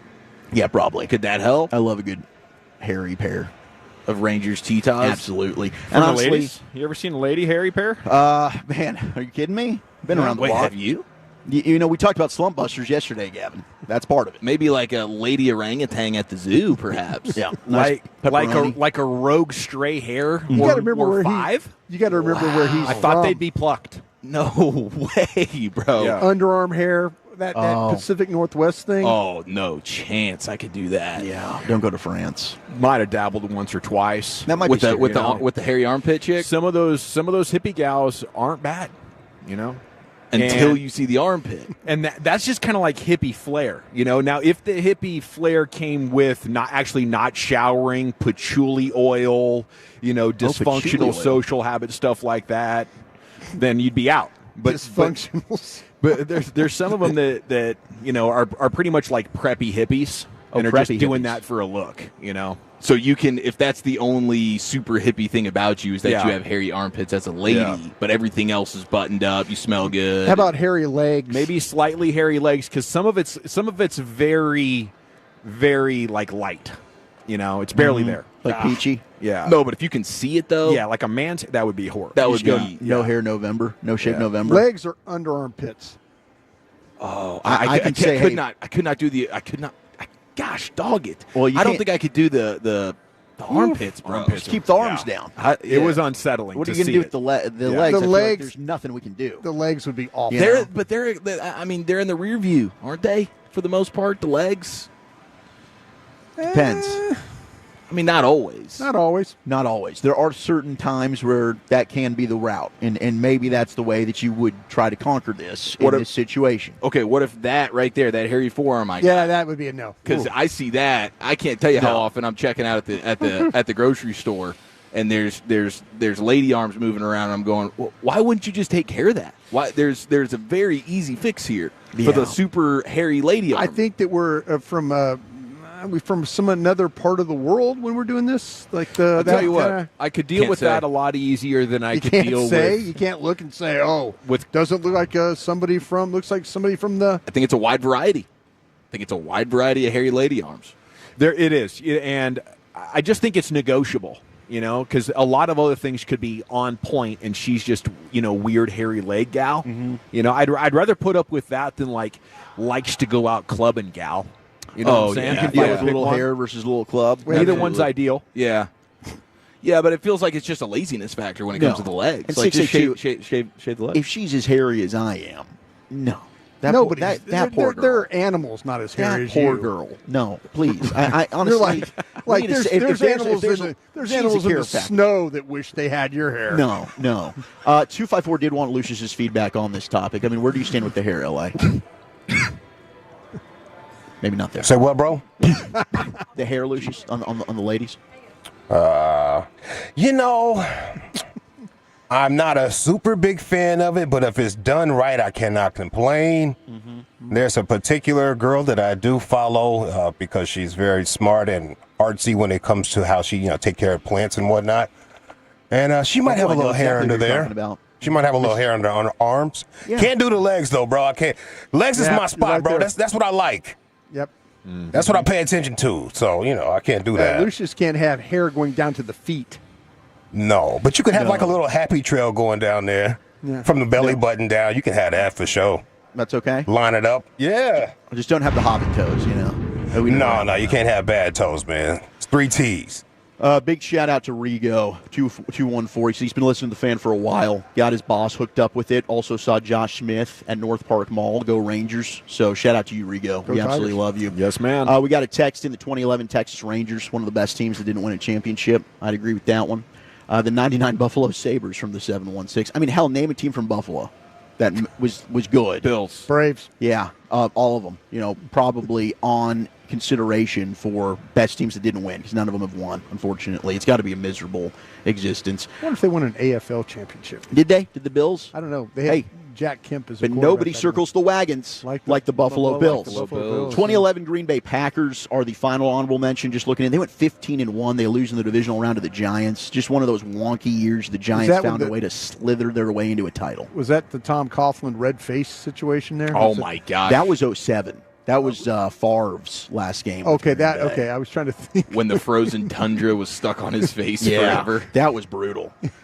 Number 10 on the list, though, is your 06-07 Dallas Mavericks. 67 wins, and we know what happened in that first round. Dirk's MVP season. I thought the Mavs, that was a juggernaut season. Like, okay, we had our hearts ripped out in the finals, but we're better this year, and we're just going to go and reclaim what's ours, and that's the NBA title. Unfortunately, the bleep hole that is Baron Davis had other ideas, and I will forever hate Baron Davis. Steven Jackson as well. Mm-hmm. My biggest gambling Nelly. degenerate friend was so hard on Golden State money line that year. Like he I don't know, maybe a bookie knew something about the matchup, but I think that exposed the Mavs, who for what they truly were before you got Jason Kidd, Deshaun Stevenson, Tyson Chandler in here to really give this team a backbone, along with some great perimeter defense from a guy like Sean Marion as well. But they had to build it really, with the idea of we can't have anybody else that's going to get us soft on this court. And they did a hell of a job there in those 3 years before they and allowed it to ultimately get it done there when the final piece came into place. Number 9 best teams to not win a championship is the 2015 Carolina Panthers. They also went 15-1. They lose in the Super Bowl to the Broncos. That was Cam Newton's MVP year. They were an absolute juggernaut that season.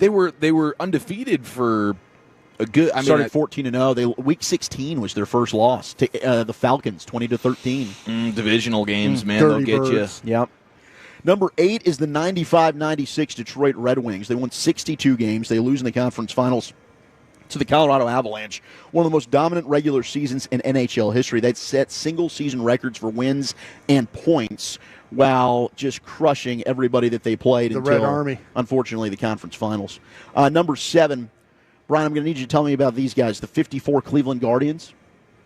Oh, is this like this is kind of a Lou Boudreau team? Bob Feller, maybe? We're looking at Larry Doby, Al Rosen, Vic Wirtz, Bob Feller, Bob Lemon, Mike Garcia, Early Wynn. Al Lopez was the coach. Won 111 games. They lost in the World Series to the Giants. 6 is your 2018-2019 Tampa Bay Lightning, also a 62-game winning team. They tied a record for wins in the regular season, but they lose in the first round to Columbus. This is part of that President's Trophy curse. You don't want the President's Trophy in hockey. Number 5, and this is the team I always think of best to not win a championship, the 98 Minnesota Vikings. Oh, the Gary Anderson missed field goal. Yes, 15-1. Denny Green, they lose to the Falcons in the NFC title game. Randall Cunningham, Robert Smith, Randy Moss, Chris Carter, John Randall, Ed McDaniel. I mean, that team was absolutely loaded, and that Super Bowl would have been so much fun. Denver versus Minnesota. You had Denver looking for back-to-back. Instead, it was Denver and Atlanta. Chris Chandler and Jamal Anderson was fun, but they got Reeves completely coaching them up there that day. Yeah, they even had Jimmy Hitchcock on that team. They did. He was going for a pick 6 on Elway in that Super Bowl. He was. Didn't get a chance. 0-1 Mariners coming at number 4, Gavin. I mean, you knew it. I was the board op for that team, and a Saturday host on the weekends at the Fan in Portland, and we knew it was a regular season team. They were incredible. They didn't have the aces, but it was a hell of a year. I don't think they even lost a series until July. It was crazy. That is absolutely nuts. The 06 Did Chicago you say Cubs. that, by the way? Did you say that when they were in the playoffs? Were you I don't trust this team? Did you give it one of those, or did you just? Man, it was so Were long you Homer? ago. Were you still being Homer to start the career? You not probably trying knew to better ruffle than to say feathers. that. I was wondering if you just said we all knew, and The I only wondered if- take I remember, and historically this is bad, is I was arguing for moving Ichiro down in the order because they weren't getting RBIs from their 3, 4, 5. Okay. But yeah, I don't remember if I was generally confident. I know I was highly skeptical about Aaron Seeley and Jamie Moyer battling the Bombers, and that's how it turned out. Great 2. series against Cleveland, though. 0-15-16 Golden State Warriors.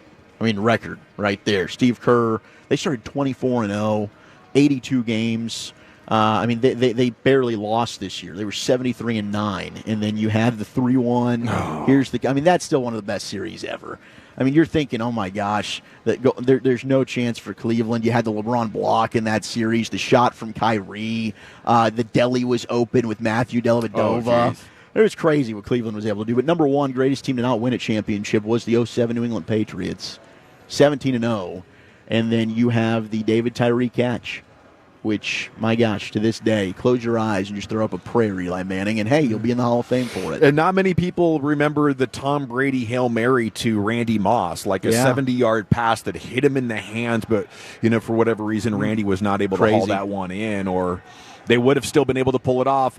There's your top 10 at 2:20 every afternoon here in the G-Bag Nation. We are live at the Globe, where the Rangers are going to take on the Cardinals tonight. Lighter on the hill. I'll be watchdogging his fastball location, and hopefully he can take more steps in getting that bad boy dialed in, Chief. But what's next? Biggest L, biggest dub, 877-881-1053. Where have you taken some L's this week? More importantly, where have you gotten those personal victories? That's next right here on The Fan.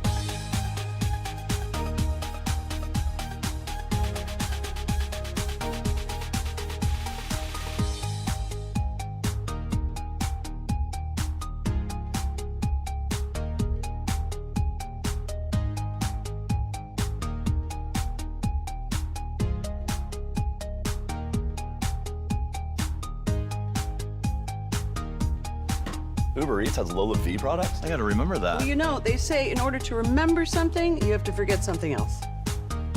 Okay, now that is a very cute haircut. That's like a little shag. I've never seen it before. Well, I mean, of course you have. It's the Rachel. Oh, is that your name? No, I mean, like, your name. No, I'm Jen. My name's Jen. Right, but I just mean, like, this is your haircut. But that's hair on your head. I'm not saying this is your hair. Okay, freak me out a little bit.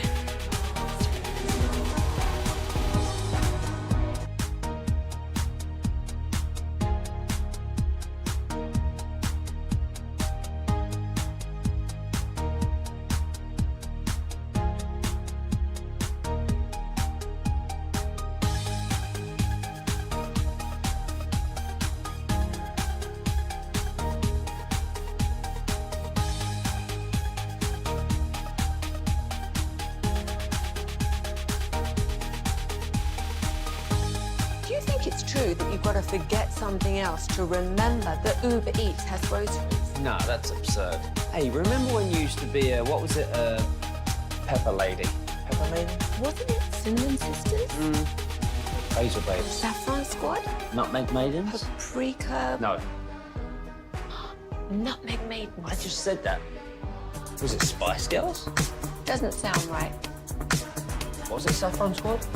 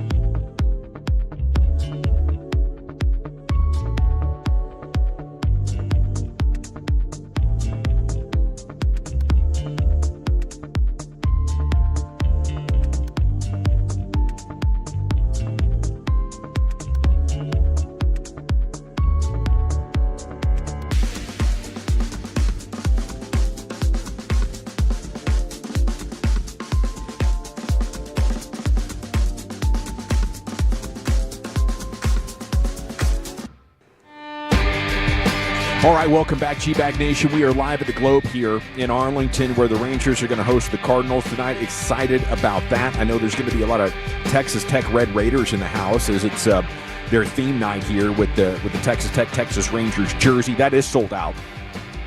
But a lot of fun to be had here as the Rangers try to get, the offense going here after the day off. Could it have been a reset? We're waiting for it. It's time now for Chiefs Biggest L, Biggest Dub. Here's Eric. Yes, sir. Let's go ahead. 877-881-1053. Where have you taken some L's this week? More importantly, where have you gotten those personal victories? Here's British Ian. Oh, yeah. Now listen here. It's time to toss things over to that silly twit, Eric Chiafalo, to give us this week's L takers and dub makers. On and off the field, no one is safe from this imbecile's tongue. It's Biggest L, Biggest Dub. Big Dub here at the park tonight? Yep, Big Dub. Globe Life Field will have the roof open for tonight's game against the St. Louis Cardinals. So we'll get the roof open prior to us getting off the air here at 6:30. I can't wait. I mean, this ballpark's beautiful, but it's extra special whenever you're able to get the roof open. I didn't think we were going to get one open again the rest of this season, maybe until September towards the end. But this is awesome news. I can't wait. And the stats do show. Yep. You do score a little bit more runs with the roof open here. So hopefully this is what you need against this lefty gap. Let me ask you this. If you break this thing out, you hit for about 12 runs tonight. You just sweat and you just deal with it. You just play hot baseball all summer until it's over. Let's do it. Yeah, till the wheels fall off of it working. Yeah. But if you go out here and put up a double-digit scoring night, that's what I'm saying. Then yes, I Like, mean, even if you're just tomorrow getting 6, what do you put the line at? Where do you say, okay, we got 6 runs with the roof open, we're keeping this thing rolling for a while? Is it 6 runs? I'm telling you, you played across 7? You played across the street when it was 100 degrees every night. Yeah, So, they were built different back then. I think the line that you're more worried about if you're Ray is the number of lawsuits you're going to have from fans who slip and fall in the concrete. Like, because there's a weird dew point, I think it's called. That's a good point. And Yeah, the temperature's got to be dialed for that concrete to not be slick. 469 PSA, just be careful of the Raider rash tonight. I don't even know what that is, man. What is I mean, it's Texas Tech night at the park. It is. And that was something you've definitely got to be aware of when you have. Well, they're handing out calamine lotion at the doors, which I thought was pretty apropos. We're good. We're clear. We're kosher. Complimentary. Hey, 214, biggest dub, OU winning in walk-off fashion. Lady softball. We watched it in real that time yesterday. Yeah, we sure did. Well, and speaking of Tech, they got a big softball win last night as well, 1-0. Congrats to them. L Metro Mess sports team can't find their way out of a paper bag. That's Woody in the 214, still going strong off the benzos and the opiates. Shout out to my guy MJ, by the way, from Premier Autos at Dallas, celebrating a lovely birthday. Oh, hell yeah, happy He's birthday. a fantastic dude. He's a total ball crusher. He's always on the leaderboard when it comes to slinging whips. That is just he's the top dog. And he's celebrating a birthday today. I'm sure he's going to sell about 9 cars, and then he's going to go have a great weekend. I might need to go see him. We'll see. Are you going on the hunt? We're doing this. Yeah, Maya wants to go get herself a new vehicle. I looked up Raider Rash. Oh, you had to look it up? You'd never heard of this? You had heard of Raider Rash before, right? No, honestly, I had to look it up. Okay, well, read it. What did ChatGPT tell you? Sexually transmitted infections. Maybe some syphilis? Slow it down a little bit. I couldn't really understand you. Yeah, what did you even say there? Start from the top. STI. Start from the top. Sexually transmitted infections. Any examples? Eric, carry on. All right, very good. I told you what it was, Sounds and personal. then you Thanks wanted for the education. I'm doing the thing that you do, where you provide information, but then you ask a bunch of questions about it. Here we go. Here we go. It's not a medically recognized condition, but rather a nickname often used by half-jokingly in student circles. The terms gain traction as part of a college folklore and is often used to warn new students about unsafe sexual practices, refer to close contact nature of dorm life and parties, mock or stereotype promiscuous among students. While it's largely tongue-in-cheek, it highlights importance of safe sex, hygiene, and health awareness in college environments. Back to you, Eric. Thank you, Professor Broadus. Thank you for that news report live from the Comerica backyard, where the Raider Rash is going to be a bit rampant tonight, so be careful.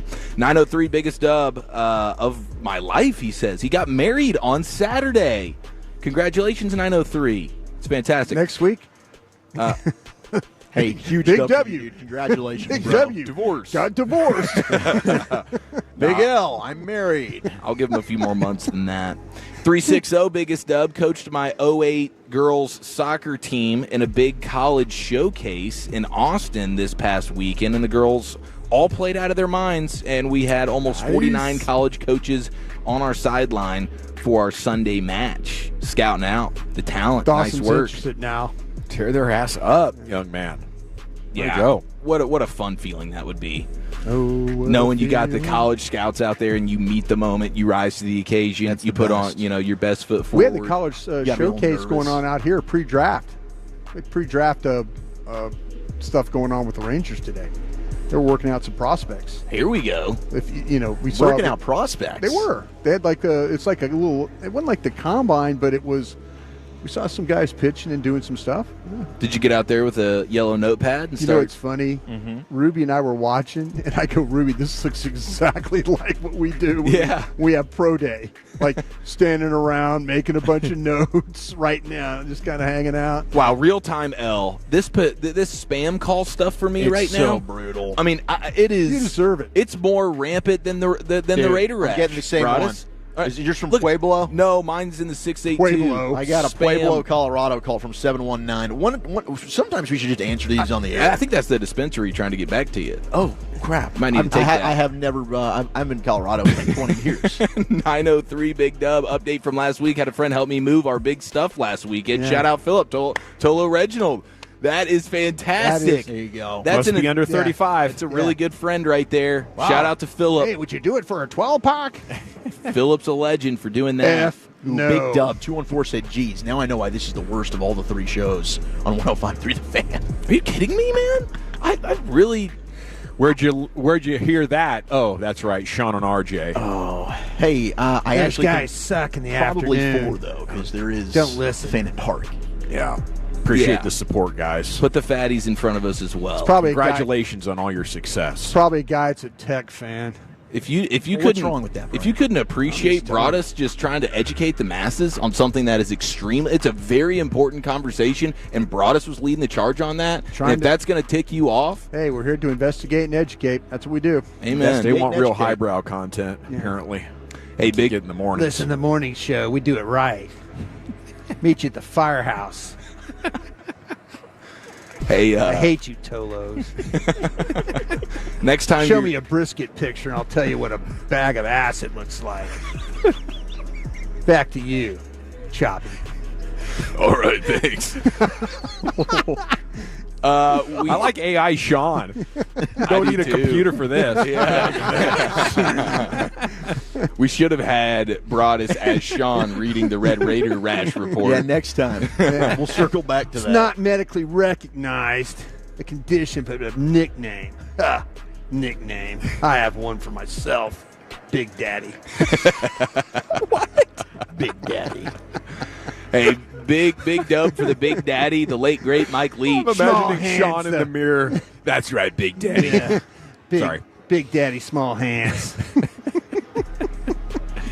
Nice work, Broadus. Yeah, it's excellent. College Football Hall of Fame has dropped its coach win percentage Start my own requirement. channel. Watch it. Just to make room for Mike Leach. Just to make room for Mike Leach. Yeah, well, you know, Not a coincidence. I think that there's reason for this, and I love it. It's the Mike Leach rule. Speaking of Texas Tech, shout out to Mike Leach. That's true. Definitely the best press conferences in the history of sport. Oh, absolutely. I think he was the one. I think my old LSU coach might fall under this one, too. Les Miles? Les Miles. I think Les Miles might fall under this. The Mad Hatter? Yeah, Call under that the under 59-50. the percentage thing. Yeah. Well, he went to KU and dropped his win percentage A lot. quite a bit. A lot. Biggest L of the week, though, goes to the allegations against Zion. He woke up this morning with some bad news. This stuff is pretty disturbing, but it's just allegations, so we're not even going to list them off, okay? It's just allegations at this point. But nonetheless, bad day to be Zion Williamson. Am I right? Yeah. Can we look him up for you? Yeah. I'd like to see what they are. I think my biggest It L rhymes with grape. I think that my biggest L was the blackjack fiasco. Yeah. My biggest dub was avoiding discussing the Wiggly guys this week. That's true, The Wiggly dude. guys. You stayed out of the Wiggly fray in a way that was very professional. Thank you. Now, also, I just wanted to give an update. You guys remember the cheese roller man who we thought may have lost his life in the UK? He's going at chasing it the next cheese week ball. again, right? Round Well, 2? I would imagine this guy's got the heart of a champion. He will be back at some point. But we thought he might have lost his life. We've now seen some other angles of the aftermath, and he's actually being helped up, and he is walking with some help off of the gridiron that is They got a the spatula steepest getting him hill up off the field. in the world. There was a spatula involved. But the funniest part about all this that I didn't realize in real time until after the fact, he was dressed up as a wizard, like an actual wizard, like you might find from like Clash of Clans or something. Oh, very nice. So he was LARPing? He had the sleeve and everything to go with it, Walchuk, and then he's being helped Davis off. But Bertrand? I'm giving him a dub because he went super viral, and it looks like he walked off in pretty respectful fashion. I thought he might have been paralyzed. So congratulations dressed to up the, like- the cheese wizard. I'll try this one. How about he's dressed up like Kyle Kuzma? Oh my gosh, yes. Kyle Kuzma is the league leader in ridiculous clothes. But this guy's giving him a run for He his said money. he's dressed up like a wizard. And he still has a pulse. You're the man, Chief. Oh, okay. I'm sleeping When on. I have to explain it, Sorry it's, about it's that. awful. All of us getting a big win today. Congrats if you're on your way to the ballpark. You were going to pick up the Texas Rangers 2025 yearbook. First 20,000 fans that arrive will get one. We'll sign it for you. And they got a Sunday brunch. They got Family Fun Tuesdays. All kinds of great things going on out here at the Globe. And we're coming back with the three-piece. I'm going to start with chicken soup for your Rangers soul, though, and the historical chance that Marcus Semien can be better in what's left of this big league season that's coming up next year. The G-Bag Nation on 105.3 The Fan.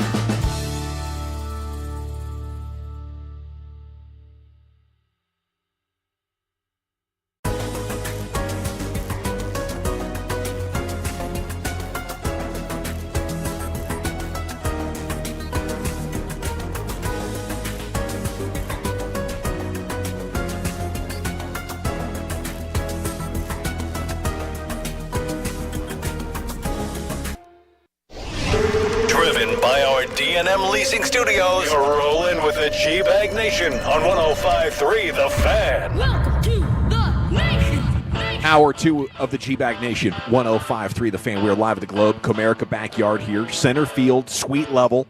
If you're coming in, we'd love to have you swing on by the broadcast position, say hi. Now, it is a Texas Tech jersey night. If you're in on that promotion, congratulations. Those are sold out.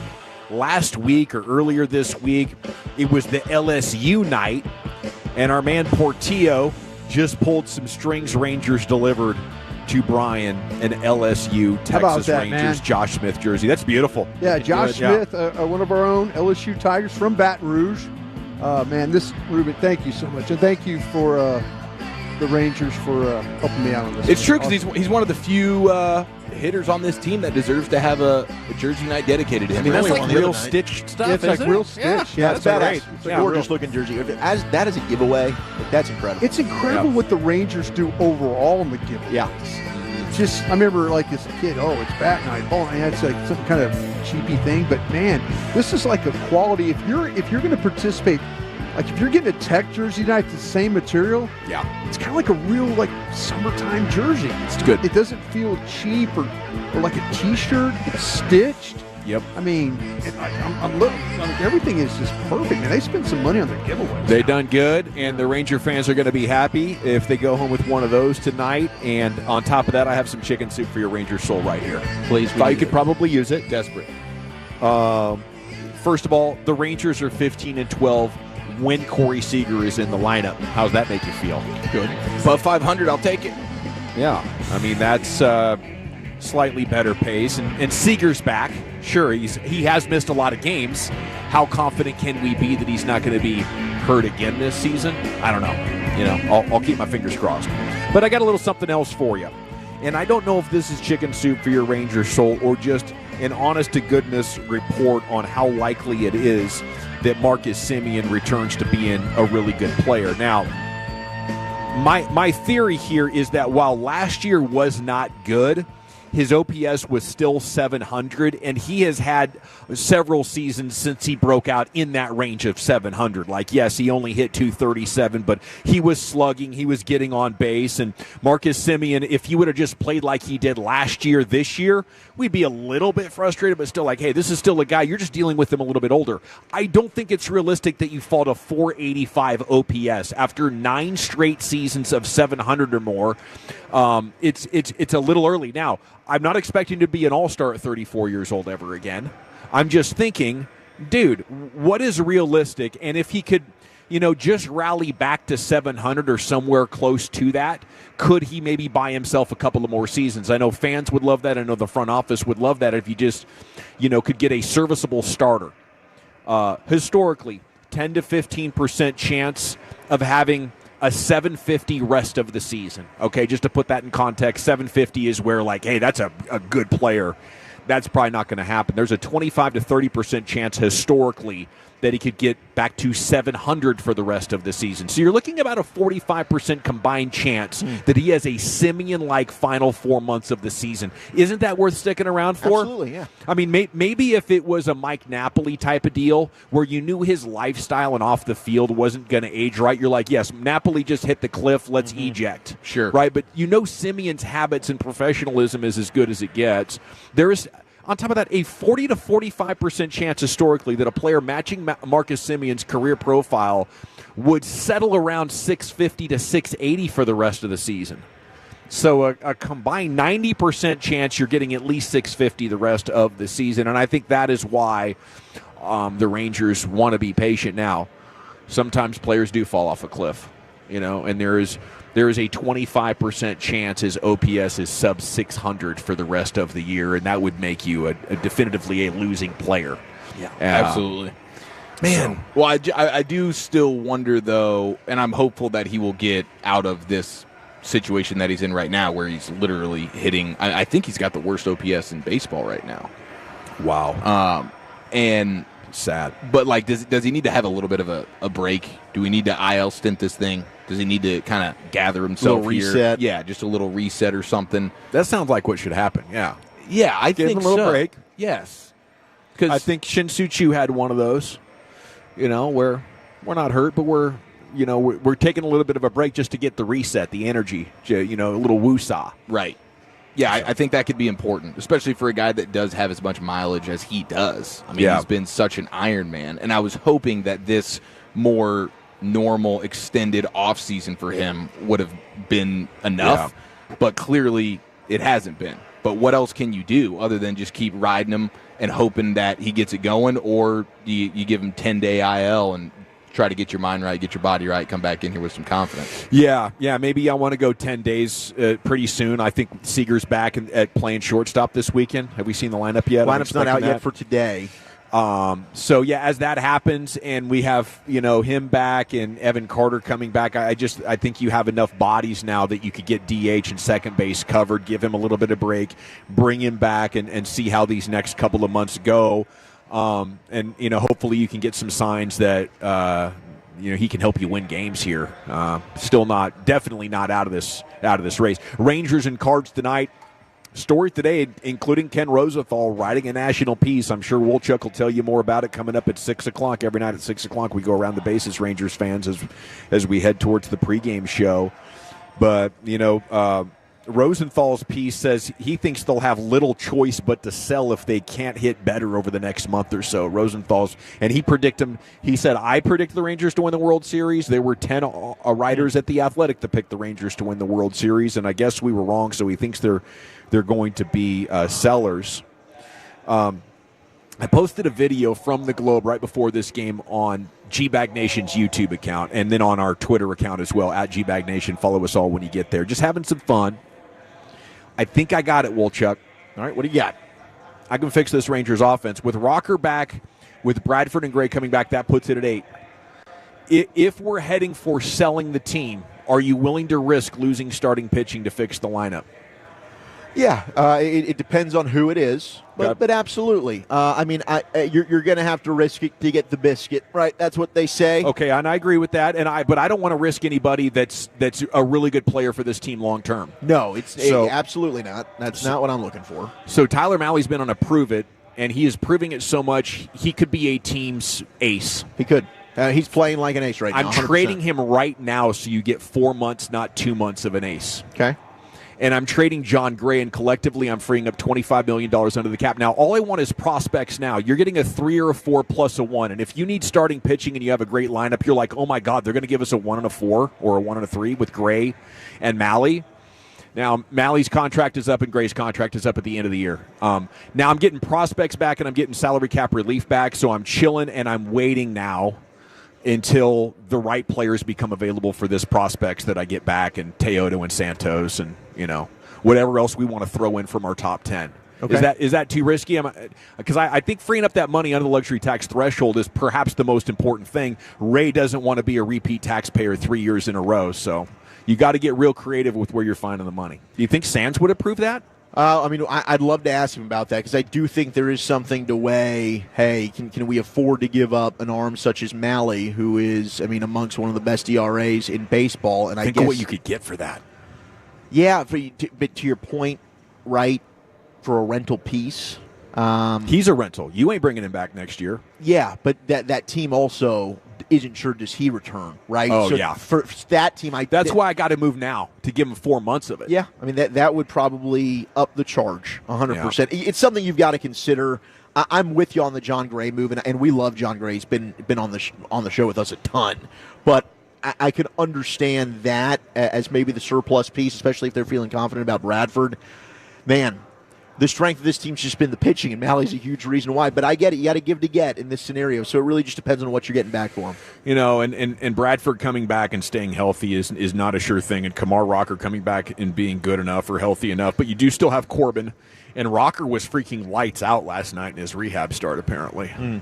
So. I would say you have to have a pretty good confidence in your forecasting of what is going to be available from a bat standpoint at the deadline. Yeah, because you're making this move now, and then you get to deadline time, and there's not anything of significance out there, and you're like, crap, we just punted on Malley. So that's something that obviously CY and company would have to have. Like, hey, we know kind of the handful of guys that we feel like realistically we can go get when it comes to actually deadline time. See, that's where I think my gang of two in the league, they were saying you could get something for Eovaldi and Mahle at the deadline, but probably a prospect package and not anything impactful for the major league team. Any team willing to trade for those types wouldn't want to remove anything from their major league roster. Maybe Garcia in the bullpen, but it wouldn't be much. The Rangers don't have many paths to add impact bats without trading Walcott, and they won't do that. Yeah. I think so. I mean, you mean a guy in the major league, a front office major leaguer agrees, or a guy, he's saying you can get something for Mahle. Yeah, if you want to. If you want how he's been pitching. Yeah. I mean, he's been unbelievable, and they're not moving Eovaldi. So, I mean, Tyler Mahle on an expiring contract, you sell high on him now. I wouldn't be opposed to that if you can get something in return. Okay, the Stars. I mean, what do you make of this and how it ended? I wonder if players are hurt or something broke their chemistry. Did anything get weird in there, or were they just whooped after making so many runs? Maybe they were tired. Played a lot of games. They had the late season slump, and then they kind of rallied against Colorado and Winnipeg, and then went back to being that pathetic team that played the final 2 weeks of the regular season. So I think, in retrospect, it's actually much bigger than even what happened against Edmonton. I think only them and Tampa have played more games in the last 3 years when it comes to regular season and playoff games. But to me, it's probably Florida. Florida's made the Cup final 3 years in a row. Yeah, but I think I heard where Tampa was the team, though, that's played, played the most. Man, you could be very well right about that. Maybe the last 5 years. Yeah. I mean, Tampa made a ton of Cup runs. Sure. So, it's not an excuse, right? That's what you're not. You're not buying that, right? No, I think it's a factor. No, I mean, you had such a good, and this year really, I'm not buying it because you had Miro who came back and missed a ton of time. You had Robo who got hurt and had some time off.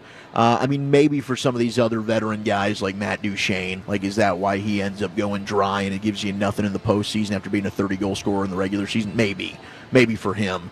But I mean, that's the grind that is the Stanley Cup playoffs. I can't use that quite as an excuse. You're not looking over at Florida and they're starting to fade. They're ready to go. And Edmonton has made 3 out of the last 4 conference finals and now back-to-back Stanley Cup finals.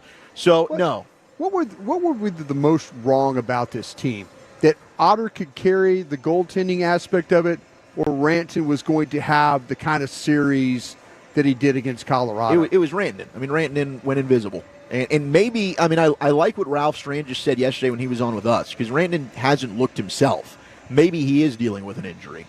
But otherwise, I don't think we were really wrong about the Stars. I mean, the Stars are a good hockey team. But no, what we were pushing in this series. Yeah, it was Rantanen. We thought Rantanen would be the move that put him over the top. I was hoping that he could end up, now he's sandwiched in between McDavid and Draisaitl, that he could end up being like the second best player in the series instead of a guy who, I don't know, was he even a top 10 player in this series? I mean, the last night he finally got an assist. He finally got a point again. Wyatt finally got a point. He got off the schneid there. But, yeah, I mean, you just didn't have enough from your depth. And Edmonton did. I mean, Ryan Nugent-Hopkins, every night he's getting points on the board. Yeah. And you just had nothing to counteract that. So did we overreact to Miro coming back? Miro and then that with Robertson, even though Robertson – we thought Otter was playing his best ever. Mm-hmm. Rantanen was on fire. Thomas Harley had ascended to Heiskanen's level. Yeah, we were.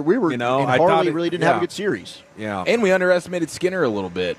Yeah, thinking I know. That he I could really did. be had. That guy, all of a sudden, he plays the Dallas Stars, and he looks like a top 5 goalie in the league. I don't know, man. That puck went right through him last night. I was going, that's the bum that I thought about right. But there. they didn't have enough looks right in front there. Like that Robertson goal was perfect. That's what you were looking for. Yeah. They were having to do a bunch of wide shots from the sides, awkward angles. They really struggled, and credit to Edmonton. I mean, they mucked it up there in the middle right in front of the cage, and the Stars weren't able to get any high-danger opportunity, not as many as what Edmonton did. So it's going to be a very different-looking team. You got Dodonov, that's a free agent. Marchment's a free agent. Ben's a free agent. Duchene's a free agent. Bork's a free agent. We'll have to see who Granlund is a free agent. Who do they bring back, if any, out of those, and what can you do to improve? Would Granlund be the number one guy out of that whole list that you just ran? I think I'd want to keep Granlund, yeah. I kind of do, too. Yeah, I'd probably I'd keep Granlund out of overall in any of those other options. Yeah. I want to bring back Tanev. I'd love that, but I think he signed a pretty big deal with Toronto. All righty, G-Bag Nation 105 through the Fan, Comerica backyard here on the Fan at the Globe. We're suite level, and if you come on by, fellowship with us, so say hi, at the breaks, we'd love to see you. And root on these Texas Rangers here. We're anticipating we could have CY coming up in an hour. The Chris Young Show. That would be exciting if CY can join us in 1 hour coming up here on your home of the Rangers. But we're coming back with a C-note, and there's a breaking news earlier this afternoon of a trade inside the division. We'll hit you with that coming up next year to lead it in the Fan. But I want to chat with you about Men's Tea Clinic because they are the best. And if you are feeling stuck on empty, you're running on low gear.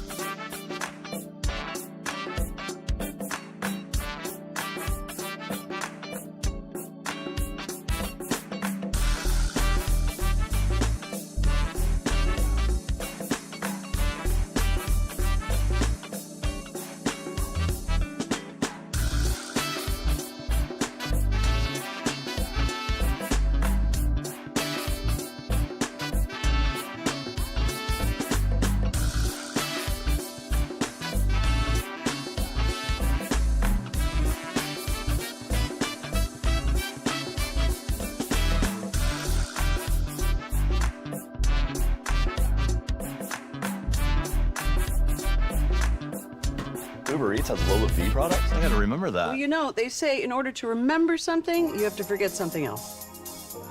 Okay, now that is a very cute haircut. That's like a little shag. I've never seen it before. Well, of course you have. It's the Rachel. Oh, is that your name? No, your name. No, I'm Jen. My name's Jen. Right, but I just mean this is your haircut. But that's hair on your head. I'm not saying this is your hair. Okay, forgive me a little bit.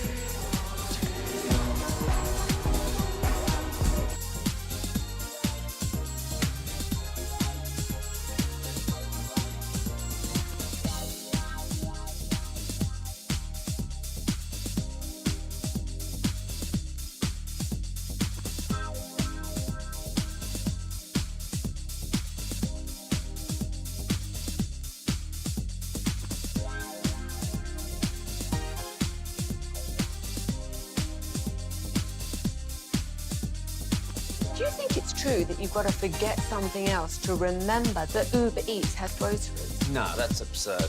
Hey, remember when you used to be Pepper Lady?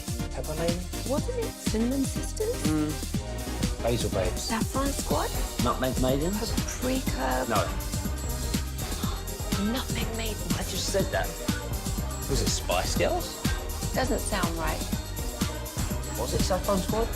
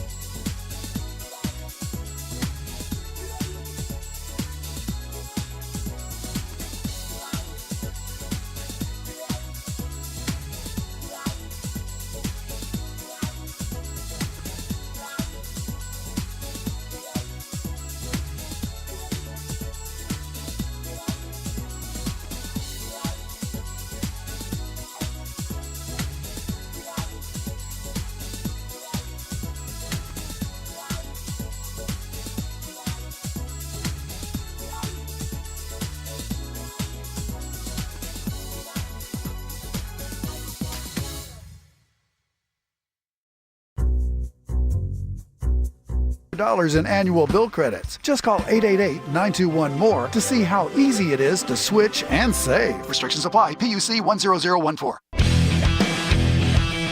Welcome back. It's the G-Back Nation here on The Fan. Mike Bassick's in the house, getting ready to be a fancy TV man here this afternoon.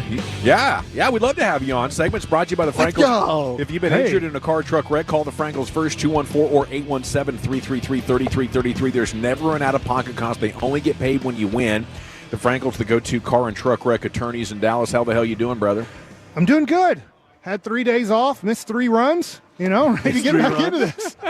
Not too bad. So you think this offense bouncing back tonight then with everything going on here? This Liberatore guy's pretty tough, isn't he? He's left-handed. He's a major league pitcher.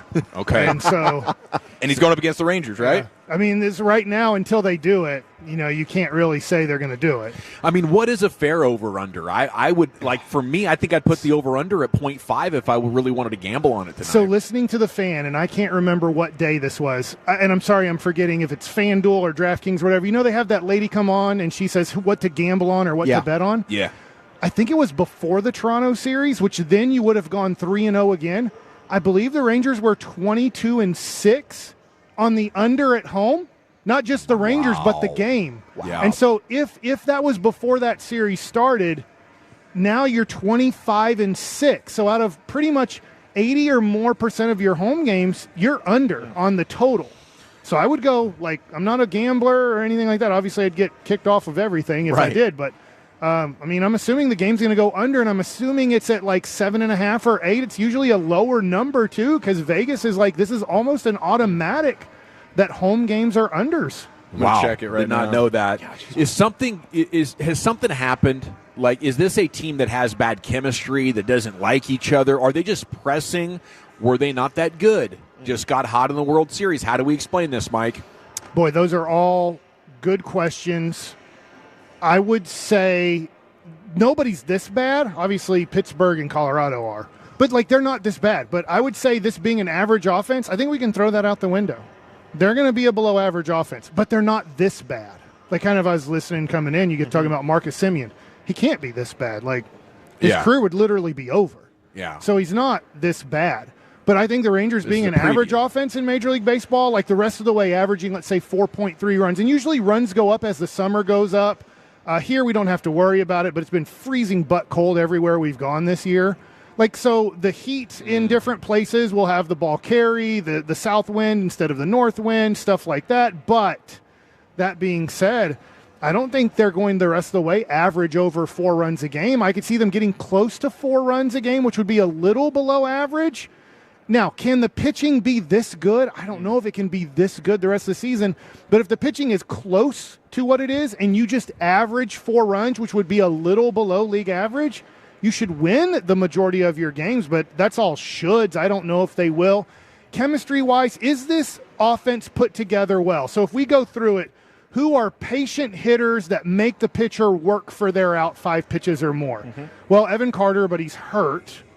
And then who? Wyatt? Wyatt. Osuna? I'll say Wyatt. Maybe. President of the Osuna fan club. He's a maybe. I don't know. Josh Smith at times. He has chased a little bit this year. He's struggling right now. That's the tough part is, I wonder if he's best as a 10th man, where you play him everywhere 5 days a week. You give him 1 or 2 days off, and that's better than you're going to play shortstop for 3 straight weeks. I feel like when he does that, his numbers can drift a little bit in the negative way. So I don't know if the chemistry of the lineup is maybe tough for Boch to look at. All right, aggressive hitter, leadoff hitter here, then patient hitter. It's just I don't know. I don't know if this thing's constructed well. Obviously, Berger's gotten better since he's come back. Peterson, last year the Rangers had the worst DH spot in all of baseball. They still have the worst DH spot in all of baseball. So now you're dealing with, it's not just DH. That's the thing, is you can't just, I'm blaming Peterson, or I'm just blaming Semien, or now I'm blaming Garcia, or now Josh Smith isn't going well. It's it's everybody. And then Seager, when he's healthy, he's good. You got to be healthy. If you can't play shortstop 145 games a year, then can you play shortstop? Because going forward, I need you in my lineup 145 games. And if you can't 3 years, he can't do it at shortstop. Now DH is open for a while. Like, I don't know. I kind of asked the question to Boch without, like, forcing it. And this was before Peterson got hurt. As soon as Peterson got hurt, the next day he was like, yeah, we're going to probably DH him quite a bit to try to keep him healthy. And I'm like, yeah. Like, shortstop, he's a good defensive shortstop. I'm not saying he's not good. He doesn't have tons of range, but when the ball's hit to him, he makes the play. What if, and he doesn't want to do this. I didn't pay you for what you want. I pay you for what you do. You know, and I'm paying you to hit. You have to hit because our lineup, when you are out of the lineup, this isn't a very good lineup. When you're out of the lineup, it's right there with Colorado and Pittsburgh. I was looking at some bats. Maybe that could be available to trademark at Baltimore. Cedric Mullins on an expiring contract. That was a name that I threw. I mean, do you think it's worth it? Do you think that they'll be looking at this like, is there a bat that can help? You guys talked about it about, 30 minutes ago. There's no money. Like, there's literally no money. So you have to get rid of money to add money. Now, the only way that I thought Ray Davis might go over, from what I understand, is if this team right now is, let's say, 10 games over 500. They were 3 games in first place, and it's like, hey, we're not close to the deadline yet, but we're showing that we might win it all. Maybe I'll go over a third year in a row, which is a big negative to most owners, not just Ray Davis, but to most owners. But I think right now, looking at it, I think that there's bonuses too. You have to remember that guys have bonuses in their contract that count against, that aren't counting right now that we're looking at. So that kind of Leote going to Seattle opened up for just the Rangers to probably pay the bonuses that Malley, maybe another guys might hit. Maybe there's a couple of Evaldi bonuses. Like when you make the All-Star team, I need to check into this, but I'm pretty sure like if you get like a $500,000 bonus for making the All-Star team, that counts. That's part of the salary structure. Another good reason to trade Malley now. So, yeah. Are you trading pitching for hitting, or are you selling? Well, I think you have to look at right now, as of today, this lineup might need 4 or 5 new bats for 2026. And you're not trying to save this season at all? Well, that sounds like you're a seller. Yeah, the only thing is right now is your division stinks, and the American League stinks. Like, we've seen Detroit. You beat them 2 out of 3. Skubal's unbelievable. They're not great, but they're probably, as we look at today, going to be one of the top 3 seeds in the playoffs. Seattle right now, they're kicking your butt this year, but I just watched Seattle last night against Washington. They're not impressive. They're good. They're better than the Rangers, but they're not. And if the Rangers could figure this out, you're like, all right, New York, who you almost beat without even hitting a ball in New York at all. And then you go Seattle and you go Detroit. Those are the 3 best teams in the American League. We're not talking about Philadelphia. We're not talking about the Dodgers. We're not talking about, over there. I know Arizona's not great, but there's way more better teams in the National League. The American League is really bad overall. So if you could ever figure this out, it's a place where if you make the playoffs, who are you really scared of? Especially if you had DeGrom and Evaldi healthy going into the playoffs as your 1-2 combination. Man. But I don't know how you buy when the budget just says you can't. When you said that, it made me think of the NBA real quick, and I'm like, man, I don't know if any of these teams remaining are that scary at all other than OKC's historically good defense. Are you thinking Mavs are in this thing? Like for like next year? Yeah. It'll be tough for an 18, 19-year-old to lead. He doesn't have to, though. True. Yeah. But then doesn't that mean Anthony Davis kind of has to be Shaquille O'Neal and then for a while? I mean, you get Chris Paul. He can be a leader. Kyrie will be a leader when he comes back. No, I'm with you. It's going to be a weird mix. I'm in on the Mavs as this. Like, I don't think I'll ever be as diehard as I have been my whole life. I'll be in.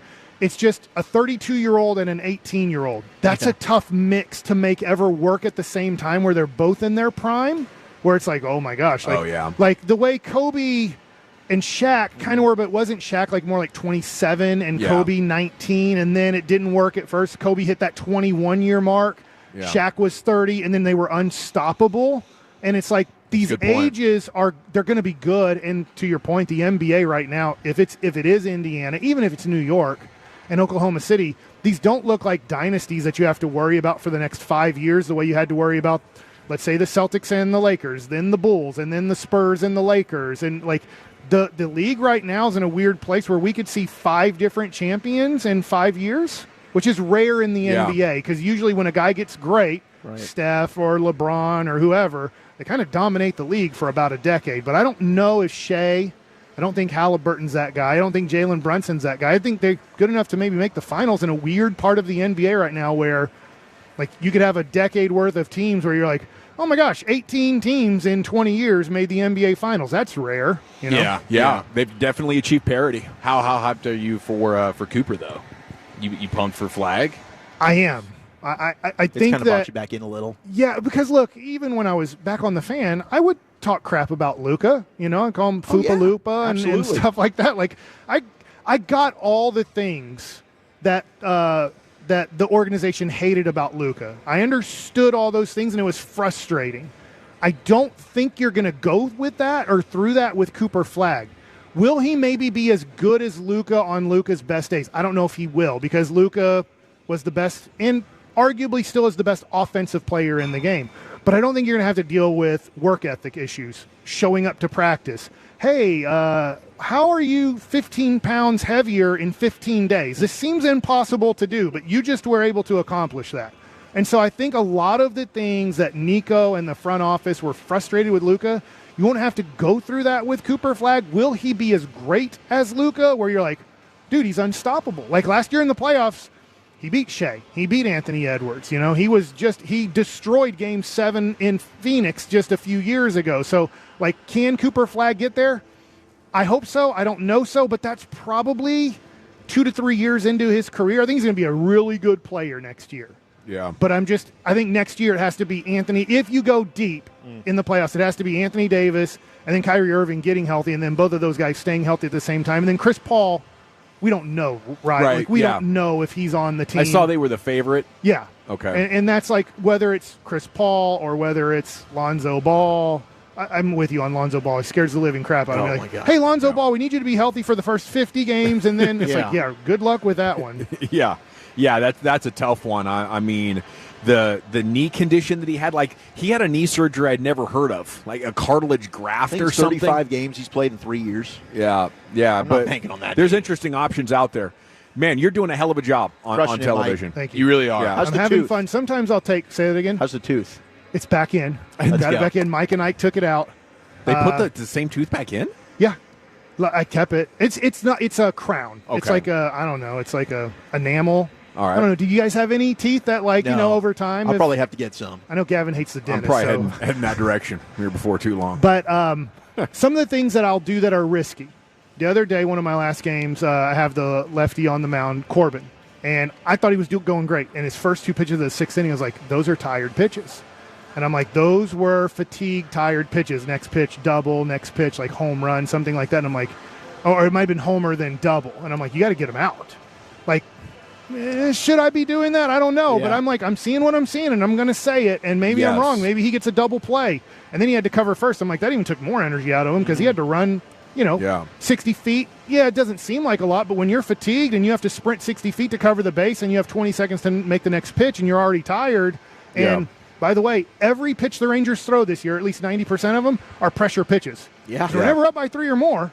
So, I mean, Boch can handle it, I'm sure, but I mean, you're able to, because you're so experienced as a broadcaster now, and your experience and your quality of opinion, you're able to share things, that I think will separate you. Well, I think you're going to hold yourself back if you don't share those thoughts. Well, on Roku, I'm the national guy this Sunday at noon on Roku with Jim Carrey. Oh, that's exciting, bro. Congratulations, bro. Right on, that's fun, man. So what they're saying this is Harry Carey's son. Yeah. I have that right? Yeah. And Mike Bassick Sr.'s son. We're still waiting for your G back of the day moment. We're looking for it. It's grandson? Skip Carey's son. Skip Carey. Thank you. Yeah. We are waiting for a Baskey crash out at some point. It's going to happen at some point. We're hoping. Hey, this offense continues to stink. Yeah, don't be afraid. Well, unload like we all feel. Okay. And then I will then put you on this possible speakerphone of talking to Ray Davis. Yeah. So Ray, I'm so sorry. I told him to do that. It is tough. I will tell you, because Dave Raymond's doing all of them for the most part, right? He hasn't had a game off. I know Sandler will do 10 or 12 or so, but it's he's coming off of that Toronto series where we scored 3. There's 7 runs in that whole series. But I think your rookie year gets you a little bit of grace. Like apparently Tyler Guyton was fat and out of shape last year, had to take off 30. You're a rookie. It's like, oh, my bad. My bad, I went too far. But that's your excuse for finding where that line is. I'm having a blast. Yeah. So I'd love for us to score more runs and have more of a blast. Yeah, dude. Yeah, I mean, that's an accomplishment right there to be having fun through this. Well, anyway, thank you. It was great to Corey catch and up with Kevin's you. going to be mad at me now. I know. It's all right. Really? Go get Rangers. Yeah, No, they're not so really. competitive. Yeah. All right, And thank then you. Sean- Take a load Sean off. and RJ, talking trash about you guys. I know. It's Dude. That's what different. Sean, that's what Sean does. Then he tells you to be a good teammate, if things don't go his way. They've changed, dude. It's crazy. We got CY coming up at 4:20. It's the G-Bag Nation here on 105.3 The Fan. It's great to see Mike Bassick, TV analyst of the Texas Rangers. Krusty's Corner brought to you by Reliant Air Conditioning coming up next. Where are you taking us? Yeah, we've got NFL roster rankings, strengths, weaknesses, and X factors for all the starting lineups. But where's your Dallas Cowboys? We'll do that next. Coming up Monday morning on Sean and RJ, we have a Rangers ticket giveaway during the 720 Expressway, and we'll go below the belt at 8:40.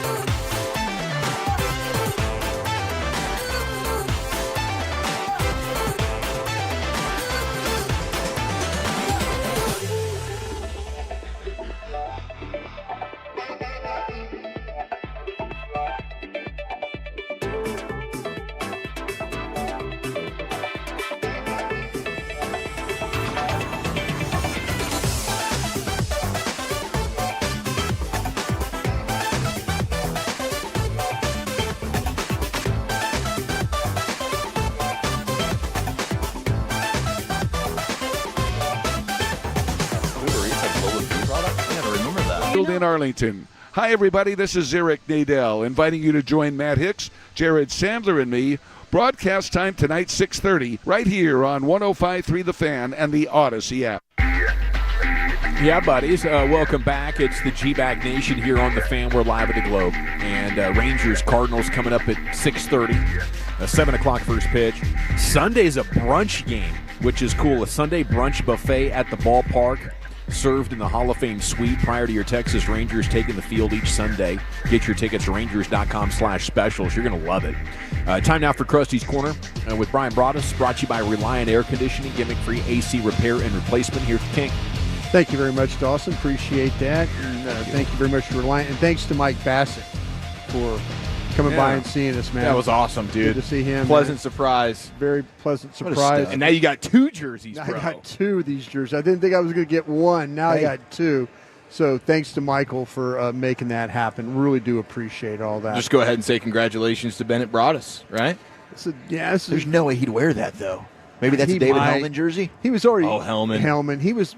Bennett was asking me when the first dollar hot dog game was. Always Wednesdays. Always Wednesdays. Yep. He's like, well, grab some tickets. Let's go. I'm like, he wants to do the 999 challenge. Yeah. He's 21 years old. 9 dogs, 9 beers, and 9 innings? Yeah, he's 21 years old now. He's in his prime. Yeah. So he's thinking about That's it. easy. I'm thinking, he's like, hey, come on, do it with me. And I'm like, whoa. Which do you think you'd have the better chance of completing? 9 beers is a lock. I'll get that done before first inning's over. Back in the day, you just... Yeah. Maybe an inning and a 9 half. Coors Lights, maybe in 4 innings? 9 times 12, yeah. Yeah, 4 innings, See, easy. if we could tag team partner it, me and Dawson would crush. Because I would have the dogs handled by inning number 2. Yeah. But the beers would sit heavy, bro. Man versus beer, I did 100 ounces of Coors Light in 29 minutes. I'm sure a lot of people could destroy that record. Yeah. But it's a lot of beer. Yeah, it's a good number. It's a good number, and it'll get you intoxicated pretty quickly. It wasn't comfortable the way that it sat on me. But, yeah, over the course of 2.5 hours, those 9 beers are easy. Did you ever play a game where you did a shot a minute for an hour? I mean, a shot of beer a minute for an hour? Oh, no. Never did shot that of one. beer. Like power Like hour? Is that about 10 beers? Well, yeah, every minute you took a shot of a beer and then you waited another minute, then you took another shot. But you do it for 60 seconds. Whew. And you kind of feel like that, oh, man, this is a... And then you get halfway Starts through it, catching and up you're to like, you. you're looking for a way out. Yeah. You're hammered, you're stumbling, you're kinda- dropping the beer on the floor. You're kind of like... You're faking injury to get out of it.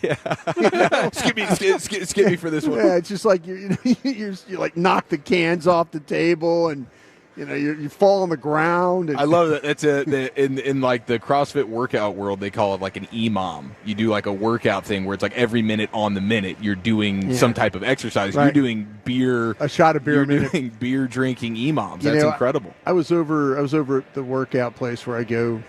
We were walking today, and when I like, do you feel like that some of these instructors, these trainers, personal trainers, do you think they have it out for you a little bit? I saw a 60-plus-year-old lady, kind of my age, like doing the one-hand push-up, cross push-up things. Wow. Oh, like you push up and then you like reach push out. and push up and reach. And I'm walking by and I'm going, She shouldn't be doing that. she shouldn't be doing that. Came back around for lap 3. She was gone. Do you think you got to kind of set things up? Do you got to know your clientele a little bit? Well, yeah, I would think. I was like going, there's no way the kettlebell thing. Can't do this. Yeah. She's kettlebelling. Kettlebell? Is that what it's called? Kettlebell, yeah. Okay, so we're doing this, but we're doing like a lady my age, not in great condition. No, she should basically doing, aerobics. I was thinking like, 2-pound weights. Walk with me. Yeah. Be in the pool, maybe pool jazzercise. Stretch. She was like, it was kind of like she was training for some Olympic event. But Grandma I could tell bailed on her. I could tell like because I was walking in and the personal trainer had her. They had a group jogging. They had to run a lap, around, and they had to run. Oh, jeez. She couldn't hang. She was like a start and park car in NASCAR where you run 10 laps and you park it, you get the money. She was start and park, and I kind of go, she's not finishing this thing today. And then they were doing I came back around and she was doing the and I came back around again. Gone. Done. Just gone. Yeah. And the rest of the people were all still going? Yeah. She got to the point where I was like, I would have done the same thing. Like, no effing way. You're asking me to do what? Cross push-up thing? No. Man. She emptied the tank. Not at all. Was there an ambulance out front when you left? No? No. Good for her. But She survived. But we're at this facility that has some of the best They might have medical. just taken her I don't to want a to say room. it because I don't want to get Oh, they people wouldn't have in to take her trouble. anywhere. Yeah, Yeah, they might have that's taken right. her. You were at the Cooper Clinic. Yeah, It's a great place to be old exercising. I didn't say that. But Right was- next door. I was there. Well, that's right. I was there. I was Is that fighting- genius? I was fighting geese and All duck. hospitals should have a gym right next to it. Hey, I'm looking at the Rangers guide real quick before I get into this where the Cowboys rank thing. It's a yearbook, Brian? The yearbook, yep. And you can get one of these when you come to the ballpark tonight. You used to get one every game. Rangers have you used to be able to keep score in the book, which was kind of cool. Rangers have a minor league baseball team in High A baseball.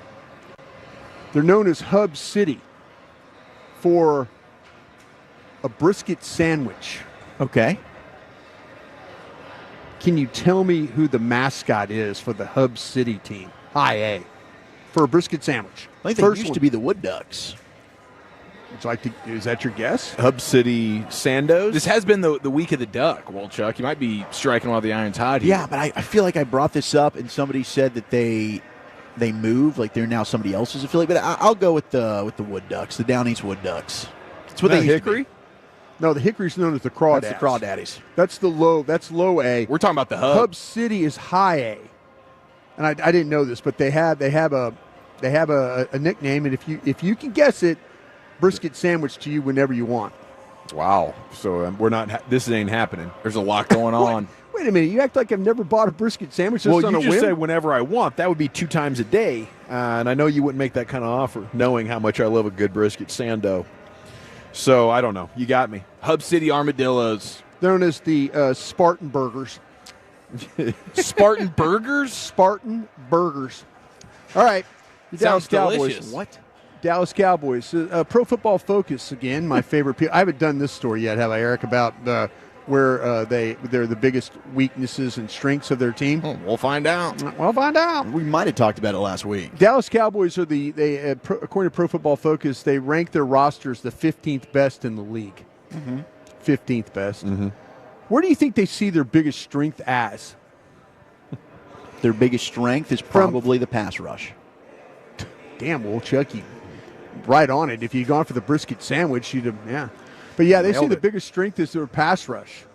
They ranked 4th in the NFL in pass rush, despite Micah Parsons missing 4 games. This is from last year's stuff, though. But Parsons did his part when healthy. If they stay healthy, this is going to be a nasty pass rush, dude. Yeah. You're getting it at a defensive tackle spot, too. Yeah, that's what they're talking about with Osa Odigizua. He was one of the top interior defenders. Matter of fact, of the top 32 interior defenders, he was on that list. He was the only Cowboy defender. And did Dante Fowler's run defense grade go up? So they got I need to check on that because he gave us a scouting report and said he looked better against the run. I'm just watching. I watched a bunch of games of him, and I'm thinking, okay, I know he can rush the passer. Can he play the run defense? Dan and them had him doing a lot better job of playing run defense. So keep an eye on that for sure. Where do you think their biggest weakness is? The biggest weakness of their team? Run defense. Damn. Okay, back to you, Dawson. Dallas's biggest weakness is their run defense. Yeah, they're going to have to address it here pretty soon. A couple of football guys. Yeah. I love this idea that Toya is going to unseed Mozzie. And if he does, it still won't mean he can play. We have seen this team swing and miss at one tech. Yeah, we have. For 15 There's years. no question you're right about the that. They seventh can't round, find one in the 7th round. Jay Ratliff. Please, go spend $2 million was and my get last one draft. 10 That's times all. better than both those guys put together. Only Carolina had a lower run defensive grade. Yeah. But Eric Kendricks and Malik Hooker were the only guys to have a decent run defense grade for them last year. They're saying Matt Eberflus needs to make a team's run defense a priority if this team's going to compete with the likes of Philadelphia and the Commanders. Who's the X factor for 2025 in our last little thing here? Tyler Guyton. That's a good one. No, he's the rookie to watch. Tyler Booker. Young player to Tyler watch. Booker. Oh, Booker. Yeah, Okay. Tyler Booker is the one to watch. Who's the X factor? Is it something like Dak? It's Dak. Okay. Yeah, they're saying Dak is a prime bounce-back candidate after earning a career low grade that came in the heels of his career high. So he went from the career high to his career low in the last 2 years. He plays closer to his 2023 form with wide receiver George Pickens in the fold. Dallas has plenty of talent to secure a postseason berth. I was looking at, his pass attempts since 2019, and it's been like 35. And they've come down a little bit here and there, but in 2016 it was 30, and in 2014 with Romo it was 29 pass attempts per game. Yeah. And I know you got to be good in the run. And last year they weren't good in the run. Nope. and didn't prioritize We've it said enough. this for years. You make him throw the ball a bunch, there's the potential for the problems. Yeah, over 35, he's a below 500 quarterback. That's been a problem. So- Gentlemen, thank you. Appreciate you. Thank you, Brian. Happy weekend. Looking forward to the remaining 2.5 hours of this show. And Krusty's Corner brought to you by Reliant Air Conditioning here, gimmick-free AC repair and replacement. Woolchuck, as we're live at the Globe, I know you got a proper round tripper coming up in 2 hours, but Chief, we're talking hoop next. Yes, we are. I do want to address our buddy Jay Ochoa saying the beer shot every minute for an hour is 2 ounces every shot. That's 6 minutes for one beer. That's 10 beers in the hour is ultimately what you're doing when you're doing the I'm broadest telling you, like you beer said, drinking you're imam. faking injury at points. You don't want to go in with a couple of coldies in the bank. And already. Jay's an animal. You want to be stone sober. I thought it was going to be an easy, this is cake. It's just a shot. You get to kind of relax, and by the end of it, you can't even. You definitely hang in want to there. try it with a light beer. You don't want Mick- the full the sugar Ultra, stuff. the Mick Yeah. Ultra. Might go with that Aikman 8 beer. No excuses, no shortcuts. That's a good You know what beer, I'm saying? though, man. It I is like a good that beer. I like Delicious that sipping beer. Yeah. All right, let's go around the rim. We have some NBA rumors to address. The Knicks stay alive. And G-Bag Nation, you make the call. Player v. reporter. Next in the nation. Let's talk Collars and Co. Oh, baby. Mark Cuban and Peter Jones, they just invested $1 million in this company on Shark Tank. So if you're a big Shark Tank fan, you might have seen them. To forget something else. Okay, now that is a very cute haircut. That's like a little shag. I've never seen it before. Well, I mean, of course you have. It's the Rachel. Oh, is that your name? No, I mean, like, your name. No, I'm Jen. My name's Jen. Right, but I just mean, like, this is your haircut. But that's hair on your head. I'm not saying this is your hair. Okay, freaking me out a little bit.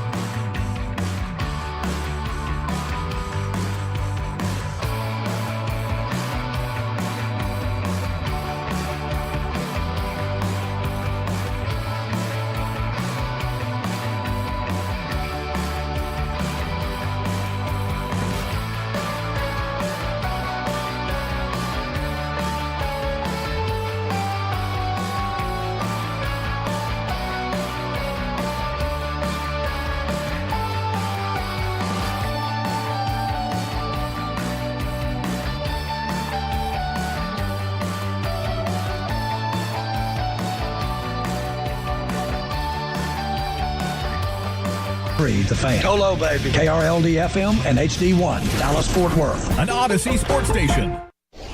Driven by our D&M Leasing Studios. You're rolling with the G-Bag Nation on 105.3 The Fan. Here we go. It's hour 3 of the G-Bag Nation on 105.3 The Fan. We're at the Globe here today. Rangers and Cardinals pregame coming up at 6:30. We should have CY coming up in 20 minutes, maybe even in person. But definitely CY in 20. Looking forward to talking baseball with him. Here's the Chief with some rim. Yes, sir. Let's go ahead and cut the lights out. We'll put the kids to bed, and the G-Bag Nation's going all 56 inches around that rim. Let it rain! Rain dance! Rain dance! I gotta join here, man. I've been saving for a special occasion. Always a special occasion when the Knicks can stay alive and go on the quest, down 3-1 to do the unthinkable. They force a Game 6, 111-94. And Jalen Brunson, Karl-Anthony Towns, they were nasty. The Pacers' offense just was non-existent. I mean, how does Halliburton only get up 7 shots in the game?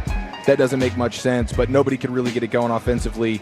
I mean, even the Knicks were under 30% from the three-point line last night, but the Pacers were just more disgusting offensively. So they stay alive, and now we see if they can force the Game 7. What do you think? I just saw... Hopefully this isn't a ball sacking, Broadus. You know how that goes. Oh, I hope it's not. I lead the league in that. Game 7 at Madison Square Garden. What do you think a courtside seat ticket would cost you? $26,000. To sit courtside. $26,000. Game 7. Perhaps $6,000, I'm guessing. The biggest game in Knicks history. Higher. It's probably higher. 40 grand. Gosh. This thing's going 58. 58. Wow. $100,000? Are we going higher than this? $200,000. I'm looking at $253,487 to sit courtside at MSG if there is a Game 7. That's VIP 12 row AA. I mean, I wonder what the average ticket price to sit courtside is at a Knicks game. That's crazy. I wonder how many of those even are actually paid for, though, when you consider all the celebrities. Like, don't they get the granted? Like Spike Lee's not paying for that, is he? Yeah, no, he's already been paying. He's been paying for years. Is this okay? So this is secondary. This is out of all the celebrities, who's willing to put their ticket that they got with their season ticket package up for $250,000. Yeah. So that's what I wonder. What's the highest price they've gotten already? Like, what the last courtside go for on secondary? So the average seats usually, where like Timothy Chalamet sits, $62K. $62K for a game for one seat. But now you're talking about a potential Game 7. They call that Celebrity Row. Yeah, Celebrity Row. Do you think they give those folks a break on those tickets? A year? You get a break? I hope they don't get a break. You got the money, pay for it. That's what they pay the Knicks? $62K. Holy crap. I wonder if the Knicks say, hey, listen, but it's like some of the celebrities are kind of mid, maybe? Are there some mid ones in there? You got some mid. Well, they put some. Saying, they put like the Curb Your Enthusiasm lady like in row 3 because Miles Teller wanted to come enjoy the festivities next to Chalamet. Am I wrong about? It seems like to me there's kind of like there's some mid celebrities. I'm guessing, dude. They definitely have a hierarchy. Yeah. I mean, Curb Your Enthusiasm lady sitting next to Larry David courtside throughout most of the series. All of a sudden, Miles Teller decides he's got a hankering for courtside Madison Square Garden. Sorry, Curb Your Enthusiasm lady, you're going to row 3 now. Make a place for Miles. What was it that was the game? It was the one where Indiana came back and it was the choking sign. Game 1? The reaction after that Halliburton made the basket. Yeah. They showed the celebrities were all just train wreck. Man. Yeah, I believe it, dude. Well, here after the game, you had a couple of different sounds that were going viral. We'll get to the Siakam one here in a second. I gotta look this up. Karl-Anthony Towns had a nice game last night. He sat down with the TNT crew on the court there at Madison Square Garden. This is after the game. He has taken off his sneakers. He has taken off his socks and whatever other ankle tape he may have had. He's going barefoot in his slides, so his toes are out. And Charles Barkley and everybody is kind of making fun of him. But listen to this, because he's talking about like Karl-Anthony Towns gets a lot of dumb fouls. These two worlds usually never collide. This is player in the locker room. He's just like, what? This is normal. This is what I do after the game. I put my slides on and I'm about to get in the shower. Yeah. And they're like, hey, we want to do one more interview with you. So he is out in locker room mode on for the courtside interview. I like this. But you had Charles and Shaq kind of roasting up on Karl Anthony Towns about his defense and his dumb fouling. Well, I got to say something now. I got to criticize you. Yeah, man, why do you be getting them dumb fouls? I was going to ask the same question. Why do you do that? God only knows. I mean, because, when you got your fourth foul, they took you out. They made a run. Yeah. You got to stop doing that. I got to do a much better job. Yes. I got to do a much better job. You can get fouls, but a couple, like the other day when you just grabbed somebody by the wrist. Oh, yeah. Okay. Oh, you talking about last game or this game? Last game. Every game. Oh, you talking about the one with the pick and roll? Yeah. But you can't be getting those fouls. I can't. You ain't wrong. Okay. You ain't wrong. I hurt our team. Hey, man, credit to Cat. He took that nicely. Yeah. Shaq and Charles kind of roasted him a little bit there. Oh, my God. And his voice sounded, he put a little bass in it. He did. Good for him. I think it's just like in the heat of battle, it can get a little high on him. Yeah, passionate. The octaves get a little too passionate. Okay, and then you had on the other side of things with the Pacers, Pascal Siakam. He had a bit of an awkward, somewhat contentious back and forth with a reporter at the podium after the game. Now, the reporter is Greg Doyle. If that name rings any bells. He had the problem with our lady player. Yeah, he's the same guy who was previously suspended by the Indy Star following a weird interaction with Caitlin Clark. Why is he back out there? He had his credentials revoked for a little while. He couldn't cover Fever games in person anymore. But he can still cover the Pacers. And Siakam said that the Knicks just played harder. Like, hey, the Knicks played harder than us tonight. Absolutely. And Doyle did not really understand how that could be possible.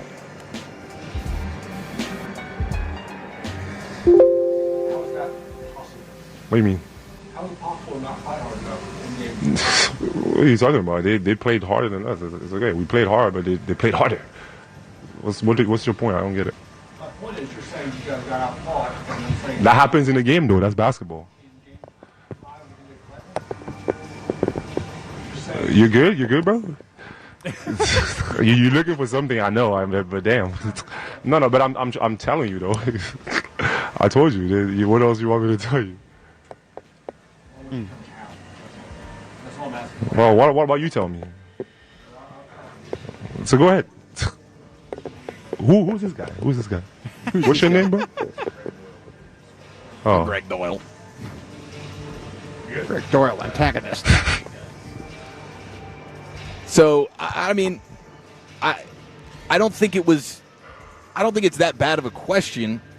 What was the question? I couldn't hear it. It was basically why, like, Siakam why saying... did you guys play harder? Yeah, why did you play harder? How is that possible? How is that possible in a closeout game that you guys are losing because you didn't play hard enough? Yeah.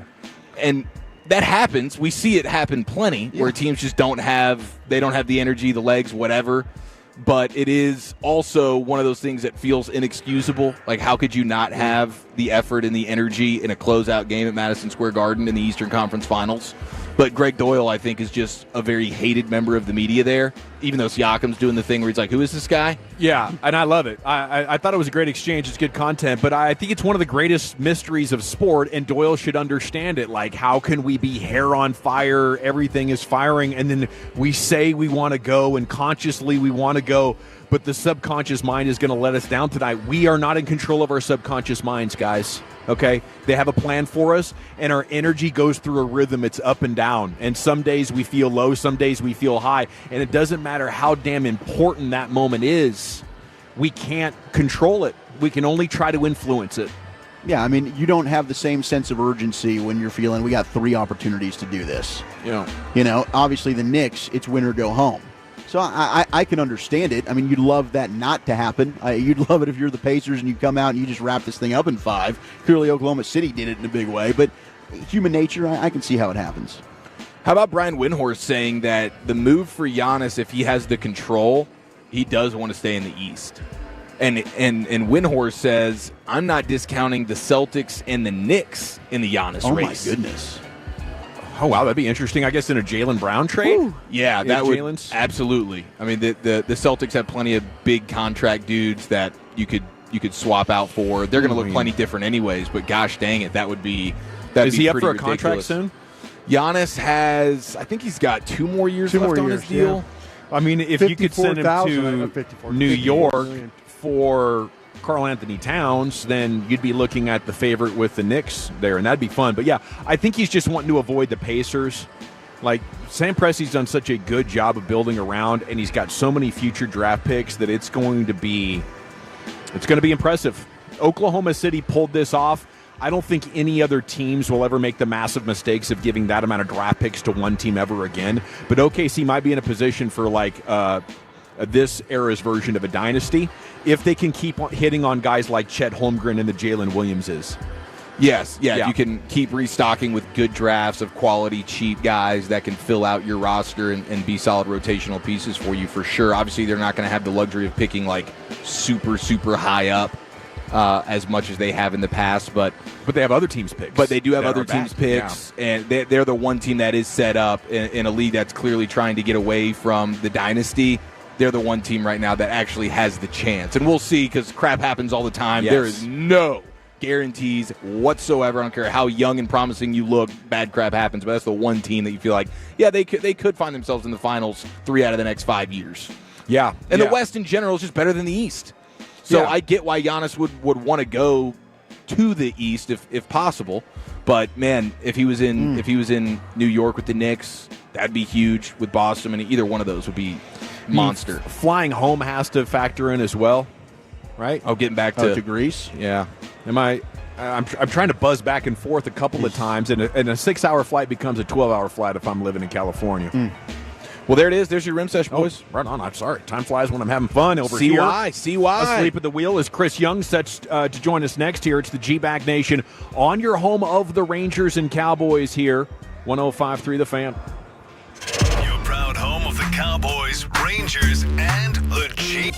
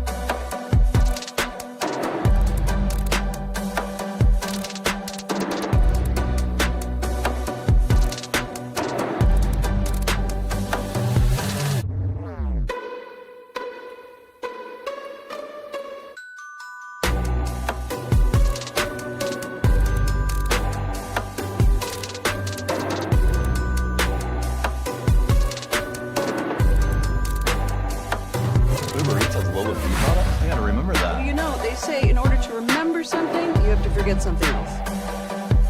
Okay, now that is a very cute haircut. That's like a little shag. I've never seen it before. Well, I mean, of course you have. It's the Rachel. Oh, is that your name? No, I mean like your name. No, I'm Jen. My name's Jen. Right, but I just mean like this is your haircut. But that's hair on your head. I'm not saying this is your hair. Okay, great.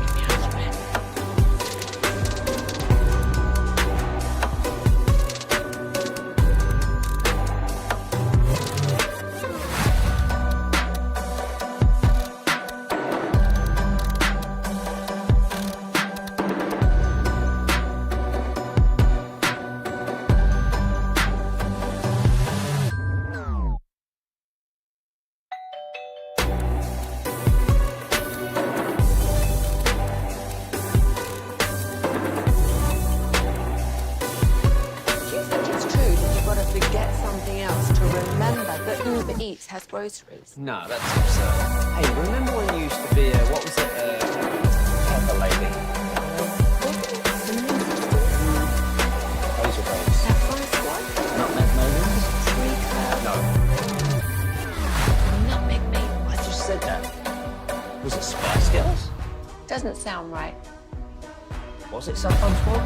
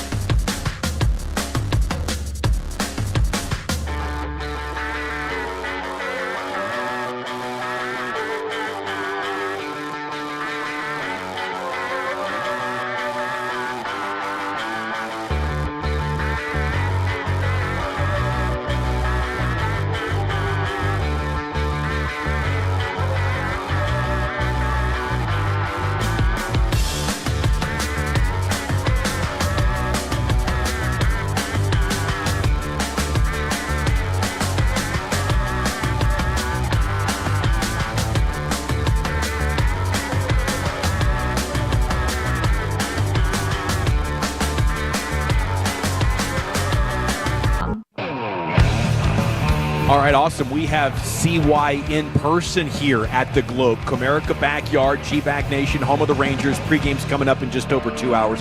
This segment of the nation, the CY show, is brought to you by Anheuser-Busch and PlayScore. And Chris Young joins us now here on the Fan and a Good afternoon. It's great to see you again. Hey, guys. Good seeing you all. Thanks for being out the ballpark tonight. Well, it's great to be here, Rangers and Cardinals. How do you guys tackle the day off? With everything going on, was it busy for you? Well, it was. I mean, a lot of conversations for me internally with our front office, our executive team, just continue to examine ways that we can kind of get this thing going, to get on track here, really get the offense going and get hot here. So there's still a lot of season left. There's a lot of baseball left, but we're leaving no stone unturned in terms of how we start getting this going because obviously we're not happy with the results thus far. We're not where we need to be from an offensive standpoint. And, I really believe that we've got a lot of good things ahead of us if we can find the answers, but it needs to start now. And so the off day was spent, looking for those answers. And then Boch said it's going to be 2 days off for Adolis, and he used the term mental day. Is that something fans are going to see more of? Well, I think, any player who's not performing at a level we need certainly is probably going to lose a little bit of playing time. I mean, that's just part of the nature of the game. It's a performance-based game. I say this all the time. Yeah. And, and so part of the responsibility a player has is to perform, and so the performance has not been where it needs to be for Adolis recently.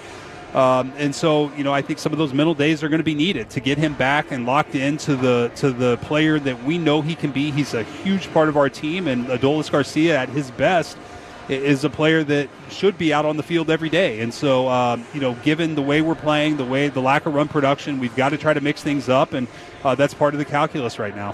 Somebody wrote, and I should give him credit, but I forget who it is, that his defensive prowess right now shows that he's still very much a great athlete. So I think the same is true of Marcus, too. And I get asked a lot about this physical decline correlated with age, and I really am not buying into it with either one, mainly for the reasons you said, is that athletically, they are still doing some of the things that we're accustomed to defensively, and that they're both playing great defense, and that leads me to believe that offensively they should still be able to impact the baseball the way that we have seen traditionally. So there are some mechanical things, some approach-based things with both players that we need to continue to work on, and really it's as much on us as a front office and as a coaching staff to present these solutions to the player and then get buy-in from the player. So we are working towards that collectively. Everybody is on board with what we need to do, and now it's about executing. What a pro. I mentioned it the other day, like he can be 0 for 4, and in the handshake line, he's stoic, he's smiling, and he's shaking hands and high-fiving the guy who had the hit. He's a total 10 out of 10 like that, isn't he? Look, and that's one of our core values as an organization is be a good teammate, and that means that on a daily basis you're showing up and you're putting the team ahead of yourself, and I am happy that our players are holding themselves to that standard, and they're trying to find the positive even when they're not going well personally. It's a hard thing to do. These guys care immensely. I can see it on their faces. There are days where it just crushes me to see the disappointment on their faces because they feel like they're letting their team down, they're letting our fans down, and it's a group of winners, and these guys are going to figure it out. The care factor is as high as any group I've ever been around, and I believe they're going to find a way to get this done. How's Evan Carter doing? Evan's doing great. He's starting a rehab assignment tonight. We'll see him play the next 3 days in Round Rock. And then we'll decide after Sunday kind of where he is, where we are as a team, and whether or not we activate him in Tampa. Some of it's performance-based, some of it's health-related, but Evan's in a really good spot. We miss him. It'll be great to get him back. And then the pitching, John Gray, Kamar Rocker, it looked like he was freaking phenomenal last night. Yeah. Kamar had a great game last night. He's kind of passed multiple tests on his rehab assignment right now. We've got a few balls up in the air right now with Nathan Eovaldi and kind of the rotation, the timeline as to when he's going to pitch next. So Kamar having a good game. He threw close to 60 pitches last night, so we're comfortable that he could go at least 60 in a major league game. We kind of need to see what the needs are, what's best for Kamar as well. Does he need another rehab start and build up to 75 pitches, or can we let him do that in a big league game? But he's close to ready. If he isn't activated this week, it'll be soon thereafter. John Gray's doing great. Cody Bradford's doing great. We're not far away from having some support on the pitching front. That these guys are coming, and our pitching staff's going to get better when we get both those guys back. It's still probably 3+ weeks away for both of them, but that's not that long. And our pitching staff's done such a great job. When we get some extra support, they're going to get even better. So what's the role look like for Rocker? I think it was Monday you said you're not considering closer. Mm-hmm. If everybody stayed healthy and you have like 8 candidates for 5 spots, what would Rocker's role look like? Well, one of the things I've learned in this role is you don't count your chickens before they hatch. Yeah. And every time I've done that and sort of projected out, something's come up to where we maybe didn't have the luxury we were expecting with a surplus of pitchers. So, with John, with Cody, with Kamar, we'll evaluate. We'll see where these guys are. We'll see how Evo comes out of these few extra days off and how he's feeling.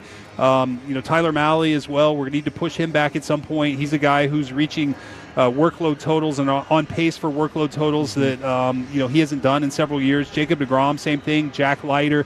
We're going to have a need in the rotation throughout different parts of the season for all these guys. So the timing at which they slide into the rotation, and if they're not in the rotation, are they in the bullpen? What's their role in the bullpen?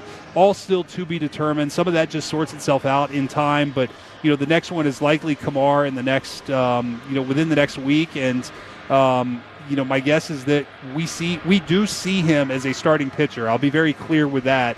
But I'm not going to say that, we may have to put him in the bullpen for, 2-inning stints here and there if that's the best thing for our team collectively. CY, when you were putting together this staff, did you even envision it being this great? Yeah. I mean, it had to be one of these things where you're just kind of looking at it and you're going, okay, I've got this guy, I got to get him here, I got to get him here. But the way it's fallen, and I hope I don't jinx anything out here, but please don't. The way it's fallen for you, though, it's really been masterful the way you put that thing together. Well, you're giving me a lot of credit, and the honest answer is that I'm not sure what I know about this game, frankly. When we built a team to have an elite offense and we're towards the bottom in every offensive metric, and we thought our pitching staff would be very good, solid, maybe top 10, and we're an elite pitching staff. So it shows you really in some ways how little I know. But I say that given that it's a tough game to figure out. And what I don't bet against are people. And we have great people on this pitching staff. We have leaders. We have winners. And these guys are making the most of their ability. And we have tremendous pitching coaches with Mike Maddox, Dave Bush, and then Jordan Teagues, our bullpen coach. They have done a phenomenal job. Our R&D team, our biomechanics team. I mean, it's a whole team of people that are really functioning well on the pitching side. And I think that's really evident in our player development system as well, where we have a number of our top prospects are pitchers. So I think we're doing some things really, really well on the pitching side. I'm excited about it. But, I can't say I expected this much, but they've been phenomenal, and I'm just so thrilled for all of them. Yeah, okay, so my favorite time of the year is we're into the regional baseball, college baseball. My LSU Tigers, of course, in this thing. But I want to ask you a question. Did I see a pre-draft workout going on here? And I kind of was a little scared to ask, but I see a little pre-draft workout. You did. It was no secret. We every year hold a pre-draft workout here at Globe Life Field, and we bring in a number of prospects from across the country, have our scouts in town, put them through a lot of different drills and baseball activities. And for me, it's a great day because I don't get out in the field to see everybody throughout the year. And so we have, 50 players at least coming to our stadium where I got to see them in person, got to meet them, some of their families. We're hosting them tonight for the game. It's really a great day. It's a fun day. It's a long day. It starts early, but it's so worthwhile for the organization. And there have been several players that we've picked over the last few years that have really kind of popped in these pre-draft workouts. And so to have that here today, it's really a testament to our scouting group, the relationships they've forged out in the field with these respective players, and the fact that these players want to come to our stadium to do a workout. Yeah, it looked very organized out there. It kind of reminded me of working pre-draft workouts. I'm like, thinking, this thing's organized. It's not only organized; it's on time, and that's the most important thing. Yeah, when you're hosting a home game, there is a time at which you have to be off the field. That the visiting team is going to have the field, and you can't go a minute over. So our group did a great job today. It was very prompt. In fact, I was driving in expecting the thing to start at a certain time period. And they called me and said, we're running 30 minutes early. I said, 30 minutes early? You got to give me a little heads up on that one. So, I'm sorry, Chief, can you follow up on that? What are you guys looking for? In those workouts? Yeah, are you looking for players that can help quickly out of college or specific positions or anything? We're wide open. We're looking for the best players. We're looking for the best players for the long-term health of the Texas Rangers, that guys that fit our core values, players that we think are arrow up, that are just starting to scratch the surface of their potential, and things that we have identified that we think we can help pitchers with, from our players with. So from a pitching standpoint, there are a number of characteristics that we think we can work with and improve. On the hitting side, same thing. And so we're really just getting our arms around these guys, seeing them in person, do drills kind of the way we want them done, so that we can see how they move, how they react, and get a feel for the player, and then spend time with the person too, because that's equally important, to learn the person, what motivates them, what do they want to accomplish in their career, and why they would be a fit for the Texas Rangers, and why we think it's a match for us to be able to maximize their full potential. Speaking of the young stud prospects, how about Sebastian Walcott, what he's been doing? What's the timeline for him in terms of getting to Round Rock? Yeah, we haven't had those discussions yet. I want to be careful not to rush his development. I mean, I think it's very important that we don't skip steps developmentally. We're seeing Alejandro Osuna here right now. He started in Double-A. Got off to a little bit of a cold start, then got really hot, and then at that point we promoted him to Triple-A. And he was only there a week, and it's probably a little faster than I had hoped, but we had a need at the big league level, and he was the best player to help us. He's doing phenomenally well. If he keeps this up, he may never go back. And, but I think it is important for these guys not to skip steps. But Sebastian, he's 19 years old in Double-A, and he's killing it. He's doing a great job. It's really fun. It's exciting to think about the future there. And, he's going to force our hand at some point, and he's going to end up in Round Rock. But he's, for the time being, we're going to let him stay there and play and continue to just get used to professional baseball at the upper levels. And in time, he's going to, he'll dictate the timeline for us, really. You've mentioned people a lot during this conversation. How important is that to have the right amount of people when you're going through something like this to be able to get through it? Well, I think the first thing is to say that none of us have the answers. I mean, nobody has this game any more figured out than the next person. And so we operate collectively from a mindset of humility that, we are all working towards solutions, and we're all in it together. And there's nobody that is, perfectly right. There's nobody that's perfectly wrong. But collectively, if we work together, we ask the right questions, we are going to find the right answers. And I spent 2 hours upstairs this afternoon with our executive group and R&D team, our performance science team, really going through every hitter and what we need to do to optimize these guys. It's our responsibility as an organization to help them, especially in these times. And we want to make sure that, like I said, we are leaving no stone unturned in terms of our ability to get the best out of these guys. And I believe we are going to get this thing going, that these guys are so talented. Every executive I talk to across the league who calls me to check in, one, they start by saying, "Are you hanging in there?" And I'm like, yes, but it's hard. Because they've all been there. They all know the feeling. And then secondly, they say, you guys are too talented not to hit, not to perform. And I say, I hear you, I believe you, but at some point we have to get this going. We have to make this happen. And that's our objective, that's our goal, and we're working hard towards it every day. But I can assure all of our fans that these players care immensely, and they are not proud of the way the season has gone thus far offensively. And when they bust out, my hope is that somebody's going to pay the price for the struggles. Yeah. Well, we still believe in you, and all of our listeners do. Man, you did a hell of a job, and I know it can be tough as a leadership guy in a spot like this, but thumbs up, dude. Well, I appreciate the support. I really do. And, like I said, there's a lot of season left. Our fans deserve a winning team, and that's what we're looking to give them. And we're going to keep busting it until we find a way to start stacking up some wins. And when we do, it's going to be a lot of fun around here. So thank you, guys. Salute to you. Yeah. Thank you for joining us in person. The great Chris Young here with you on 105.3 The Fan, brought to you by Anheuser-Busch and Play Score. And we'll get Jared Sandler's thoughts as we continue our march up to pregame next right here. It's the G-Bag Nation on The Fan.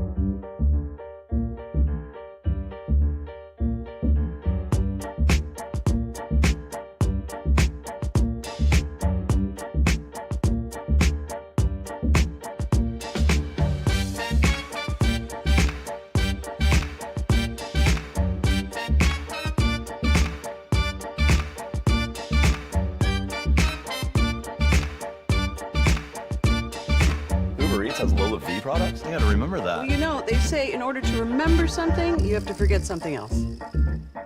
Okay, now that is a very cute haircut. That's like a little shag. I've never seen it. You know, the other sports station in town makes fun of us for covering and carrying the Rangers. Goalie swings and belts one. Deep left center. Back goes Taylor at the wall. That ball is history. They want to make fun of us for that? Okay. A 2-run walk-off home run for El Bumby. You know where you need to be, Rangers Tolos. We are your proud home of the Texas Rangers. 105.3 The Fan. Here we go. It's the G-Back Nation here on The Fan. And Jared Sandler set to join you here for a Rangers preview brought to you by Blue Nail Roofing. Thanks to Chris Young for joining us. You can go back and listen to that with the Odyssey app, Twitch, YouTube, instant rewind functionality. And it's a big night here with the Cardinals in town and a lot of Rangers news. Jared, how the heck are you? Guys, I'm great. 9-1 Trojans over the Horned Frogs. I'm sorry. I hate whenever like USC plays a local team, because I understand that a lot of people listening probably like TCU and no one listening likes USC.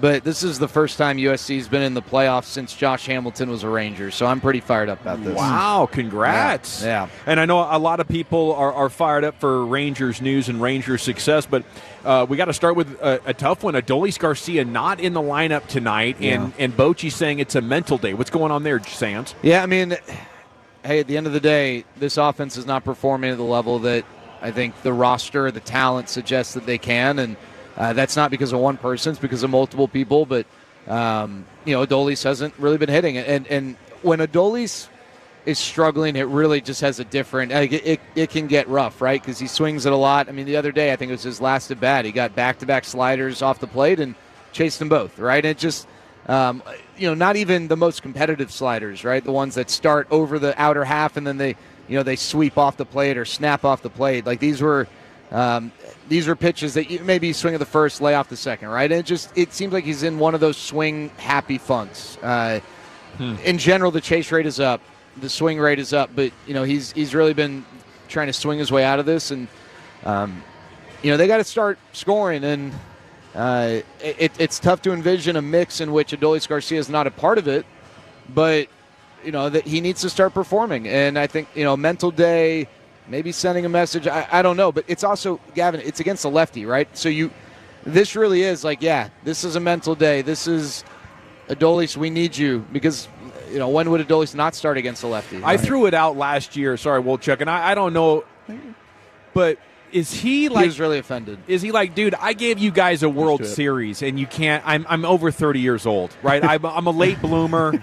You're D'ing me over here. Pay me my money. You're welcome. So the finances in sports have shifted over the last decade, right? And in baseball, maybe in particular, given the process it takes to become a free agent. But, I mean, how often did teams sign players for what they did, but then you look and you're like, but I don't know if that's going to be your future, but hey, you know what? You've been great. We're going to sign you.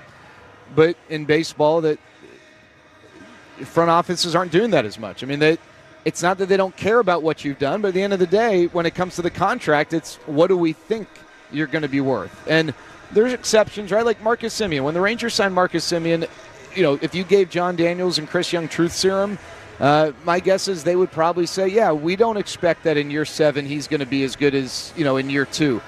But sometimes you gotta make those moves. You got to add the extra year. You got to add the extra couple million to get over the top. And for a team that had been struggling, maybe you needed to do that. But with Adolis Garcia, he's north of 30. He plays his ass off, which is great.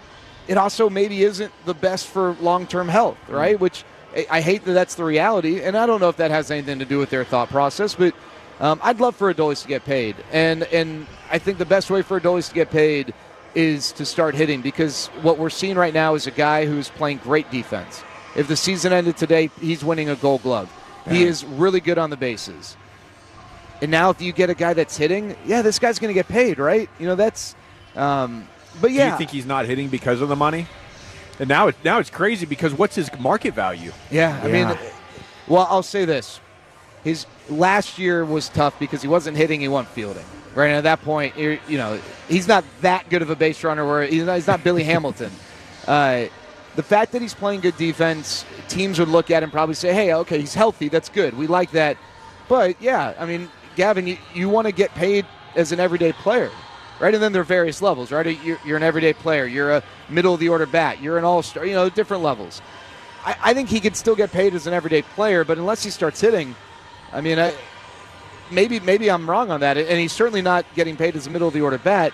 Is it affecting him? I mean, these guys are human, all right? I think I'd say this. I'm sure that Adolis understood that last year was not a great year. And I'll give him credit. I don't think he just said, well, it's because I wasn't fully healthy, right? I think some guys are like, oh, yeah, I just wasn't fully healthy. I think he set out to change things this offseason. And sometimes when you're zigging and it's not working, you want to zag. And I don't know that he's totally going like from one end of the spectrum to the other. But it almost seems like some of the things he's changed, some of the adjustments he's made have been with the right intentions, but maybe taking away some of the things that made him Adolis Garcia in the first place, right? And like one thing specifically, like I was looking at numbers, he used to crush pitches down and in. I mean, like he in 2023, you could beat him up. You better hit your spot though, because if you don't get it up enough, he's going to hit it 450. But you couldn't ever beat him down. And now, he's still going to chase up, but he's not doing as much damage down. It doesn't seem like he's able to get to that pitch nearly as well, especially down and in from a righty. And that, it seems like maybe there's something mechanically that's preventing him from being able to fire and do damage on those pitches. I'm sorry. Go ahead, Wolchuk. Oh, hey, man. No, you guys I'm back should from all. TV. Everyone's kind of stepping on Wolchuk. I was doing TV. I'm sorry. Yeah, no, it's all good, dude. Was there a chance you were going to get a boomstick out I'm of a this TV thing? guy. I did take a bite live on the camera. You took a boomstick? I'm glad you decided to join us. Nice. I did. Yeah. I did. The burrito. Tried it for the first time. Broadus is over here working his tail off. Gavin and Wolchuk are working there, and you're over there just jacking around. Trying to fight I was doing my best Jared Sandler on television impression. That's not hard. That's not a hard bar to clear, man. I know. I think I nailed it. Yeah, probably did. Yeah. She gave me a C. I was like, perfect. I think that's why I have this role, so that for the next person, they've already established like, oh, this is so much better. Yeah, we like him already.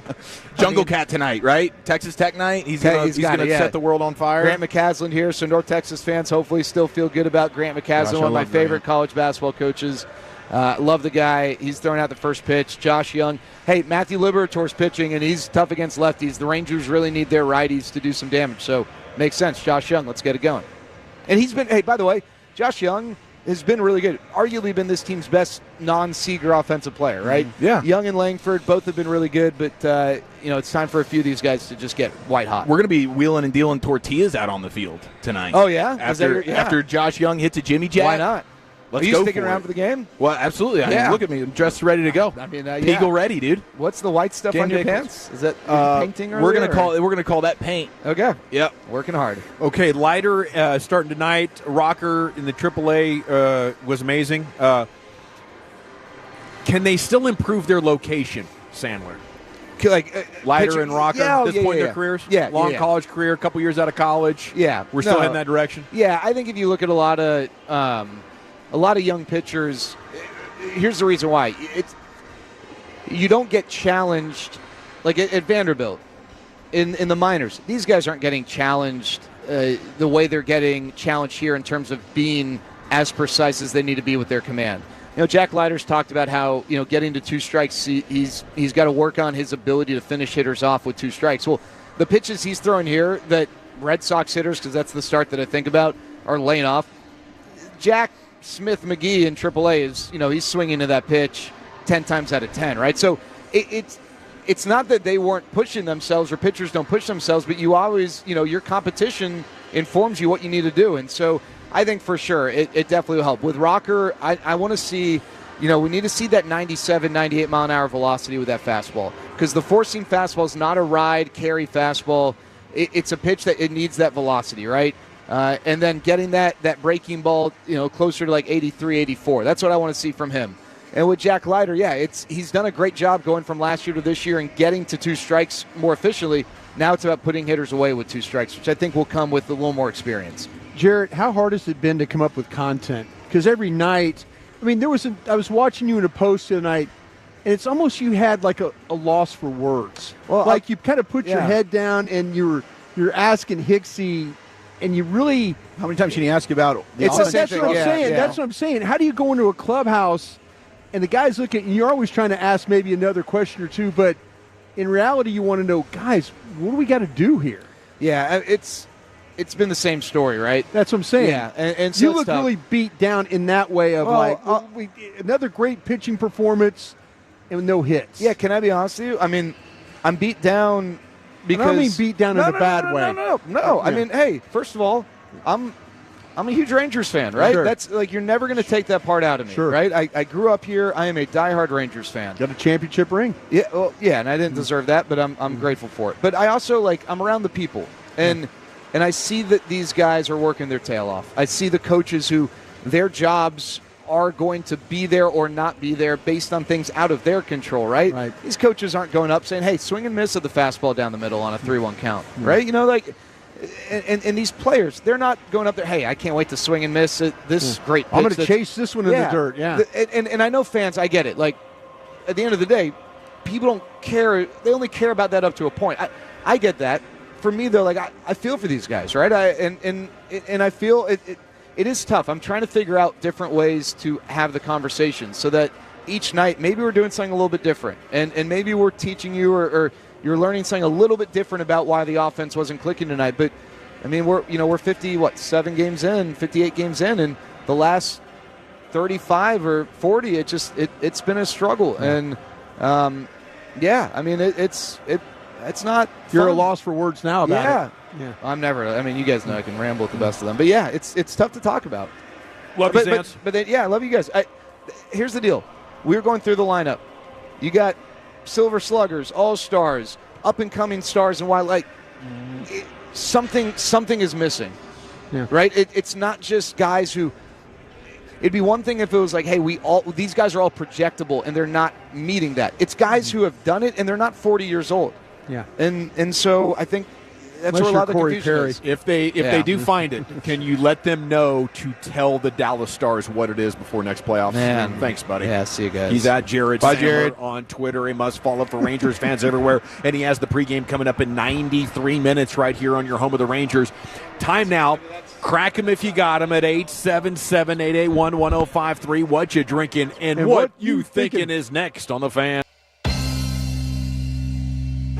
The Rachel. Oh, is that your name? No, I mean like your name. No, I'm Jen. My name's Jen. Right, but I just mean like this is your haircut. But that's hair on your head. I'm not saying this is your hair.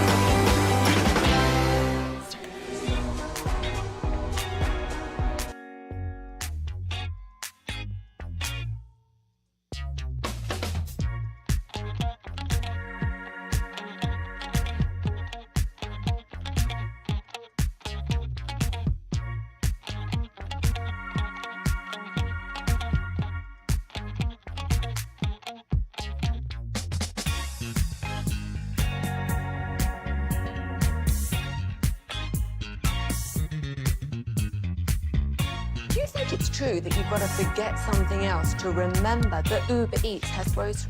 No, that's absurd. Hey, remember when you used to be pepper lady? Pepper lady? What are you, Cinnamon Sisters?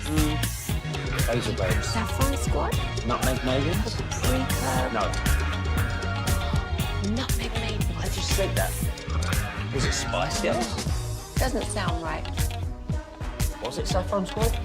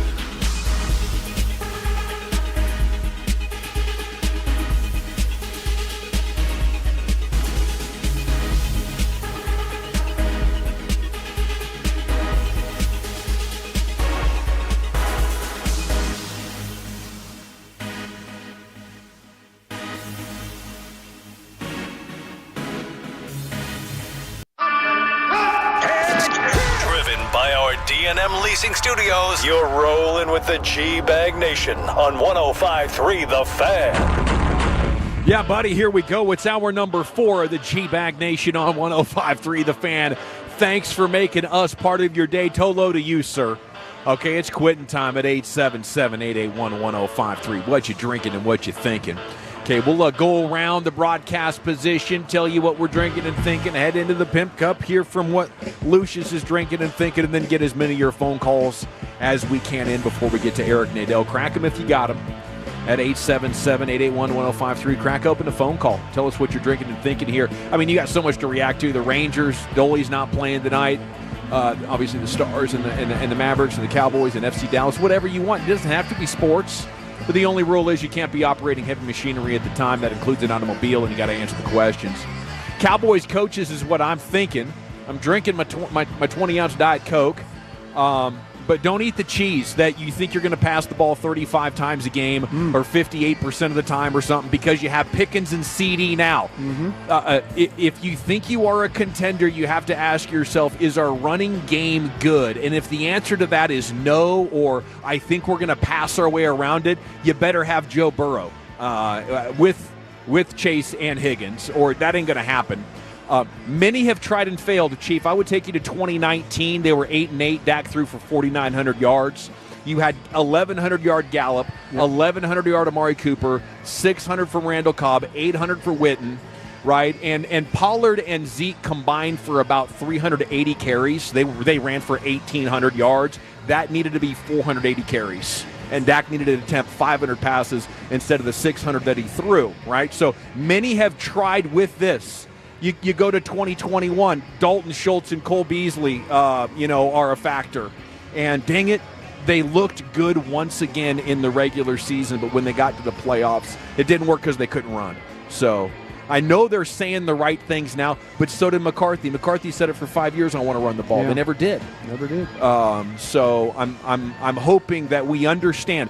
The more we pass, the less likely it is that any one pass can be an explosive play, because the defense starts getting ready for it. And when they do that, if you can't give it to your running back and run for first downs, you will lose in the wild card divisional round again. Here's Broadus. What you drinking and what you thinking? Just got a bottle of water. Want to say a couple of thank yous real quick. Dawson, that was really good stuff by the way. Thank you. There. But, yeah. Clip that. Thank you. Absolutely. That's going on the tube. Yep, that should be. That sounds like somebody does a podcast is what that sounds like. How about wow? That's how about wow for sure. I want to say a couple of thank yous real quick. Again, thank Mike Bassick for my LSU Texas Rangers jersey. Really appreciate you thinking about me that way. Want to also real quickly thank Eric Nadel, and thanks for the people for his birthday bash. $650 to go have lunch with me at Pecan Lodge. Nice, dude. Thanks to the folks that bid on that, and really appreciate you being a big part of that. Right on.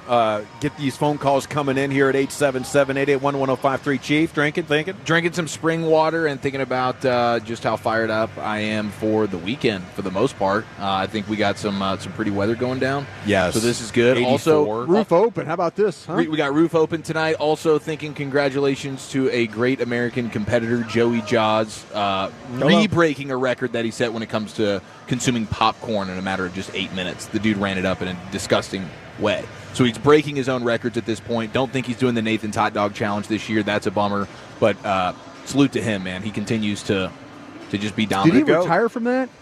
No, he's got to deal with a different hot dog company. Nathan's won't let him compete. It's all big business. Gotcha. Yeah. Wolchuk, drinking? Just put down some high-quality H2O, and I'm thinking I hate all these Cardinal fans that are here. I mean, they're one of those fans that just travel well. Yeah. I saw a list of the top baseball games of the 2000s, and no surprise that one stupid-ass game in 2011 was in the top 3. It makes me think about that series and how the Rangers really should have 2 World Series. I hope we get revenge and sweep them this weekend. No doubles, baby. Let's go into the Pimp Cup. Lucius Alexander drinking and thinking. Yeah. I'm drinking. I've had a kratom shot. Ooh. Yeah, and I've officially almost had a whole gallon for today. There you go. I started around 6:30 this morning when you first wake up, you know what I mean? Get right to the water. It's the best. Yeah. So are you zooming and grooving? Nah, I'm all right. I'm focused. I'm feeling good, though. Yeah, I'm feeling good. We'll definitely get the G-Bag of the Day coming up at 5:30, then LA Live at 5:40. Your phone calls between now and there, and plus some Eric Nadel here coming up right around the corner. And where would you say we're going first, sir? All right, let's go to my man Hudson on line one. What are you drinking? What are you thinking, bro?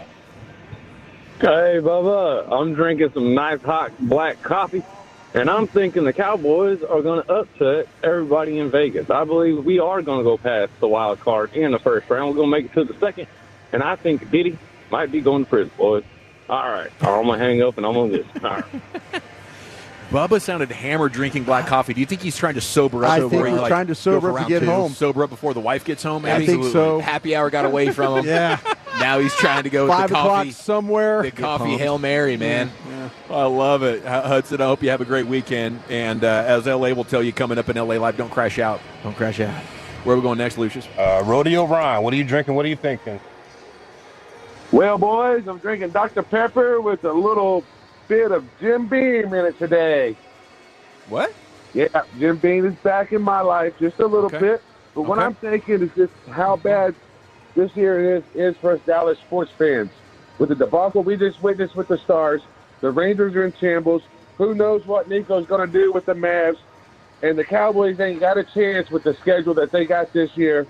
So here's to Dallas Cowboy fans. And here's the Rodeo Ron. And remember one thing.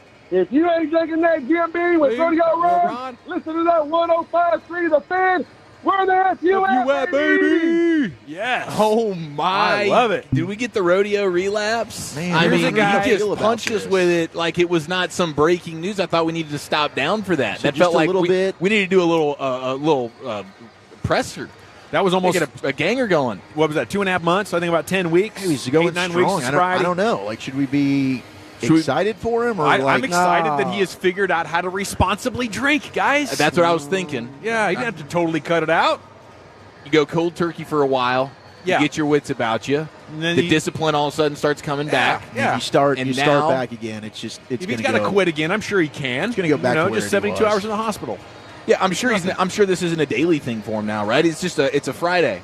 That's a slippery slope. It's a man. Friday. I don't even know what to say. When you're battling addiction. Seriously, I thought he was going to say, just kidding. Me too. I did too. I thought he was ball sacking us. Hey, I support him. He's a grown man. And we love him. Here's why I always felt like if you're going to quit drinking, you got to fully do it. Yeah. Or you can't tell anybody. Don't tell anybody until you're sure you're done. Right. Because you're going to go back and now people are worried about you, Ron. Yeah. Right? We were partying I'll with raise you my before. hand on that now one. we're worried about you. That's I'll a great raise my point. hand. That's a great point. I'm concerned. Went from fun to fear. I hope he has a great weekend. Love you, Ron.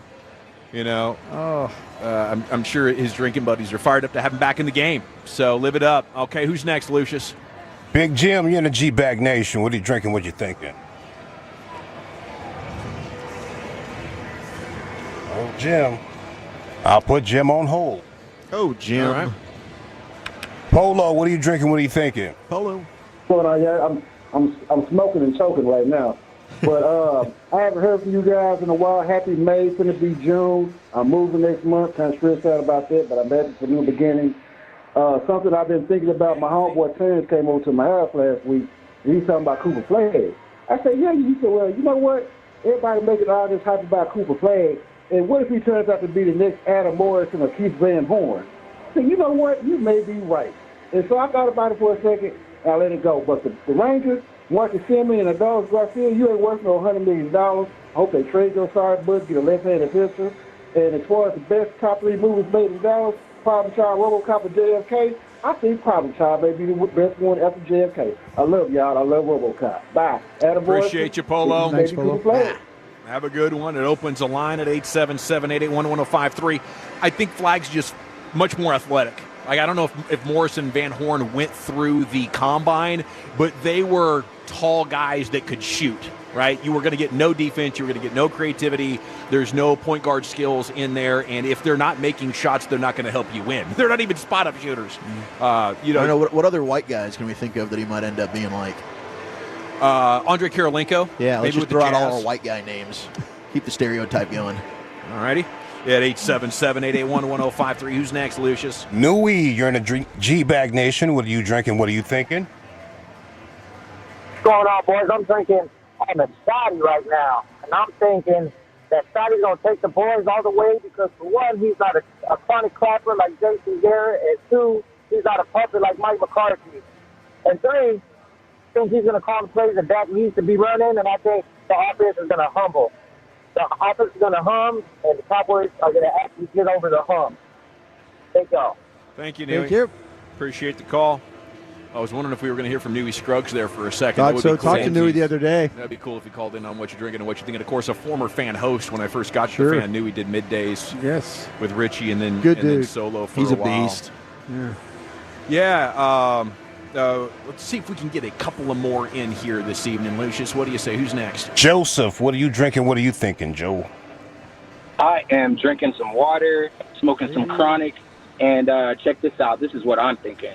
I feel like I'm the only one that was kind of upset that we let go of Rico Dowdle because he was running all over them boys. But I'll tell you what, I am excited about Cowboys football right now. I don't know why, because I was not optimistic at the end of last season, but I have a feeling that Dak is going to go hard, and if he doesn't go hard, Joe Milton is, and guess what? We're going to pound him with the run game, baby. Let's go, Cowboy up.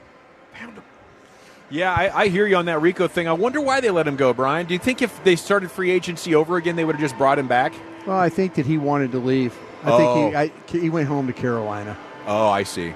Yeah, maybe. Well, and they were never going to go up to $6 million, which is what he can't get. He was looking at Carolina the whole time. Yeah.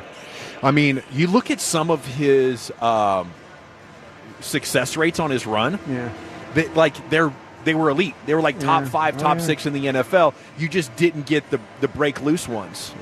So, I wonder if the Cowboys' run game last year was actually capable of significantly more. You just spent so much of the early season giving the ball to Zeke. Yeah. And then, Rico didn't have the Jets, and maybe you didn't give him the ball enough. But if you have a guy like Blue or Sanders or Javonte Williams that can finish plays, maybe the success is already kind of in there with what Steele, Beebe, and Smith are capable of doing. Yeah, it was weird how they started running the ball better once they took Zach Martin out. Yes. Somebody could move. Kind of strange. Yeah, but so that's out, and you were putting in Booker. It worked. I mean, you remember what it was like in 2014 when they drafted Zach Martin, and all of a sudden you went from we can barely run to, my God, we're blowing the doors off of people. Made Doug Free a much better player over there.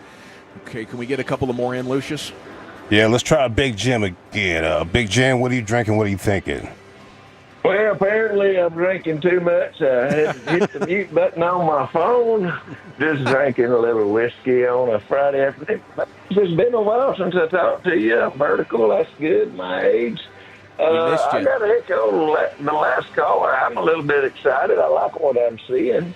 I like what I'm hearing. I like the enthusiasm. And, as far as what you can do during the Underwear Olympics, we're doing the right things. So, anyway, I'm pretty happy with these guys. Broadus, really excited about the crown you're putting on your head. Thank you, sir. And over there, it's exciting. Enjoy it. Of course, love what you do. And Walt, Chuck, and Chief, I just love listening to you fellas. And Gavin, you're my guy.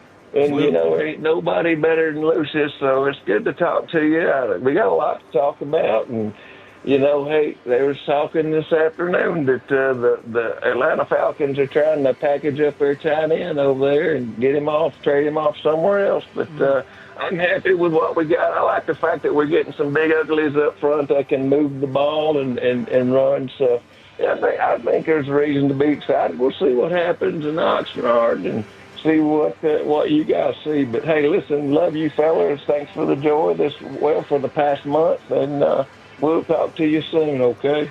Yes, sir, Big Jim. Have a great weekend. Thank you, Jim. There he goes. Big Jim with you here in the G-Bag Nation on 105.3 The Fan. Is that it, Lucius? Let's see. We can get 2 more if you want to. Okay. Let's go to Graylin. Graylin, what are you drinking? What are you thinking? I'm drinking water, and I'm just wondering what's up with these Rangers. Drinking water, wondering what's up with these Rangers. Yeah, I appreciate it. The call. Man. I think the GM's wondering what's up too. He's trying. I mean, so you had the runners in scoring position thing, and that was real for like 10 days, where they should have scored a lot more runs. And then I think, this week kind of got away from you a little bit. You're facing too many lefties now. But, I think just a little bit more patience. Maybe a couple of weeks away from a Marcus Simeon breakout. and getting healthy in the outfield, getting options here. But they're not quite this bad. Okay, one more, Lucius. Yeah, Nathan, what are you drinking? What are you thinking, sir? I'm on my second Monster of today, and I'm thinking that the Florida Panthers, I'm hoping that they'll bring the Stanley Cup home one more time, back-to-back years. I think that the Oilers aren't good enough. Panthers will do a repeat. Sergei Bobrovsky will be a brick wall in the series, and the Cup stays in America. I love it. I'll be pulling for that with you. Last year I didn't really care about how everything went this year. I couldn't stomach the idea of watching Edmonton get the dub. There it is. What you drinking and what you thinking here on a Friday night in the Globe, Comerica Backyard. CY was on an hour ago. That was outstanding. If you want to go back and listen to that with any of the apps, you can do that with. And we'll talk with Eric Nadel about where this Texas Rangers team goes next as they host the Cards tonight with you on 105.3 The Fan. Then get to the G-Bag of the Day in LA Live. I want to chat Frankels.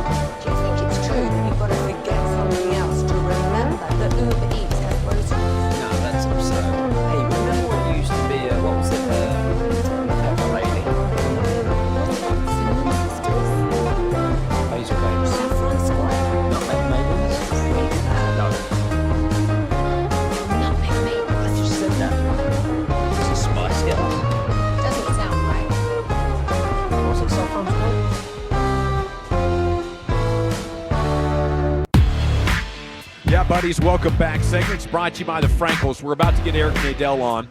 If you've been injured in a car, truck wreck, call the Frankels first, 214 or 817-333-3333. There's never an out-of-pocket cost. They only get paid when you win. The Frankels, the go-to car and truck wreck attorneys in Dallas. The Expressway is brought to you by the On-Time Experts. And Eric Nadel here, presented by Tylock George Eye Care and TXU Energy, as we broadcast live from the Globe Rangers Cards tonight. How we doing, Eric? We are doing great. Dragging a little bit today, but doing okay. Right on. Is it the offensive outage that's got you a little bummed, or is it the Stars? Combination of the Stars and having had the birthday benefit last night to wear me out. So it was quite the night. We had the Stars game on. What's that? How many marks did you have? 3. 3? Are you a frozen mark guy, Eric? I am when they're available, yeah. Yeah, they don't have them at the Longhorn. I go rocks, no salt.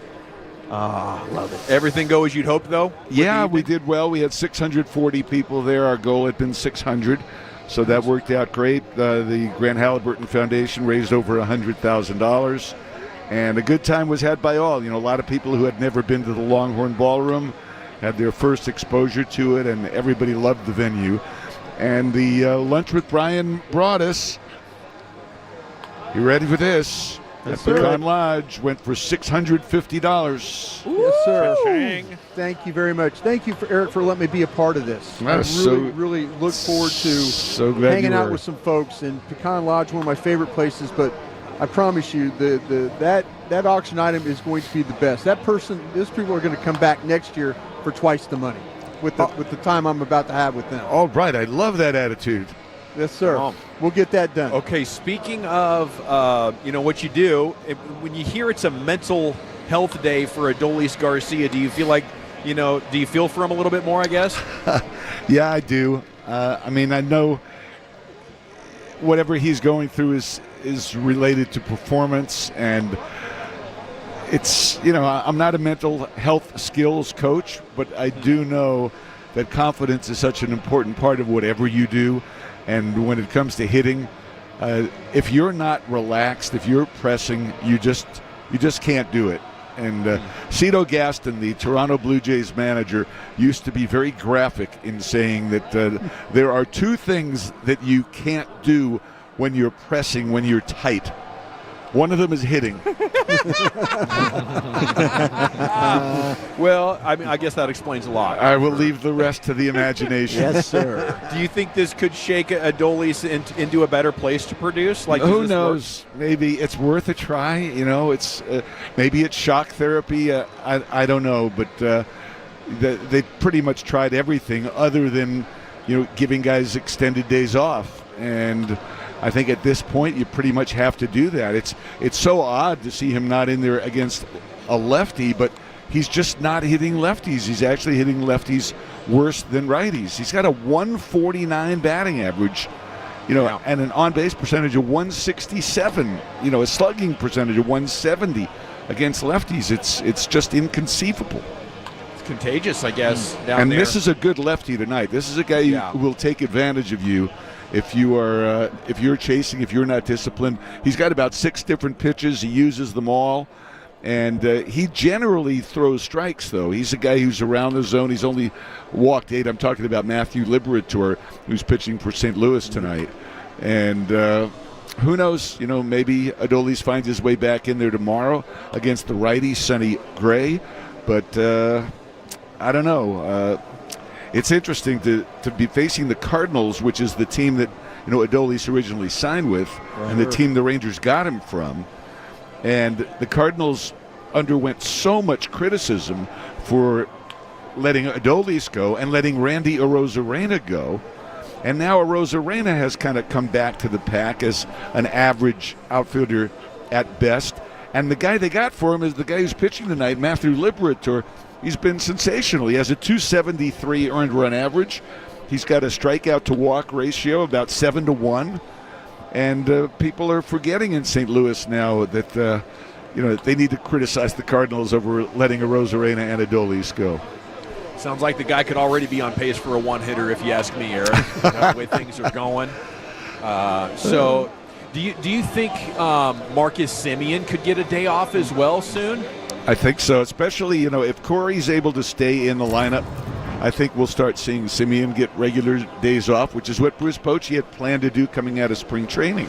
But with the injuries to Evan Carter and the injury to Seager, Josh Young being out for a while, they never really felt the luxury of sitting Marcus. But at this point, I think you have to do that too. Maybe not both on the same day, but I would be very surprised if tomorrow and Sunday Semien played both games. My guess is he gets one of those 2 games off. Now, maybe not this weekend because there was an off day yesterday and there's another off day on Monday. And, it's an odd stretch of the schedule where you have 2 off days in a span of 5 days. So maybe this isn't the time, but I don't know. It's getting late early, as Yogi would say. Yeah. Hey, Eric, I need my history lessons on St. Louis Cardinals baseball. Where would you rank Jack Buck and Mike Shannon as the all-time duos of broadcasters in baseball history?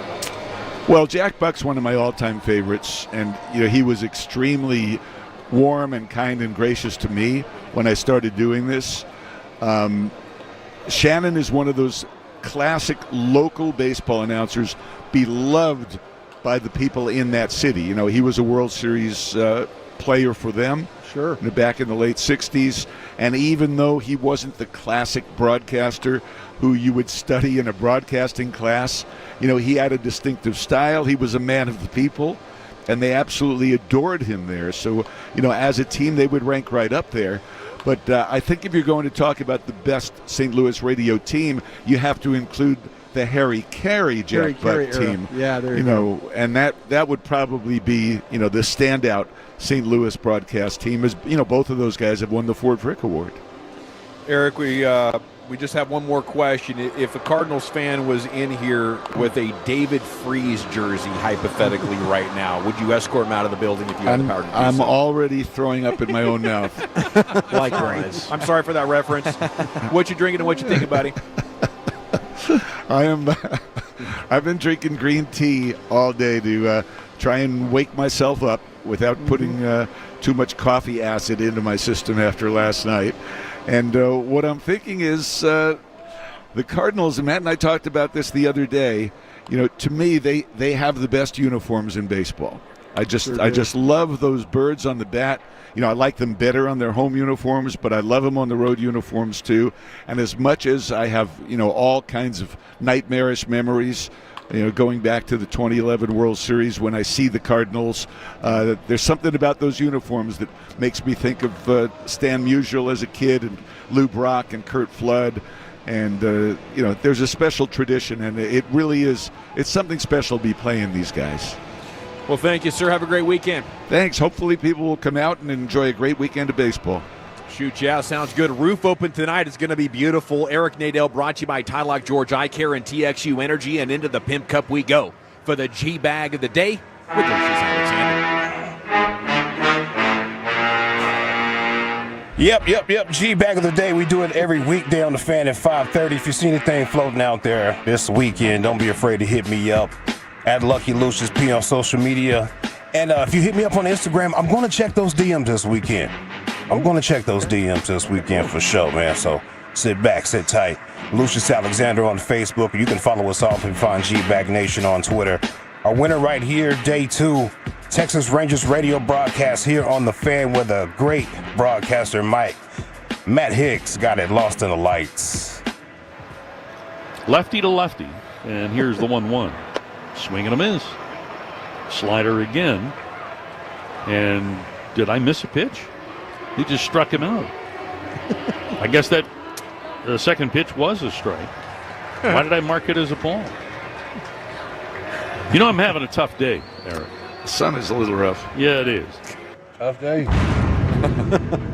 Tough stuff, man. Good stuff. Hell of a partner he's got with him to hold his back. He does. Hold him down. Yeah, hold him down. Now, we just did a what you drinking and what you thinking segment, and I didn't get to my thinking part. Oh, man. Oh, but not only that, mistakes happen. You're a quarterback. You're in the groove. But not one of my teammates was listening. Not one said, wait. Not one, bro. We let you down. Thanks for keeping us accountable. Bro. Sorry about that, Lucius. Not one, bro. I think there was a follow-up. There was a follow-up in there. Tough, bro. All right. There was. He was asking, like, are So you tough. zooming and grooving? So rough, so tough. Out here, baby. All right, let's go to ESPN with Chris Mad Dog Russo and Stephen A. Smith. They go back and forth over whether Anthony Edwards would be the next face of the league, and the topic just fell apart. Like, of course it would with those two yelling at each other, you know? No, he's not the face of the league. He plays in Minnesota, and they've never been in a final, and they almost got swept in a conference final last year. Let's take it easy. Will you please take it easy? Face of the league. That's LeBron. That's Bird. That's Jordan. No. That's a high level. He's not at that level. We didn't say he was. We didn't say he was. The next face of the league. Stop with the next face of the league. The next. Oh, nonsense. If you win something. Win something. If you say that. Win something. Oh, please. Oh, whatever. Win something. Be quiet. Just take the ring. This is who he sent home. This is who he sent home. Wow. That's old school right there. That sounds like 80s Mad Dog. He was going at it. He almost have got back into whatever caused that horrific lisp he's got going on. Let's see right here. Brothers, you might like this. It's a dude caught himself a bass on a bass boat, and he cussed out, which I believe is his sister, because he got so excited. Christopher, calm the down and get your phone out. I got it. I'm videoing. Oh, my God. Oh, my God. Dude. Christopher, get that thing up. Christy, shut the up.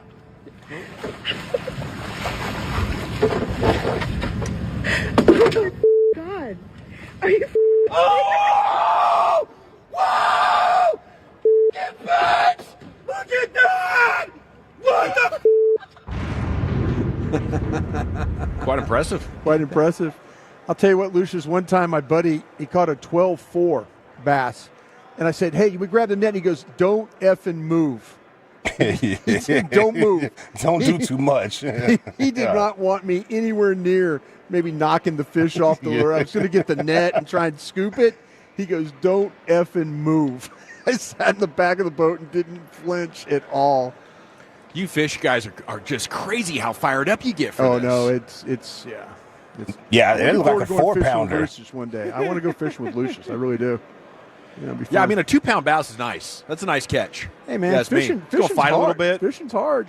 Once you get up into that range, this thing's going to wear you out. Yeah. That's what's being in like when out in the Gulf of Mexico or something like that, man. The big old fish, sailfish and stuff like that. Those are cool. Yeah, that fool might have had maybe a 3.8, 4-pound bass right there. He went crazy for it. Cussed everybody out on the boat over a 4-pounder. Nothing better than being on a boat, though. Yeah, Nothing real better. talk. Yeah, let's go ahead and wrap it up, maybe. Well, I'm going to do these two right here since Tom stepped over a little bit. How about a Ayo combo pack? Ooh. Ayo combo pack. Hey. Notre Dame head coach Marcus Freeman. He's him. Let's do this little conversation. And pack everybody in and say we're going to outman you and outmeet you with no, I can't say that. That's bad. Outman you or we're going to outmeet you. Outmeet you that's crazy. I mean, it started pretty wild. It got crazier. Good old-fashioned meet-off. Outmeet you. Big noon Saturday. Just took a turn. 3 best meets. and pack everybody in and say we're going to outman you and outmeet you with no, I can't say that. That's bad. Hey, yo, meet rich meat. Caught himself.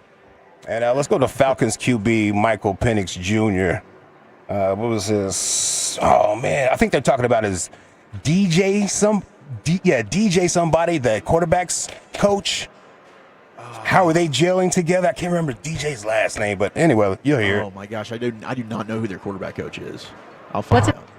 What's it been like working with DJ Williams? He so much last year, and then also in his new role this year.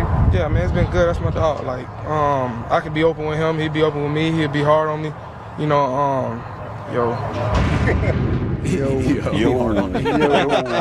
He yo'd himself. Caught himself. Yo. That's a quarterback with self-awareness. Yep. That is great awareness. Hanging tough in the pocket. I didn't even detected it until he said the yo. Yeah. I was like, oh, man, I'm a little slow on this type of deal. That's how it goes. All righty, we got a champ. We got 4 challengers. It's Matt Hicks good. up against Mad Dog Russo. Couple catches a monster bass. Or the Ayo combo pack. Whoa, I just almost got hit by a baseball. Whoa. Was that a bump? That was a bump. How'd this happen? I almost got hit by a baseball. That hit your chair. It hit my chair. Got your rocker. Holy jeez, you see that? You got to be kidding I've me. never seen one make it up here. That thing made it all the way up here. That's incredible. The roof ain't even open yet. These balls are flying tonight, boys. That's not a good Unfortunately, sign. that was a Cardinal. This is at least 600 feet. This is at least 600 feet. Holy crap. That was a boomer. Who hit that? Let's get StatCast on this one. I don't know. Here you go. Yeah, there you go, buddy. Wow. He needs a baseball. That had horsepower. That's incredible. Could somebody tell me who's at the plate right now? We asked. Not a Ranger. We Not a asked Cardinal. Sands last year, could anybody ever hit one up here? And he said no. How did that get here? Did you see it? Came from up. It came and it hit literally right next to my chair and then bounced off my chair. Did somebody throw it up here? Is somebody pranking us? That's crazy. I don't know. We need to get a video of that, though, if that dude just hit that ball. Okay, it's time to vote. Is it Matt Hicks, Mad Dog Russo, couple catches a monster bass? That's a write-in right there, bro. If not, I'm playing it on Monday. Yeah, it's gold. Or Penix Jr. Okay, yeah, I think that might be 600 feet of home run. Is it Mad Dog Russo? I don't know. I'm going to go with Marcus Freeman in the Ayo combo pack. Chief, how about you? Give me the champ Hicksy. All righty. Lucius? Yeah, Hicksy. Wolchuk? I'll go Hicksy. Bryant? Wow. Got to go Hicksy there, too. All right, by a score of 4-1.